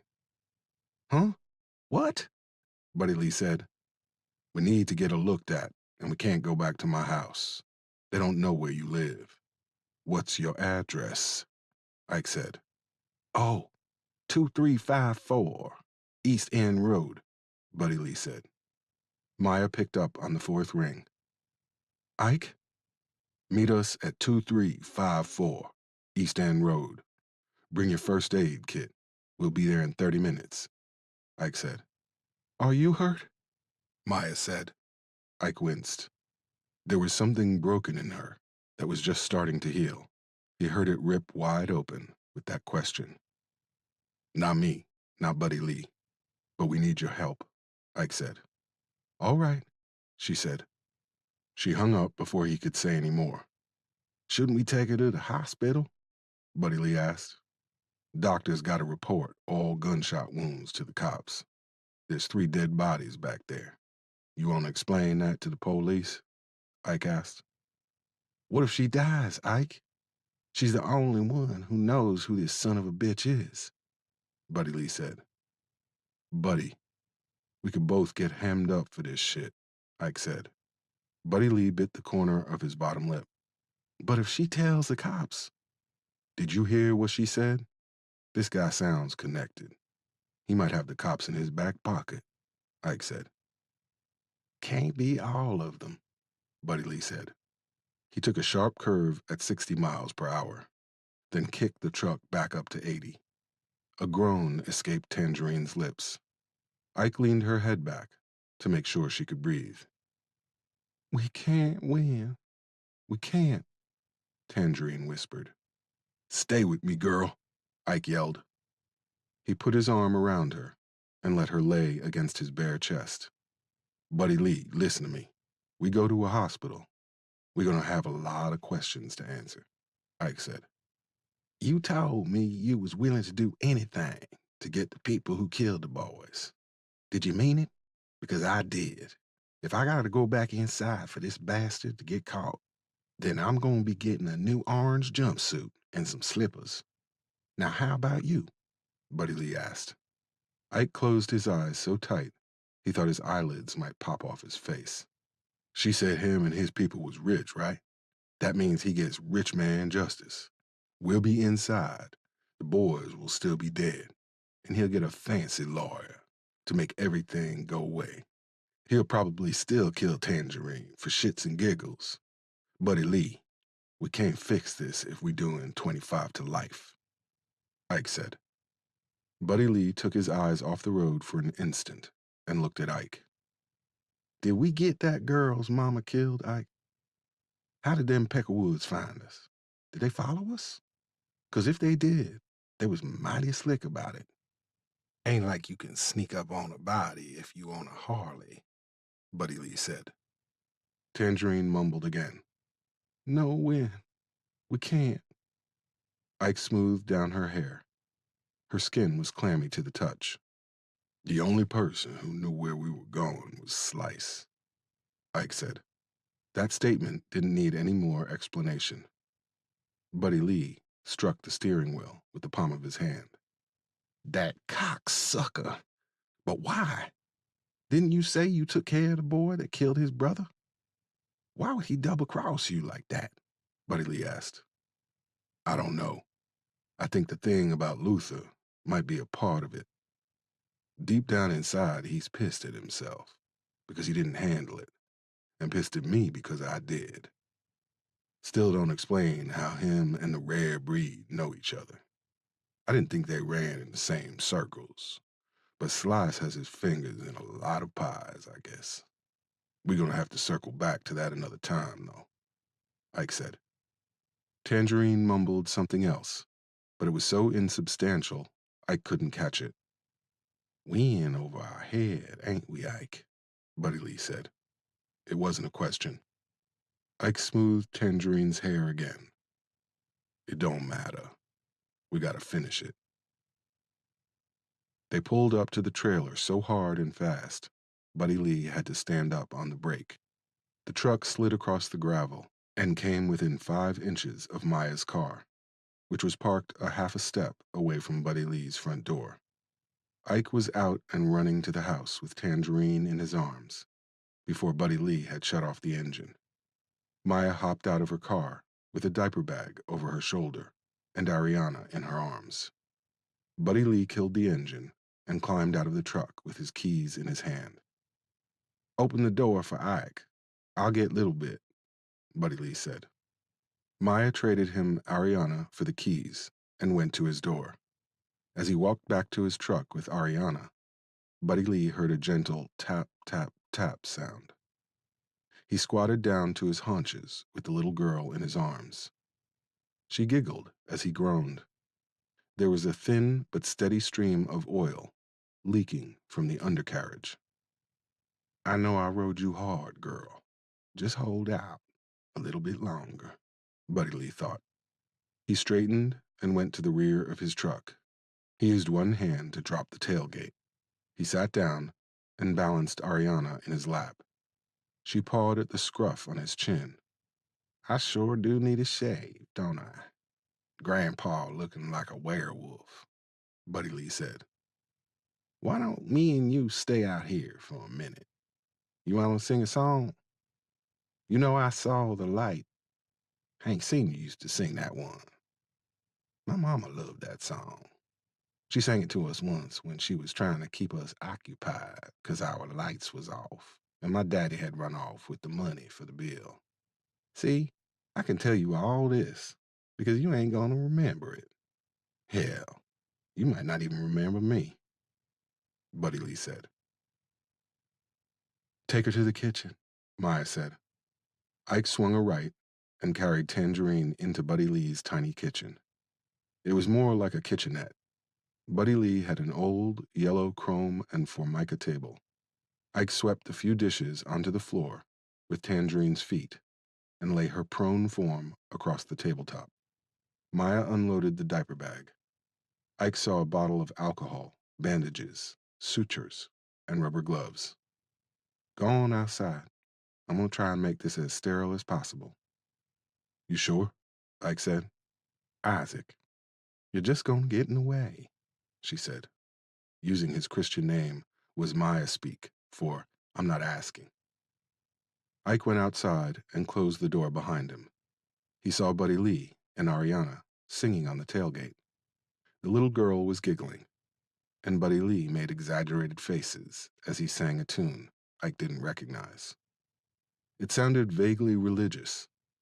Buddy Lee had a powerful, melodious voice that rose and fell in all the right places. Ike couldn't carry a tune even if it was in a bucket.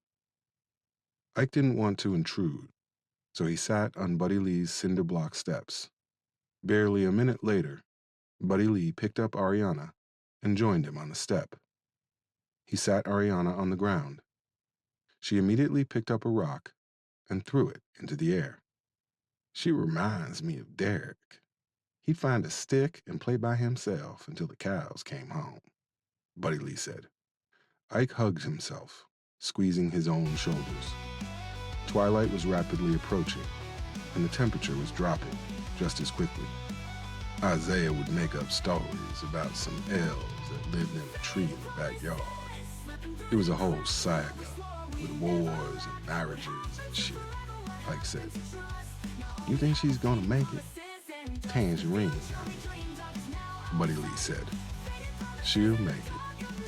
Question is, will she tell us who God is? Ike said. Ariana plopped down on her butt and banged two rocks together. She really done convinced herself he loves her. Like she don't believe he had nothing to do with all this, Buddy Lee said. You love a person enough and you'll make excuses for almost anything. I saw guys on death row get requests for conjugal visits from women on the outside, Ike said. Yeah, but them women crazy, Buddy Lee said. Love is a kind of crazy, Ike said. Buddy Lee toed the gravel with the tip of his boot. He had no witty rejoinder in the chamber for that one. Buddy Lee Jenkins, who the hell let you watch their child? Margot asked. Buddy Lee and Ike stood up as she came around the corner of Buddy Lee's truck. First off, I'm an excellent babysitter. Second, this ain't just any little child. This is my granddaughter, Ariana, Buddy Lee said. He scooped Ariana up off the ground. If you're such a good babysitter, why are you letting her sit on the ground? Jesus H. Christ, Margot said. Little bit. Can you say hi to the mean lady? Buddy Lee said. Margot slapped him on the arm. Don't pay him no mind, cutie pie. Ain't you just about the prettiest little thing I ever seen in my life, Margot said. She ruffled Ariana's hair. And who is this here tall drink of water with a phobia against shirts? Margot said. Ike instinctively crossed his arms. Margot smirked and winked at him. I'm Ike.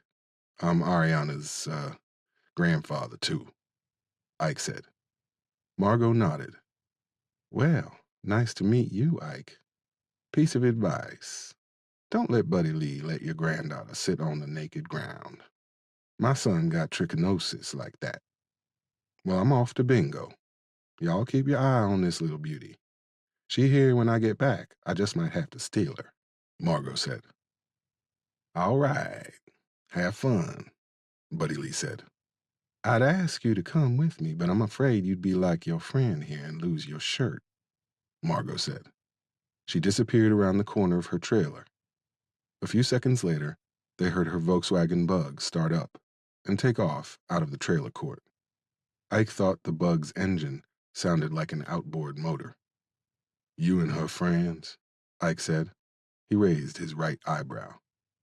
She's my neighbor. She's a good woman, not big on taking any shit, Buddy Lee said. She like you. What? No, we just neighbors, Buddy Lee said. You think what you want, but I bet if you had taken her up on her offer, you'd be playing bingo right about now, Ike said. Friends can go to bingo, Buddy Lee said. Ike noticed his ears were turning a soft shade of crimson. Did you like the lady a little bit? I'm a little afraid of her, Buddy Lee said. He bugged his eyes out and blew air between his lips. Ariana let out a high-pitched squeal. Ike lowered his head and silently traced the fissures in the cinder blocks between his legs. Look at what you're missing. What you missed with her daddy, a voice in his head whispered. The worst thing was he knew the reason why he wouldn't allow himself to get closer to her. For the first time since she had come to live with them, it made him ashamed. Ike wondered, how many chances does a man get to make the right decision before fate decides he doesn't deserve another bite at the apple? Maya stuck her head out the door. We need to talk, she said. Ike and Buddy Lee and Ariana entered the trailer. She'll make it, Maya said. She was standing next to Buddy Lee's table. Tangerine was lying on her side, with her back toward them. She lost a lot of blood, but that wound in her arm is an in and out. I can't be sure without an x-ray, but it doesn't look like it shattered any of her bones. She might have some nerve damage, though. She wasn't in shock. She just fainted. She's going to need a place to rest, and somebody is going to have to change that bandage and clean it. Now, do y'all want to tell me who she is and how she got that hole in her arm? Maya asked. She's the girl Isaiah and Derek were trying to help.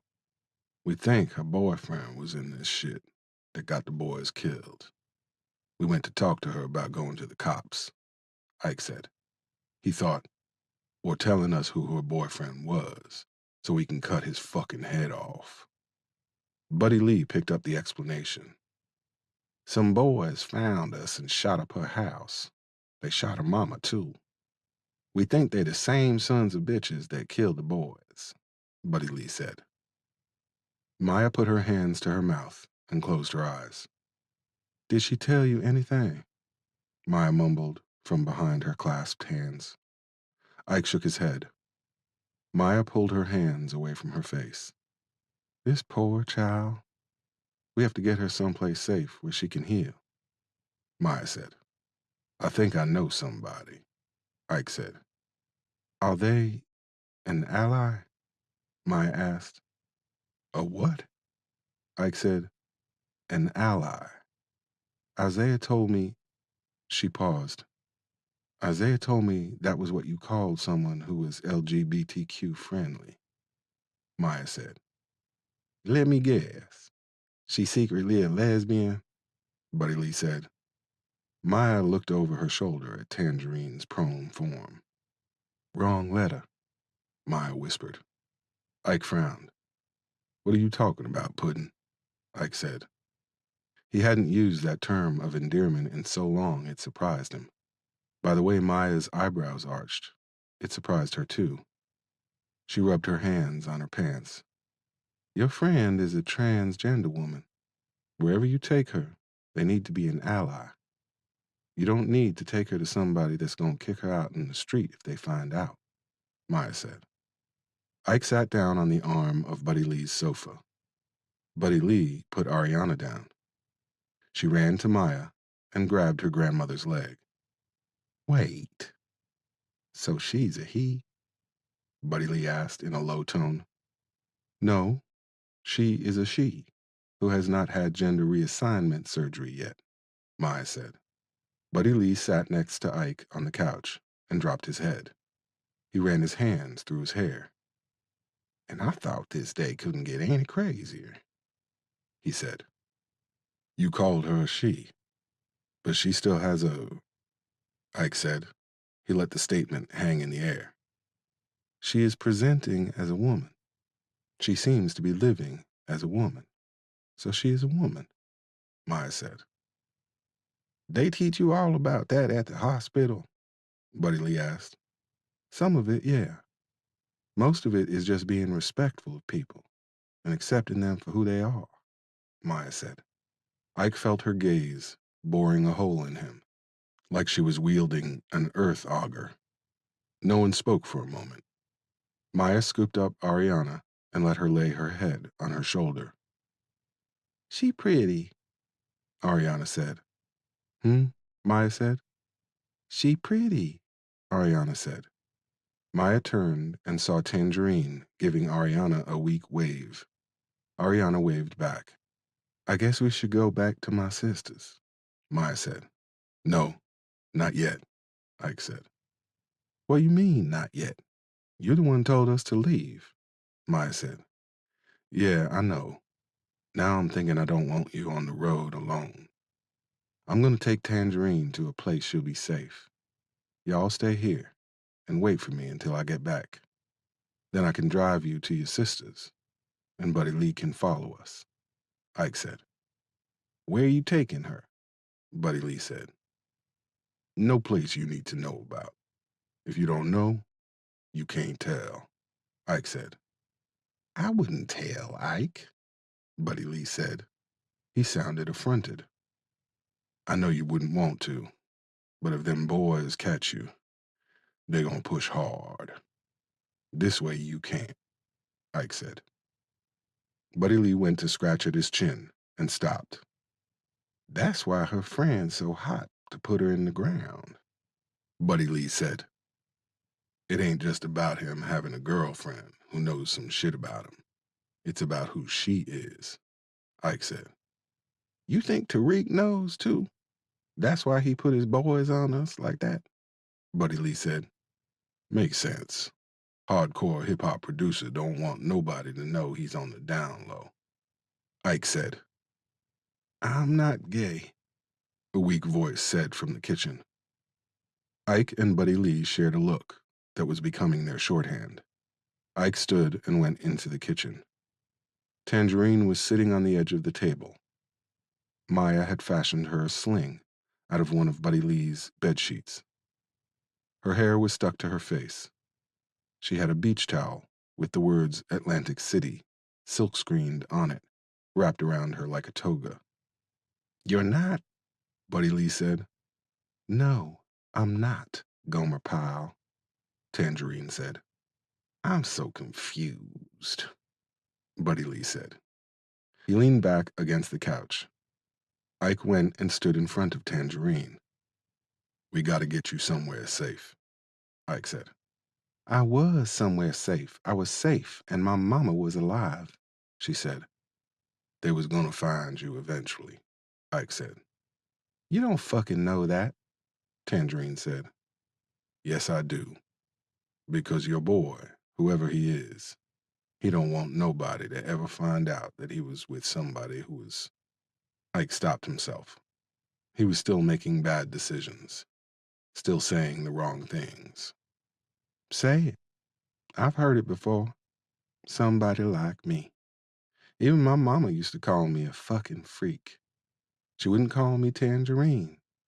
Said she named me after my daddy. That was his name, and I should be proud to have it. And now she's dead, and she'll never be able to call me by my real name, Tangerine said. She began to weep, great racking sobs that made Ike's chest hurt. He went to her, and before he knew what he was doing, he tried to put his arms around her. She pushed him away. Ike stepped back with his arms awkwardly open. Tell us his name, sis. Let us put an end to this thing, Buddy Lee said. You don't fucking get it. We loved each other. He's not in control of this. I'm not saying he's not involved, but he's not the one doing this, Tangerine said. Her cheeks glistened as her tears soaked her face. Tell us, Buddy Lee said as gently as he could. He killed our sons. He sent people to kill you. They took your mama from you. Tell us, Tangerine, Ike said. He put his hand on her shoulder, but in his mind he was touching Isaiah. She wasn't his son, but he felt like through her he could glean an inkling of the pain and misery and sense of unfairness that he could never experience. That people who lived under an umbrella made of a panoply of letters knew intimately. How many times had Isaiah cried the way Tangerine was crying right now? Wept until he found the strength to live as he was meant to live, as a man who was so much more than who he slept with, who had a father who refused to see him as anything more than a disappointment. You still love him, don't you? Ike asked. Tangerine didn't answer his question. I just want this all to go away, she said. It ain't going nowhere, girl, Buddy Lee said, but Ike held up his hand. Let's get you some clothes. We're going to take you somewhere you can be safe, okay? Ike said. He let her go and gestured with his head for Buddy Lee and Maya to follow him. They all stepped back outside. You think you got a couple of spare shirts and a pair of pants me and her can borrow? Ike asked. Buddy Lee nodded. I don't know about you, But my shirt should fit her. Jeans, too. You gonna look like you wearing your baby brother's clothes if you put one of my shirts on, Buddy Lee said. I've got a couple of my t-shirts in the back seat, Maya said. That's good, Puddin', Ike said. She gotta tell us, Ike. Preferably sooner than later, Buddy Lee said in a hushed tone. Her mama got killed right in front of her. A dude she loves is trying to kill her. She can't tell us nothing right now.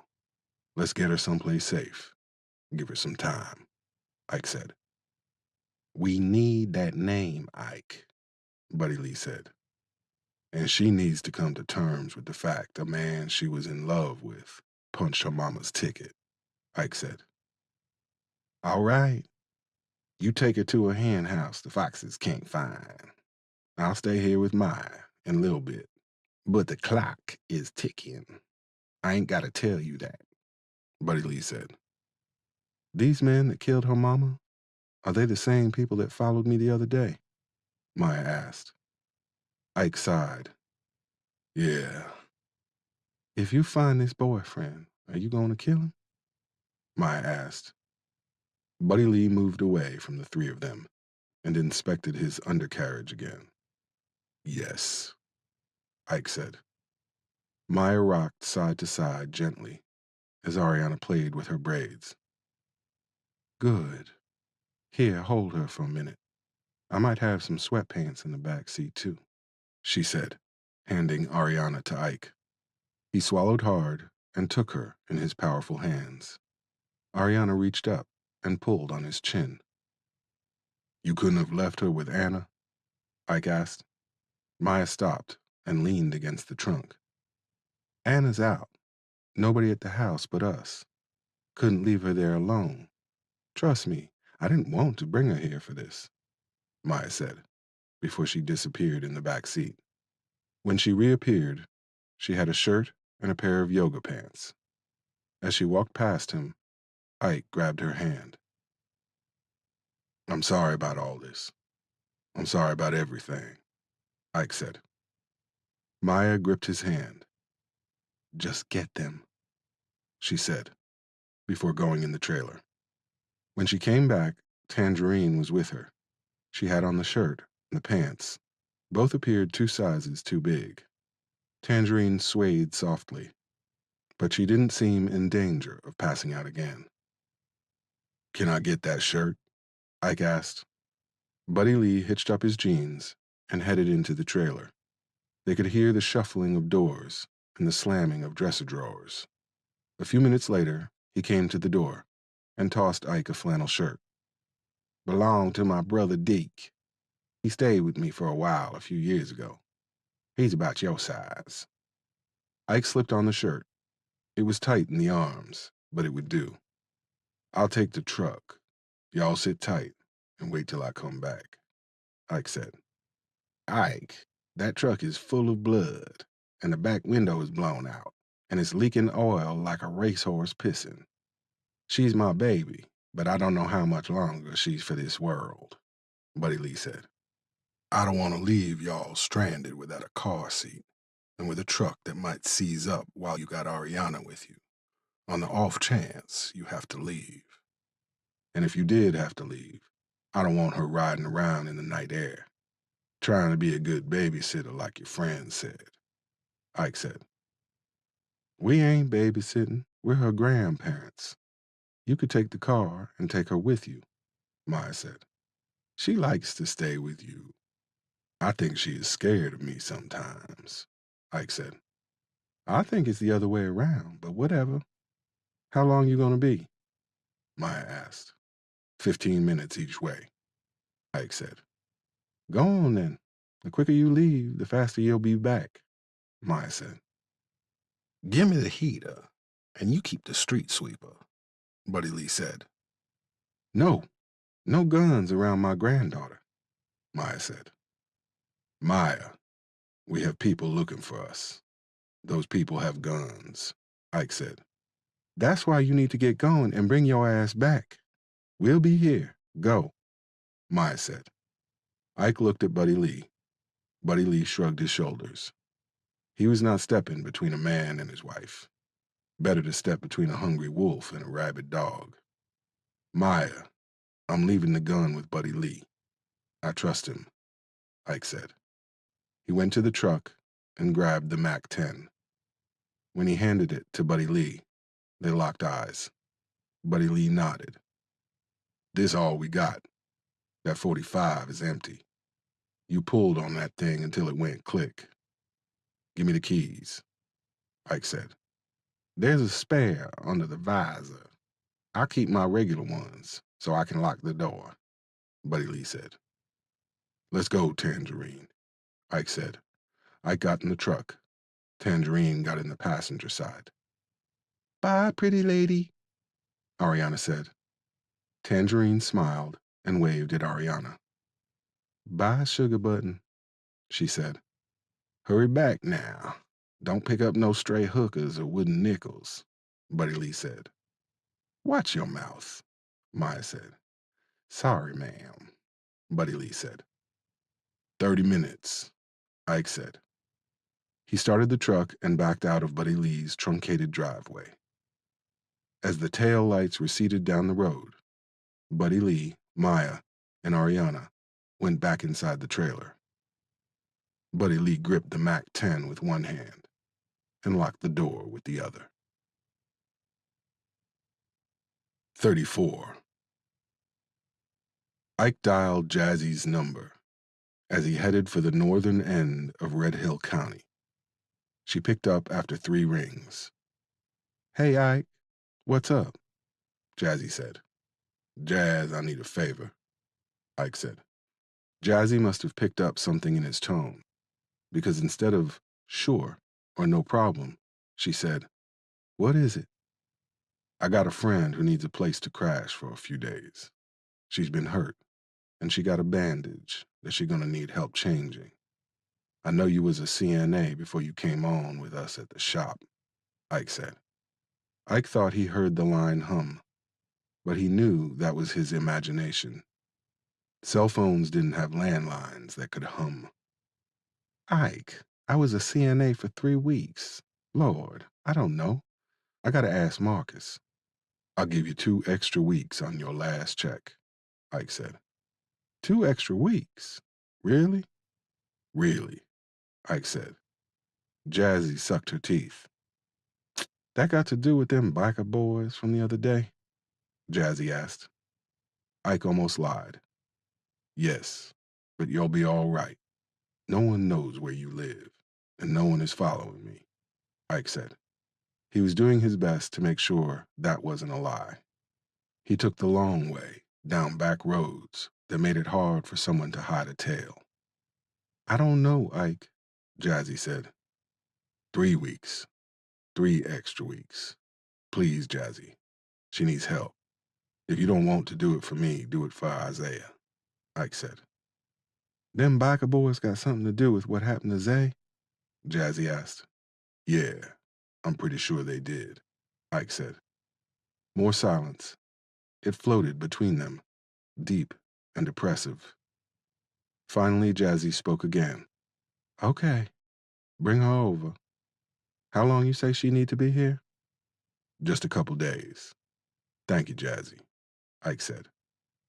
I'm going to have to buy Marcus 2 new PlayStation games with my check to keep him from running his mouth, Jazzy said. See you in a bit, Ike said. He hung up. You didn't tell her, Tangerine said. I don't think it's my place to tell her anything, Ike said. You sure my mama is dead? Tangerine asked. The question almost made Ike run off the road. He chose his next words carefully. I don't know. Everything was happening so fast. But I don't think she made it, Ike said, his voice hoarse. Tangerine leaned her head on the window. Cool air filled the cab of the truck through the shattered rear window.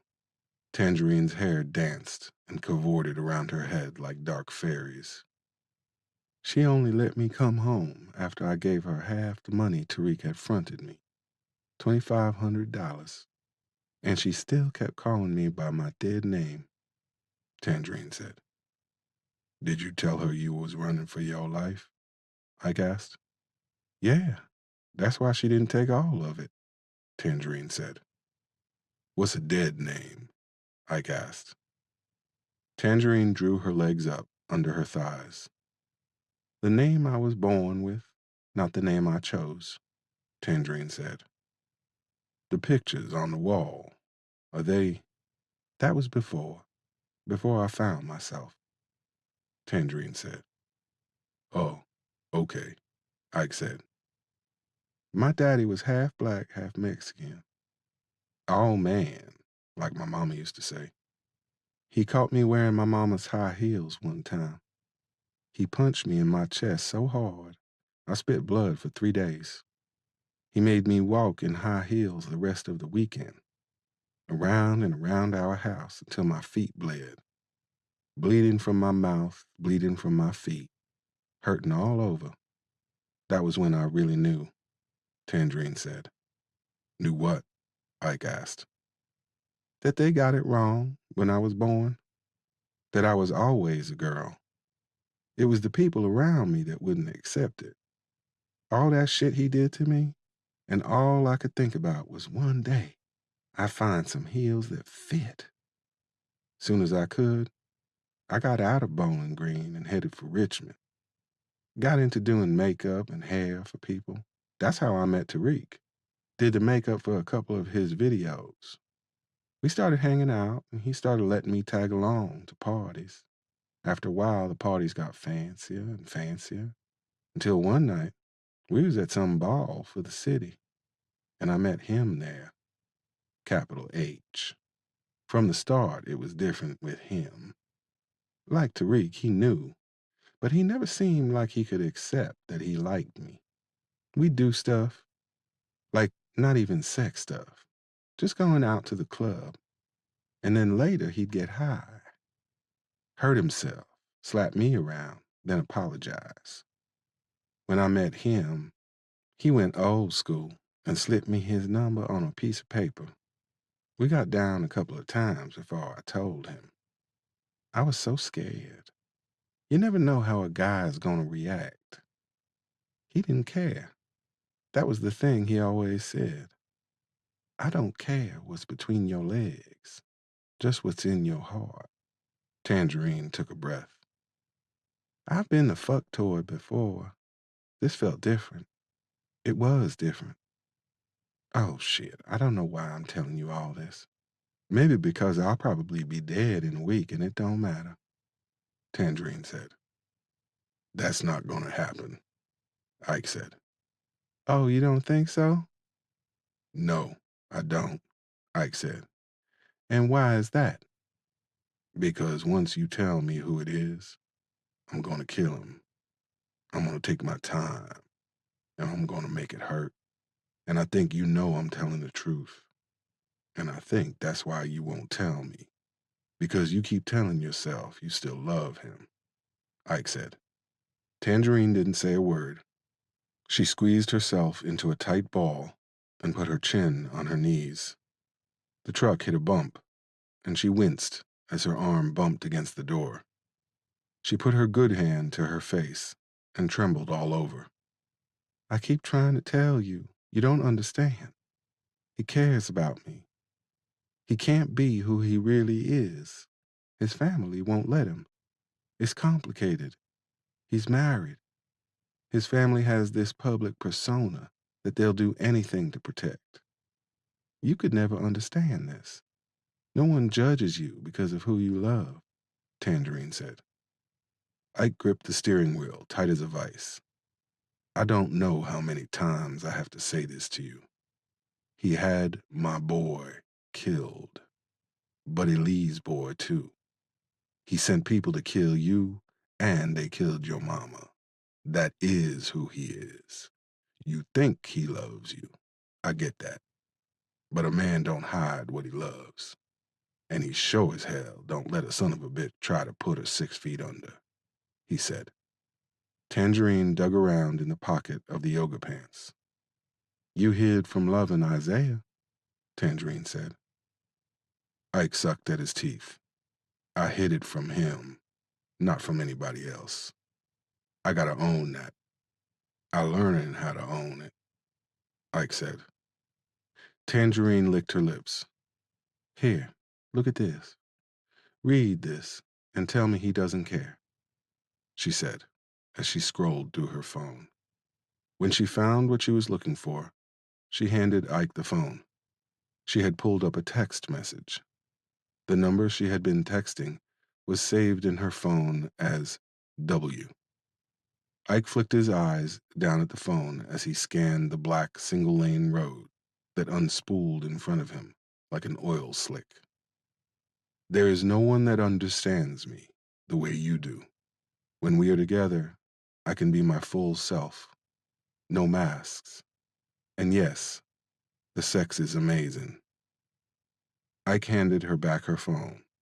Let me ask you a question. He talks real nice, but has he ever taken you anywhere besides a motel? Has he ever even taken you to the motel? Or do you have to meet him there? Do you even have a picture together? Ike asked. Tangerine was quiet. That's what I thought. I ain't gonna pretend to know how hard this is for you. But you gotta know, there is only one way this ends. It's either him or us. All us, Ike said. He turned down Crab Thicket Road. Jazzy's trailer was the last one on the left. Us? We're in us now? You didn't want nothing to do with your own son, but now I'm supposed to believe I'm part of the team? Tangerine said. The words shot out of her mouth like shrapnel. You on the team because I can't let what happened to Isaiah and Derek happen to anybody else. I ain't gonna lie and say I get you, because I don't. I can't even pretend I know what it must be like to be you. But if all this has taught me one thing, it's that it ain't about me and what I get. It's about letting people be who they are. And being who you are shouldn't be a goddamn death sentence, Ike said. I think about Isaiah and Derek a lot. If I had just kept my fucking mouth shut, they would still be alive. Now my mama is dead too.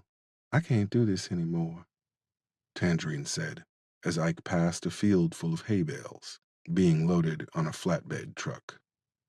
The sun was setting quick, and the men in the field were moving fast to beat Old Soul before he vanished behind the horizon. The sky was full of ambers and magentas that ran together like melted wax. Ike pulled into a long driveway covered in crushed oyster shells that was lined on both sides by a throng of blackberry thickets and wild daylilies, their orange petals standing out in sharp contrast to the verdant green leaves of the blackberry bushes. At the end of the driveway was a white double-wide with red shutters. Jazzy's car was the only one in the front yard. Ike pulled alongside it and cut the engine. I'm sorry, Ike said. Don't say that. Don't say that because you're trying to butter me up, Tangerine said.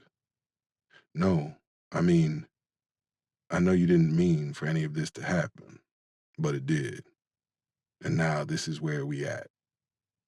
A man once told me, we can't change the past, but we can decide what happens next. That's where you at right now, Ike said. He got out of the truck. Come on, let me introduce you to Jazzy. You sure she ain't gonna mind having me here? Tangerine said. She was still in the truck. I'm thinking she'll be okay with it. She ain't a dinosaur like me. And her and Isaiah were good friends in school. She knew he was gay a long time before I did. And she never turned her back on him, Ike said. I told you, I'm not gay, Tangerine said. Jazzy is as close as we gonna get to an ally in Red Hill County, Ike said. Tangerine took her good hand away from her face. She used it to open the door. She followed Ike over the stepping stones to the front door of the double-wide.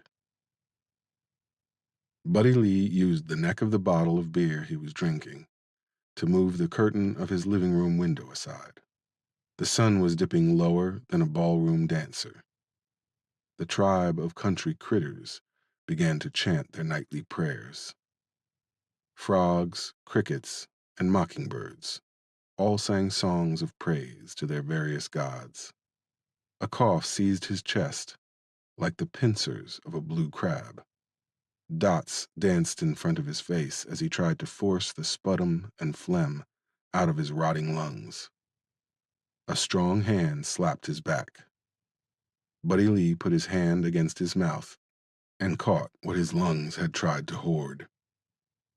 "Thank you. Got a bit of a bug in my throat," Buddy Lee said. He didn't want to wipe the blood and spit on his pants, but he also didn't want Maya to see it. Her smooth, impassive face appraised him with the cool detachment of a woman who had heard her share of death rattles. "Cancer or emphysema?" she asked. "Can I have a tissue?"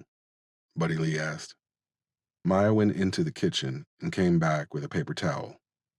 Buddy Lee wiped his hand, then balled it up and put it in his pocket. "Just a bug in my throat," Buddy Lee said. Maya put her hands on her hips. She seemed ready to call him a liar. Instead, she shook her head reproachfully and sat down on the couch with Ariana. Buddy Lee peered out the window again. "Come on, Ike," Buddy Lee thought. Jazzy waved to Ike as he backed out of the driveway. They'd given Tangerine a sleeping pill and put her in the back bedroom. Tangerine had been nervous about Marcus coming home and kicking her out, but Jazzy had assured her it would be fine. "Girl, as long as he got his Call of Duty and a bag of potato chips, he don't give a damn what's going on. He probably won't even notice you here," Jazzy had said. Once they had put Tangerine in the bed, Ike had questioned how confident she was in that assertion. "I don't know. He can be weird. I guess them 3 extra weeks will make him feel better about it," Jazzy had said. Ike shifted the truck from reverse to drive and took off down the road. He had the truck up to 60 miles per hour as he crested around a soft curve. "Shit." The word echoed in the cramped confines of the truck as Ike buried the brake pedal into the floor. The flatbed that had been in the field was now in the middle of the road, on its side. Hay stretched across the roadway from ditch to ditch, like someone had just shaved a giant. Ike saw some men moving around the truck. A few were standing with their hands in their pockets and their heads bowed. That was the universal sign language for having fucked up in a royal way. Ike put the truck in park. He hopped out and walked over to one of the men with his hands in his pockets. "Hey," Ike said. The man didn't acknowledge him. "Hey, man, what's going on here?" Ike asked. "What it look like, Cochise?" the man said. "You're gonna want to take some of that bass out of your voice, son," Ike said. The man, a young white guy with sandy brown hair under a dirty trucker cap, gave Ike his full attention. He was taller than Ike by half a foot, but he took a step back. His subconscious warned his body to protect itself. "The truck driver overcorrected on the turn. He swear he wasn't on his phone, but we all know he lying," Trucker Cap said. "How long we looking at?" Ike asked. Trucker Cap gave the question some thought. "You looking at an hour at least, hoss. We got to get the hay up and flip the truck over and probably get a tow," he said. As soon as the words were out of his mouth, he took another step back. A dark cloud rolled over Ike's face, like a thunderstorm coming in off the bay. "All right," Ike said. He pulled out his cell phone. Maya's phone went to voicemail. Ike cursed and dialed her again. It went straight to voicemail again. He called Buddy Lee. Straight to voicemail. "Fuck," Ike said. Crab Thicket Road was a dead end, just like Townbridge Road. The ditches on each side of the road were too deep for him to drive through and go around the overturned truck and all the spilled hay. He called Buddy Lee again. "Answer the goddamn phone," Ike said. It went to voicemail again.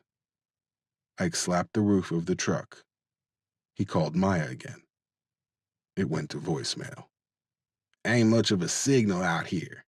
We had to use the radio to call the wrecker," Trucker Cap said. Ike slammed his fist against the hood. He hit it again, and again, and again. 35. 10 minutes. It was only 10 minutes after Ike and Tangerine left that Maya got the phone call. Buddy Lee had drunk the last of his beer and was making Ariana a grilled cheese sandwich when Maya's phone began chirping. "Is that Ike?" Buddy Lee asked. Maya pulled her phone out of her pocket and checked it. "No, it's our neighbor, Marianne," Maya said. She put the phone to her ear. "Hello?" "Hey, Maya, it's Randy, Marianne's husband. Your house is on fire," Randy said. "What?" Maya screamed. "Yeah, I already called the fire department, but I want to let you know because..." Maya hung up on him. She jumped off the couch and picked up Ariana. "Hey, what's wrong?" Buddy Lee said. He put Ariana's sandwich on a paper plate and brought it into his living room. "The house is on fire. I gotta go," Maya said. She started for the door. Buddy Lee dropped the plate on his Erstats coffee table and stepped in front of Maya. "Hey, hold on now. What do you mean your house is on fire?" "My neighbor's husband just told me our house is on fire. He's called the fire department, but I gotta go," Maya said. Buddy Lee put his hand on her shoulder. "Maya, you can't go over there," Buddy Lee said. "The fuck I can't," Maya said. She shrugged off his hand. "Listen to me. This is bait in a trap, and you about to be the rabbit that takes it," Buddy Lee said. "Buddy Lee, I ain't got time to stand here and trade Uncle Remus proverbs with you. My house is on fire. I have to go. Now get out of my way." "Maya, stop and think. There are some boys out there who want to see me and Ike's head on a stick. We took off with a girl they trying to fill full of lead like she a storage locker for bullets. These boys know where Ike lives. Now, I ain't a smart man, but even I can see the odds of your house catching on fire the same day we had a run-in with these boys. Sis, them odds is on the south side of zero," Buddy Lee said. "His baby shoes are there.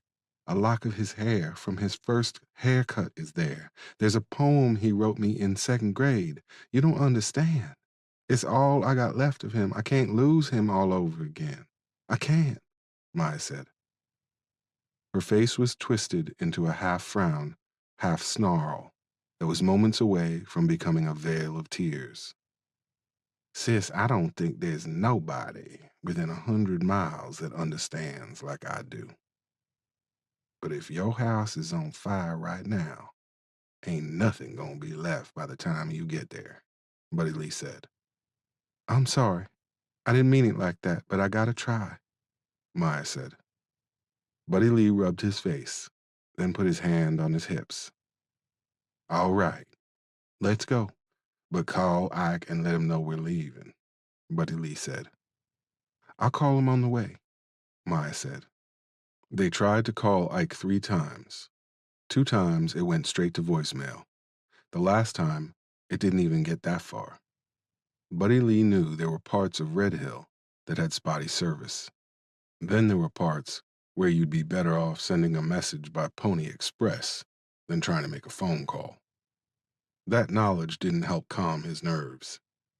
Splitting up had felt like a mistake. He knew going to the house was a mistake. But Maya didn't give him much choice. He couldn't make her stay, and there was no way he was going to let her go alone. He didn't have many mementos of Derek. The only one he really had was the picture in his wallet, and he couldn't imagine how he'd react if that suddenly went up in flames. When the people you love are gone, it's the things they've touched that keep them alive in your mind. A picture, a shirt, a poem, a pair of baby shoes. They become anchors that help you keep their memory from drifting away. Maya turned onto Route 34, doing 35. The first left would be Town Bridge Road. The sky was full of stars that twinkled like cast-aside diamonds. Buddy Lee felt his stomach fall to his knees. Maya turned onto Town Bridge. "Wait," Buddy Lee said. "What?" Maya said. "Where's the smoke? Where's the flames? Where's the God-blessed fire department?" he said. Maya eased her foot off the gas and stopped the car. "Oh no," Maya said. The chrome spokes on the wheels of the 15 motorcycles, idling in front of her house, shimmered in the glare of her headlights. The engines sounded like a pack of wolves, snarling just before they set out for the hunt. "Back up," Buddy Lee said. Maya didn't move. "Back up!" Buddy Lee screamed. Ariana began to cry. Maya put the car in reverse and hit the gas. The 4 cylinders under her hood sounded like a rusty hinge. Buddy Lee grabbed the machine gun from between his legs. He clicked off the safety and laid the gun in his lap. "I did what you said. You can let me go now, right?" Randy said. He was in front of his house on his knees.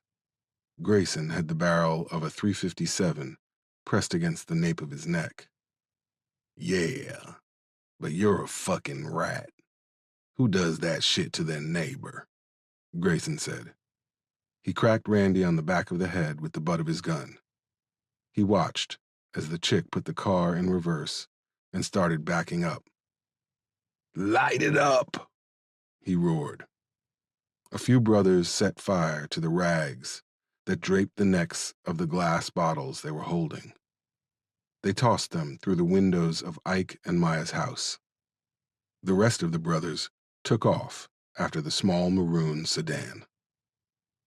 Maya ran off the road, took out a mailbox, then corrected herself and got back on the gravel.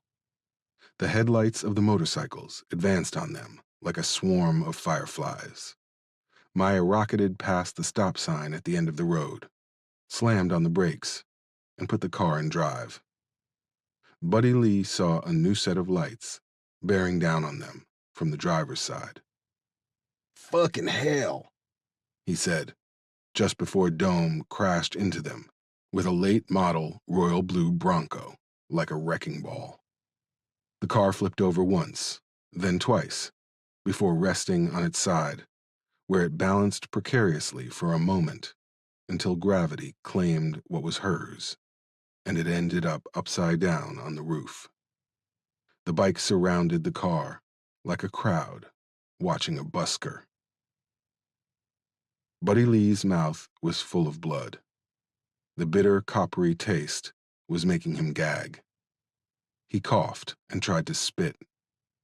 The blood spattered across his face. A few of his back teeth felt untethered from their sockets. His body was a live wire of agony. Pain sparked up and down every nerve, every synapse. He spit again, and this time, a couple of his blocky back teeth came flying out and landed on the headliner. Where was the gun? Where was it? Shit. He had to move.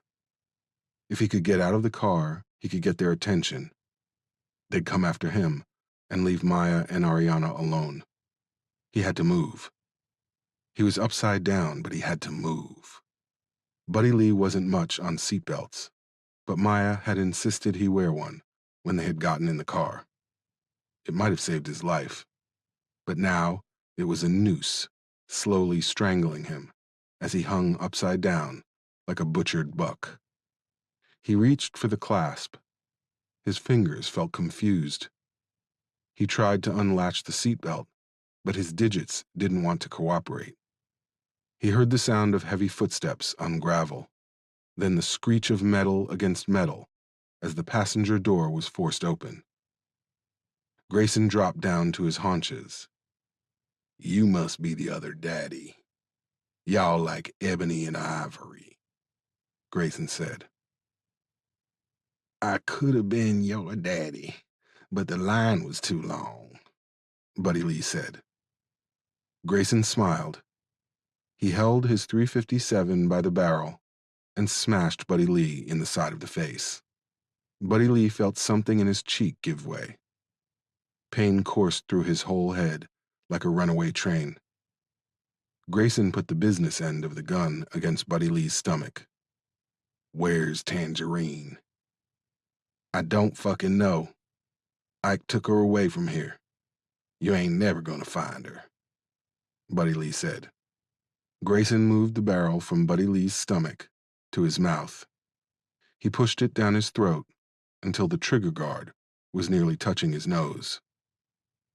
"Tell me where she is, and I won't shoot this half-breed in the back seat that's crying her fucking head off," Grayson said. Buddy Lee started flailing his arms and squirming against his seatbelt. "You keep your fucking hands off her! You fucking cocksuckers, leave that girl alone!" It came out like a garbled gibberish, but Grayson knew what he was trying to say. "She means something to you, huh? Who is she? Is she the Black's daughter? Wait, don't tell me. The two pansies had a baby. How the fuck does anybody let them have a kid? Jesus, what is this world coming to?" Grayson said. Grayson took the gun out of Buddy Lee's mouth. "Tell me where Tangerine is, or I start using her for target practice." "I don't know. He took her and he didn't tell us where he was going. She's just a baby. Leave her the fuck alone. You want to kill somebody, kill me.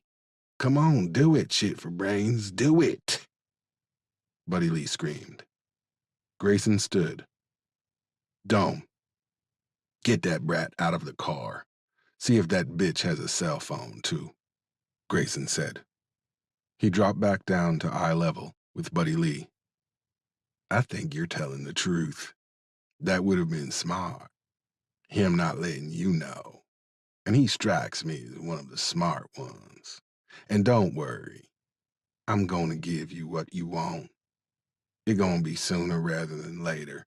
I do it right now, but you're lucky.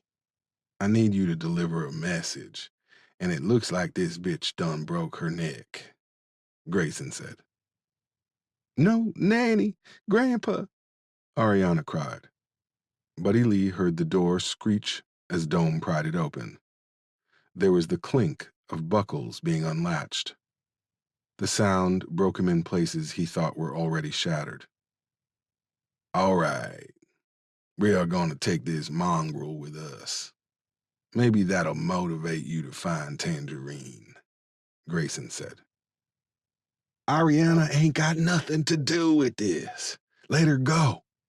Let her go," Buddy Lee howled. Grayson laughed. "This is Ariana? So that's who he was calling out for. I'm figuring the white one was yours, right? Yeah. Right before I shot him in the face, he said her name. I wondered why he'd be calling out for a girl. I thought it was his mama.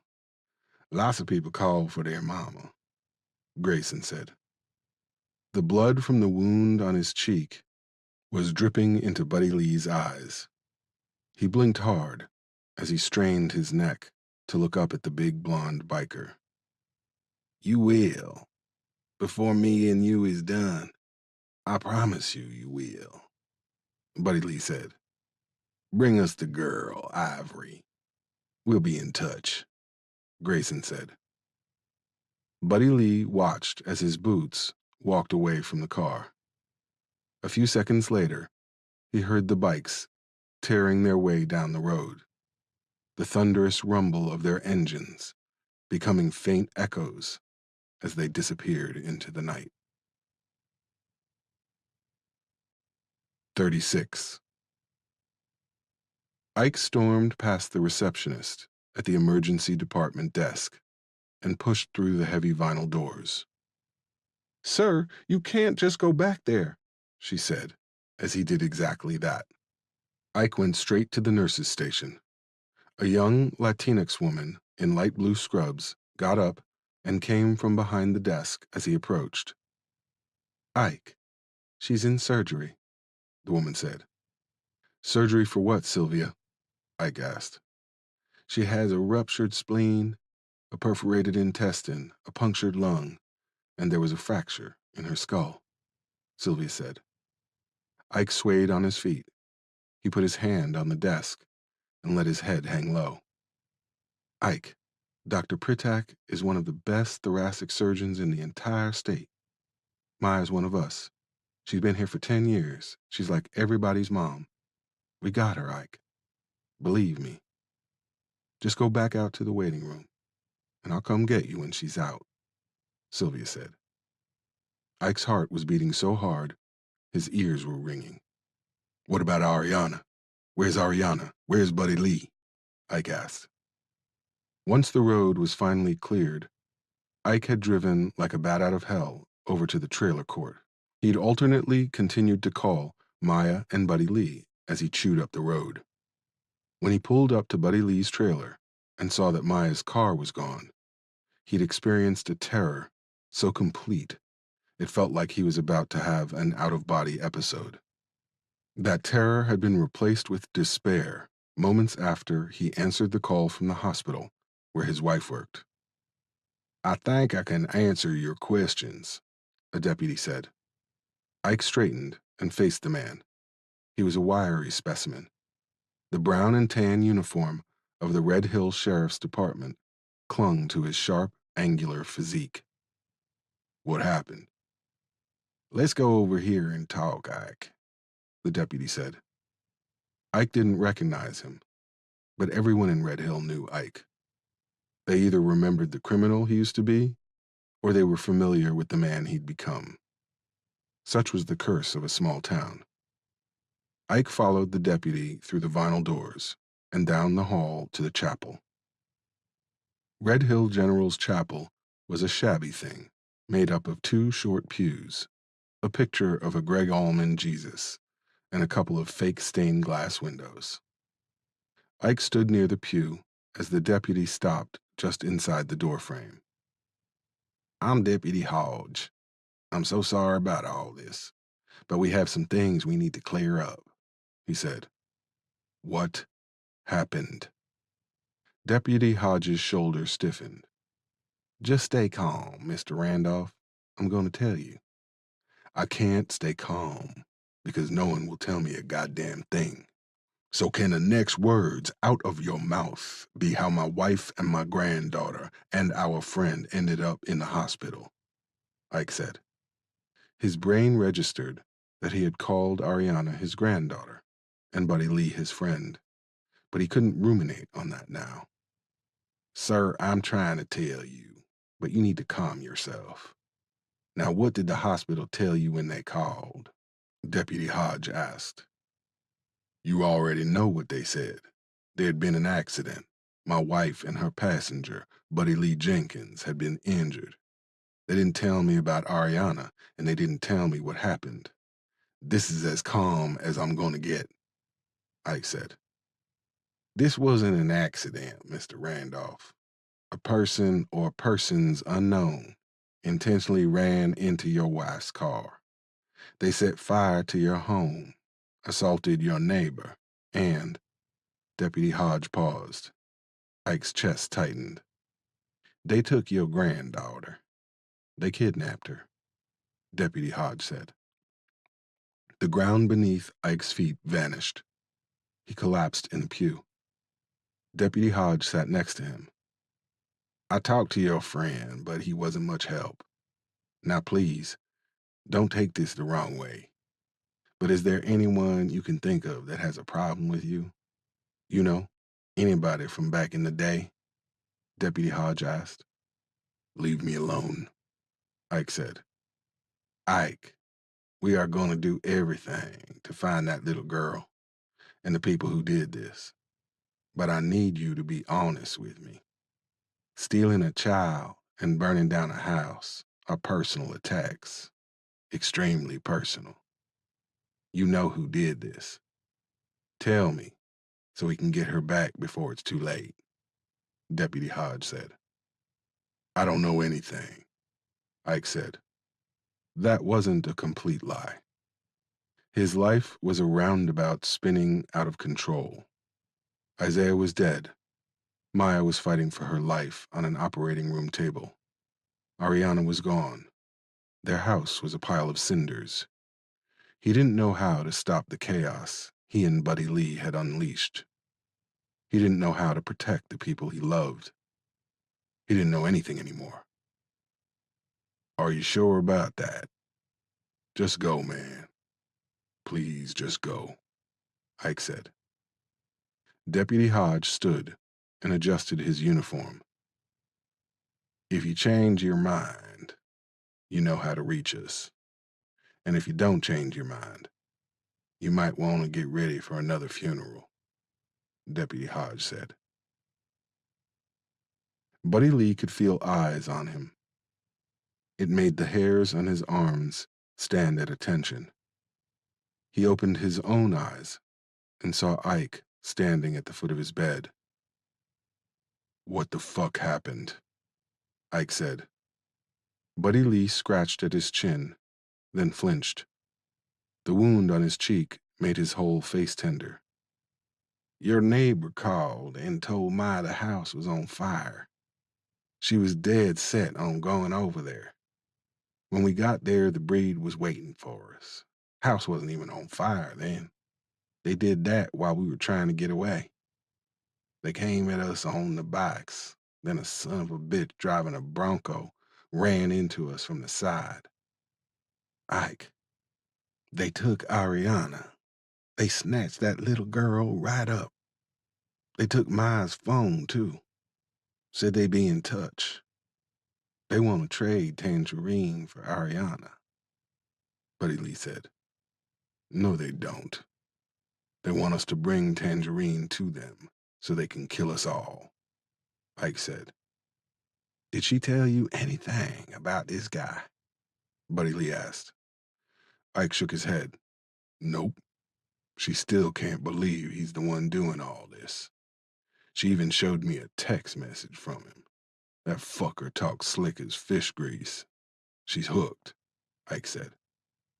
I don't suppose she had his name on the text, did she? Buddy Lee asked. She got him saved in her phone as W. I don't know if that's the first letter of his first name or the first letter of his last name or what, Ike said. He grabbed a chair that had been placed against the wall and sat down next to Buddy Lee's bed. What did they say about Ma? Buddy Lee asked. She got a lot going on. She in surgery right now. God damn it. God damn it to hell, Buddy Lee said. Ike heard voices in various degrees of distress drift up and down the hallway outside of Buddy Lee's room. They joined the beeps and whistles of numerous monitors and machines to create an ambient mechanical soundtrack to Ike's and Buddy Lee's thoughts. I'm sorry, Ike, Buddy Lee said. Ike didn't say anything. I shouldn't have let her go. I should have stopped her. But she wanted to save what she could. I should have gone over there by myself. I should have done anything but let her go out that door. Buddy Lee said, Yeah, you should have. And we should have left it alone. Let the cops handle it. Whatever that ended up looking like. But we didn't. And now here we are, Ike said. We gotta get her back, Ike. Whatever it takes, we gotta get her back, Buddy Lee said. I'm not giving them Tangerine, and I'm not going to let them hurt Ariana. They killed our boys. They killed Tangerine's mama. They tried to kill my wife. They burned down my fucking house. I'm not letting them take one more goddamn thing, Ike said. I wish I had never got you into this, Buddy Lee whispered. Ike scooted his chair up closer to Buddy Lee's bed. You didn't twist my arm, Ike said. Buddy Lee swallowed hard. What if I did, though? Ike cocked his head to the side. What are you talking about? Buddy Lee put his hand over his face. His fingers brushed against the stitches on his cheek. The blood pressure monitor began to beep erratically. Would you have gotten on with this if that tombstone hadn't gotten smashed? Buddy Lee asked. Ike leaned forward. His eyes narrowed to slits. Buddy Lee saw the gears in his head locking in place. You, Ike said. Buddy Lee could barely hear the single syllable. You wasn't going to be down for it, and I couldn't do it by myself. I'd asked my brother Chet, and he blew me off. Look, it made me sick. I swear it made me sick to my stomach. But I knew you wouldn't help unless... Buddy Lee said. Ike was up and out of the chair in a matter of seconds. His powerful hands locked around Buddy Lee's neck and lifted him up out of the bed, ripping his IV line out of the port on the back of his hand. The blood pressure monitor fell over like a rotted tree. You! Ariana might be dead. Maya is at death's door. Tangerine's mama is dead, all because of you. You did this, Ike said. Spittle flew from his lips and rained down on Buddy Lee's face. We have to finish it for the boys, Buddy Lee croaked. Each word cost him precious gulps of air as Ike throttled the life out of him. Buddy Lee could feel the bones in his neck being ground to powder. Ike bared his teeth. He let Buddy Lee fall back in the bed. You motherfucker. You guilted me into doing this, you piece of shit, Ike said. I know. It's all my fault. But we're in it now, Buddy Lee said. For a minute, I thought you wasn't so bad. I trusted you. But it's just like you said.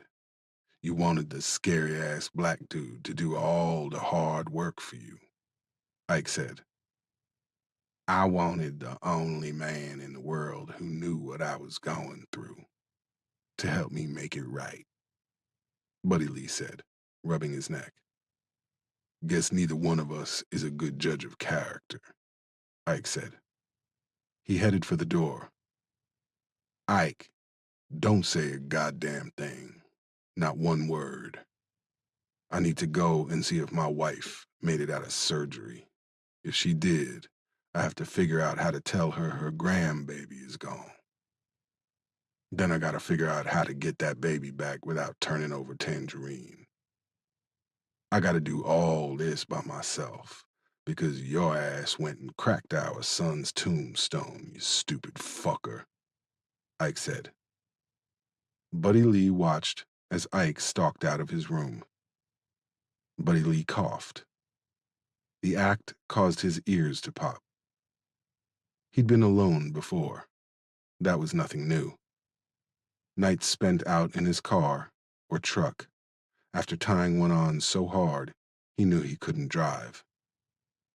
Days after being released from the Gray Bar Hotel, hitching his way back home because he had no one waiting for him on the other side. Long evenings sitting in his trailer, staring at flickering electric shadows on the idiot box as he swallowed beer after beer, trying to forget the tender kisses of his first love or the laughter of his only son. Buddy Lee closed his eyes. This felt different. This felt permanent. It was an hour later when his phone rang. Not his cell phone, but the phone in the room. Buddy Lee stretched his arm over the railing and grabbed the handset. Hello? Buddy, Christine said. What do you want? Buddy Lee asked. I was calling to check on you. I saw the news, Christine said. Red Hill made the news? That's a first, Buddy Lee said. It's not every day kidnappers take a little girl and burn down their grandparents' house. Are you okay? Christine said. We're her grandparents too, Christine, Buddy Lee snapped. I know that, okay? This is all so much after what happened to Derek. I don't want anything to happen to her. I don't want anything to happen to anyone, Christine said. Her sadness was palatable. It made Buddy Lee wince. Hey, look, I'm sorry. Like you said, this is a lot, Buddy Lee said. Do you think this has anything to do with what you told me the other day? Christine asked. Buddy Lee didn't answer. Okay, I'm going to ask you again. How are you? Christine said. Don't do that. Do what? Care about me. It's easier when we hate each other, Buddy Lee said. I never hated you, Buddy Lee. You got on every one of my nerves, but I never hated you, Christine said. Gerald don't mind you yapping with your ex-husband. Or is he listening in on the line? Buddy Lee said. Ha! Gerald Winthrop Culpepper doesn't have time to stalk my calls. He's too busy working on his campaign, Christine said. Buddy Lee sat straight up in his bed. A nurse came in the room, but he waved her away. Say what now? Buddy Lee asked. Gerald is gearing up to run for governor. I told you that the other day. His daddy been pushing for this since he lost his own bid for the governor's mansion. No, not that part. Say his name again. His whole name, Buddy Lee said. What? Why? Just do it. Gerald Winthrop Culpepper. He was named after his great-grandfather. Are you okay? Christine asked. I'm fine, Buddy Lee said. Pieces were falling into place in his head like a giant game of Tetris. It all made sense now. Why Derek was so pissed about Tangerine's boyfriend. What had he called him? A hypocrite and an asshole. Christine had said Derek had called her before he got killed. She had ignored it, but Derek wasn't the type to take no for an answer. He probably went over there to see her, ran into Gerald, told him about himself. Motherfucker, Buddy Lee said. What did you call me? Christine asked. Buddy Lee knew why Tangerine had him saved in her phone under W. Now it made sense how they met. Gerald Culpepper and Christine were always in the paper at this or that high society get-together. When Tangerine had mumbled, "We can't win," she wasn't saying they couldn't make it. She was saying win, short for Winthrop. What's the name of that place you moved to in King William County? Buddy Lee asked. Garden Acres. Buddy Lee, what's wrong? Christine asked. Nothing. He put the handset back in the cradle. He got out of bed and went over to the teak cabinet in the corner. His clothes were in a clear plastic bag on the second shelf. By the time he had his boots on, the nurse he had waved away had returned. Mr. Jenkins, you need to get back into bed. The doctor wants you under observation for the next 24 hours, she said. Darling, I'm walking out that door in the next 10 seconds.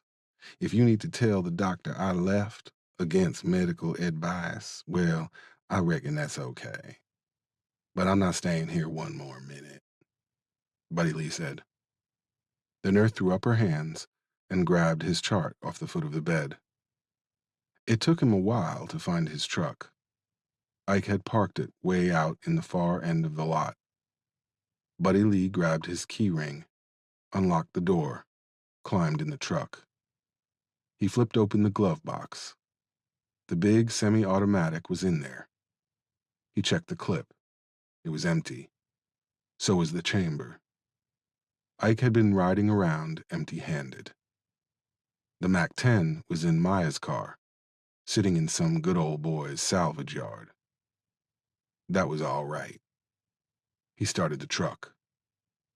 The engine clanged and shook as the truck struggled to idle. Buddy Lee reached behind the bench seat. He moved his hand carefully over the broken glass that had fallen in the gap. When he found what he was looking for, he closed his hand around it and pulled it from behind the seat. It was an old wooden baseball bat with nails driven into it at regular intervals. His former co-worker, Chuck, called it a homemade mace. A lot of folks still paid in cash when he made his deliveries. He could have gotten a gun, but if he got pulled over by the DOT, he'd lose his job, go to jail, and his boss would probably have to pay a fine. This peacemaker seemed like a good alternative. He'd only had to use it twice. Usually pulling it was enough of a deterrent.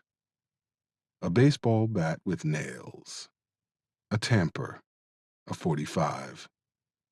It occurred to Buddy Lee that anything could be a weapon if you were dedicated enough. Even love. Especially love.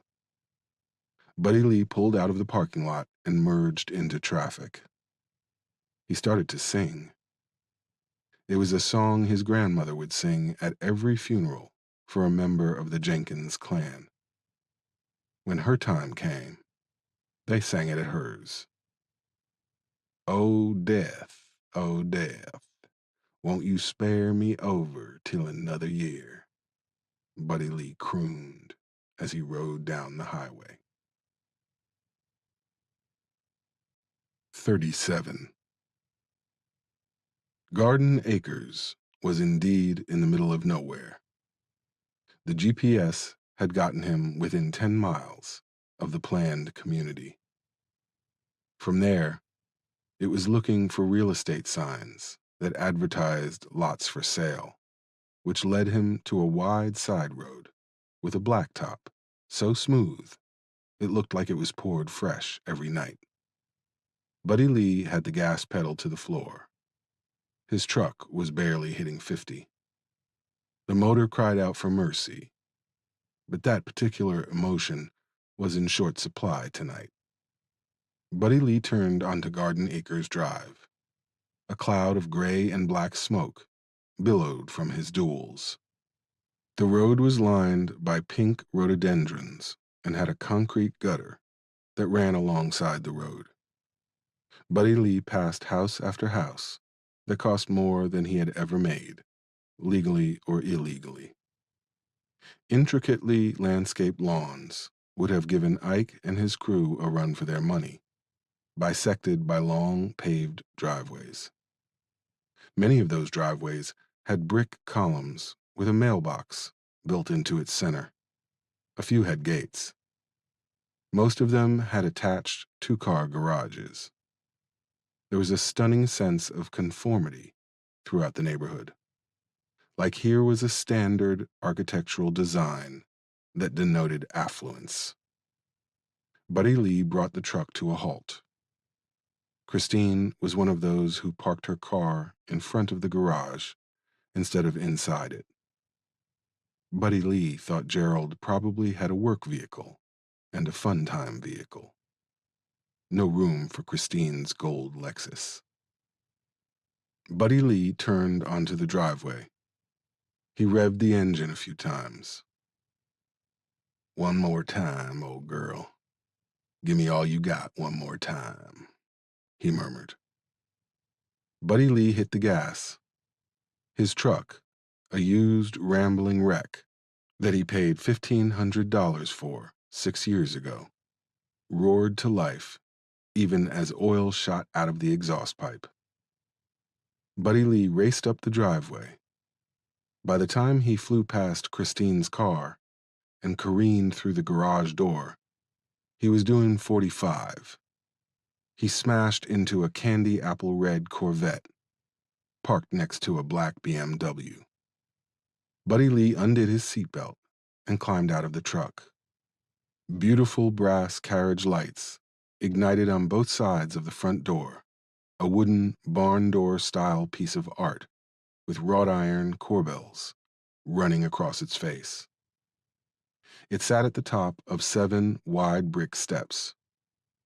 Buddy Lee climbed those steps, gripped the Louisville Slugger with both hands, and smashed the nearest brass light to smithereens. He heard footsteps racing around inside the 2-story mansion. "Gerald, come on down, you fucking cocksucker. Come on down, you murdering son of a bitch," Buddy Lee screeched.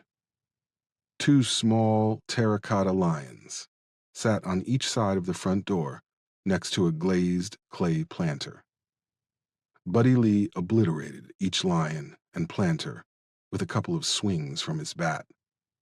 Plaster chips flew up and landed in his lank hair. "You were fucking that girl, Gerald. You were fucking her, and Derek found out," Buddy Lee bellowed. He hopped down off the steps. A picture window to the left of the door felt the fury of his bat. It took 2 hard swings, but the window eventually broke into a million pieces. "Buddy Lee, stop this!" Christine shrieked. She was standing on the other side of a cloth-covered chaise that sat in front of the former picture window. Buddy Lee pointed at her with the bat. "He killed our son, Christine. He killed Derek. He killed him," Buddy Lee bellowed. Christine put her hands to her mouth. "What are you saying?" "Derek found out he was cheating on you with this girl named Tangerine. Come on down, Gerald. Or should I call you Win? That's what she called you, right? You son of a bitch," Buddy Lee said. "Gerald, who is—" Gerald's voice cut her off mid-sentence. It echoed through the house with the unmistakable tinniness that came from a speaker. "The police have been called, Buddy," Gerald said. "Come out here, Gerald. I'm gonna bash your fucking brains in, but not before I make you say my boy's name. Get out of your panic room and come on out here, boy," Buddy Lee said. "Buddy Lee, the police will be here any minute," Christine said. "You think they can get here before I shove this bat down Gerald's throat? Come on out, boy. Face me. Face the father of the man you killed. You got the stones for that? Or do you get the breed to do all the work for you?" Buddy Lee said. Gerald spoke again. Buddy Lee could hear the smirk through the speakers. "This isn't a B-movie starring Warren Oates, Buddy Lee. I suggest you put that bat down and get on the ground. Right now, you're just looking at felony destruction of property and trespassing. Don't add attempted murder to the list," Gerald said. "I ain't attempting anything, bitch. You ain't coming out. I'm coming in," he said. He went back to his truck. He tried starting it. The engine sputtered but didn't catch. He tried again. "Last time, old girl," he thought. The truck turned over, but just barely. Buddy Lee backed up and disentangled himself from the garage door. He slipped the gear shift into drive. Gerald came out of the darkness with his cell phone in hand. He stood behind Christine as she stared out the hole that used to be their window. Did he leave? No. Who is Tangerine? Christine asked with eerie calm. Oh my God, Gerald said. He grabbed Christine by the arm and snatched her away from the picture window just as Buddy Lee's truck came careening into their living room. The bricks around the window cracked, shifted, and fell to the ground like a meth head's teeth. The chaise crumpled under the weight of Buddy Lee's truck. The front wheels spun across the wood floor, leaving black streaks of rubber in their wake. Buddy Lee fell out of the truck with the baseball bat in hand. Using it as a cane, he climbed to his feet. I'm coming, you fucker. I'm gonna see what your insides look like, Buddy Lee said. Gerald dragged Christine through the bat-wing doors that separated their kitchen from the dining room. Buddy Lee followed them, digging holes in the sheetrock with his bat as he stalked them. He knocked one of the bat-wing doors off its mounts with one swing. Gerald stood behind Christine. He had a butcher knife in his hand. You ever killed a man, Gerald? Up close and personal like? Not over the phone. Felt his blood splatter on your face. Heard the last rattle of his breath in his throat. Smelled the shit in his pants when his bowels let go. I have. So believe me when I tell you, that knife ain't gonna slow me down one fucking bit, Buddy Lee said. Please, Buddy Lee, stop, Christine said. He killed our boy, Buddy Lee roared. He swung the bat in a whistling half circle and took out the coffee maker sitting on the granite countertop that ran the length of the far left wall. Say his name, Gerald, Buddy Lee yelled. He slammed the bat against a juicer that had evaded his first attack. Say it, Derek Wayne Jenkins, Buddy Lee shouted. Drop the bat, an authoritative voice said behind him. Buddy Lee froze. Drop it. Buddy Lee glanced back over his shoulder. Two deputies were standing behind him with their hands on their guns. Buddy Lee dropped the bat. It clattered against the Italian marble that covered the floor.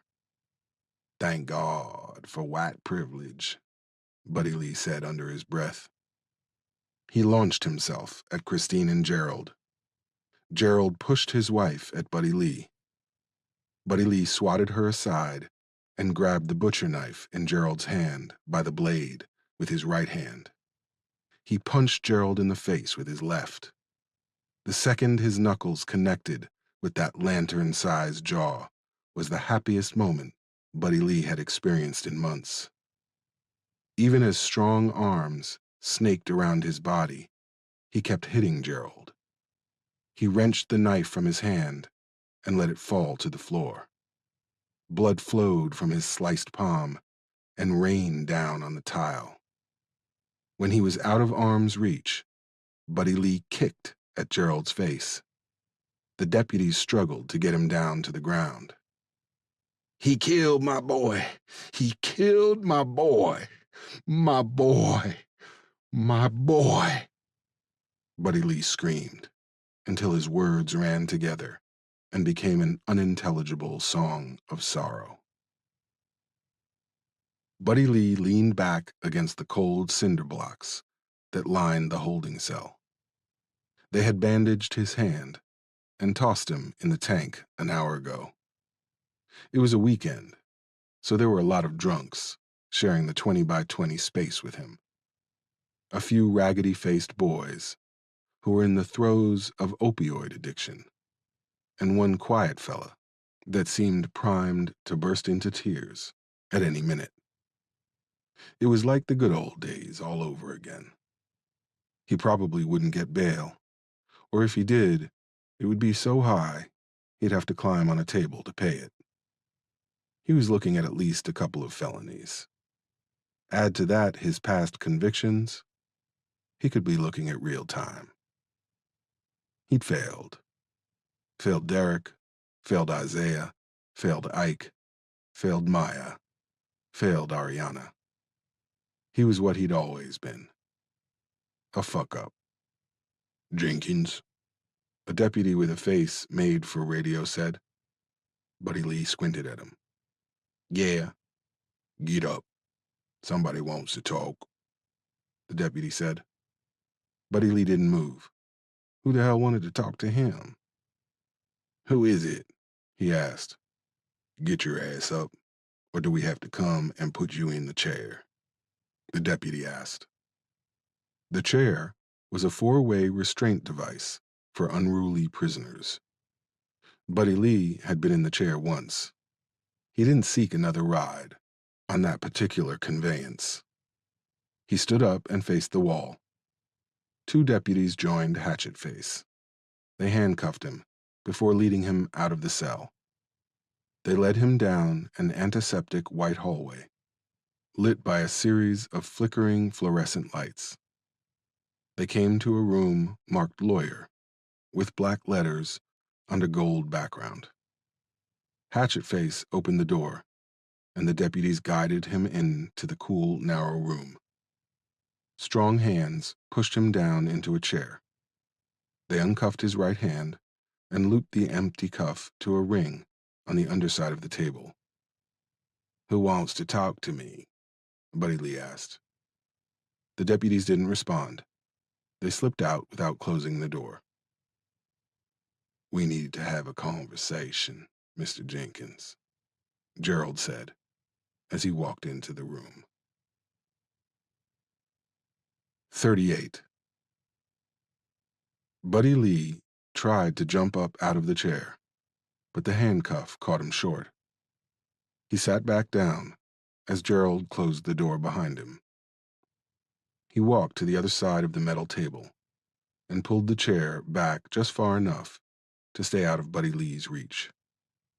It has always bewildered me why these tables are bolted to the floor, but the chairs aren't. This room is supposed to be where defendants meet their attorneys. If you are that angry at your advocate that you would hit him or her with a table, you probably are guilty as sin, Gerald said. He smiled at Buddy Lee. A purplish welt had sprung up on Gerald's chin. Another one was located just above his eye. You killed my boy, Buddy Lee said. He instinctively wrenched his handcuffed arm. Buddy, you need to listen to me. You killed my son, Buddy Lee seethed. Gerald shook his head. To an observer, it would have appeared to be an empathetic gesture. Buddy, we have to approach this like adults, Gerald said. I'm going to cut your dick off and make you eat it, Buddy Lee said. Gerald leaned forward and put his hands on his knees. He wasn't smiling. This room doesn't have any recording or video equipment, so we can speak frankly. My associates have the girl, your granddaughter. You know where Tangerine is. They will contact you when you get out of here and arrange the details of the trade. You and Mr. Randolph will bring Tangerine to a location of our choosing. You will do as you're told, or I'll have my associates chop that girl into bite-sized pieces, Gerald said. You hurt that little girl, and there won't be a hole deep enough for you to hide in. I promise you that, hoss. Buddy Lee spat. Oh, Buddy Lee, you're so melodramatic. Don't you see I hold all the cards here? I have the little girl. I'm a judge. You tried to murder me in my own house. Gerald ran his finger over the wounds on his face. If I wanted, I could make a call and have your bail set to 6 figures. You will do what trash like you was made to do. Follow instructions. That scar from the headbutt healed up real good, didn't it? Buddy Lee said. Gerald laughed. Always the hyper-masculine hard man. Buddy. Tell me, in your whole life, what has that ever gotten you but misery? Gerald asked. He seemed genuinely interested in Buddy Lee's answer. Buddy Lee sat back in the chair and traced his forefinger over the wiry stubble over his chin. You're right. There's been times I've been miserable. Times where all I wanted to do was lay down and die. If I added them up, those times would beat the good times 2-1. No doubt about that, Buddy Lee said. Gerald opened his mouth to speak, but Buddy Lee held that forefinger up and waggled it side to side. But good times or bad, I ain't never lied about who I was. I ain't never pretended to be anything but a hell-raising, whiskey-drinking, hard-loving redneck son of a bitch. Most nights, I sleep like a baby. I ain't ashamed of who I am. I'd like to think my boy picked that up from me. How about you, Winthrop? How you feel about yourself coming home to Chrissy after spending all night bumping uglies with Tangerine? What do the man in the mirror think about the man who always running his mouth about people he called deviants and disgusting, who talks about it ain't Adam and Steve, it's Adam and Eve and all that happy shit, when the whole time he was lighting it up with the T in the LGBTQ? Which one of us you think sleeps better, Hoss? Buddy Lee asked. He leaned forward. Gerald smiled, but a vein in his forehead throbbed. Buddy Lee laughed. He leaned his head back and chortled to the rafters. Oh, you didn't know we knew about that. Hey, no judgment here. I'm what you call an ally, Buddy Lee said.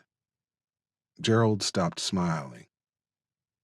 I'm going to tell the magistrate I'm not pressing charges because I know you are so distraught over your dead pervert of a son.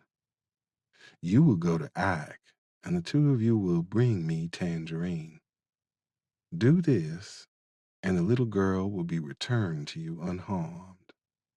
However, if you don't follow your directions to the letter, I can assure you Ariana will die a most horrible death, Gerald said. He stood and headed for the door. When he turned the knob, Buddy Lee spoke. He didn't shout, and he didn't yell. One day sooner than you think, the last thing you're gonna hear is your heart going still.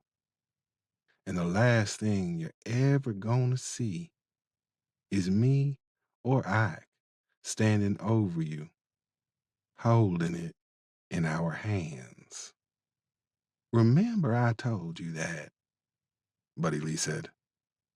Gerald chuckled. The echo bounced around the room.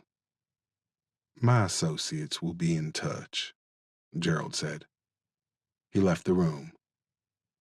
Sooner than you think, Buddy Lee said softly.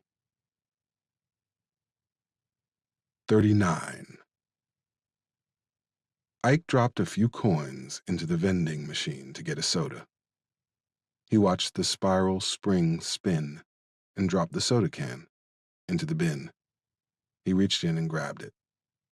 He wished the machine had cans of beer, or better yet, a bottle of whiskey. Maya had come out of surgery, but she was still unconscious. The doctor said because of the swelling on her brain, she might wake up in a few hours, or she might wake up in a few weeks. The hospital staff had offered him a recliner to sleep in beside her bed. He would have slept on the floor. Tomorrow, he'd have to see what was left of their house, what was left of their life, perform all the adult tasks that came with material tragedies, call the insurance company, get a police report from a sheriff that he knew was holding something back. All the mind-numbing minutia that kept the world moving even after you've lost everything. His cell phone chirped. He picked it up and saw it was Buddy Lee. He hit end. The phone rang again. He hit end again. The phone rang again. This time he answered it. "Call here again, and I'll kill you," Ike said. "It was Gerald Culpepper," Buddy Lee said. "What? Who is that?" Ike said. "Derek's stepfather. He's who Tangerine was fucking. He's a judge, and he got the rare breed in his pocket," Buddy Lee said.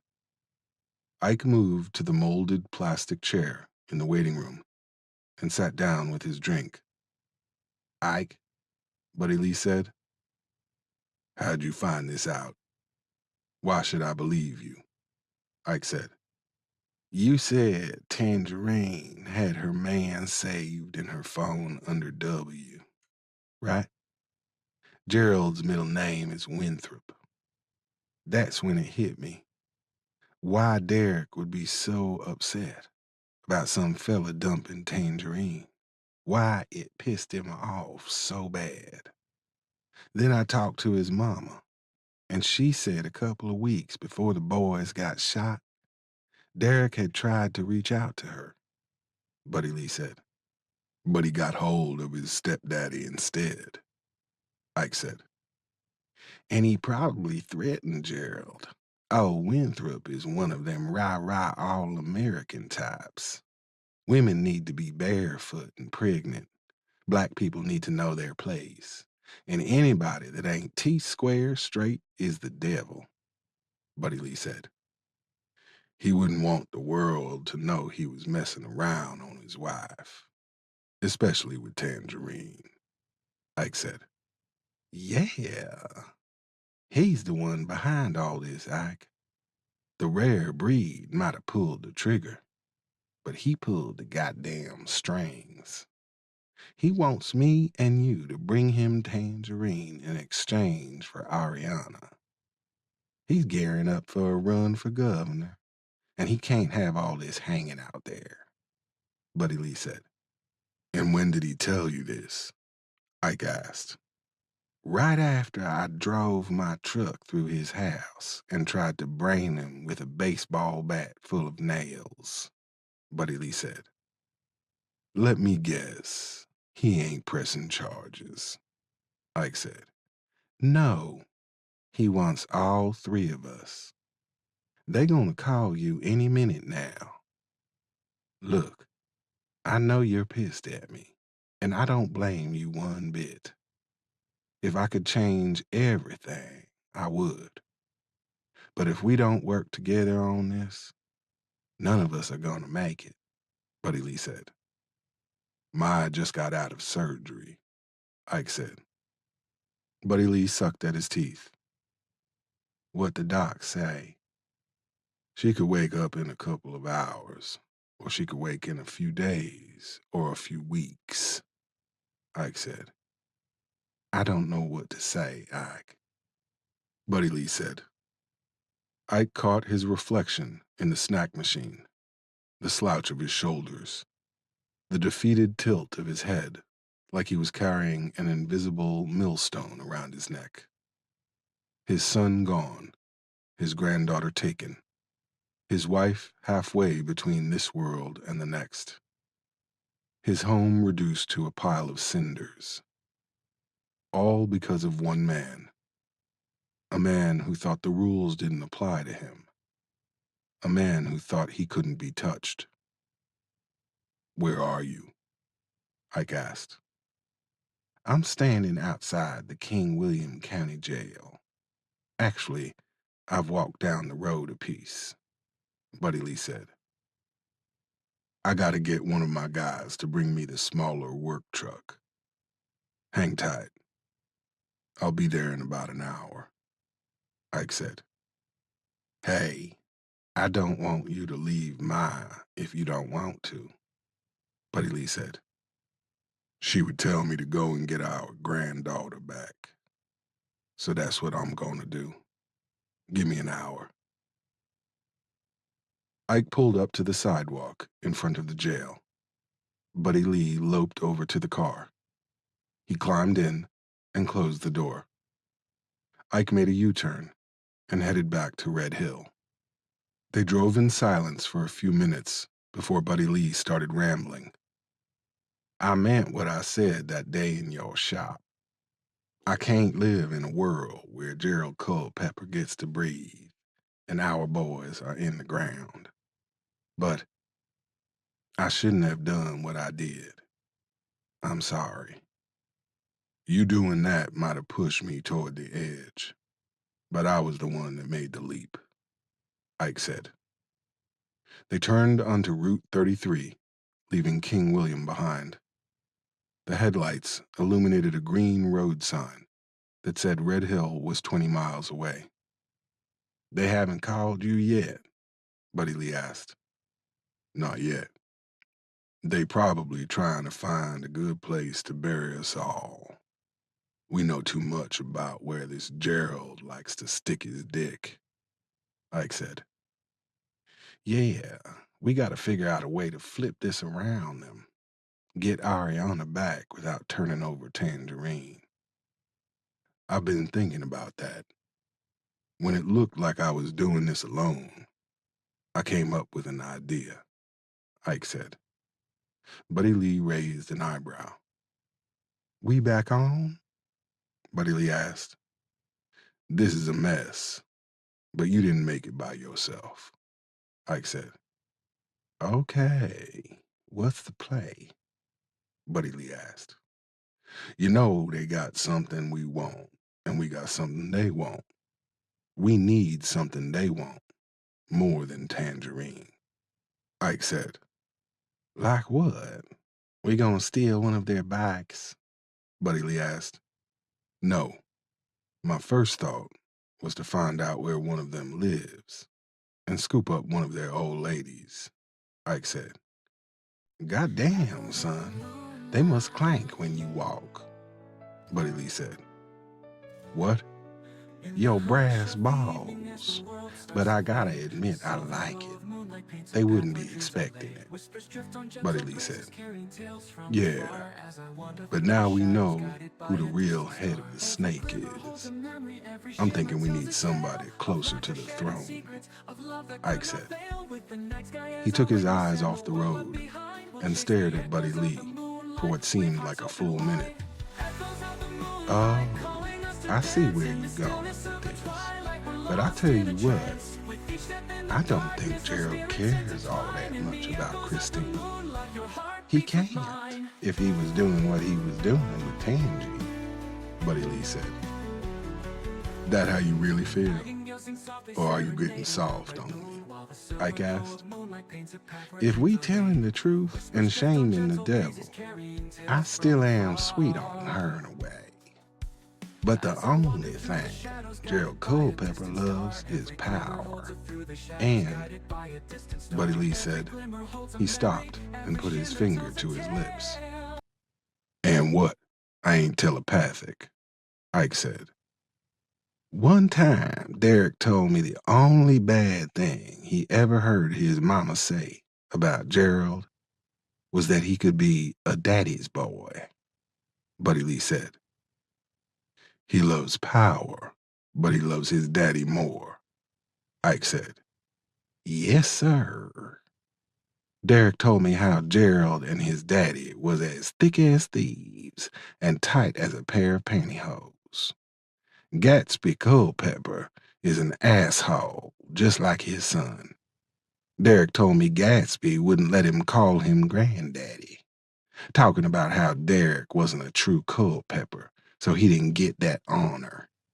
Buddy Lee said, You know, you told me you and Derek didn't get along, but it sure seemed like y'all did a lot of talking. Ike said. Buddy Lee grunted. That was only when he was mad at his mama. You know how that is? I ate that shit up. But then he would try to tell me about Isaiah, and well, I wasn't too receptive to that. Buddy Lee said, Yeah, I didn't, uh, I didn't listen to Isaiah when he would talk about how happy he was with Derek. I mean, I didn't want to listen. Ike said, Maybe we can be better grandfathers than we was fathers. Buddy Lee said, You know where this Gatsby lives? They haven't called yet. But when they do, we won't have much time to make a move. Ike said, Can we Google it? Buddy Lee asked. Probably. You can Google anything these days. That's what they tell me, Buddy Lee said. They drove on in silence for a mile or two. Did you really drive your truck through his house? Ike said. Yeah, but I fucked up and took a left at the sink, Buddy Lee said. Ike and Buddy Lee stared at each other at the same time. Buddy Lee started laughing. Ike just shook his head. Ike was right. When they got back to Buddy Lee's trailer, Ike pulled up Gatsby Culpepper's address on a free Google search.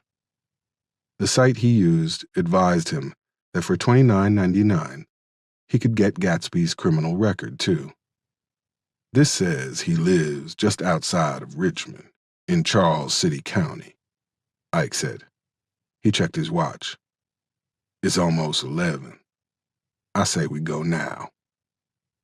Buddy Lee leaned his chair back on two legs before letting it rest on all four again. He rubbed his face with his left hand. The wound on his right hand was pulsating under its bandage. He took a sip from a mason jar that had a nebulous form floating near the bottom.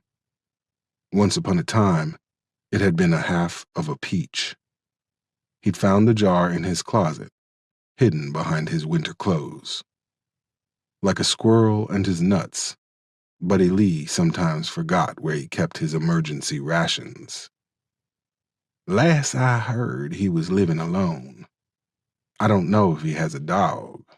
I don't know what kind of security system he might have, or how many guns he might be packing. I kind of feel like we should at least do a dry run and see what he working with, Buddy Lee said. He handed Ike the jar. Ike took a sip and handed it back to Buddy Lee. Buddy Lee took it, tipped the mason jar up, and savored the burn of the corn liquor in his chest. I don't care what he's got. I don't care who lives with him. I don't care about his dog. We going in there and we taking him out. Anybody or anything try and stop us, we taking them out too, Ike said. Duly noted, but I've been ruminating on something, Buddy Lee said. What's that? My daddy used to say, work smarter, not harder, Buddy Lee said. Ike put his phone in his pocket and crossed his arms. I'm listening.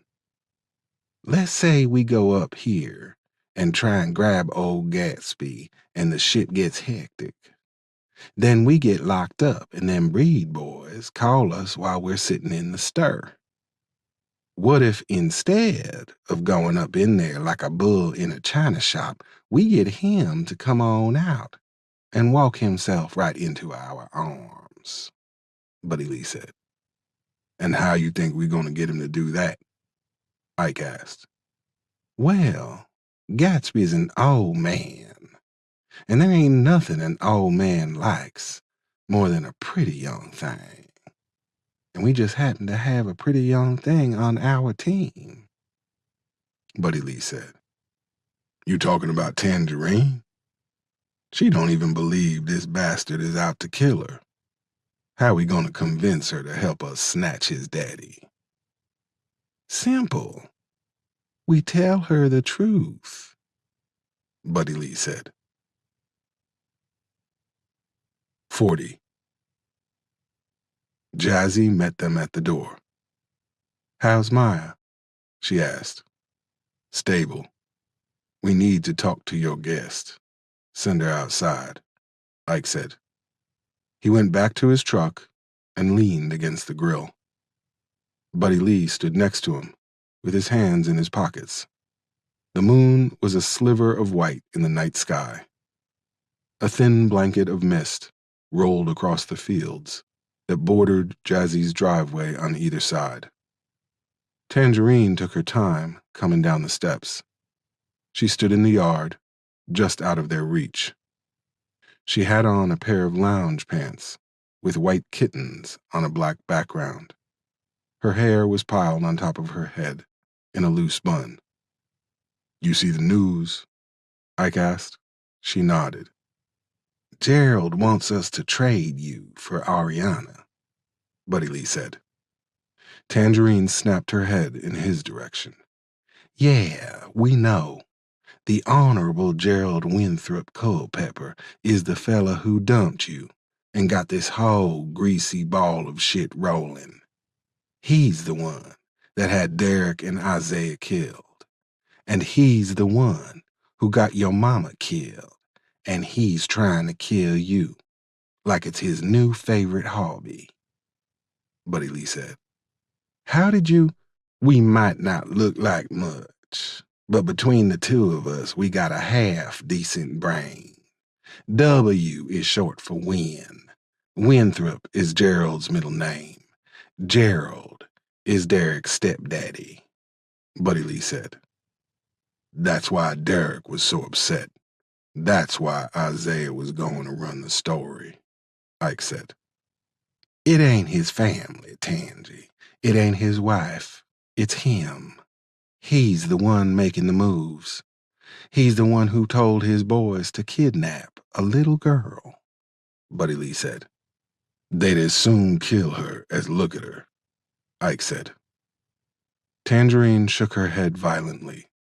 Her long black hair fell around her shoulders. Well, what do you want me to say? That I'm a dumbass? That I was an idiot for thinking he actually had feelings for me? Congratulations, you was right. I'm just another in a long line of stupid-ass side chicks, Tangerine said. She sat on the bottom step. Ike pushed himself off the truck and approached her. We didn't come here to run you down or make you feel bad. Gerald ain't the person you told yourself he was. That's a hard lesson, but it ain't nothing to be ashamed of, Tangerine. We all learn that lesson, or we teach it to somebody. But now that you know, you can't hide from this no more, Ike said. We not gonna turn you over to them. That ain't even on the table, Buddy Lee said.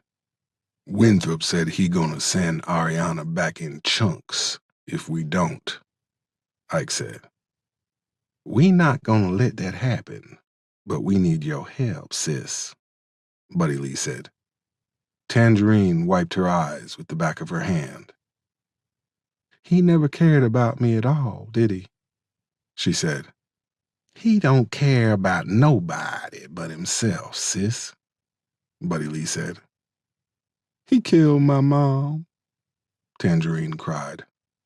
Her body trembled as she wept. Ike sat on the step and put his hand on her shoulder. Help us make it right. Help us make him pay. Tangerine navigated Ike's truck down the single-lane side road that led to Gatsby Culpepper's estate. The long branches of oak and maple trees encroached on the road from both sides. Tangerine came out of a soft curve and saw a sign that hung from the arm of a 7-foot-tall post that said North Point. The post sat at the end of an exposed aggregate driveway that stretched into the darkness for about 200 yards. She turned into the driveway and parked the truck off to the side near a shallow ditch. She killed the lights and shut off the engine. The Chevy was Ike's errand truck. He used it to shuttle supplies between jobs when they got backed up or encountered a problem.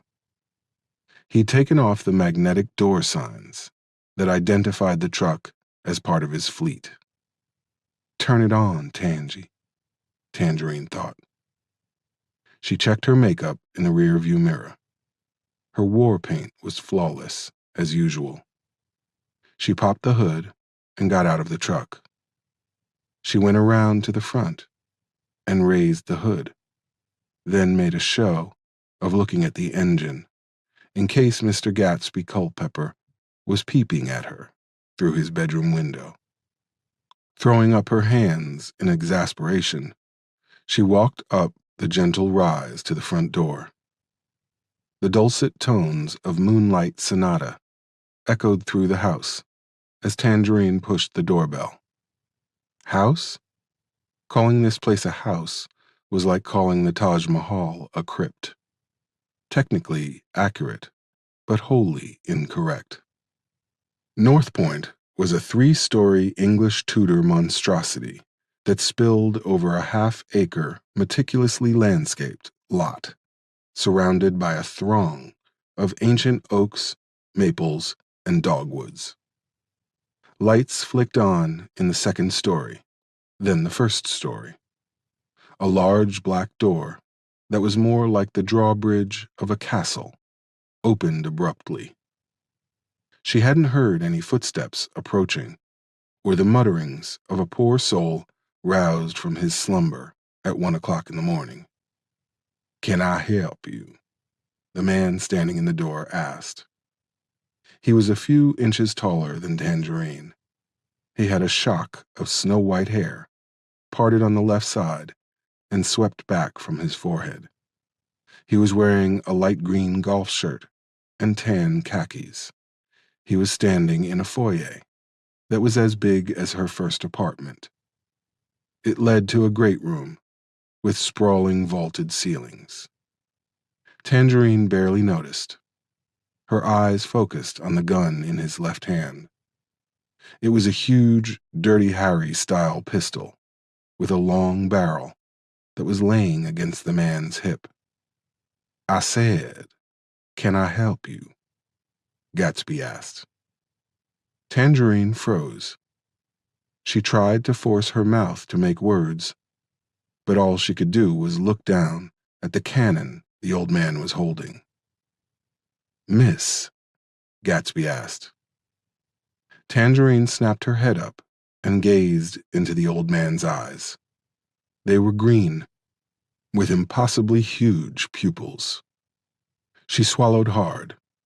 They were not the kindly eyes of a good Samaritan. My car broke down and my cell phone is dead. I was wondering if you could come take a look at it. Maybe it needs a jump or something.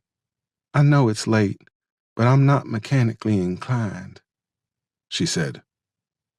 Gatsby gave her the once-over. Tangerine smiled at him.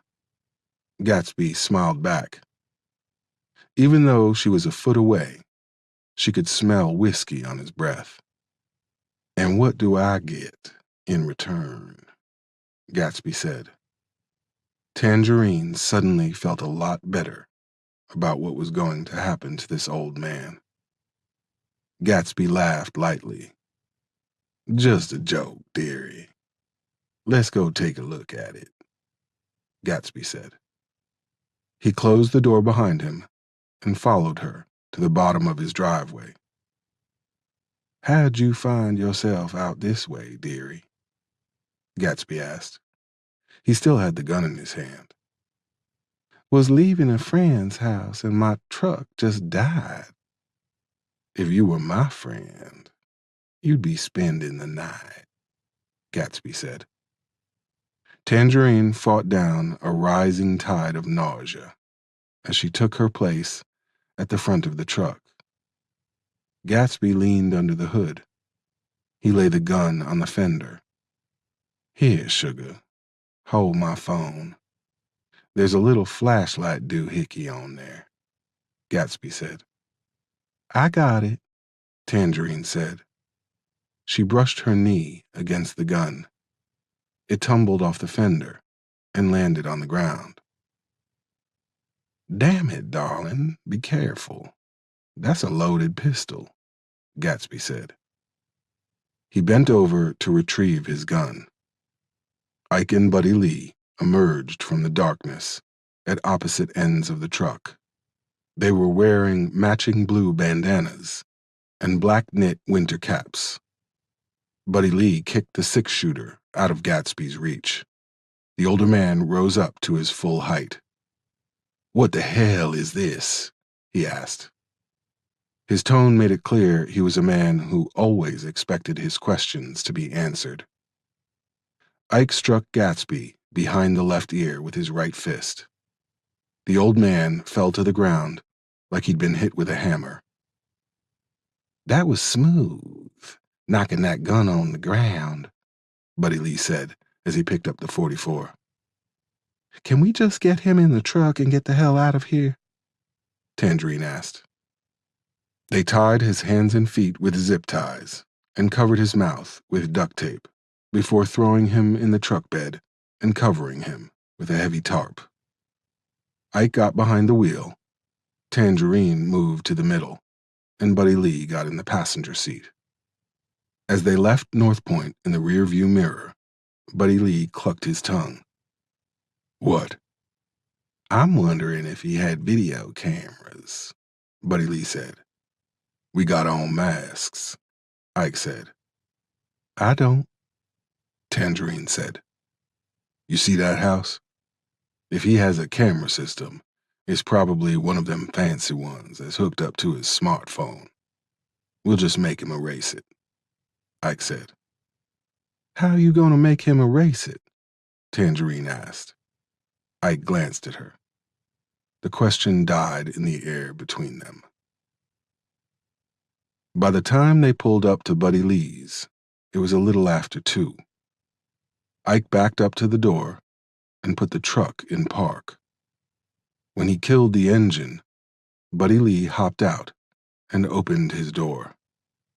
Tell me if you see anybody looking, Ike said when he joined him at the tailgate. Aye, Captain, Buddy Lee said. Ike moved the tarp and gripped Gatsby by his golf shirt. He pulled the man out of the bed and into Buddy Lee's trailer in one smooth movement, even as the older man twisted and bucked. Ike tossed him on the floor in front of Buddy Lee's sofa. Gatsby groaned behind his tape. Buddy Lee towed the duct tape on Gatsby's mouth. Shit, there really are 1,000 uses for this stuff, Buddy Lee said. Yeah, I've used it to stop a leak on a lawn sprinkler, Ike said. No shit. No shit, Ike said. Buddy Lee blew air over his lips. He bent over Gatsby. He patted his pockets until he found the old man's phone. I figure between the two of us, we can dope out how to erase this thing. After that, what's our next move? Buddy Lee said. I'll take Tangerine back. Then we wait for them to call and tell us where they want to do the exchange. They're gonna have all kinds of demands. Now we got something Gerald wants more than he wants Tangerine. Now it's time for us to make a few demands of our own, Ike said. What if they don't go for it? Buddy Lee asked.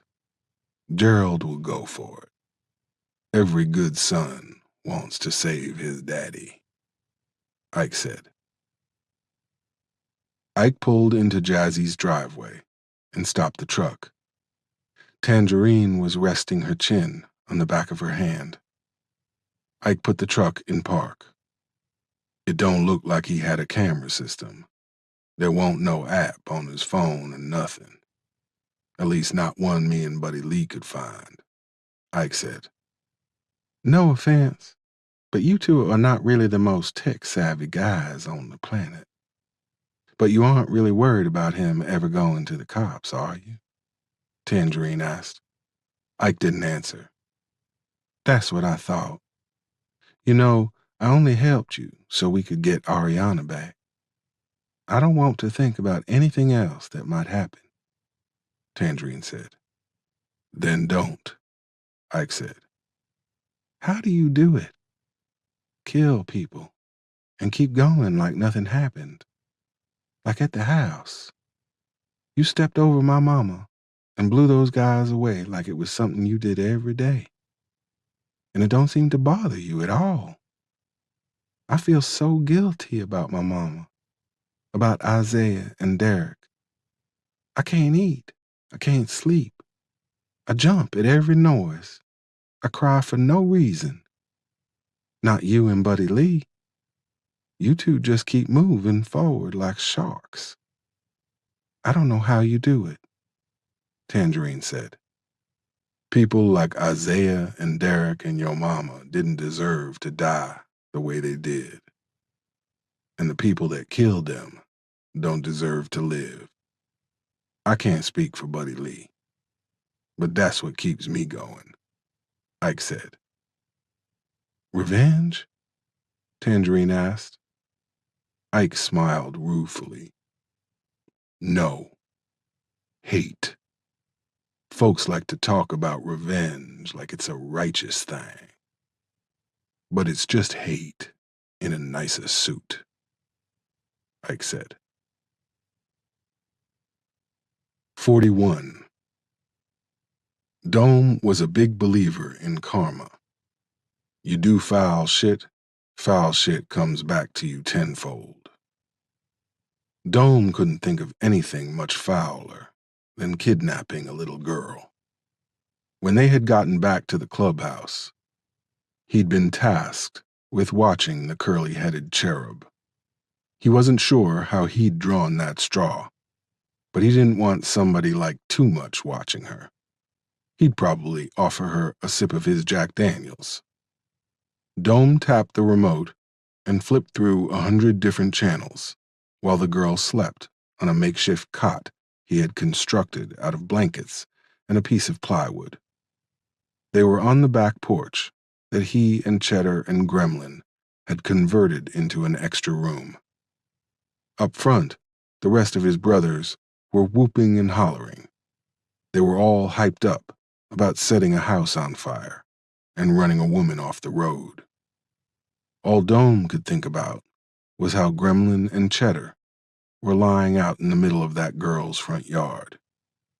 He wondered if the buzzards were circling over them yet. Were their mouths full of maggots? Dome changed the channel again. Grayson scrolled through the phone they'd taken off the bitch when they'd grabbed the crumb snatcher. The time in the corner said 4:45 a.m. It was time to call the Fathers of the Year. An early morning call would catch them all disoriented and scared to death for the rugrat. Grayson stopped on the listing for Ike in the phone and pressed send. He answered on the second ring. Hello? Hey, nigger. I told you blood for blood, or a little runt for a slut. Here's how it's gonna go. I want to talk to the man in charge, Ike said. Grayson almost guffawed. You making demands on me, Sambo? I am the man in charge, boy, Grayson said. No, you just the messenger. Gerald Culpepper is the man in charge, and I want to talk to him, Ike said. Grayson squeezed the phone. Gerald and his stupid ass. He should have never talked to his wife's ex-husband. But he wanted to play Bond villain and rub salt in the wound. He got off on that shit. You deal with me. I'm the big dick in this deal, and you about to get fucked unless you do exactly what I tell you. Or do you want me to start sending you pieces of that little half-breed? Grayson asked. You do that, and I'll start sending you pieces of Gatsby Culpepper, Ike said. Grayson had been slouching in his president's chair. Now he sat up ramrod straight. What the fuck are you talking about? Grayson asked. Ike didn't respond.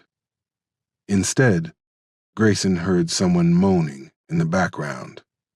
Not a fun, good-time ball-juggling moan, either. This was an agonized sound. Gerald, is that you, son? Gatsby said. What the fuck? Grayson asked. Ike came back on the line. Now, I'm gonna tell you how it's gonna go. You call Gerald and tell him we got his daddy. Then you call us back, and we'll tell you where we're gonna meet. We'll bring old man Culpepper, and you bring Ariana. That's not the fucking deal. You're gonna need to start watching your mouth, or I'm gonna pull one of Papa Gatsby's teeth out and make a ring out of it. Oh, and hear me when I tell you this, son. Don't even think about riding back out to Red Hill. If I even hear a motorcycle on television, I might get nervous. I get nervous. I'll put two in old man Culpepper's head before you can say Smith & Wesson. I told you, I don't sell no wolf tickets, Ike said. The line went dead. Grayson pulled the phone away from his face and stared at it. He wanted to toss it across the room, stomp on it until he heard the satisfying crunch of plastic under his boot. He sat it on the table. It wasn't a phone anymore. It was the physical manifestation of this whole God-forsaken shitstorm. The neat black rectangle was a window into the parallel universe he now inhabited, a place where two old ex-cons kept outflanking him at every turn. Grayson got up and grabbed a toolbox off a shelf in the back of the garage. He rummaged around until he found a short, stubby carpenter's pencil. He pulled a receipt out of his pocket from Hardee's. He went back to the table and jotted down Ike's number.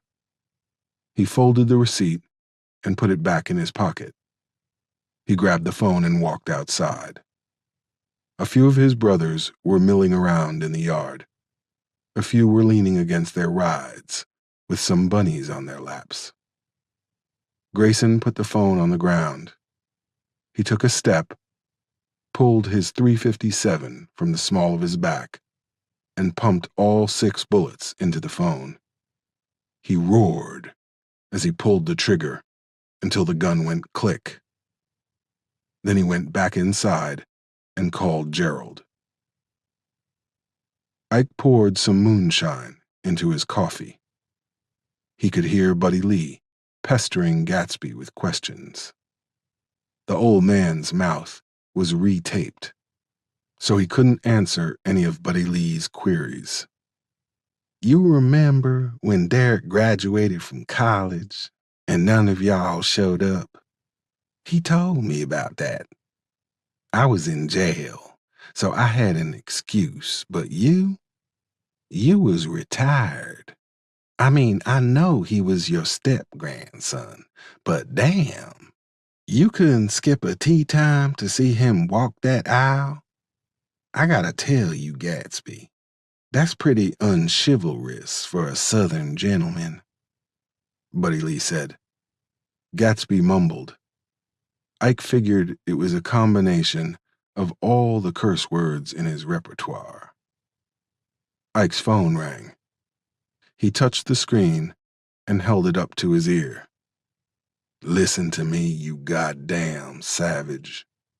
My father has nothing to do with what's going on.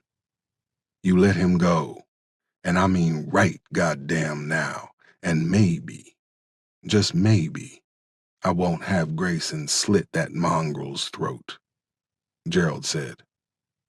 "I'm getting sick of telling you boys about your mouth," Ike said. He snapped his fingers. Buddy Lee grabbed Gatsby and pulled him into a sitting position. Ike came into the living room. "Don't you worry about my mouth. Worry about that little girl," Gerald said. "Hey, son, you hurt one hair on her head, and I'll make sure your daddy dies screaming," Ike said. "I want to talk to him," Gerald said. "You get 5 seconds," Ike said. Buddy Lee ripped the tape off Gatsby's mouth.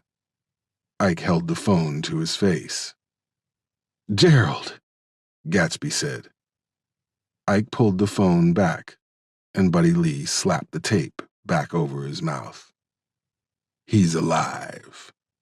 Ariana better be too, or you're gonna have to bury your daddy in a coffee can," Ike said. "You bring him and Tangerine to," Gerald tried to say, but Ike cut him off. "No, no Tangerine. Just your daddy and Ariana. That's how it works. We'll call you back in 1 hour," Ike said. He hung up the phone. "You're pushing them hard. What if they hurt her?" Buddy Lee asked. Ike put his phone in his pocket. "They won't. We got to his daddy. Right now, they know we willing to do anything. They hurt that girl. They don't know what we'll do next. Now we gotta find a place to meet them, and we gonna need guns. Lots of guns," Ike said. Buddy Lee sucked his teeth. "I think we killed both them birds with one stone, but we gotta go talk to some folks." "What we gonna do with him?" Buddy Lee asked. "We'll chain him to the sink in the bathroom," Ike said. "You came up with that quick," Buddy Lee said. "This ain't my first rodeo." "I know, mine neither. You got a talent for it, though," Buddy Lee said. "Unfortunately," Ike said. "Turn here," Buddy Lee said. The rising sun bounced light off the metal sign attached to the chain-link fence. The sign said Morgan's Marina in big, bold black letters against a white background. Ike drove through the open gate and pulled up to a narrow building with board-on batten siding. Beyond the building, a long, salt-treated dock extended into the Chesapeake Bay. On each side of the pier were about a dozen slips with boats and yachts of various sizes and levels of ostentatiousness. Ike put the car in park. "All right, now it's your turn to stay in the car," Buddy Lee said. "You gonna be all right in there by yourself?" Ike asked. "He might be a gun runner and crazy right-wing militia maniac, but he's still my half-brother. I'll probably be all right," Buddy Lee said. He climbed out of the truck and headed for the office of the marina. A sleigh bell clanged as he entered the building. A couple of good old boys were paying for some bait at the counter. Chet rang them up, glanced at Buddy Lee, then handed them their change. The men nodded at Buddy Lee in an almost unconscious gesture of Southern hospitality. When the men left, he and Chet were alone. "You should know better than to bring somebody like that to my shop," Chet said. He gestured to the parking lot. Ike was standing next to the truck, talking on his cell phone. "Oh, I forgot you don't like Virgos," Buddy Lee said. Chet grunted. "What you want, buddy?" he asked.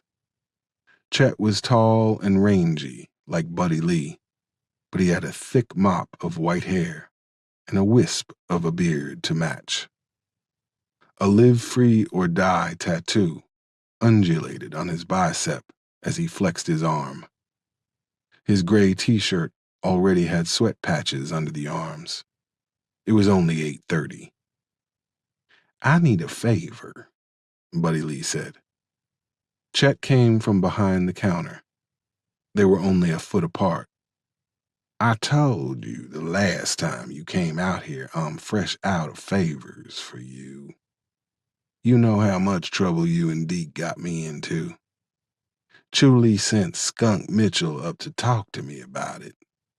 The Skunk Mitchell. They thought I was a snitch because you and Deke couldn't keep it under 60.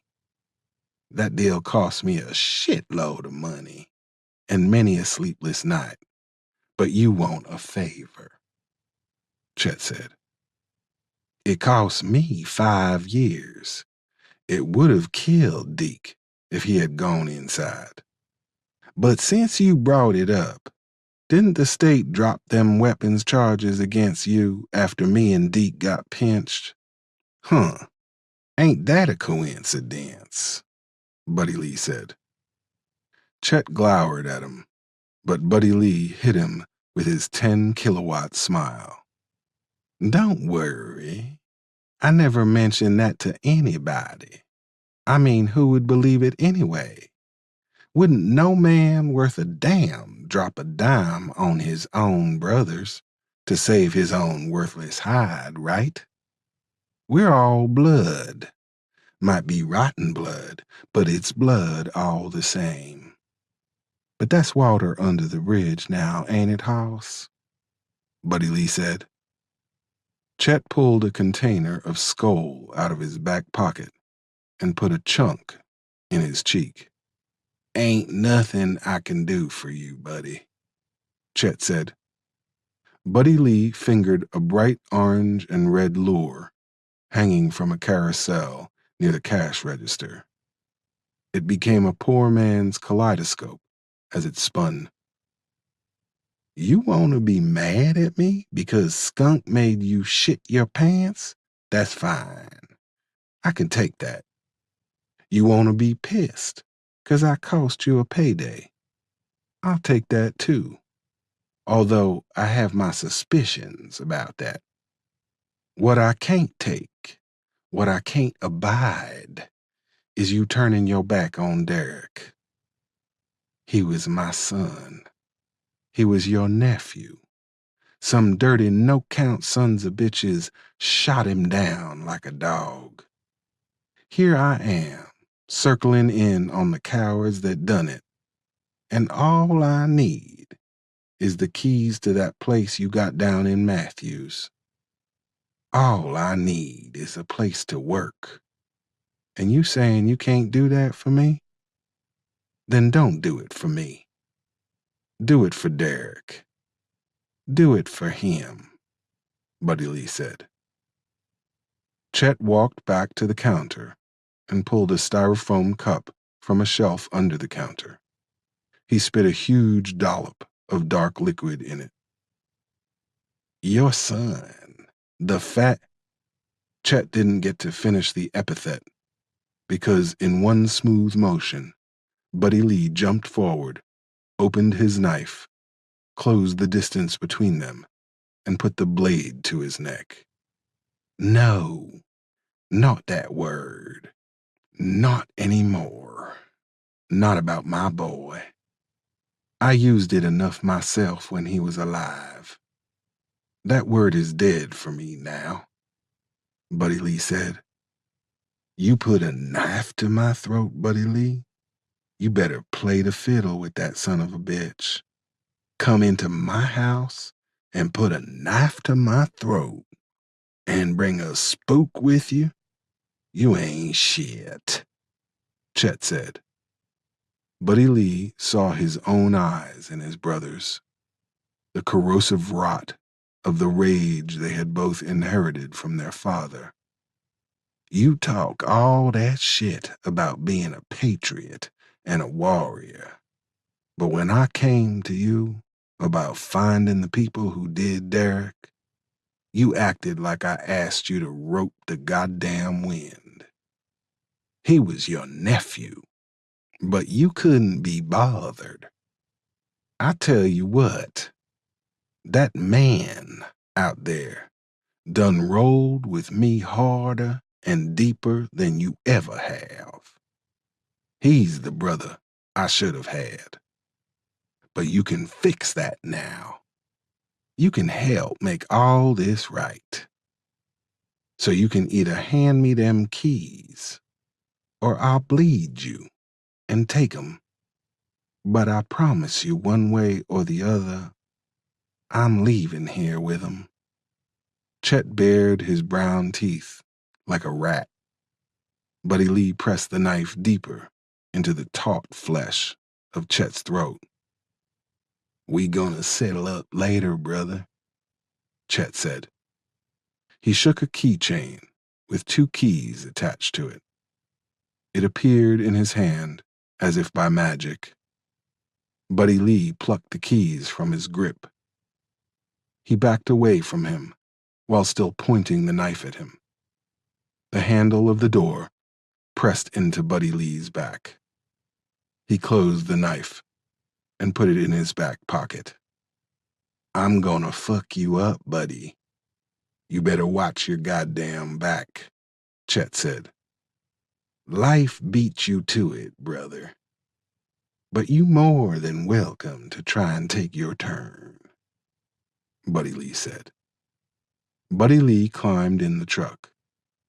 Ike got in and started the engine. You all right? Ike asked. Buddy Lee shoved the keys in his pocket. I was thinking about how the good die young, Buddy Lee said. I guess that's why we're still here, Ike said as he put the truck in gear. Let's go check this place out, get the lay of the land, so to speak. I've been there once, but it was a long time ago. I want to see the dance floor before we cut a rug. 42. Ike turned right off Route 14 onto Route 198. He had a few jobs out in Matthews County over the years, but not many. Most of the people out this way worked their own yards. Stay on this until we hit Tabernacle Road. Gonna take a left onto that, Buddy Lee said. Tabernacle Road was the first hard surface left turn after you drove through the town of Matthews. Past the grocery store and the post office and the library. Past a Civil War statue, 2 steps from the courthouse building.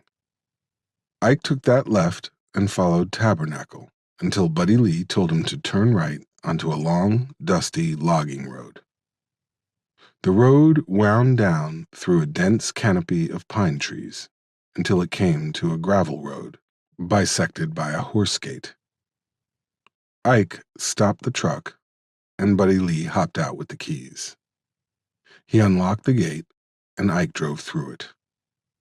Buddy Lee hopped back in the car, and they continued down the gravel road. At the end, it opened into a spacious meadow. To their left was a narrow, barn-red, rectangular steel building, with one roll-up door in the center of the rectangle. There was a window to the right of the roll-up door. The building itself was nearly 100 feet long. To their right were several tactical targets, arranged on a shooting course. Most of the targets were paper silhouettes over plywood. A few of them were cartoonish images of Black and Hispanic men. "Your brother is a real asshole," Ike said when he saw them. "Yeah, I won't argue with you on that one," Buddy Lee said. Ike parked the truck. They got out and walked up to the main building. Buddy Lee unlocked the door and Ike followed him inside. A bunkhouse table sat to the right of the door. A few chairs were scattered around the table. Bits of random bric-a-brac were dotted throughout the space.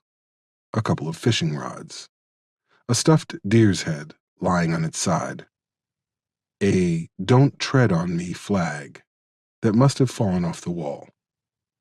To their left, the cavernous structure was filled with 20 or so wooden crates, hard plastic totes, and a few gunny sacks. Buddy Lee wandered over to the crates. He pulled the lid off one and whistled.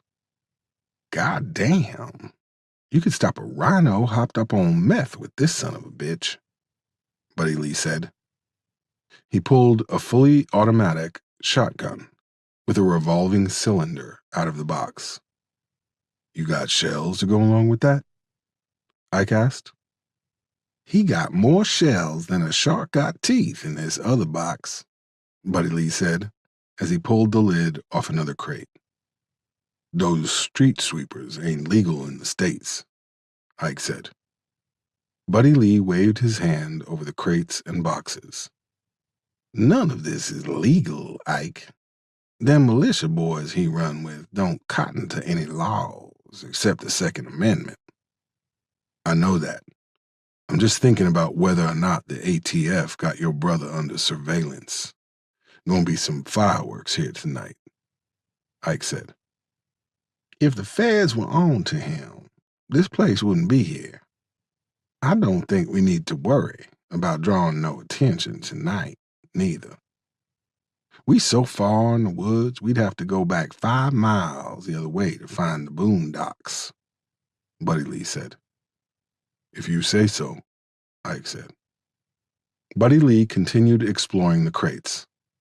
The sheer depth and breadth of the amount of machine guns, rifles, pistols, and, God save us, landmines was mind-boggling. "We might need every bit of this," Buddy Lee thought. He opened a crate against the wall. "Well, shit. Ike, come here," Buddy Lee said. Ike came over and stared in the crate. "That what I think it is?" Ike said. "Yep.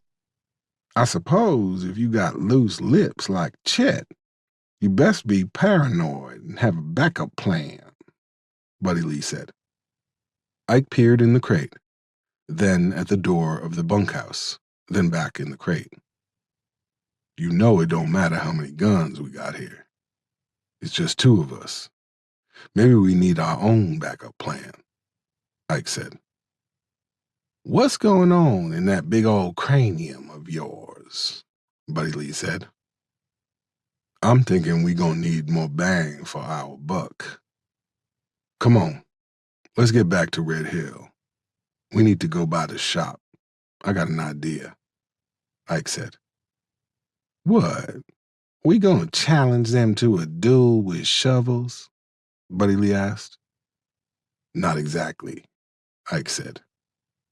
By the time they'd gone to the shop, gotten what they needed, then gone back to the compound and put it in place, then gone back to Buddy Lee's, it was a little after 1.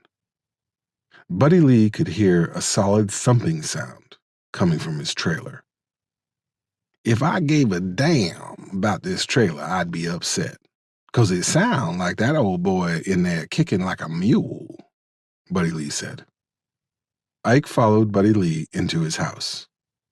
Buddy Lee went down the hall to his bathroom. He poked his head inside. "If you don't stop kicking that wall, I'm gonna come in there and I'm gonna break your fucking legs," Buddy Lee said. His statement caught Gatsby in mid-kick. The older man put his foot down, flat on the floor. "That's better," Buddy Lee said. He went back to the living room. Ike was on the sofa, so he melted into his easy chair.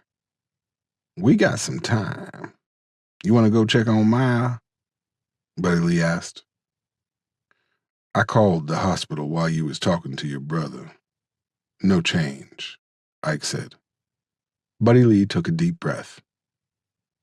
She gonna be all right, Ike. I don't know if any of us are ever gonna be all right ever again, Ike said. He pulled out his phone and sent a text message to Gerald. 3493 Tabernacle Road, Matthews, Virginia, 8 p.m. He put the phone away. All I know is, no matter what happens tonight, we putting them boys in the ground. All of them, Ike said. Ike, Buddy Lee said. Yeah. I wish we had met at the wedding. I wish both of us had been there. My grandmother used to say if wishes were horses, beggars would ride. But I hear what you're saying. I wish we had too, Ike said. Well, I'm gonna get some sleep. We had a long day. I'd say we committed at least 15 felonies, Buddy Lee said. A few minutes later, Ike heard him snoring. Ike laid his head back on the sofa, but he didn't close his eyes. He knew if he slept, Isaiah would be waiting for him in his dreams or his nightmares. 43. Margot was just about to sit down and settle in for the Jeopardy Tournament of Champions when someone started banging on her door. God bless it, she murmured as she went to the door. When she opened it, Buddy Lee was standing on her front step. Jesus, you look worse than the last time I saw you. Are you getting any sleep at all? Margot asked. Anyone ever tell you that you have a way with words? Buddy Lee said. It's a gift. What's up? You get a new truck? About time, if you ask me, Margot said. Buddy Lee moved stray strands of hair out of his face. For an instant, Margot thought she saw a glimpse of the bright-eyed, handsome country boy he used to be once upon a time. No, that's my partner's truck. Hey, I wanted to tell you, you're a good neighbor. You check on me and make sure I'm not turning into a pickle inside a bottle of Jameson. I think you're probably the only person on earth who cares about what happens to me, Buddy Lee said. Well, that's nice of you, but why you talking like you about to lead the charge of the Light Brigade? Margot asked. Buddy Lee put his foot on her top step and leaned forward. I ain't never had very many female friends. I've known a lot of women, but I can't say many of them was what you'd call friends. I think you're my first, Margot. He stopped. She watched him set his jaw before he continued. You're a good woman and a good friend. Take care of yourself, Buddy Lee said. Buddy Lee, what's going on? Margot asked. He flashed a crooked grin. Giving you your flowers while you're still alive, sugar, he said. He stepped back and gave her a two-finger salute. She watched him lope over to his partner's truck and climb in the passenger side. A cloud of dust followed them as they tore out of the trailer park. Come on, Gatsby. Last stop, everybody off, Buddy Lee said. He helped Ike drag the old man out of the truck bed and into the bunkhouse. They tied him to a metal folding chair with another pair of zip ties. The chair was sitting next to a 55-gallon metal drum. At the base of the drum was a box with some wires and a flat circular wheel inside. All right, I'm gonna move the truck. Keep an eye on him, Ike said. I'll try not to kill him, Buddy Lee said. Gatsby's eyes went wide. Oh, calm down. I'm just fucking with you. He turned back to Ike. Remember, if you go past the other entrance, go down to the post office and turn around. Be quick. There's not supposed to be another road back here. Chet used to complain about the county charging him more taxes the more egress points he had or something. We don't want to draw no attention, Buddy Lee said. Long as the other gate ain't locked, we should be okay, Ike said. Ike moved the truck to the head of the other road, then made his way back to the compound through a footpath that took him past a corrugated metal outhouse. The past few nights had been cool, as the last vestiges of winter refused to cede their kingdom to the spring. Tonight, the air was unseasonably sultry. By the time he made it back to the bunkhouse, he was coated in a thin sheen of sweat. Buddy Lee was sitting on the bench that ran along the back wall of the structure. He was holding an AR-15 with an extended mag. Ike grabbed an automatic shotgun out of the crate and loaded it with high-velocity shells. He sat down at the table that was situated near the center of the building. He checked his watch. It was 7:30 p.m. You think there's anything after this? After we die, I mean, Buddy Lee asked. You worrying about your soul, Buddy Lee? Ike said. He was cradling the shotgun like a newborn. Buddy Lee cleared his throat. I mean, if there is, I'm pretty sure where I'm headed. I made peace with that, I reckon. I just wonder, do you think we'll see the boys? Like, if we don't make it out of this, you think we'll pass them on our way down south? Buddy Lee said. Ike peered out the window. The sun had set, but a half moon had clocked in for the night shift. I hope not, Ike said. You hope not? Man, the only thing that keeps me holding on to any of that shit my pastor used to scream about while he was juggling them old copperheads they kept in the back of the church is the notion I might see my boy again. Get a chance to tell him all the things I should have before they took him from me. Buddy Lee said. The only thing I'd want to say to Isaiah is that I'm sorry. And I couldn't say it enough, even if I had forever to say it. I couldn't say it enough, Ike said. His voice trailed off to a whisper. In the distance, they both heard the roar and thunder of motorcycle engines. Wordlessly, they both got up from their seats. Buddy Lee cut the zip ties that secured Gatsby to the folding chair. He also cut the ones around his ankles. Get up, Ike said. He grabbed Gatsby by the arm and walked to the roll-up door. Ike pushed a button on the wall next to the door, and it began to rise. He gripped his shotgun tight and stood shoulder to shoulder with Gatsby. Buddy Lee did the same on the other side. He checked his watch. It was 7:45. They tried to get the jump on us, Buddy Lee said. It's like that story. The wolf gets to the turnip patch at 6 in the morning. The rabbit been there and gone, Ike said.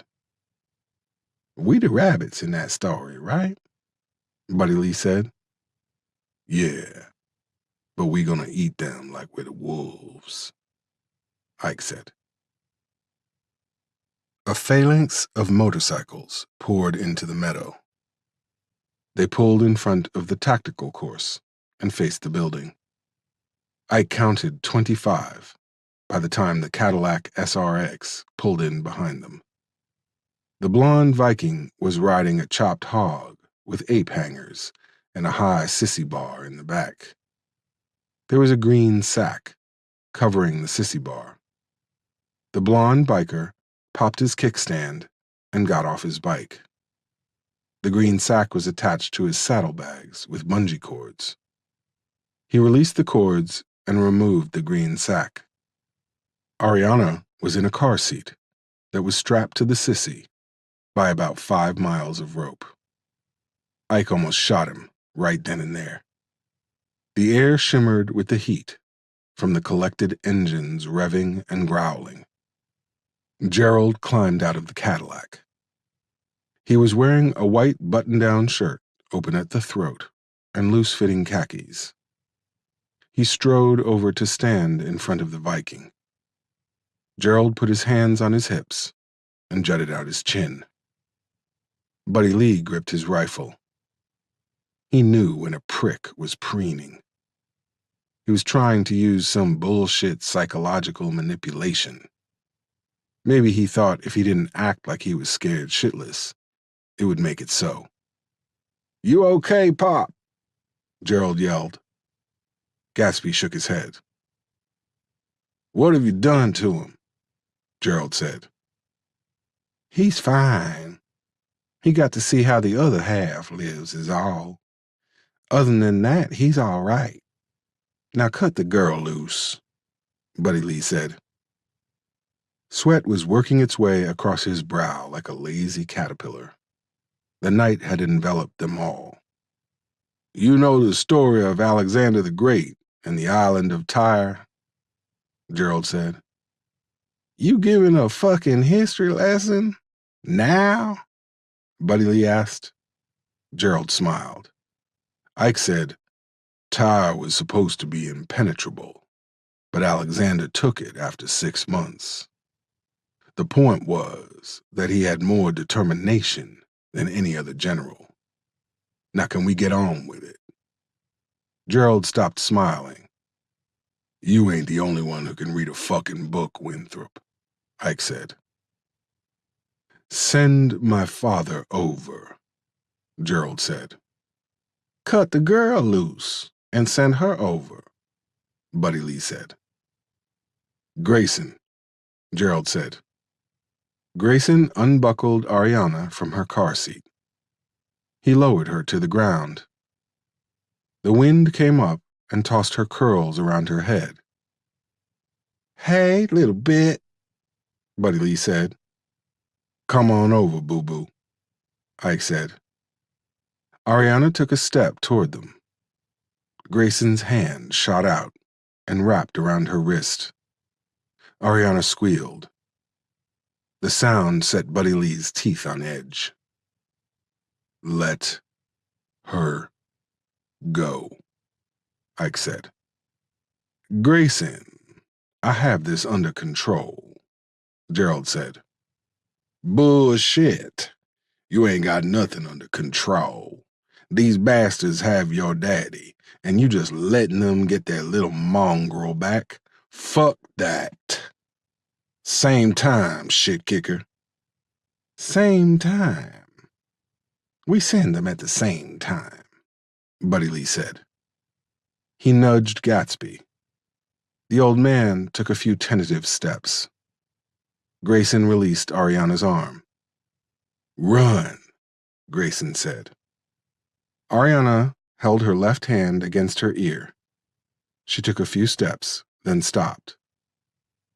"Come on, little bit, come on over," Buddy Lee said. Ariana began to cry. "Oh, no, little bit, don't cry. Just come on, baby girl," Buddy Lee said. Gatsby was halfway across the yard. "Ariana, come on, baby girl.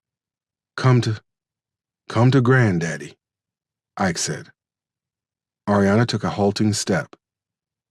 "That's right, baby. Come on to Granddaddy," Ike said. Ariana took off running, her chubby legs pistoning up and down in short, choppy bursts of movement. She ran past Gatsby as he stumbled toward Gerald. Come on, Pop. Let's get you out of here, Gerald said.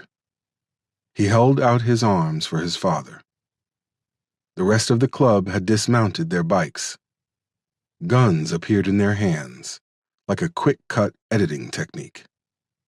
Ike got down on one knee and held out his arms to Ariana while balancing his shotgun against his shoulder. Yeah, sugar, that's it. Come on to Granddaddy, Ike said. Grayson moved to his right. He pulled his .357 from his waistband.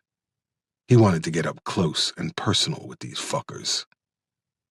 Ariana leapt into Ike's waiting embrace. He gripped her tight with one arm and grabbed the shotgun with the other before falling back into the bunkhouse. Gerald smiled at his father. The old man pulled the duct tape away from his mouth with a determined snap of his wrists. Gerald, what the hell have you gotten yourself mixed up in this time? Gatsby roared. Gunfire erupted as Buddy Lee dropped the roll-up door. Bullets exploded through the metal siding and ripped dime-sized holes through the roll-up door. Buddy Lee went to one of the windows and began returning fire with the AR-15. He strafed the entire meadow from left to right. The bikers scattered like roaches. A few hid behind the backstops of the tactical targets. A few more flipped one of the picnic tables and used that as cover as they returned fire. The majority of them retreated into the brush that surrounded the meadow and began returning fire from the shadows. Ike opened the crate near the back wall of the bunkhouse and lowered Ariana into it. A burning sensation erupted in his left bicep, like he'd been touched by a hot poker. Ike flopped to the floor and crawled over to the window opposite Buddy Lee. The automatic shotgun bucked hard as he unloaded on the darkness. The rear parking lights of the SRX cast a red glow across the meadow as the car began to lurch forward. Ike saw a group of bikers trying to make a run for the far side of the compound.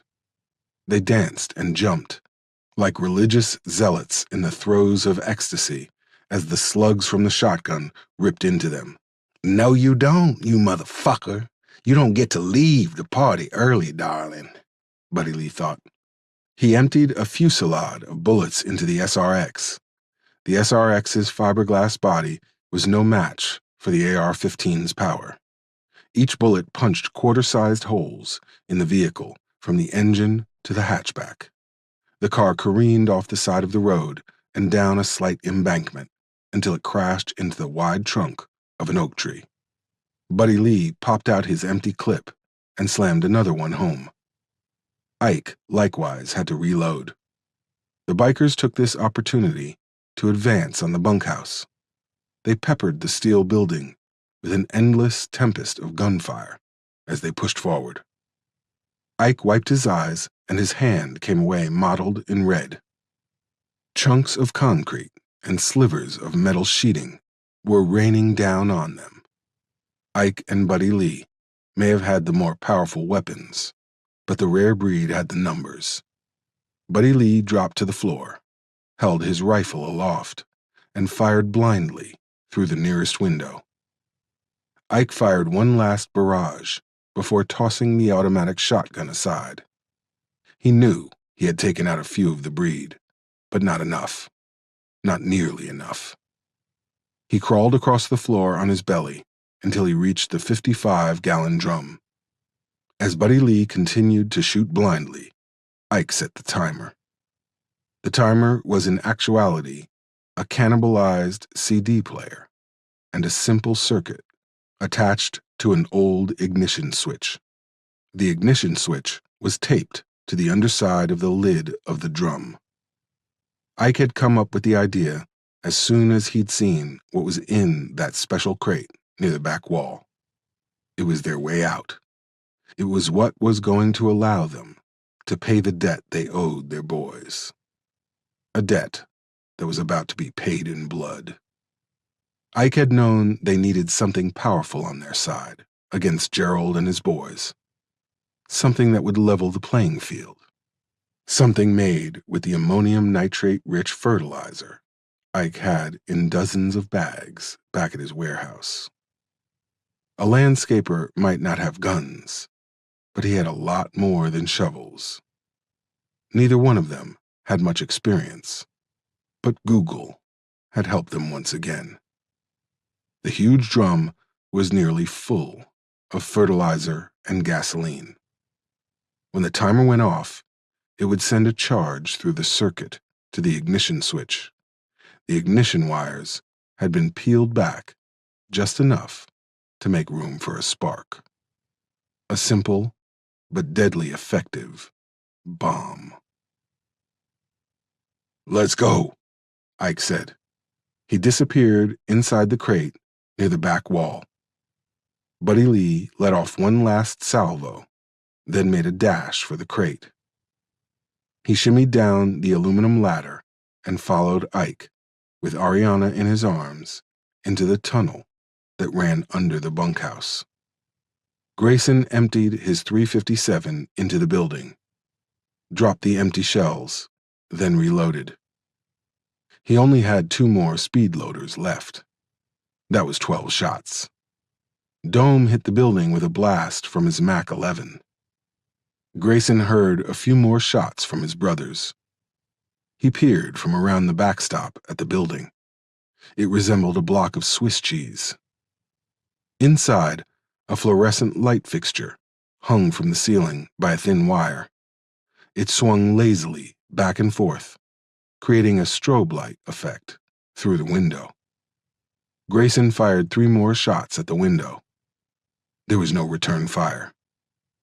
"God damn it, I think we got their asses," Grayson thought. He stood up straight. Nothing. Not a peep from the outbuilding. "We got 'em! We got 'em!" Grayson roared. He smacked Dome on the back. "Go drag 'em out. We're gonna make an example of these fuckers," Grayson said. Dome stood up, but hesitated a moment. He really didn't want to see that little girl's dead body. "Don't make me have to tell you again," Grayson said. Dome forced his legs to move. The rest of the members of the club that weren't dead or injured followed him as he stalked toward the building. Dome kicked open the front door that was to the left of the roll-up door. When the orange flash filled his entire field of vision, one word appeared in his mind seconds before he was vaporized. Karma, Dome thought. Then everything went black. Ike almost cried out for joy when his hands found the cool metal rungs of the ladder that sat at the bottom of the faux privy. He pulled himself and Ariana up one rung at a time until they emerged inside the outhouse. Ike pushed the door open and took great deep breaths as he and Ariana stepped out into the sweltering night. Buddy Lee followed them, covered in soot and coughing up a lung. Ariana was sobbing uncontrollably. "It's okay, baby girl. We got you," Ike murmured as he held her tight. "Jesus H. Christ. You'd think Chet would have put a better ventilation system in that tunnel. It's got everything else but an easy chair down there," Buddy Lee said. "I'm gonna take her to the truck. She's scared," Ike said. "I'm gonna stay here and see if I can catch me a breath. When you get back, we'll go on down there and see about our friends," Buddy Lee said. He started coughing again. "Be right back," Ike said. "I'll be here," Buddy Lee said as Ike and Ariana made their way up the path. Ike strapped Ariana in the passenger's seat. He pulled up a game on his cell phone that involved flying pieces of fruit and put the phone in Ariana's lap. "Grandpop gotta go check on something, okay?" he said.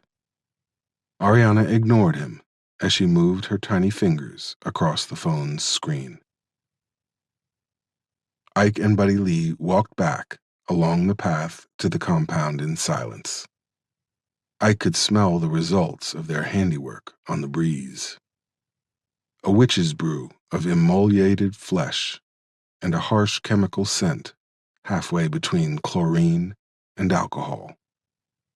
"Fucking hell," Buddy Lee said when they reached the compound. More accurately, when they reached the place where the compound had once stood. A flickering ring of flames, 100 feet in diameter, encircled the former militia headquarters. The steel outbuilding was gone. The concrete footing that it had sat upon was cracked in the middle and scorched from end to end. The tactical shooting range had been obliterated. Piles of burning hay from the target backstops littered the ground in all directions. The motorcycles that had been parked in diagonal lines with military precision were formless clumps of metal, more akin to amoebas than machines. Here and there were recognizable parts: a handlebar, a foot peg, a front wheel. But for the most part, the bikes had been reduced to twisted amalgamations of leather, steel, iron, and chrome. Their owners had suffered a similar fate. Ike carried Gatsby's pistol. Buddy Lee had his knife and the AR-15 slung over his chest on a strap. They moved through the bodies, ready to finish what they had started. But Ike soon came to realize that wouldn't be necessary. The breed was done. The ones who hadn't been torn asunder by the initial explosion had found their insides liquefied by the subsequent shockwave. Bodies and body parts were strewn across the clearing like party streamers. Buddy Lee glanced up at a pine tree near the tactical course. There were 2 arms in the tree. They were both left-handed. Buddy Lee shook his head. "I think this chapter of the rare breed done got closed down permanently," Buddy Lee said. Ike was about to respond when they heard a pitiful whimpering coming from the direction of the SRX. Ike and Buddy Lee looked at each other, then walked over to the vehicle. All the windows had been shattered from the force of the blast. Ike peered inside the car. Gatsby was lying over on his side. Blood was dripping from his ear. His lower torso and lap were soaked in red. Ike could smell the pungent odor of shit wafting up from the inside of the car. Ike reached his hand inside the window and put his fingers to the older man's neck. There was no pulse. Buddy Lee opened the driver's side door. Gerald Winthrop Culpepper fell to the ground like a sack of wet laundry. He was moaning and whimpering from a place deep in his broad chest. His khakis were so soaked in blood, they appeared burgundy.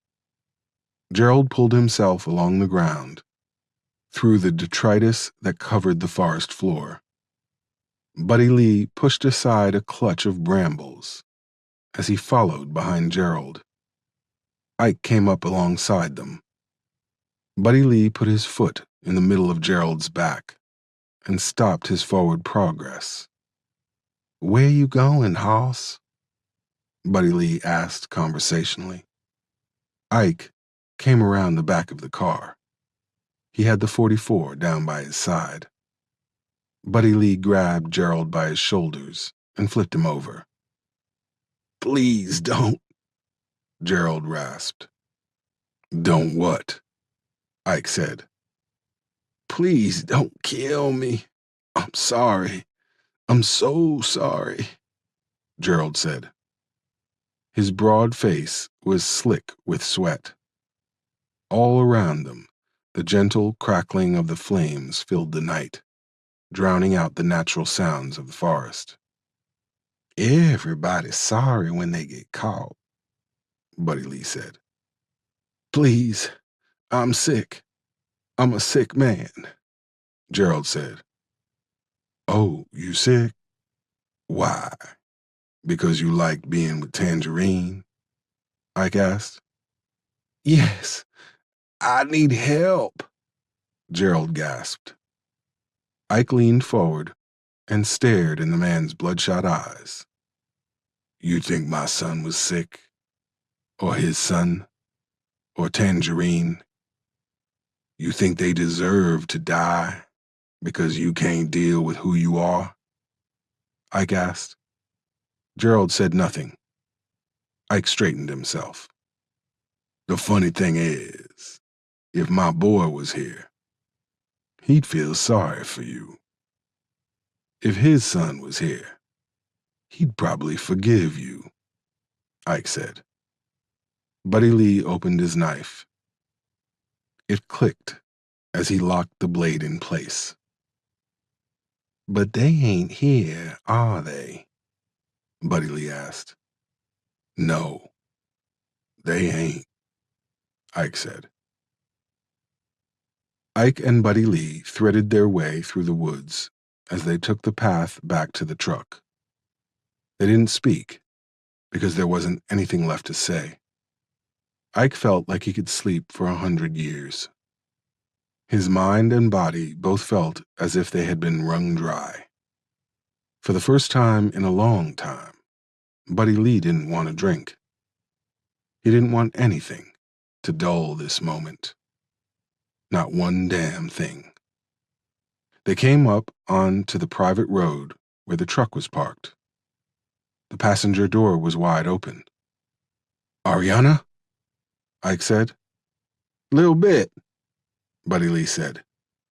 His heart hammered against his ribs. What if they'd done all this and then Ariana got lost in the fucking woods? She right here, a gravelly voice said. Grayson was standing in front of the truck. He had Ariana cradled in his left arm. His right hand was holding the .357. The barrel was pressed against her temple. Drop the guns, Grayson said.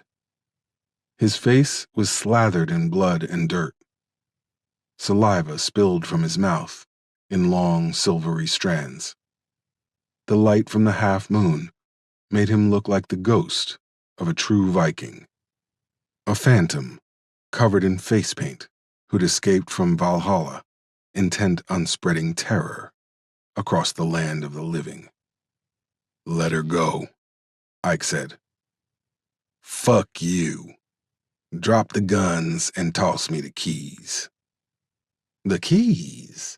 Hoss, you don't look like you could drive a fucking nail, Buddy Lee said.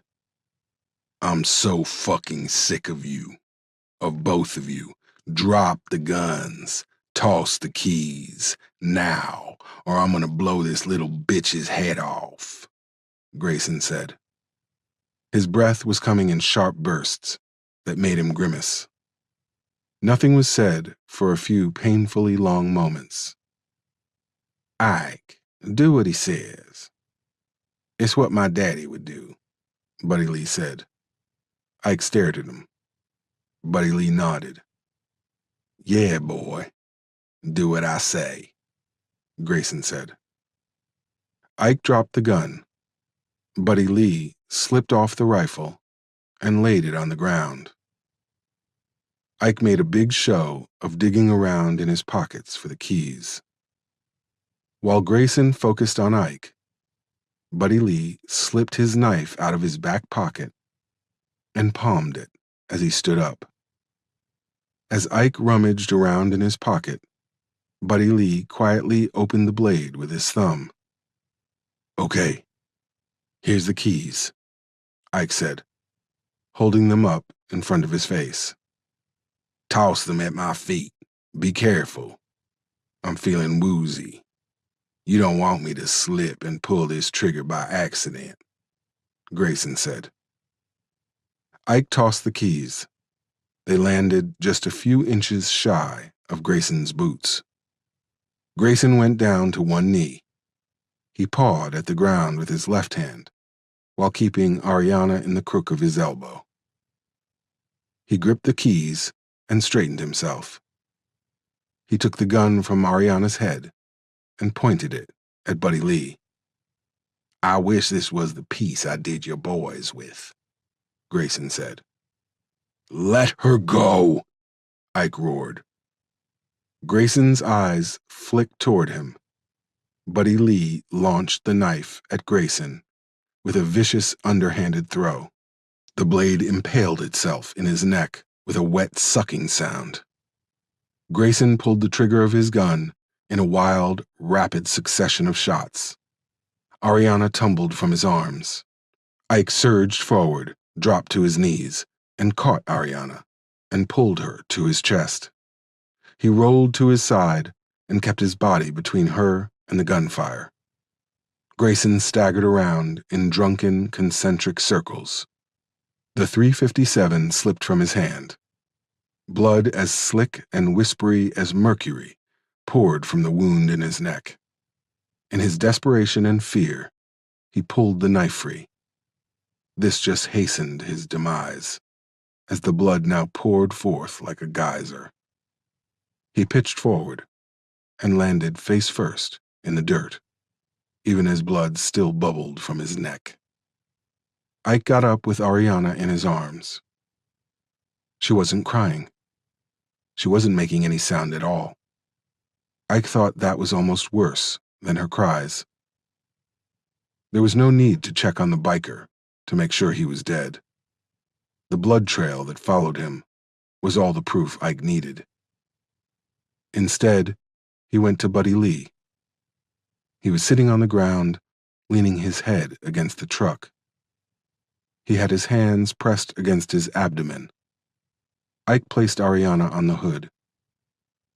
He went down to his knees and put his arm around Buddy Lee's thin shoulders.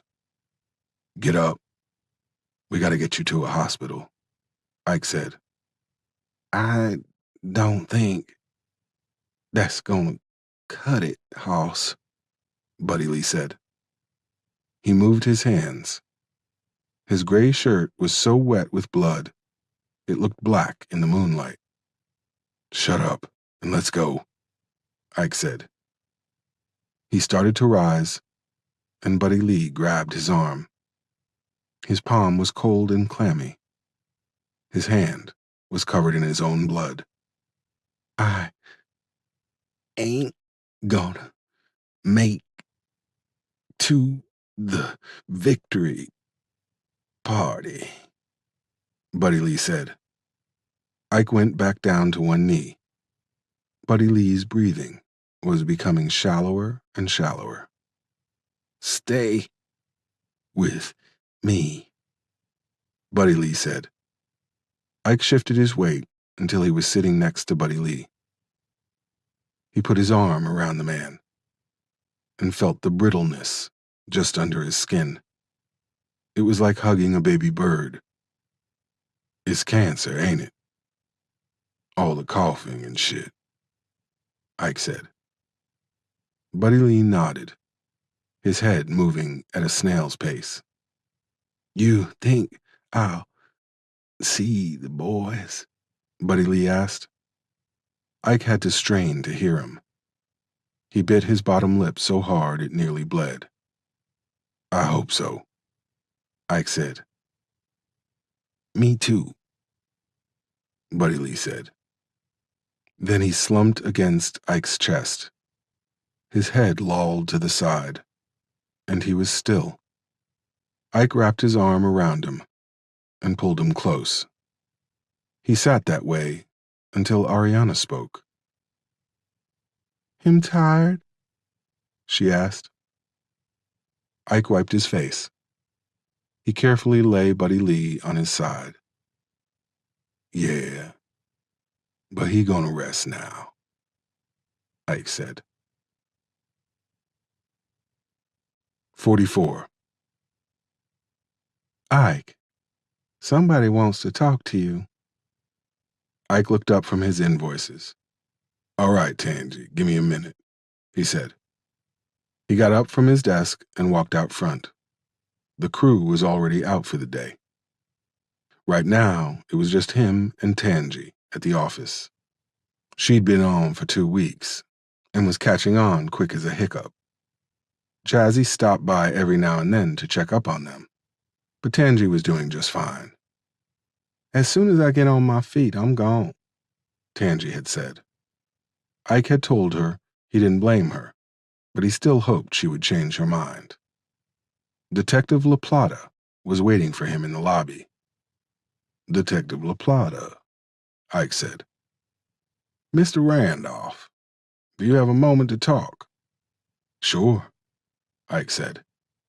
He reached under the counter and grabbed a bottle of water from the cooler he stored there. The funeral for Mr. Jenkins was nice, Detective La Plata said. Yeah, Ike said. I was glad to see your wife and your granddaughter there. Mrs. Culpepper, too. She took it pretty hard, didn't she? I don't think my ex-wife would cry that hard over me, La Plata said. Ike didn't say a word. It's incredible. No one knows who burned down your house, kidnapped your granddaughter, and tried to kill your wife and Mr. Jenkins. But apparently they had a change of heart and dropped Ariana off at your office. Simply amazing, La Plata said. Ike sipped his water. Miracles happen every day, Ike said. Mr. Randolph, can we cut the shit? We both know it was the rare breed that kidnapped your granddaughter and tried to kill your wife and Buddy Lee and burned your house down. We both know you and Buddy Lee went on the warpath all across the state, culminating in a scene out of the goddamn Wild Bunch at a compound owned by a dummy corporation with ties to the Sons of Freedom, who just happened to have ties to the late Mr. Jenkins's brother. A murder scene where a whole bunch of bikers and a former state senator and a sit-in judge were found dead, La Plata said. Ike put his water bottle on the counter. I did see something on the news about that. They were saying that judge had a relationship with them bikers. I think they were saying the bikers had been bribing him for a while. Channel 12 was saying my son and his husband's name was coming up in the investigation. You think this judge had something to do with what happened to my son? To Buddy Lee's son? Ike asked. La Plata gave him a long, hard look. Well, it doesn't really matter now, does it, Mr. Randolph? You can't prosecute a dead man, La Plata said. Guess not, Ike said. La Plata moved up to the counter and leaned on it with both hands. You don't really think anybody believes Buddy Lee Jenkins killed all those bikers and the Culpeppers by himself, do you? That he just happened to figure out how to construct a fertilizer bomb with a ninth-grade education? La Plata asked.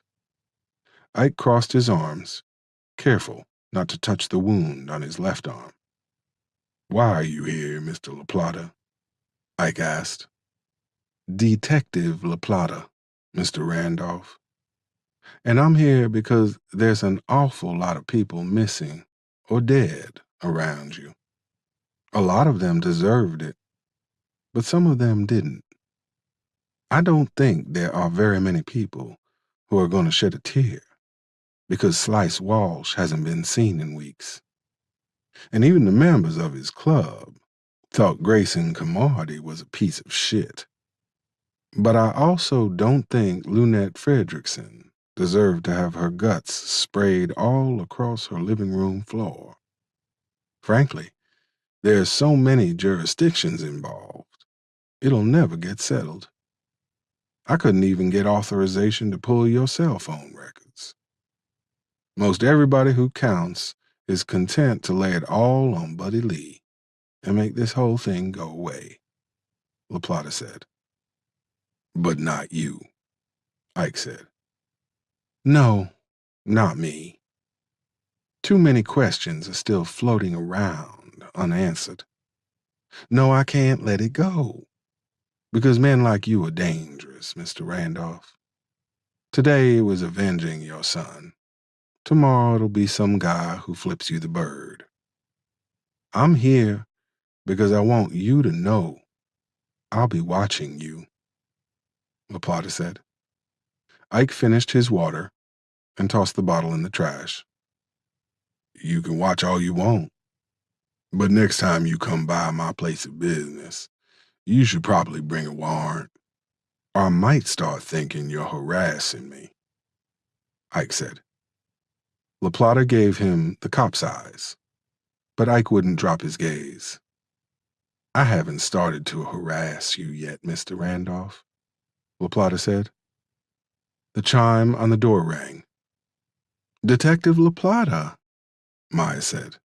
She was holding a huge bag of food from Sanders. They'd cut her braids during surgery, so she was rocking a pixie cut. Ariana came bounding through the door. She darted past LaPlata and headed straight for Ike.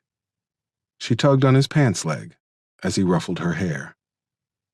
Hello, Mrs. Randolph, LaPlata said. Let me walk you out, Detective, Ike said. LaPlata nodded to Maya. Ariana waved goodbye to him. LaPlata waved back before he turned and headed for the exit. Ike followed him. There's my little bit, Tangerine said. LaPlata heard Ariana giggle. LaPlata stepped through the door, but then he stopped and faced Ike. Was it worth it, right? He asked. Ike smiled. That's not my name. And as far as it being worth it, you'd have to ask Buddy Lee that. But I think if he was still here, he'd say. Ike lowered his voice. I could kill them all 1,000 times, and it wouldn't even come close to being enough. But it would always be worth it, Ike said. But it was Riot who bored his way into LaPlata's soul with his flat, dead eyes. LaPlata took a step backward.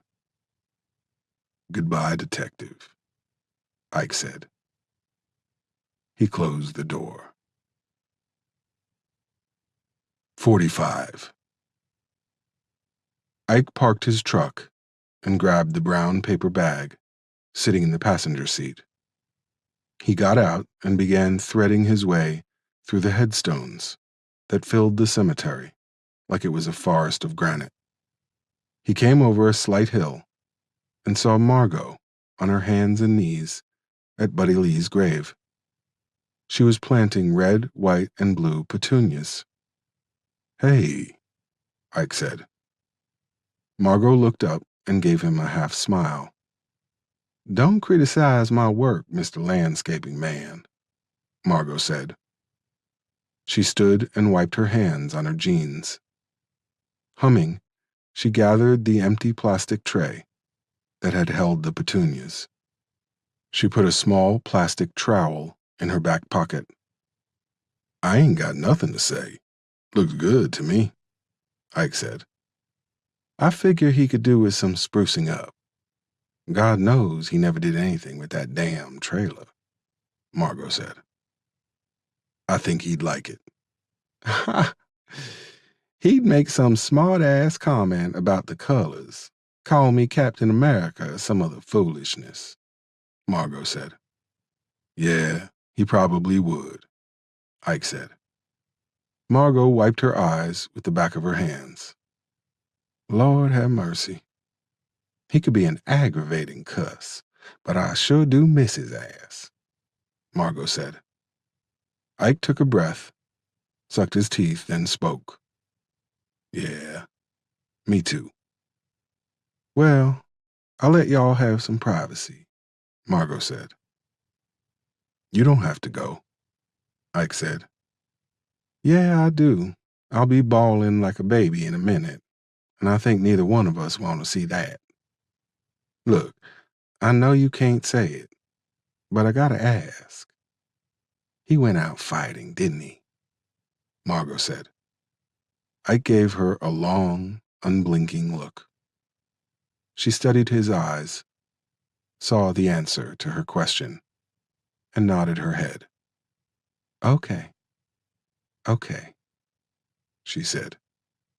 She turned and hurried down the hill. Ike stared after her for a few moments before he faced the grave. The black granite headstone said Buddy Lee instead of William. When the state medical examiner had released his body, Buddy Lee's sister had reached out to Ike about paying for the funeral. He'd said he would, but with two conditions. They had to bury him next to the boys, and the headstone had to say Buddy Lee. She'd gladly accepted his conditions, since it meant she didn't have to pay for anything. Ike pulled a can of beer and a small bottle of liquor out of the paper bag. He opened the beer and took a long sip. It was crisp and cold as the first morning of winter. He poured the remainder of the can on the grave. He made sure it didn't get any of the petunias. Hey, man, I think I'm going to invite Margot to Ariana's birthday party next week. She could probably use the company. Hell, we all could. Tangerine says she's going to come up with a special hairdo for Maya and Ariana for the party. Them three done got thick as thieves. Insurance man says they're going to start on the house next week. We still staying in that hotel. It's pretty fancy. Like you would say, it's like shitting in high cotton. Ike blinked his eyes. Ariana is smart as a damn whip. Tangy got her counting to 15. Maya's got her studying flashcards with animals on them. She can even tell a dog from a wolf. I've been trying to show her how to fight, but Maya keeps saying she's only 3. We play this game where she punches the palms of my hands. She loves it.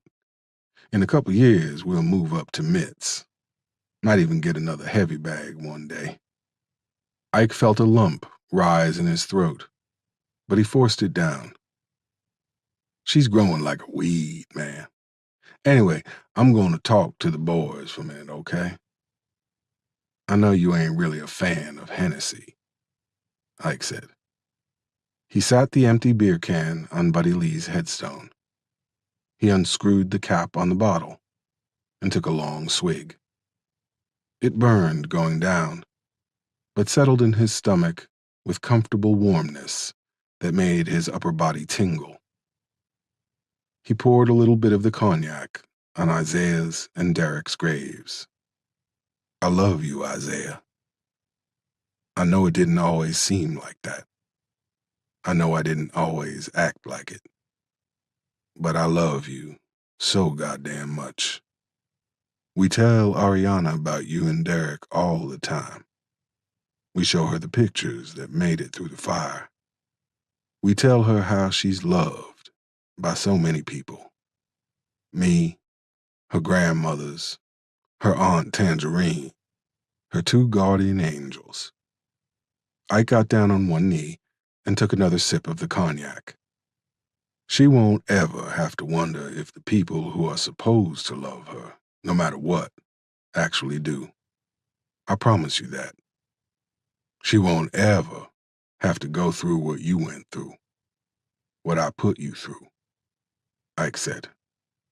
He touched the new headstone, ran his fingers over the engraving of Isaiah's name, then Derek's. You know how you used to say love was love? I didn't get it. I didn't want to get it, I guess. But I understand now. And I'm so goddamn sorry it took all of this. But I really do get it now. A good father, a good man, loves the people that love his children. I wasn't a good father. I'm not a good man.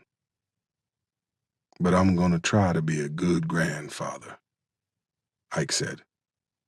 He rose to his feet. "I'm gonna try real hard," Ike said. The tears came again. They poured from his eyes and ran over his cheeks, flowed down to the stubble on his chin.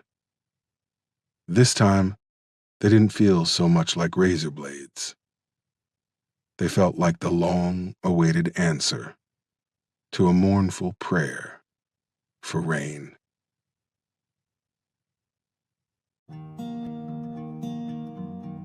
This is Adam Lazar-White.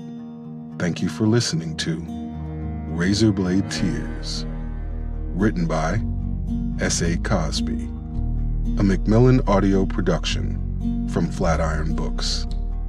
Produced by Callum Plews. Text copyright 2021 by Sean A. Cosby. Production copyright 2021 by Macmillan Audio. All rights reserved.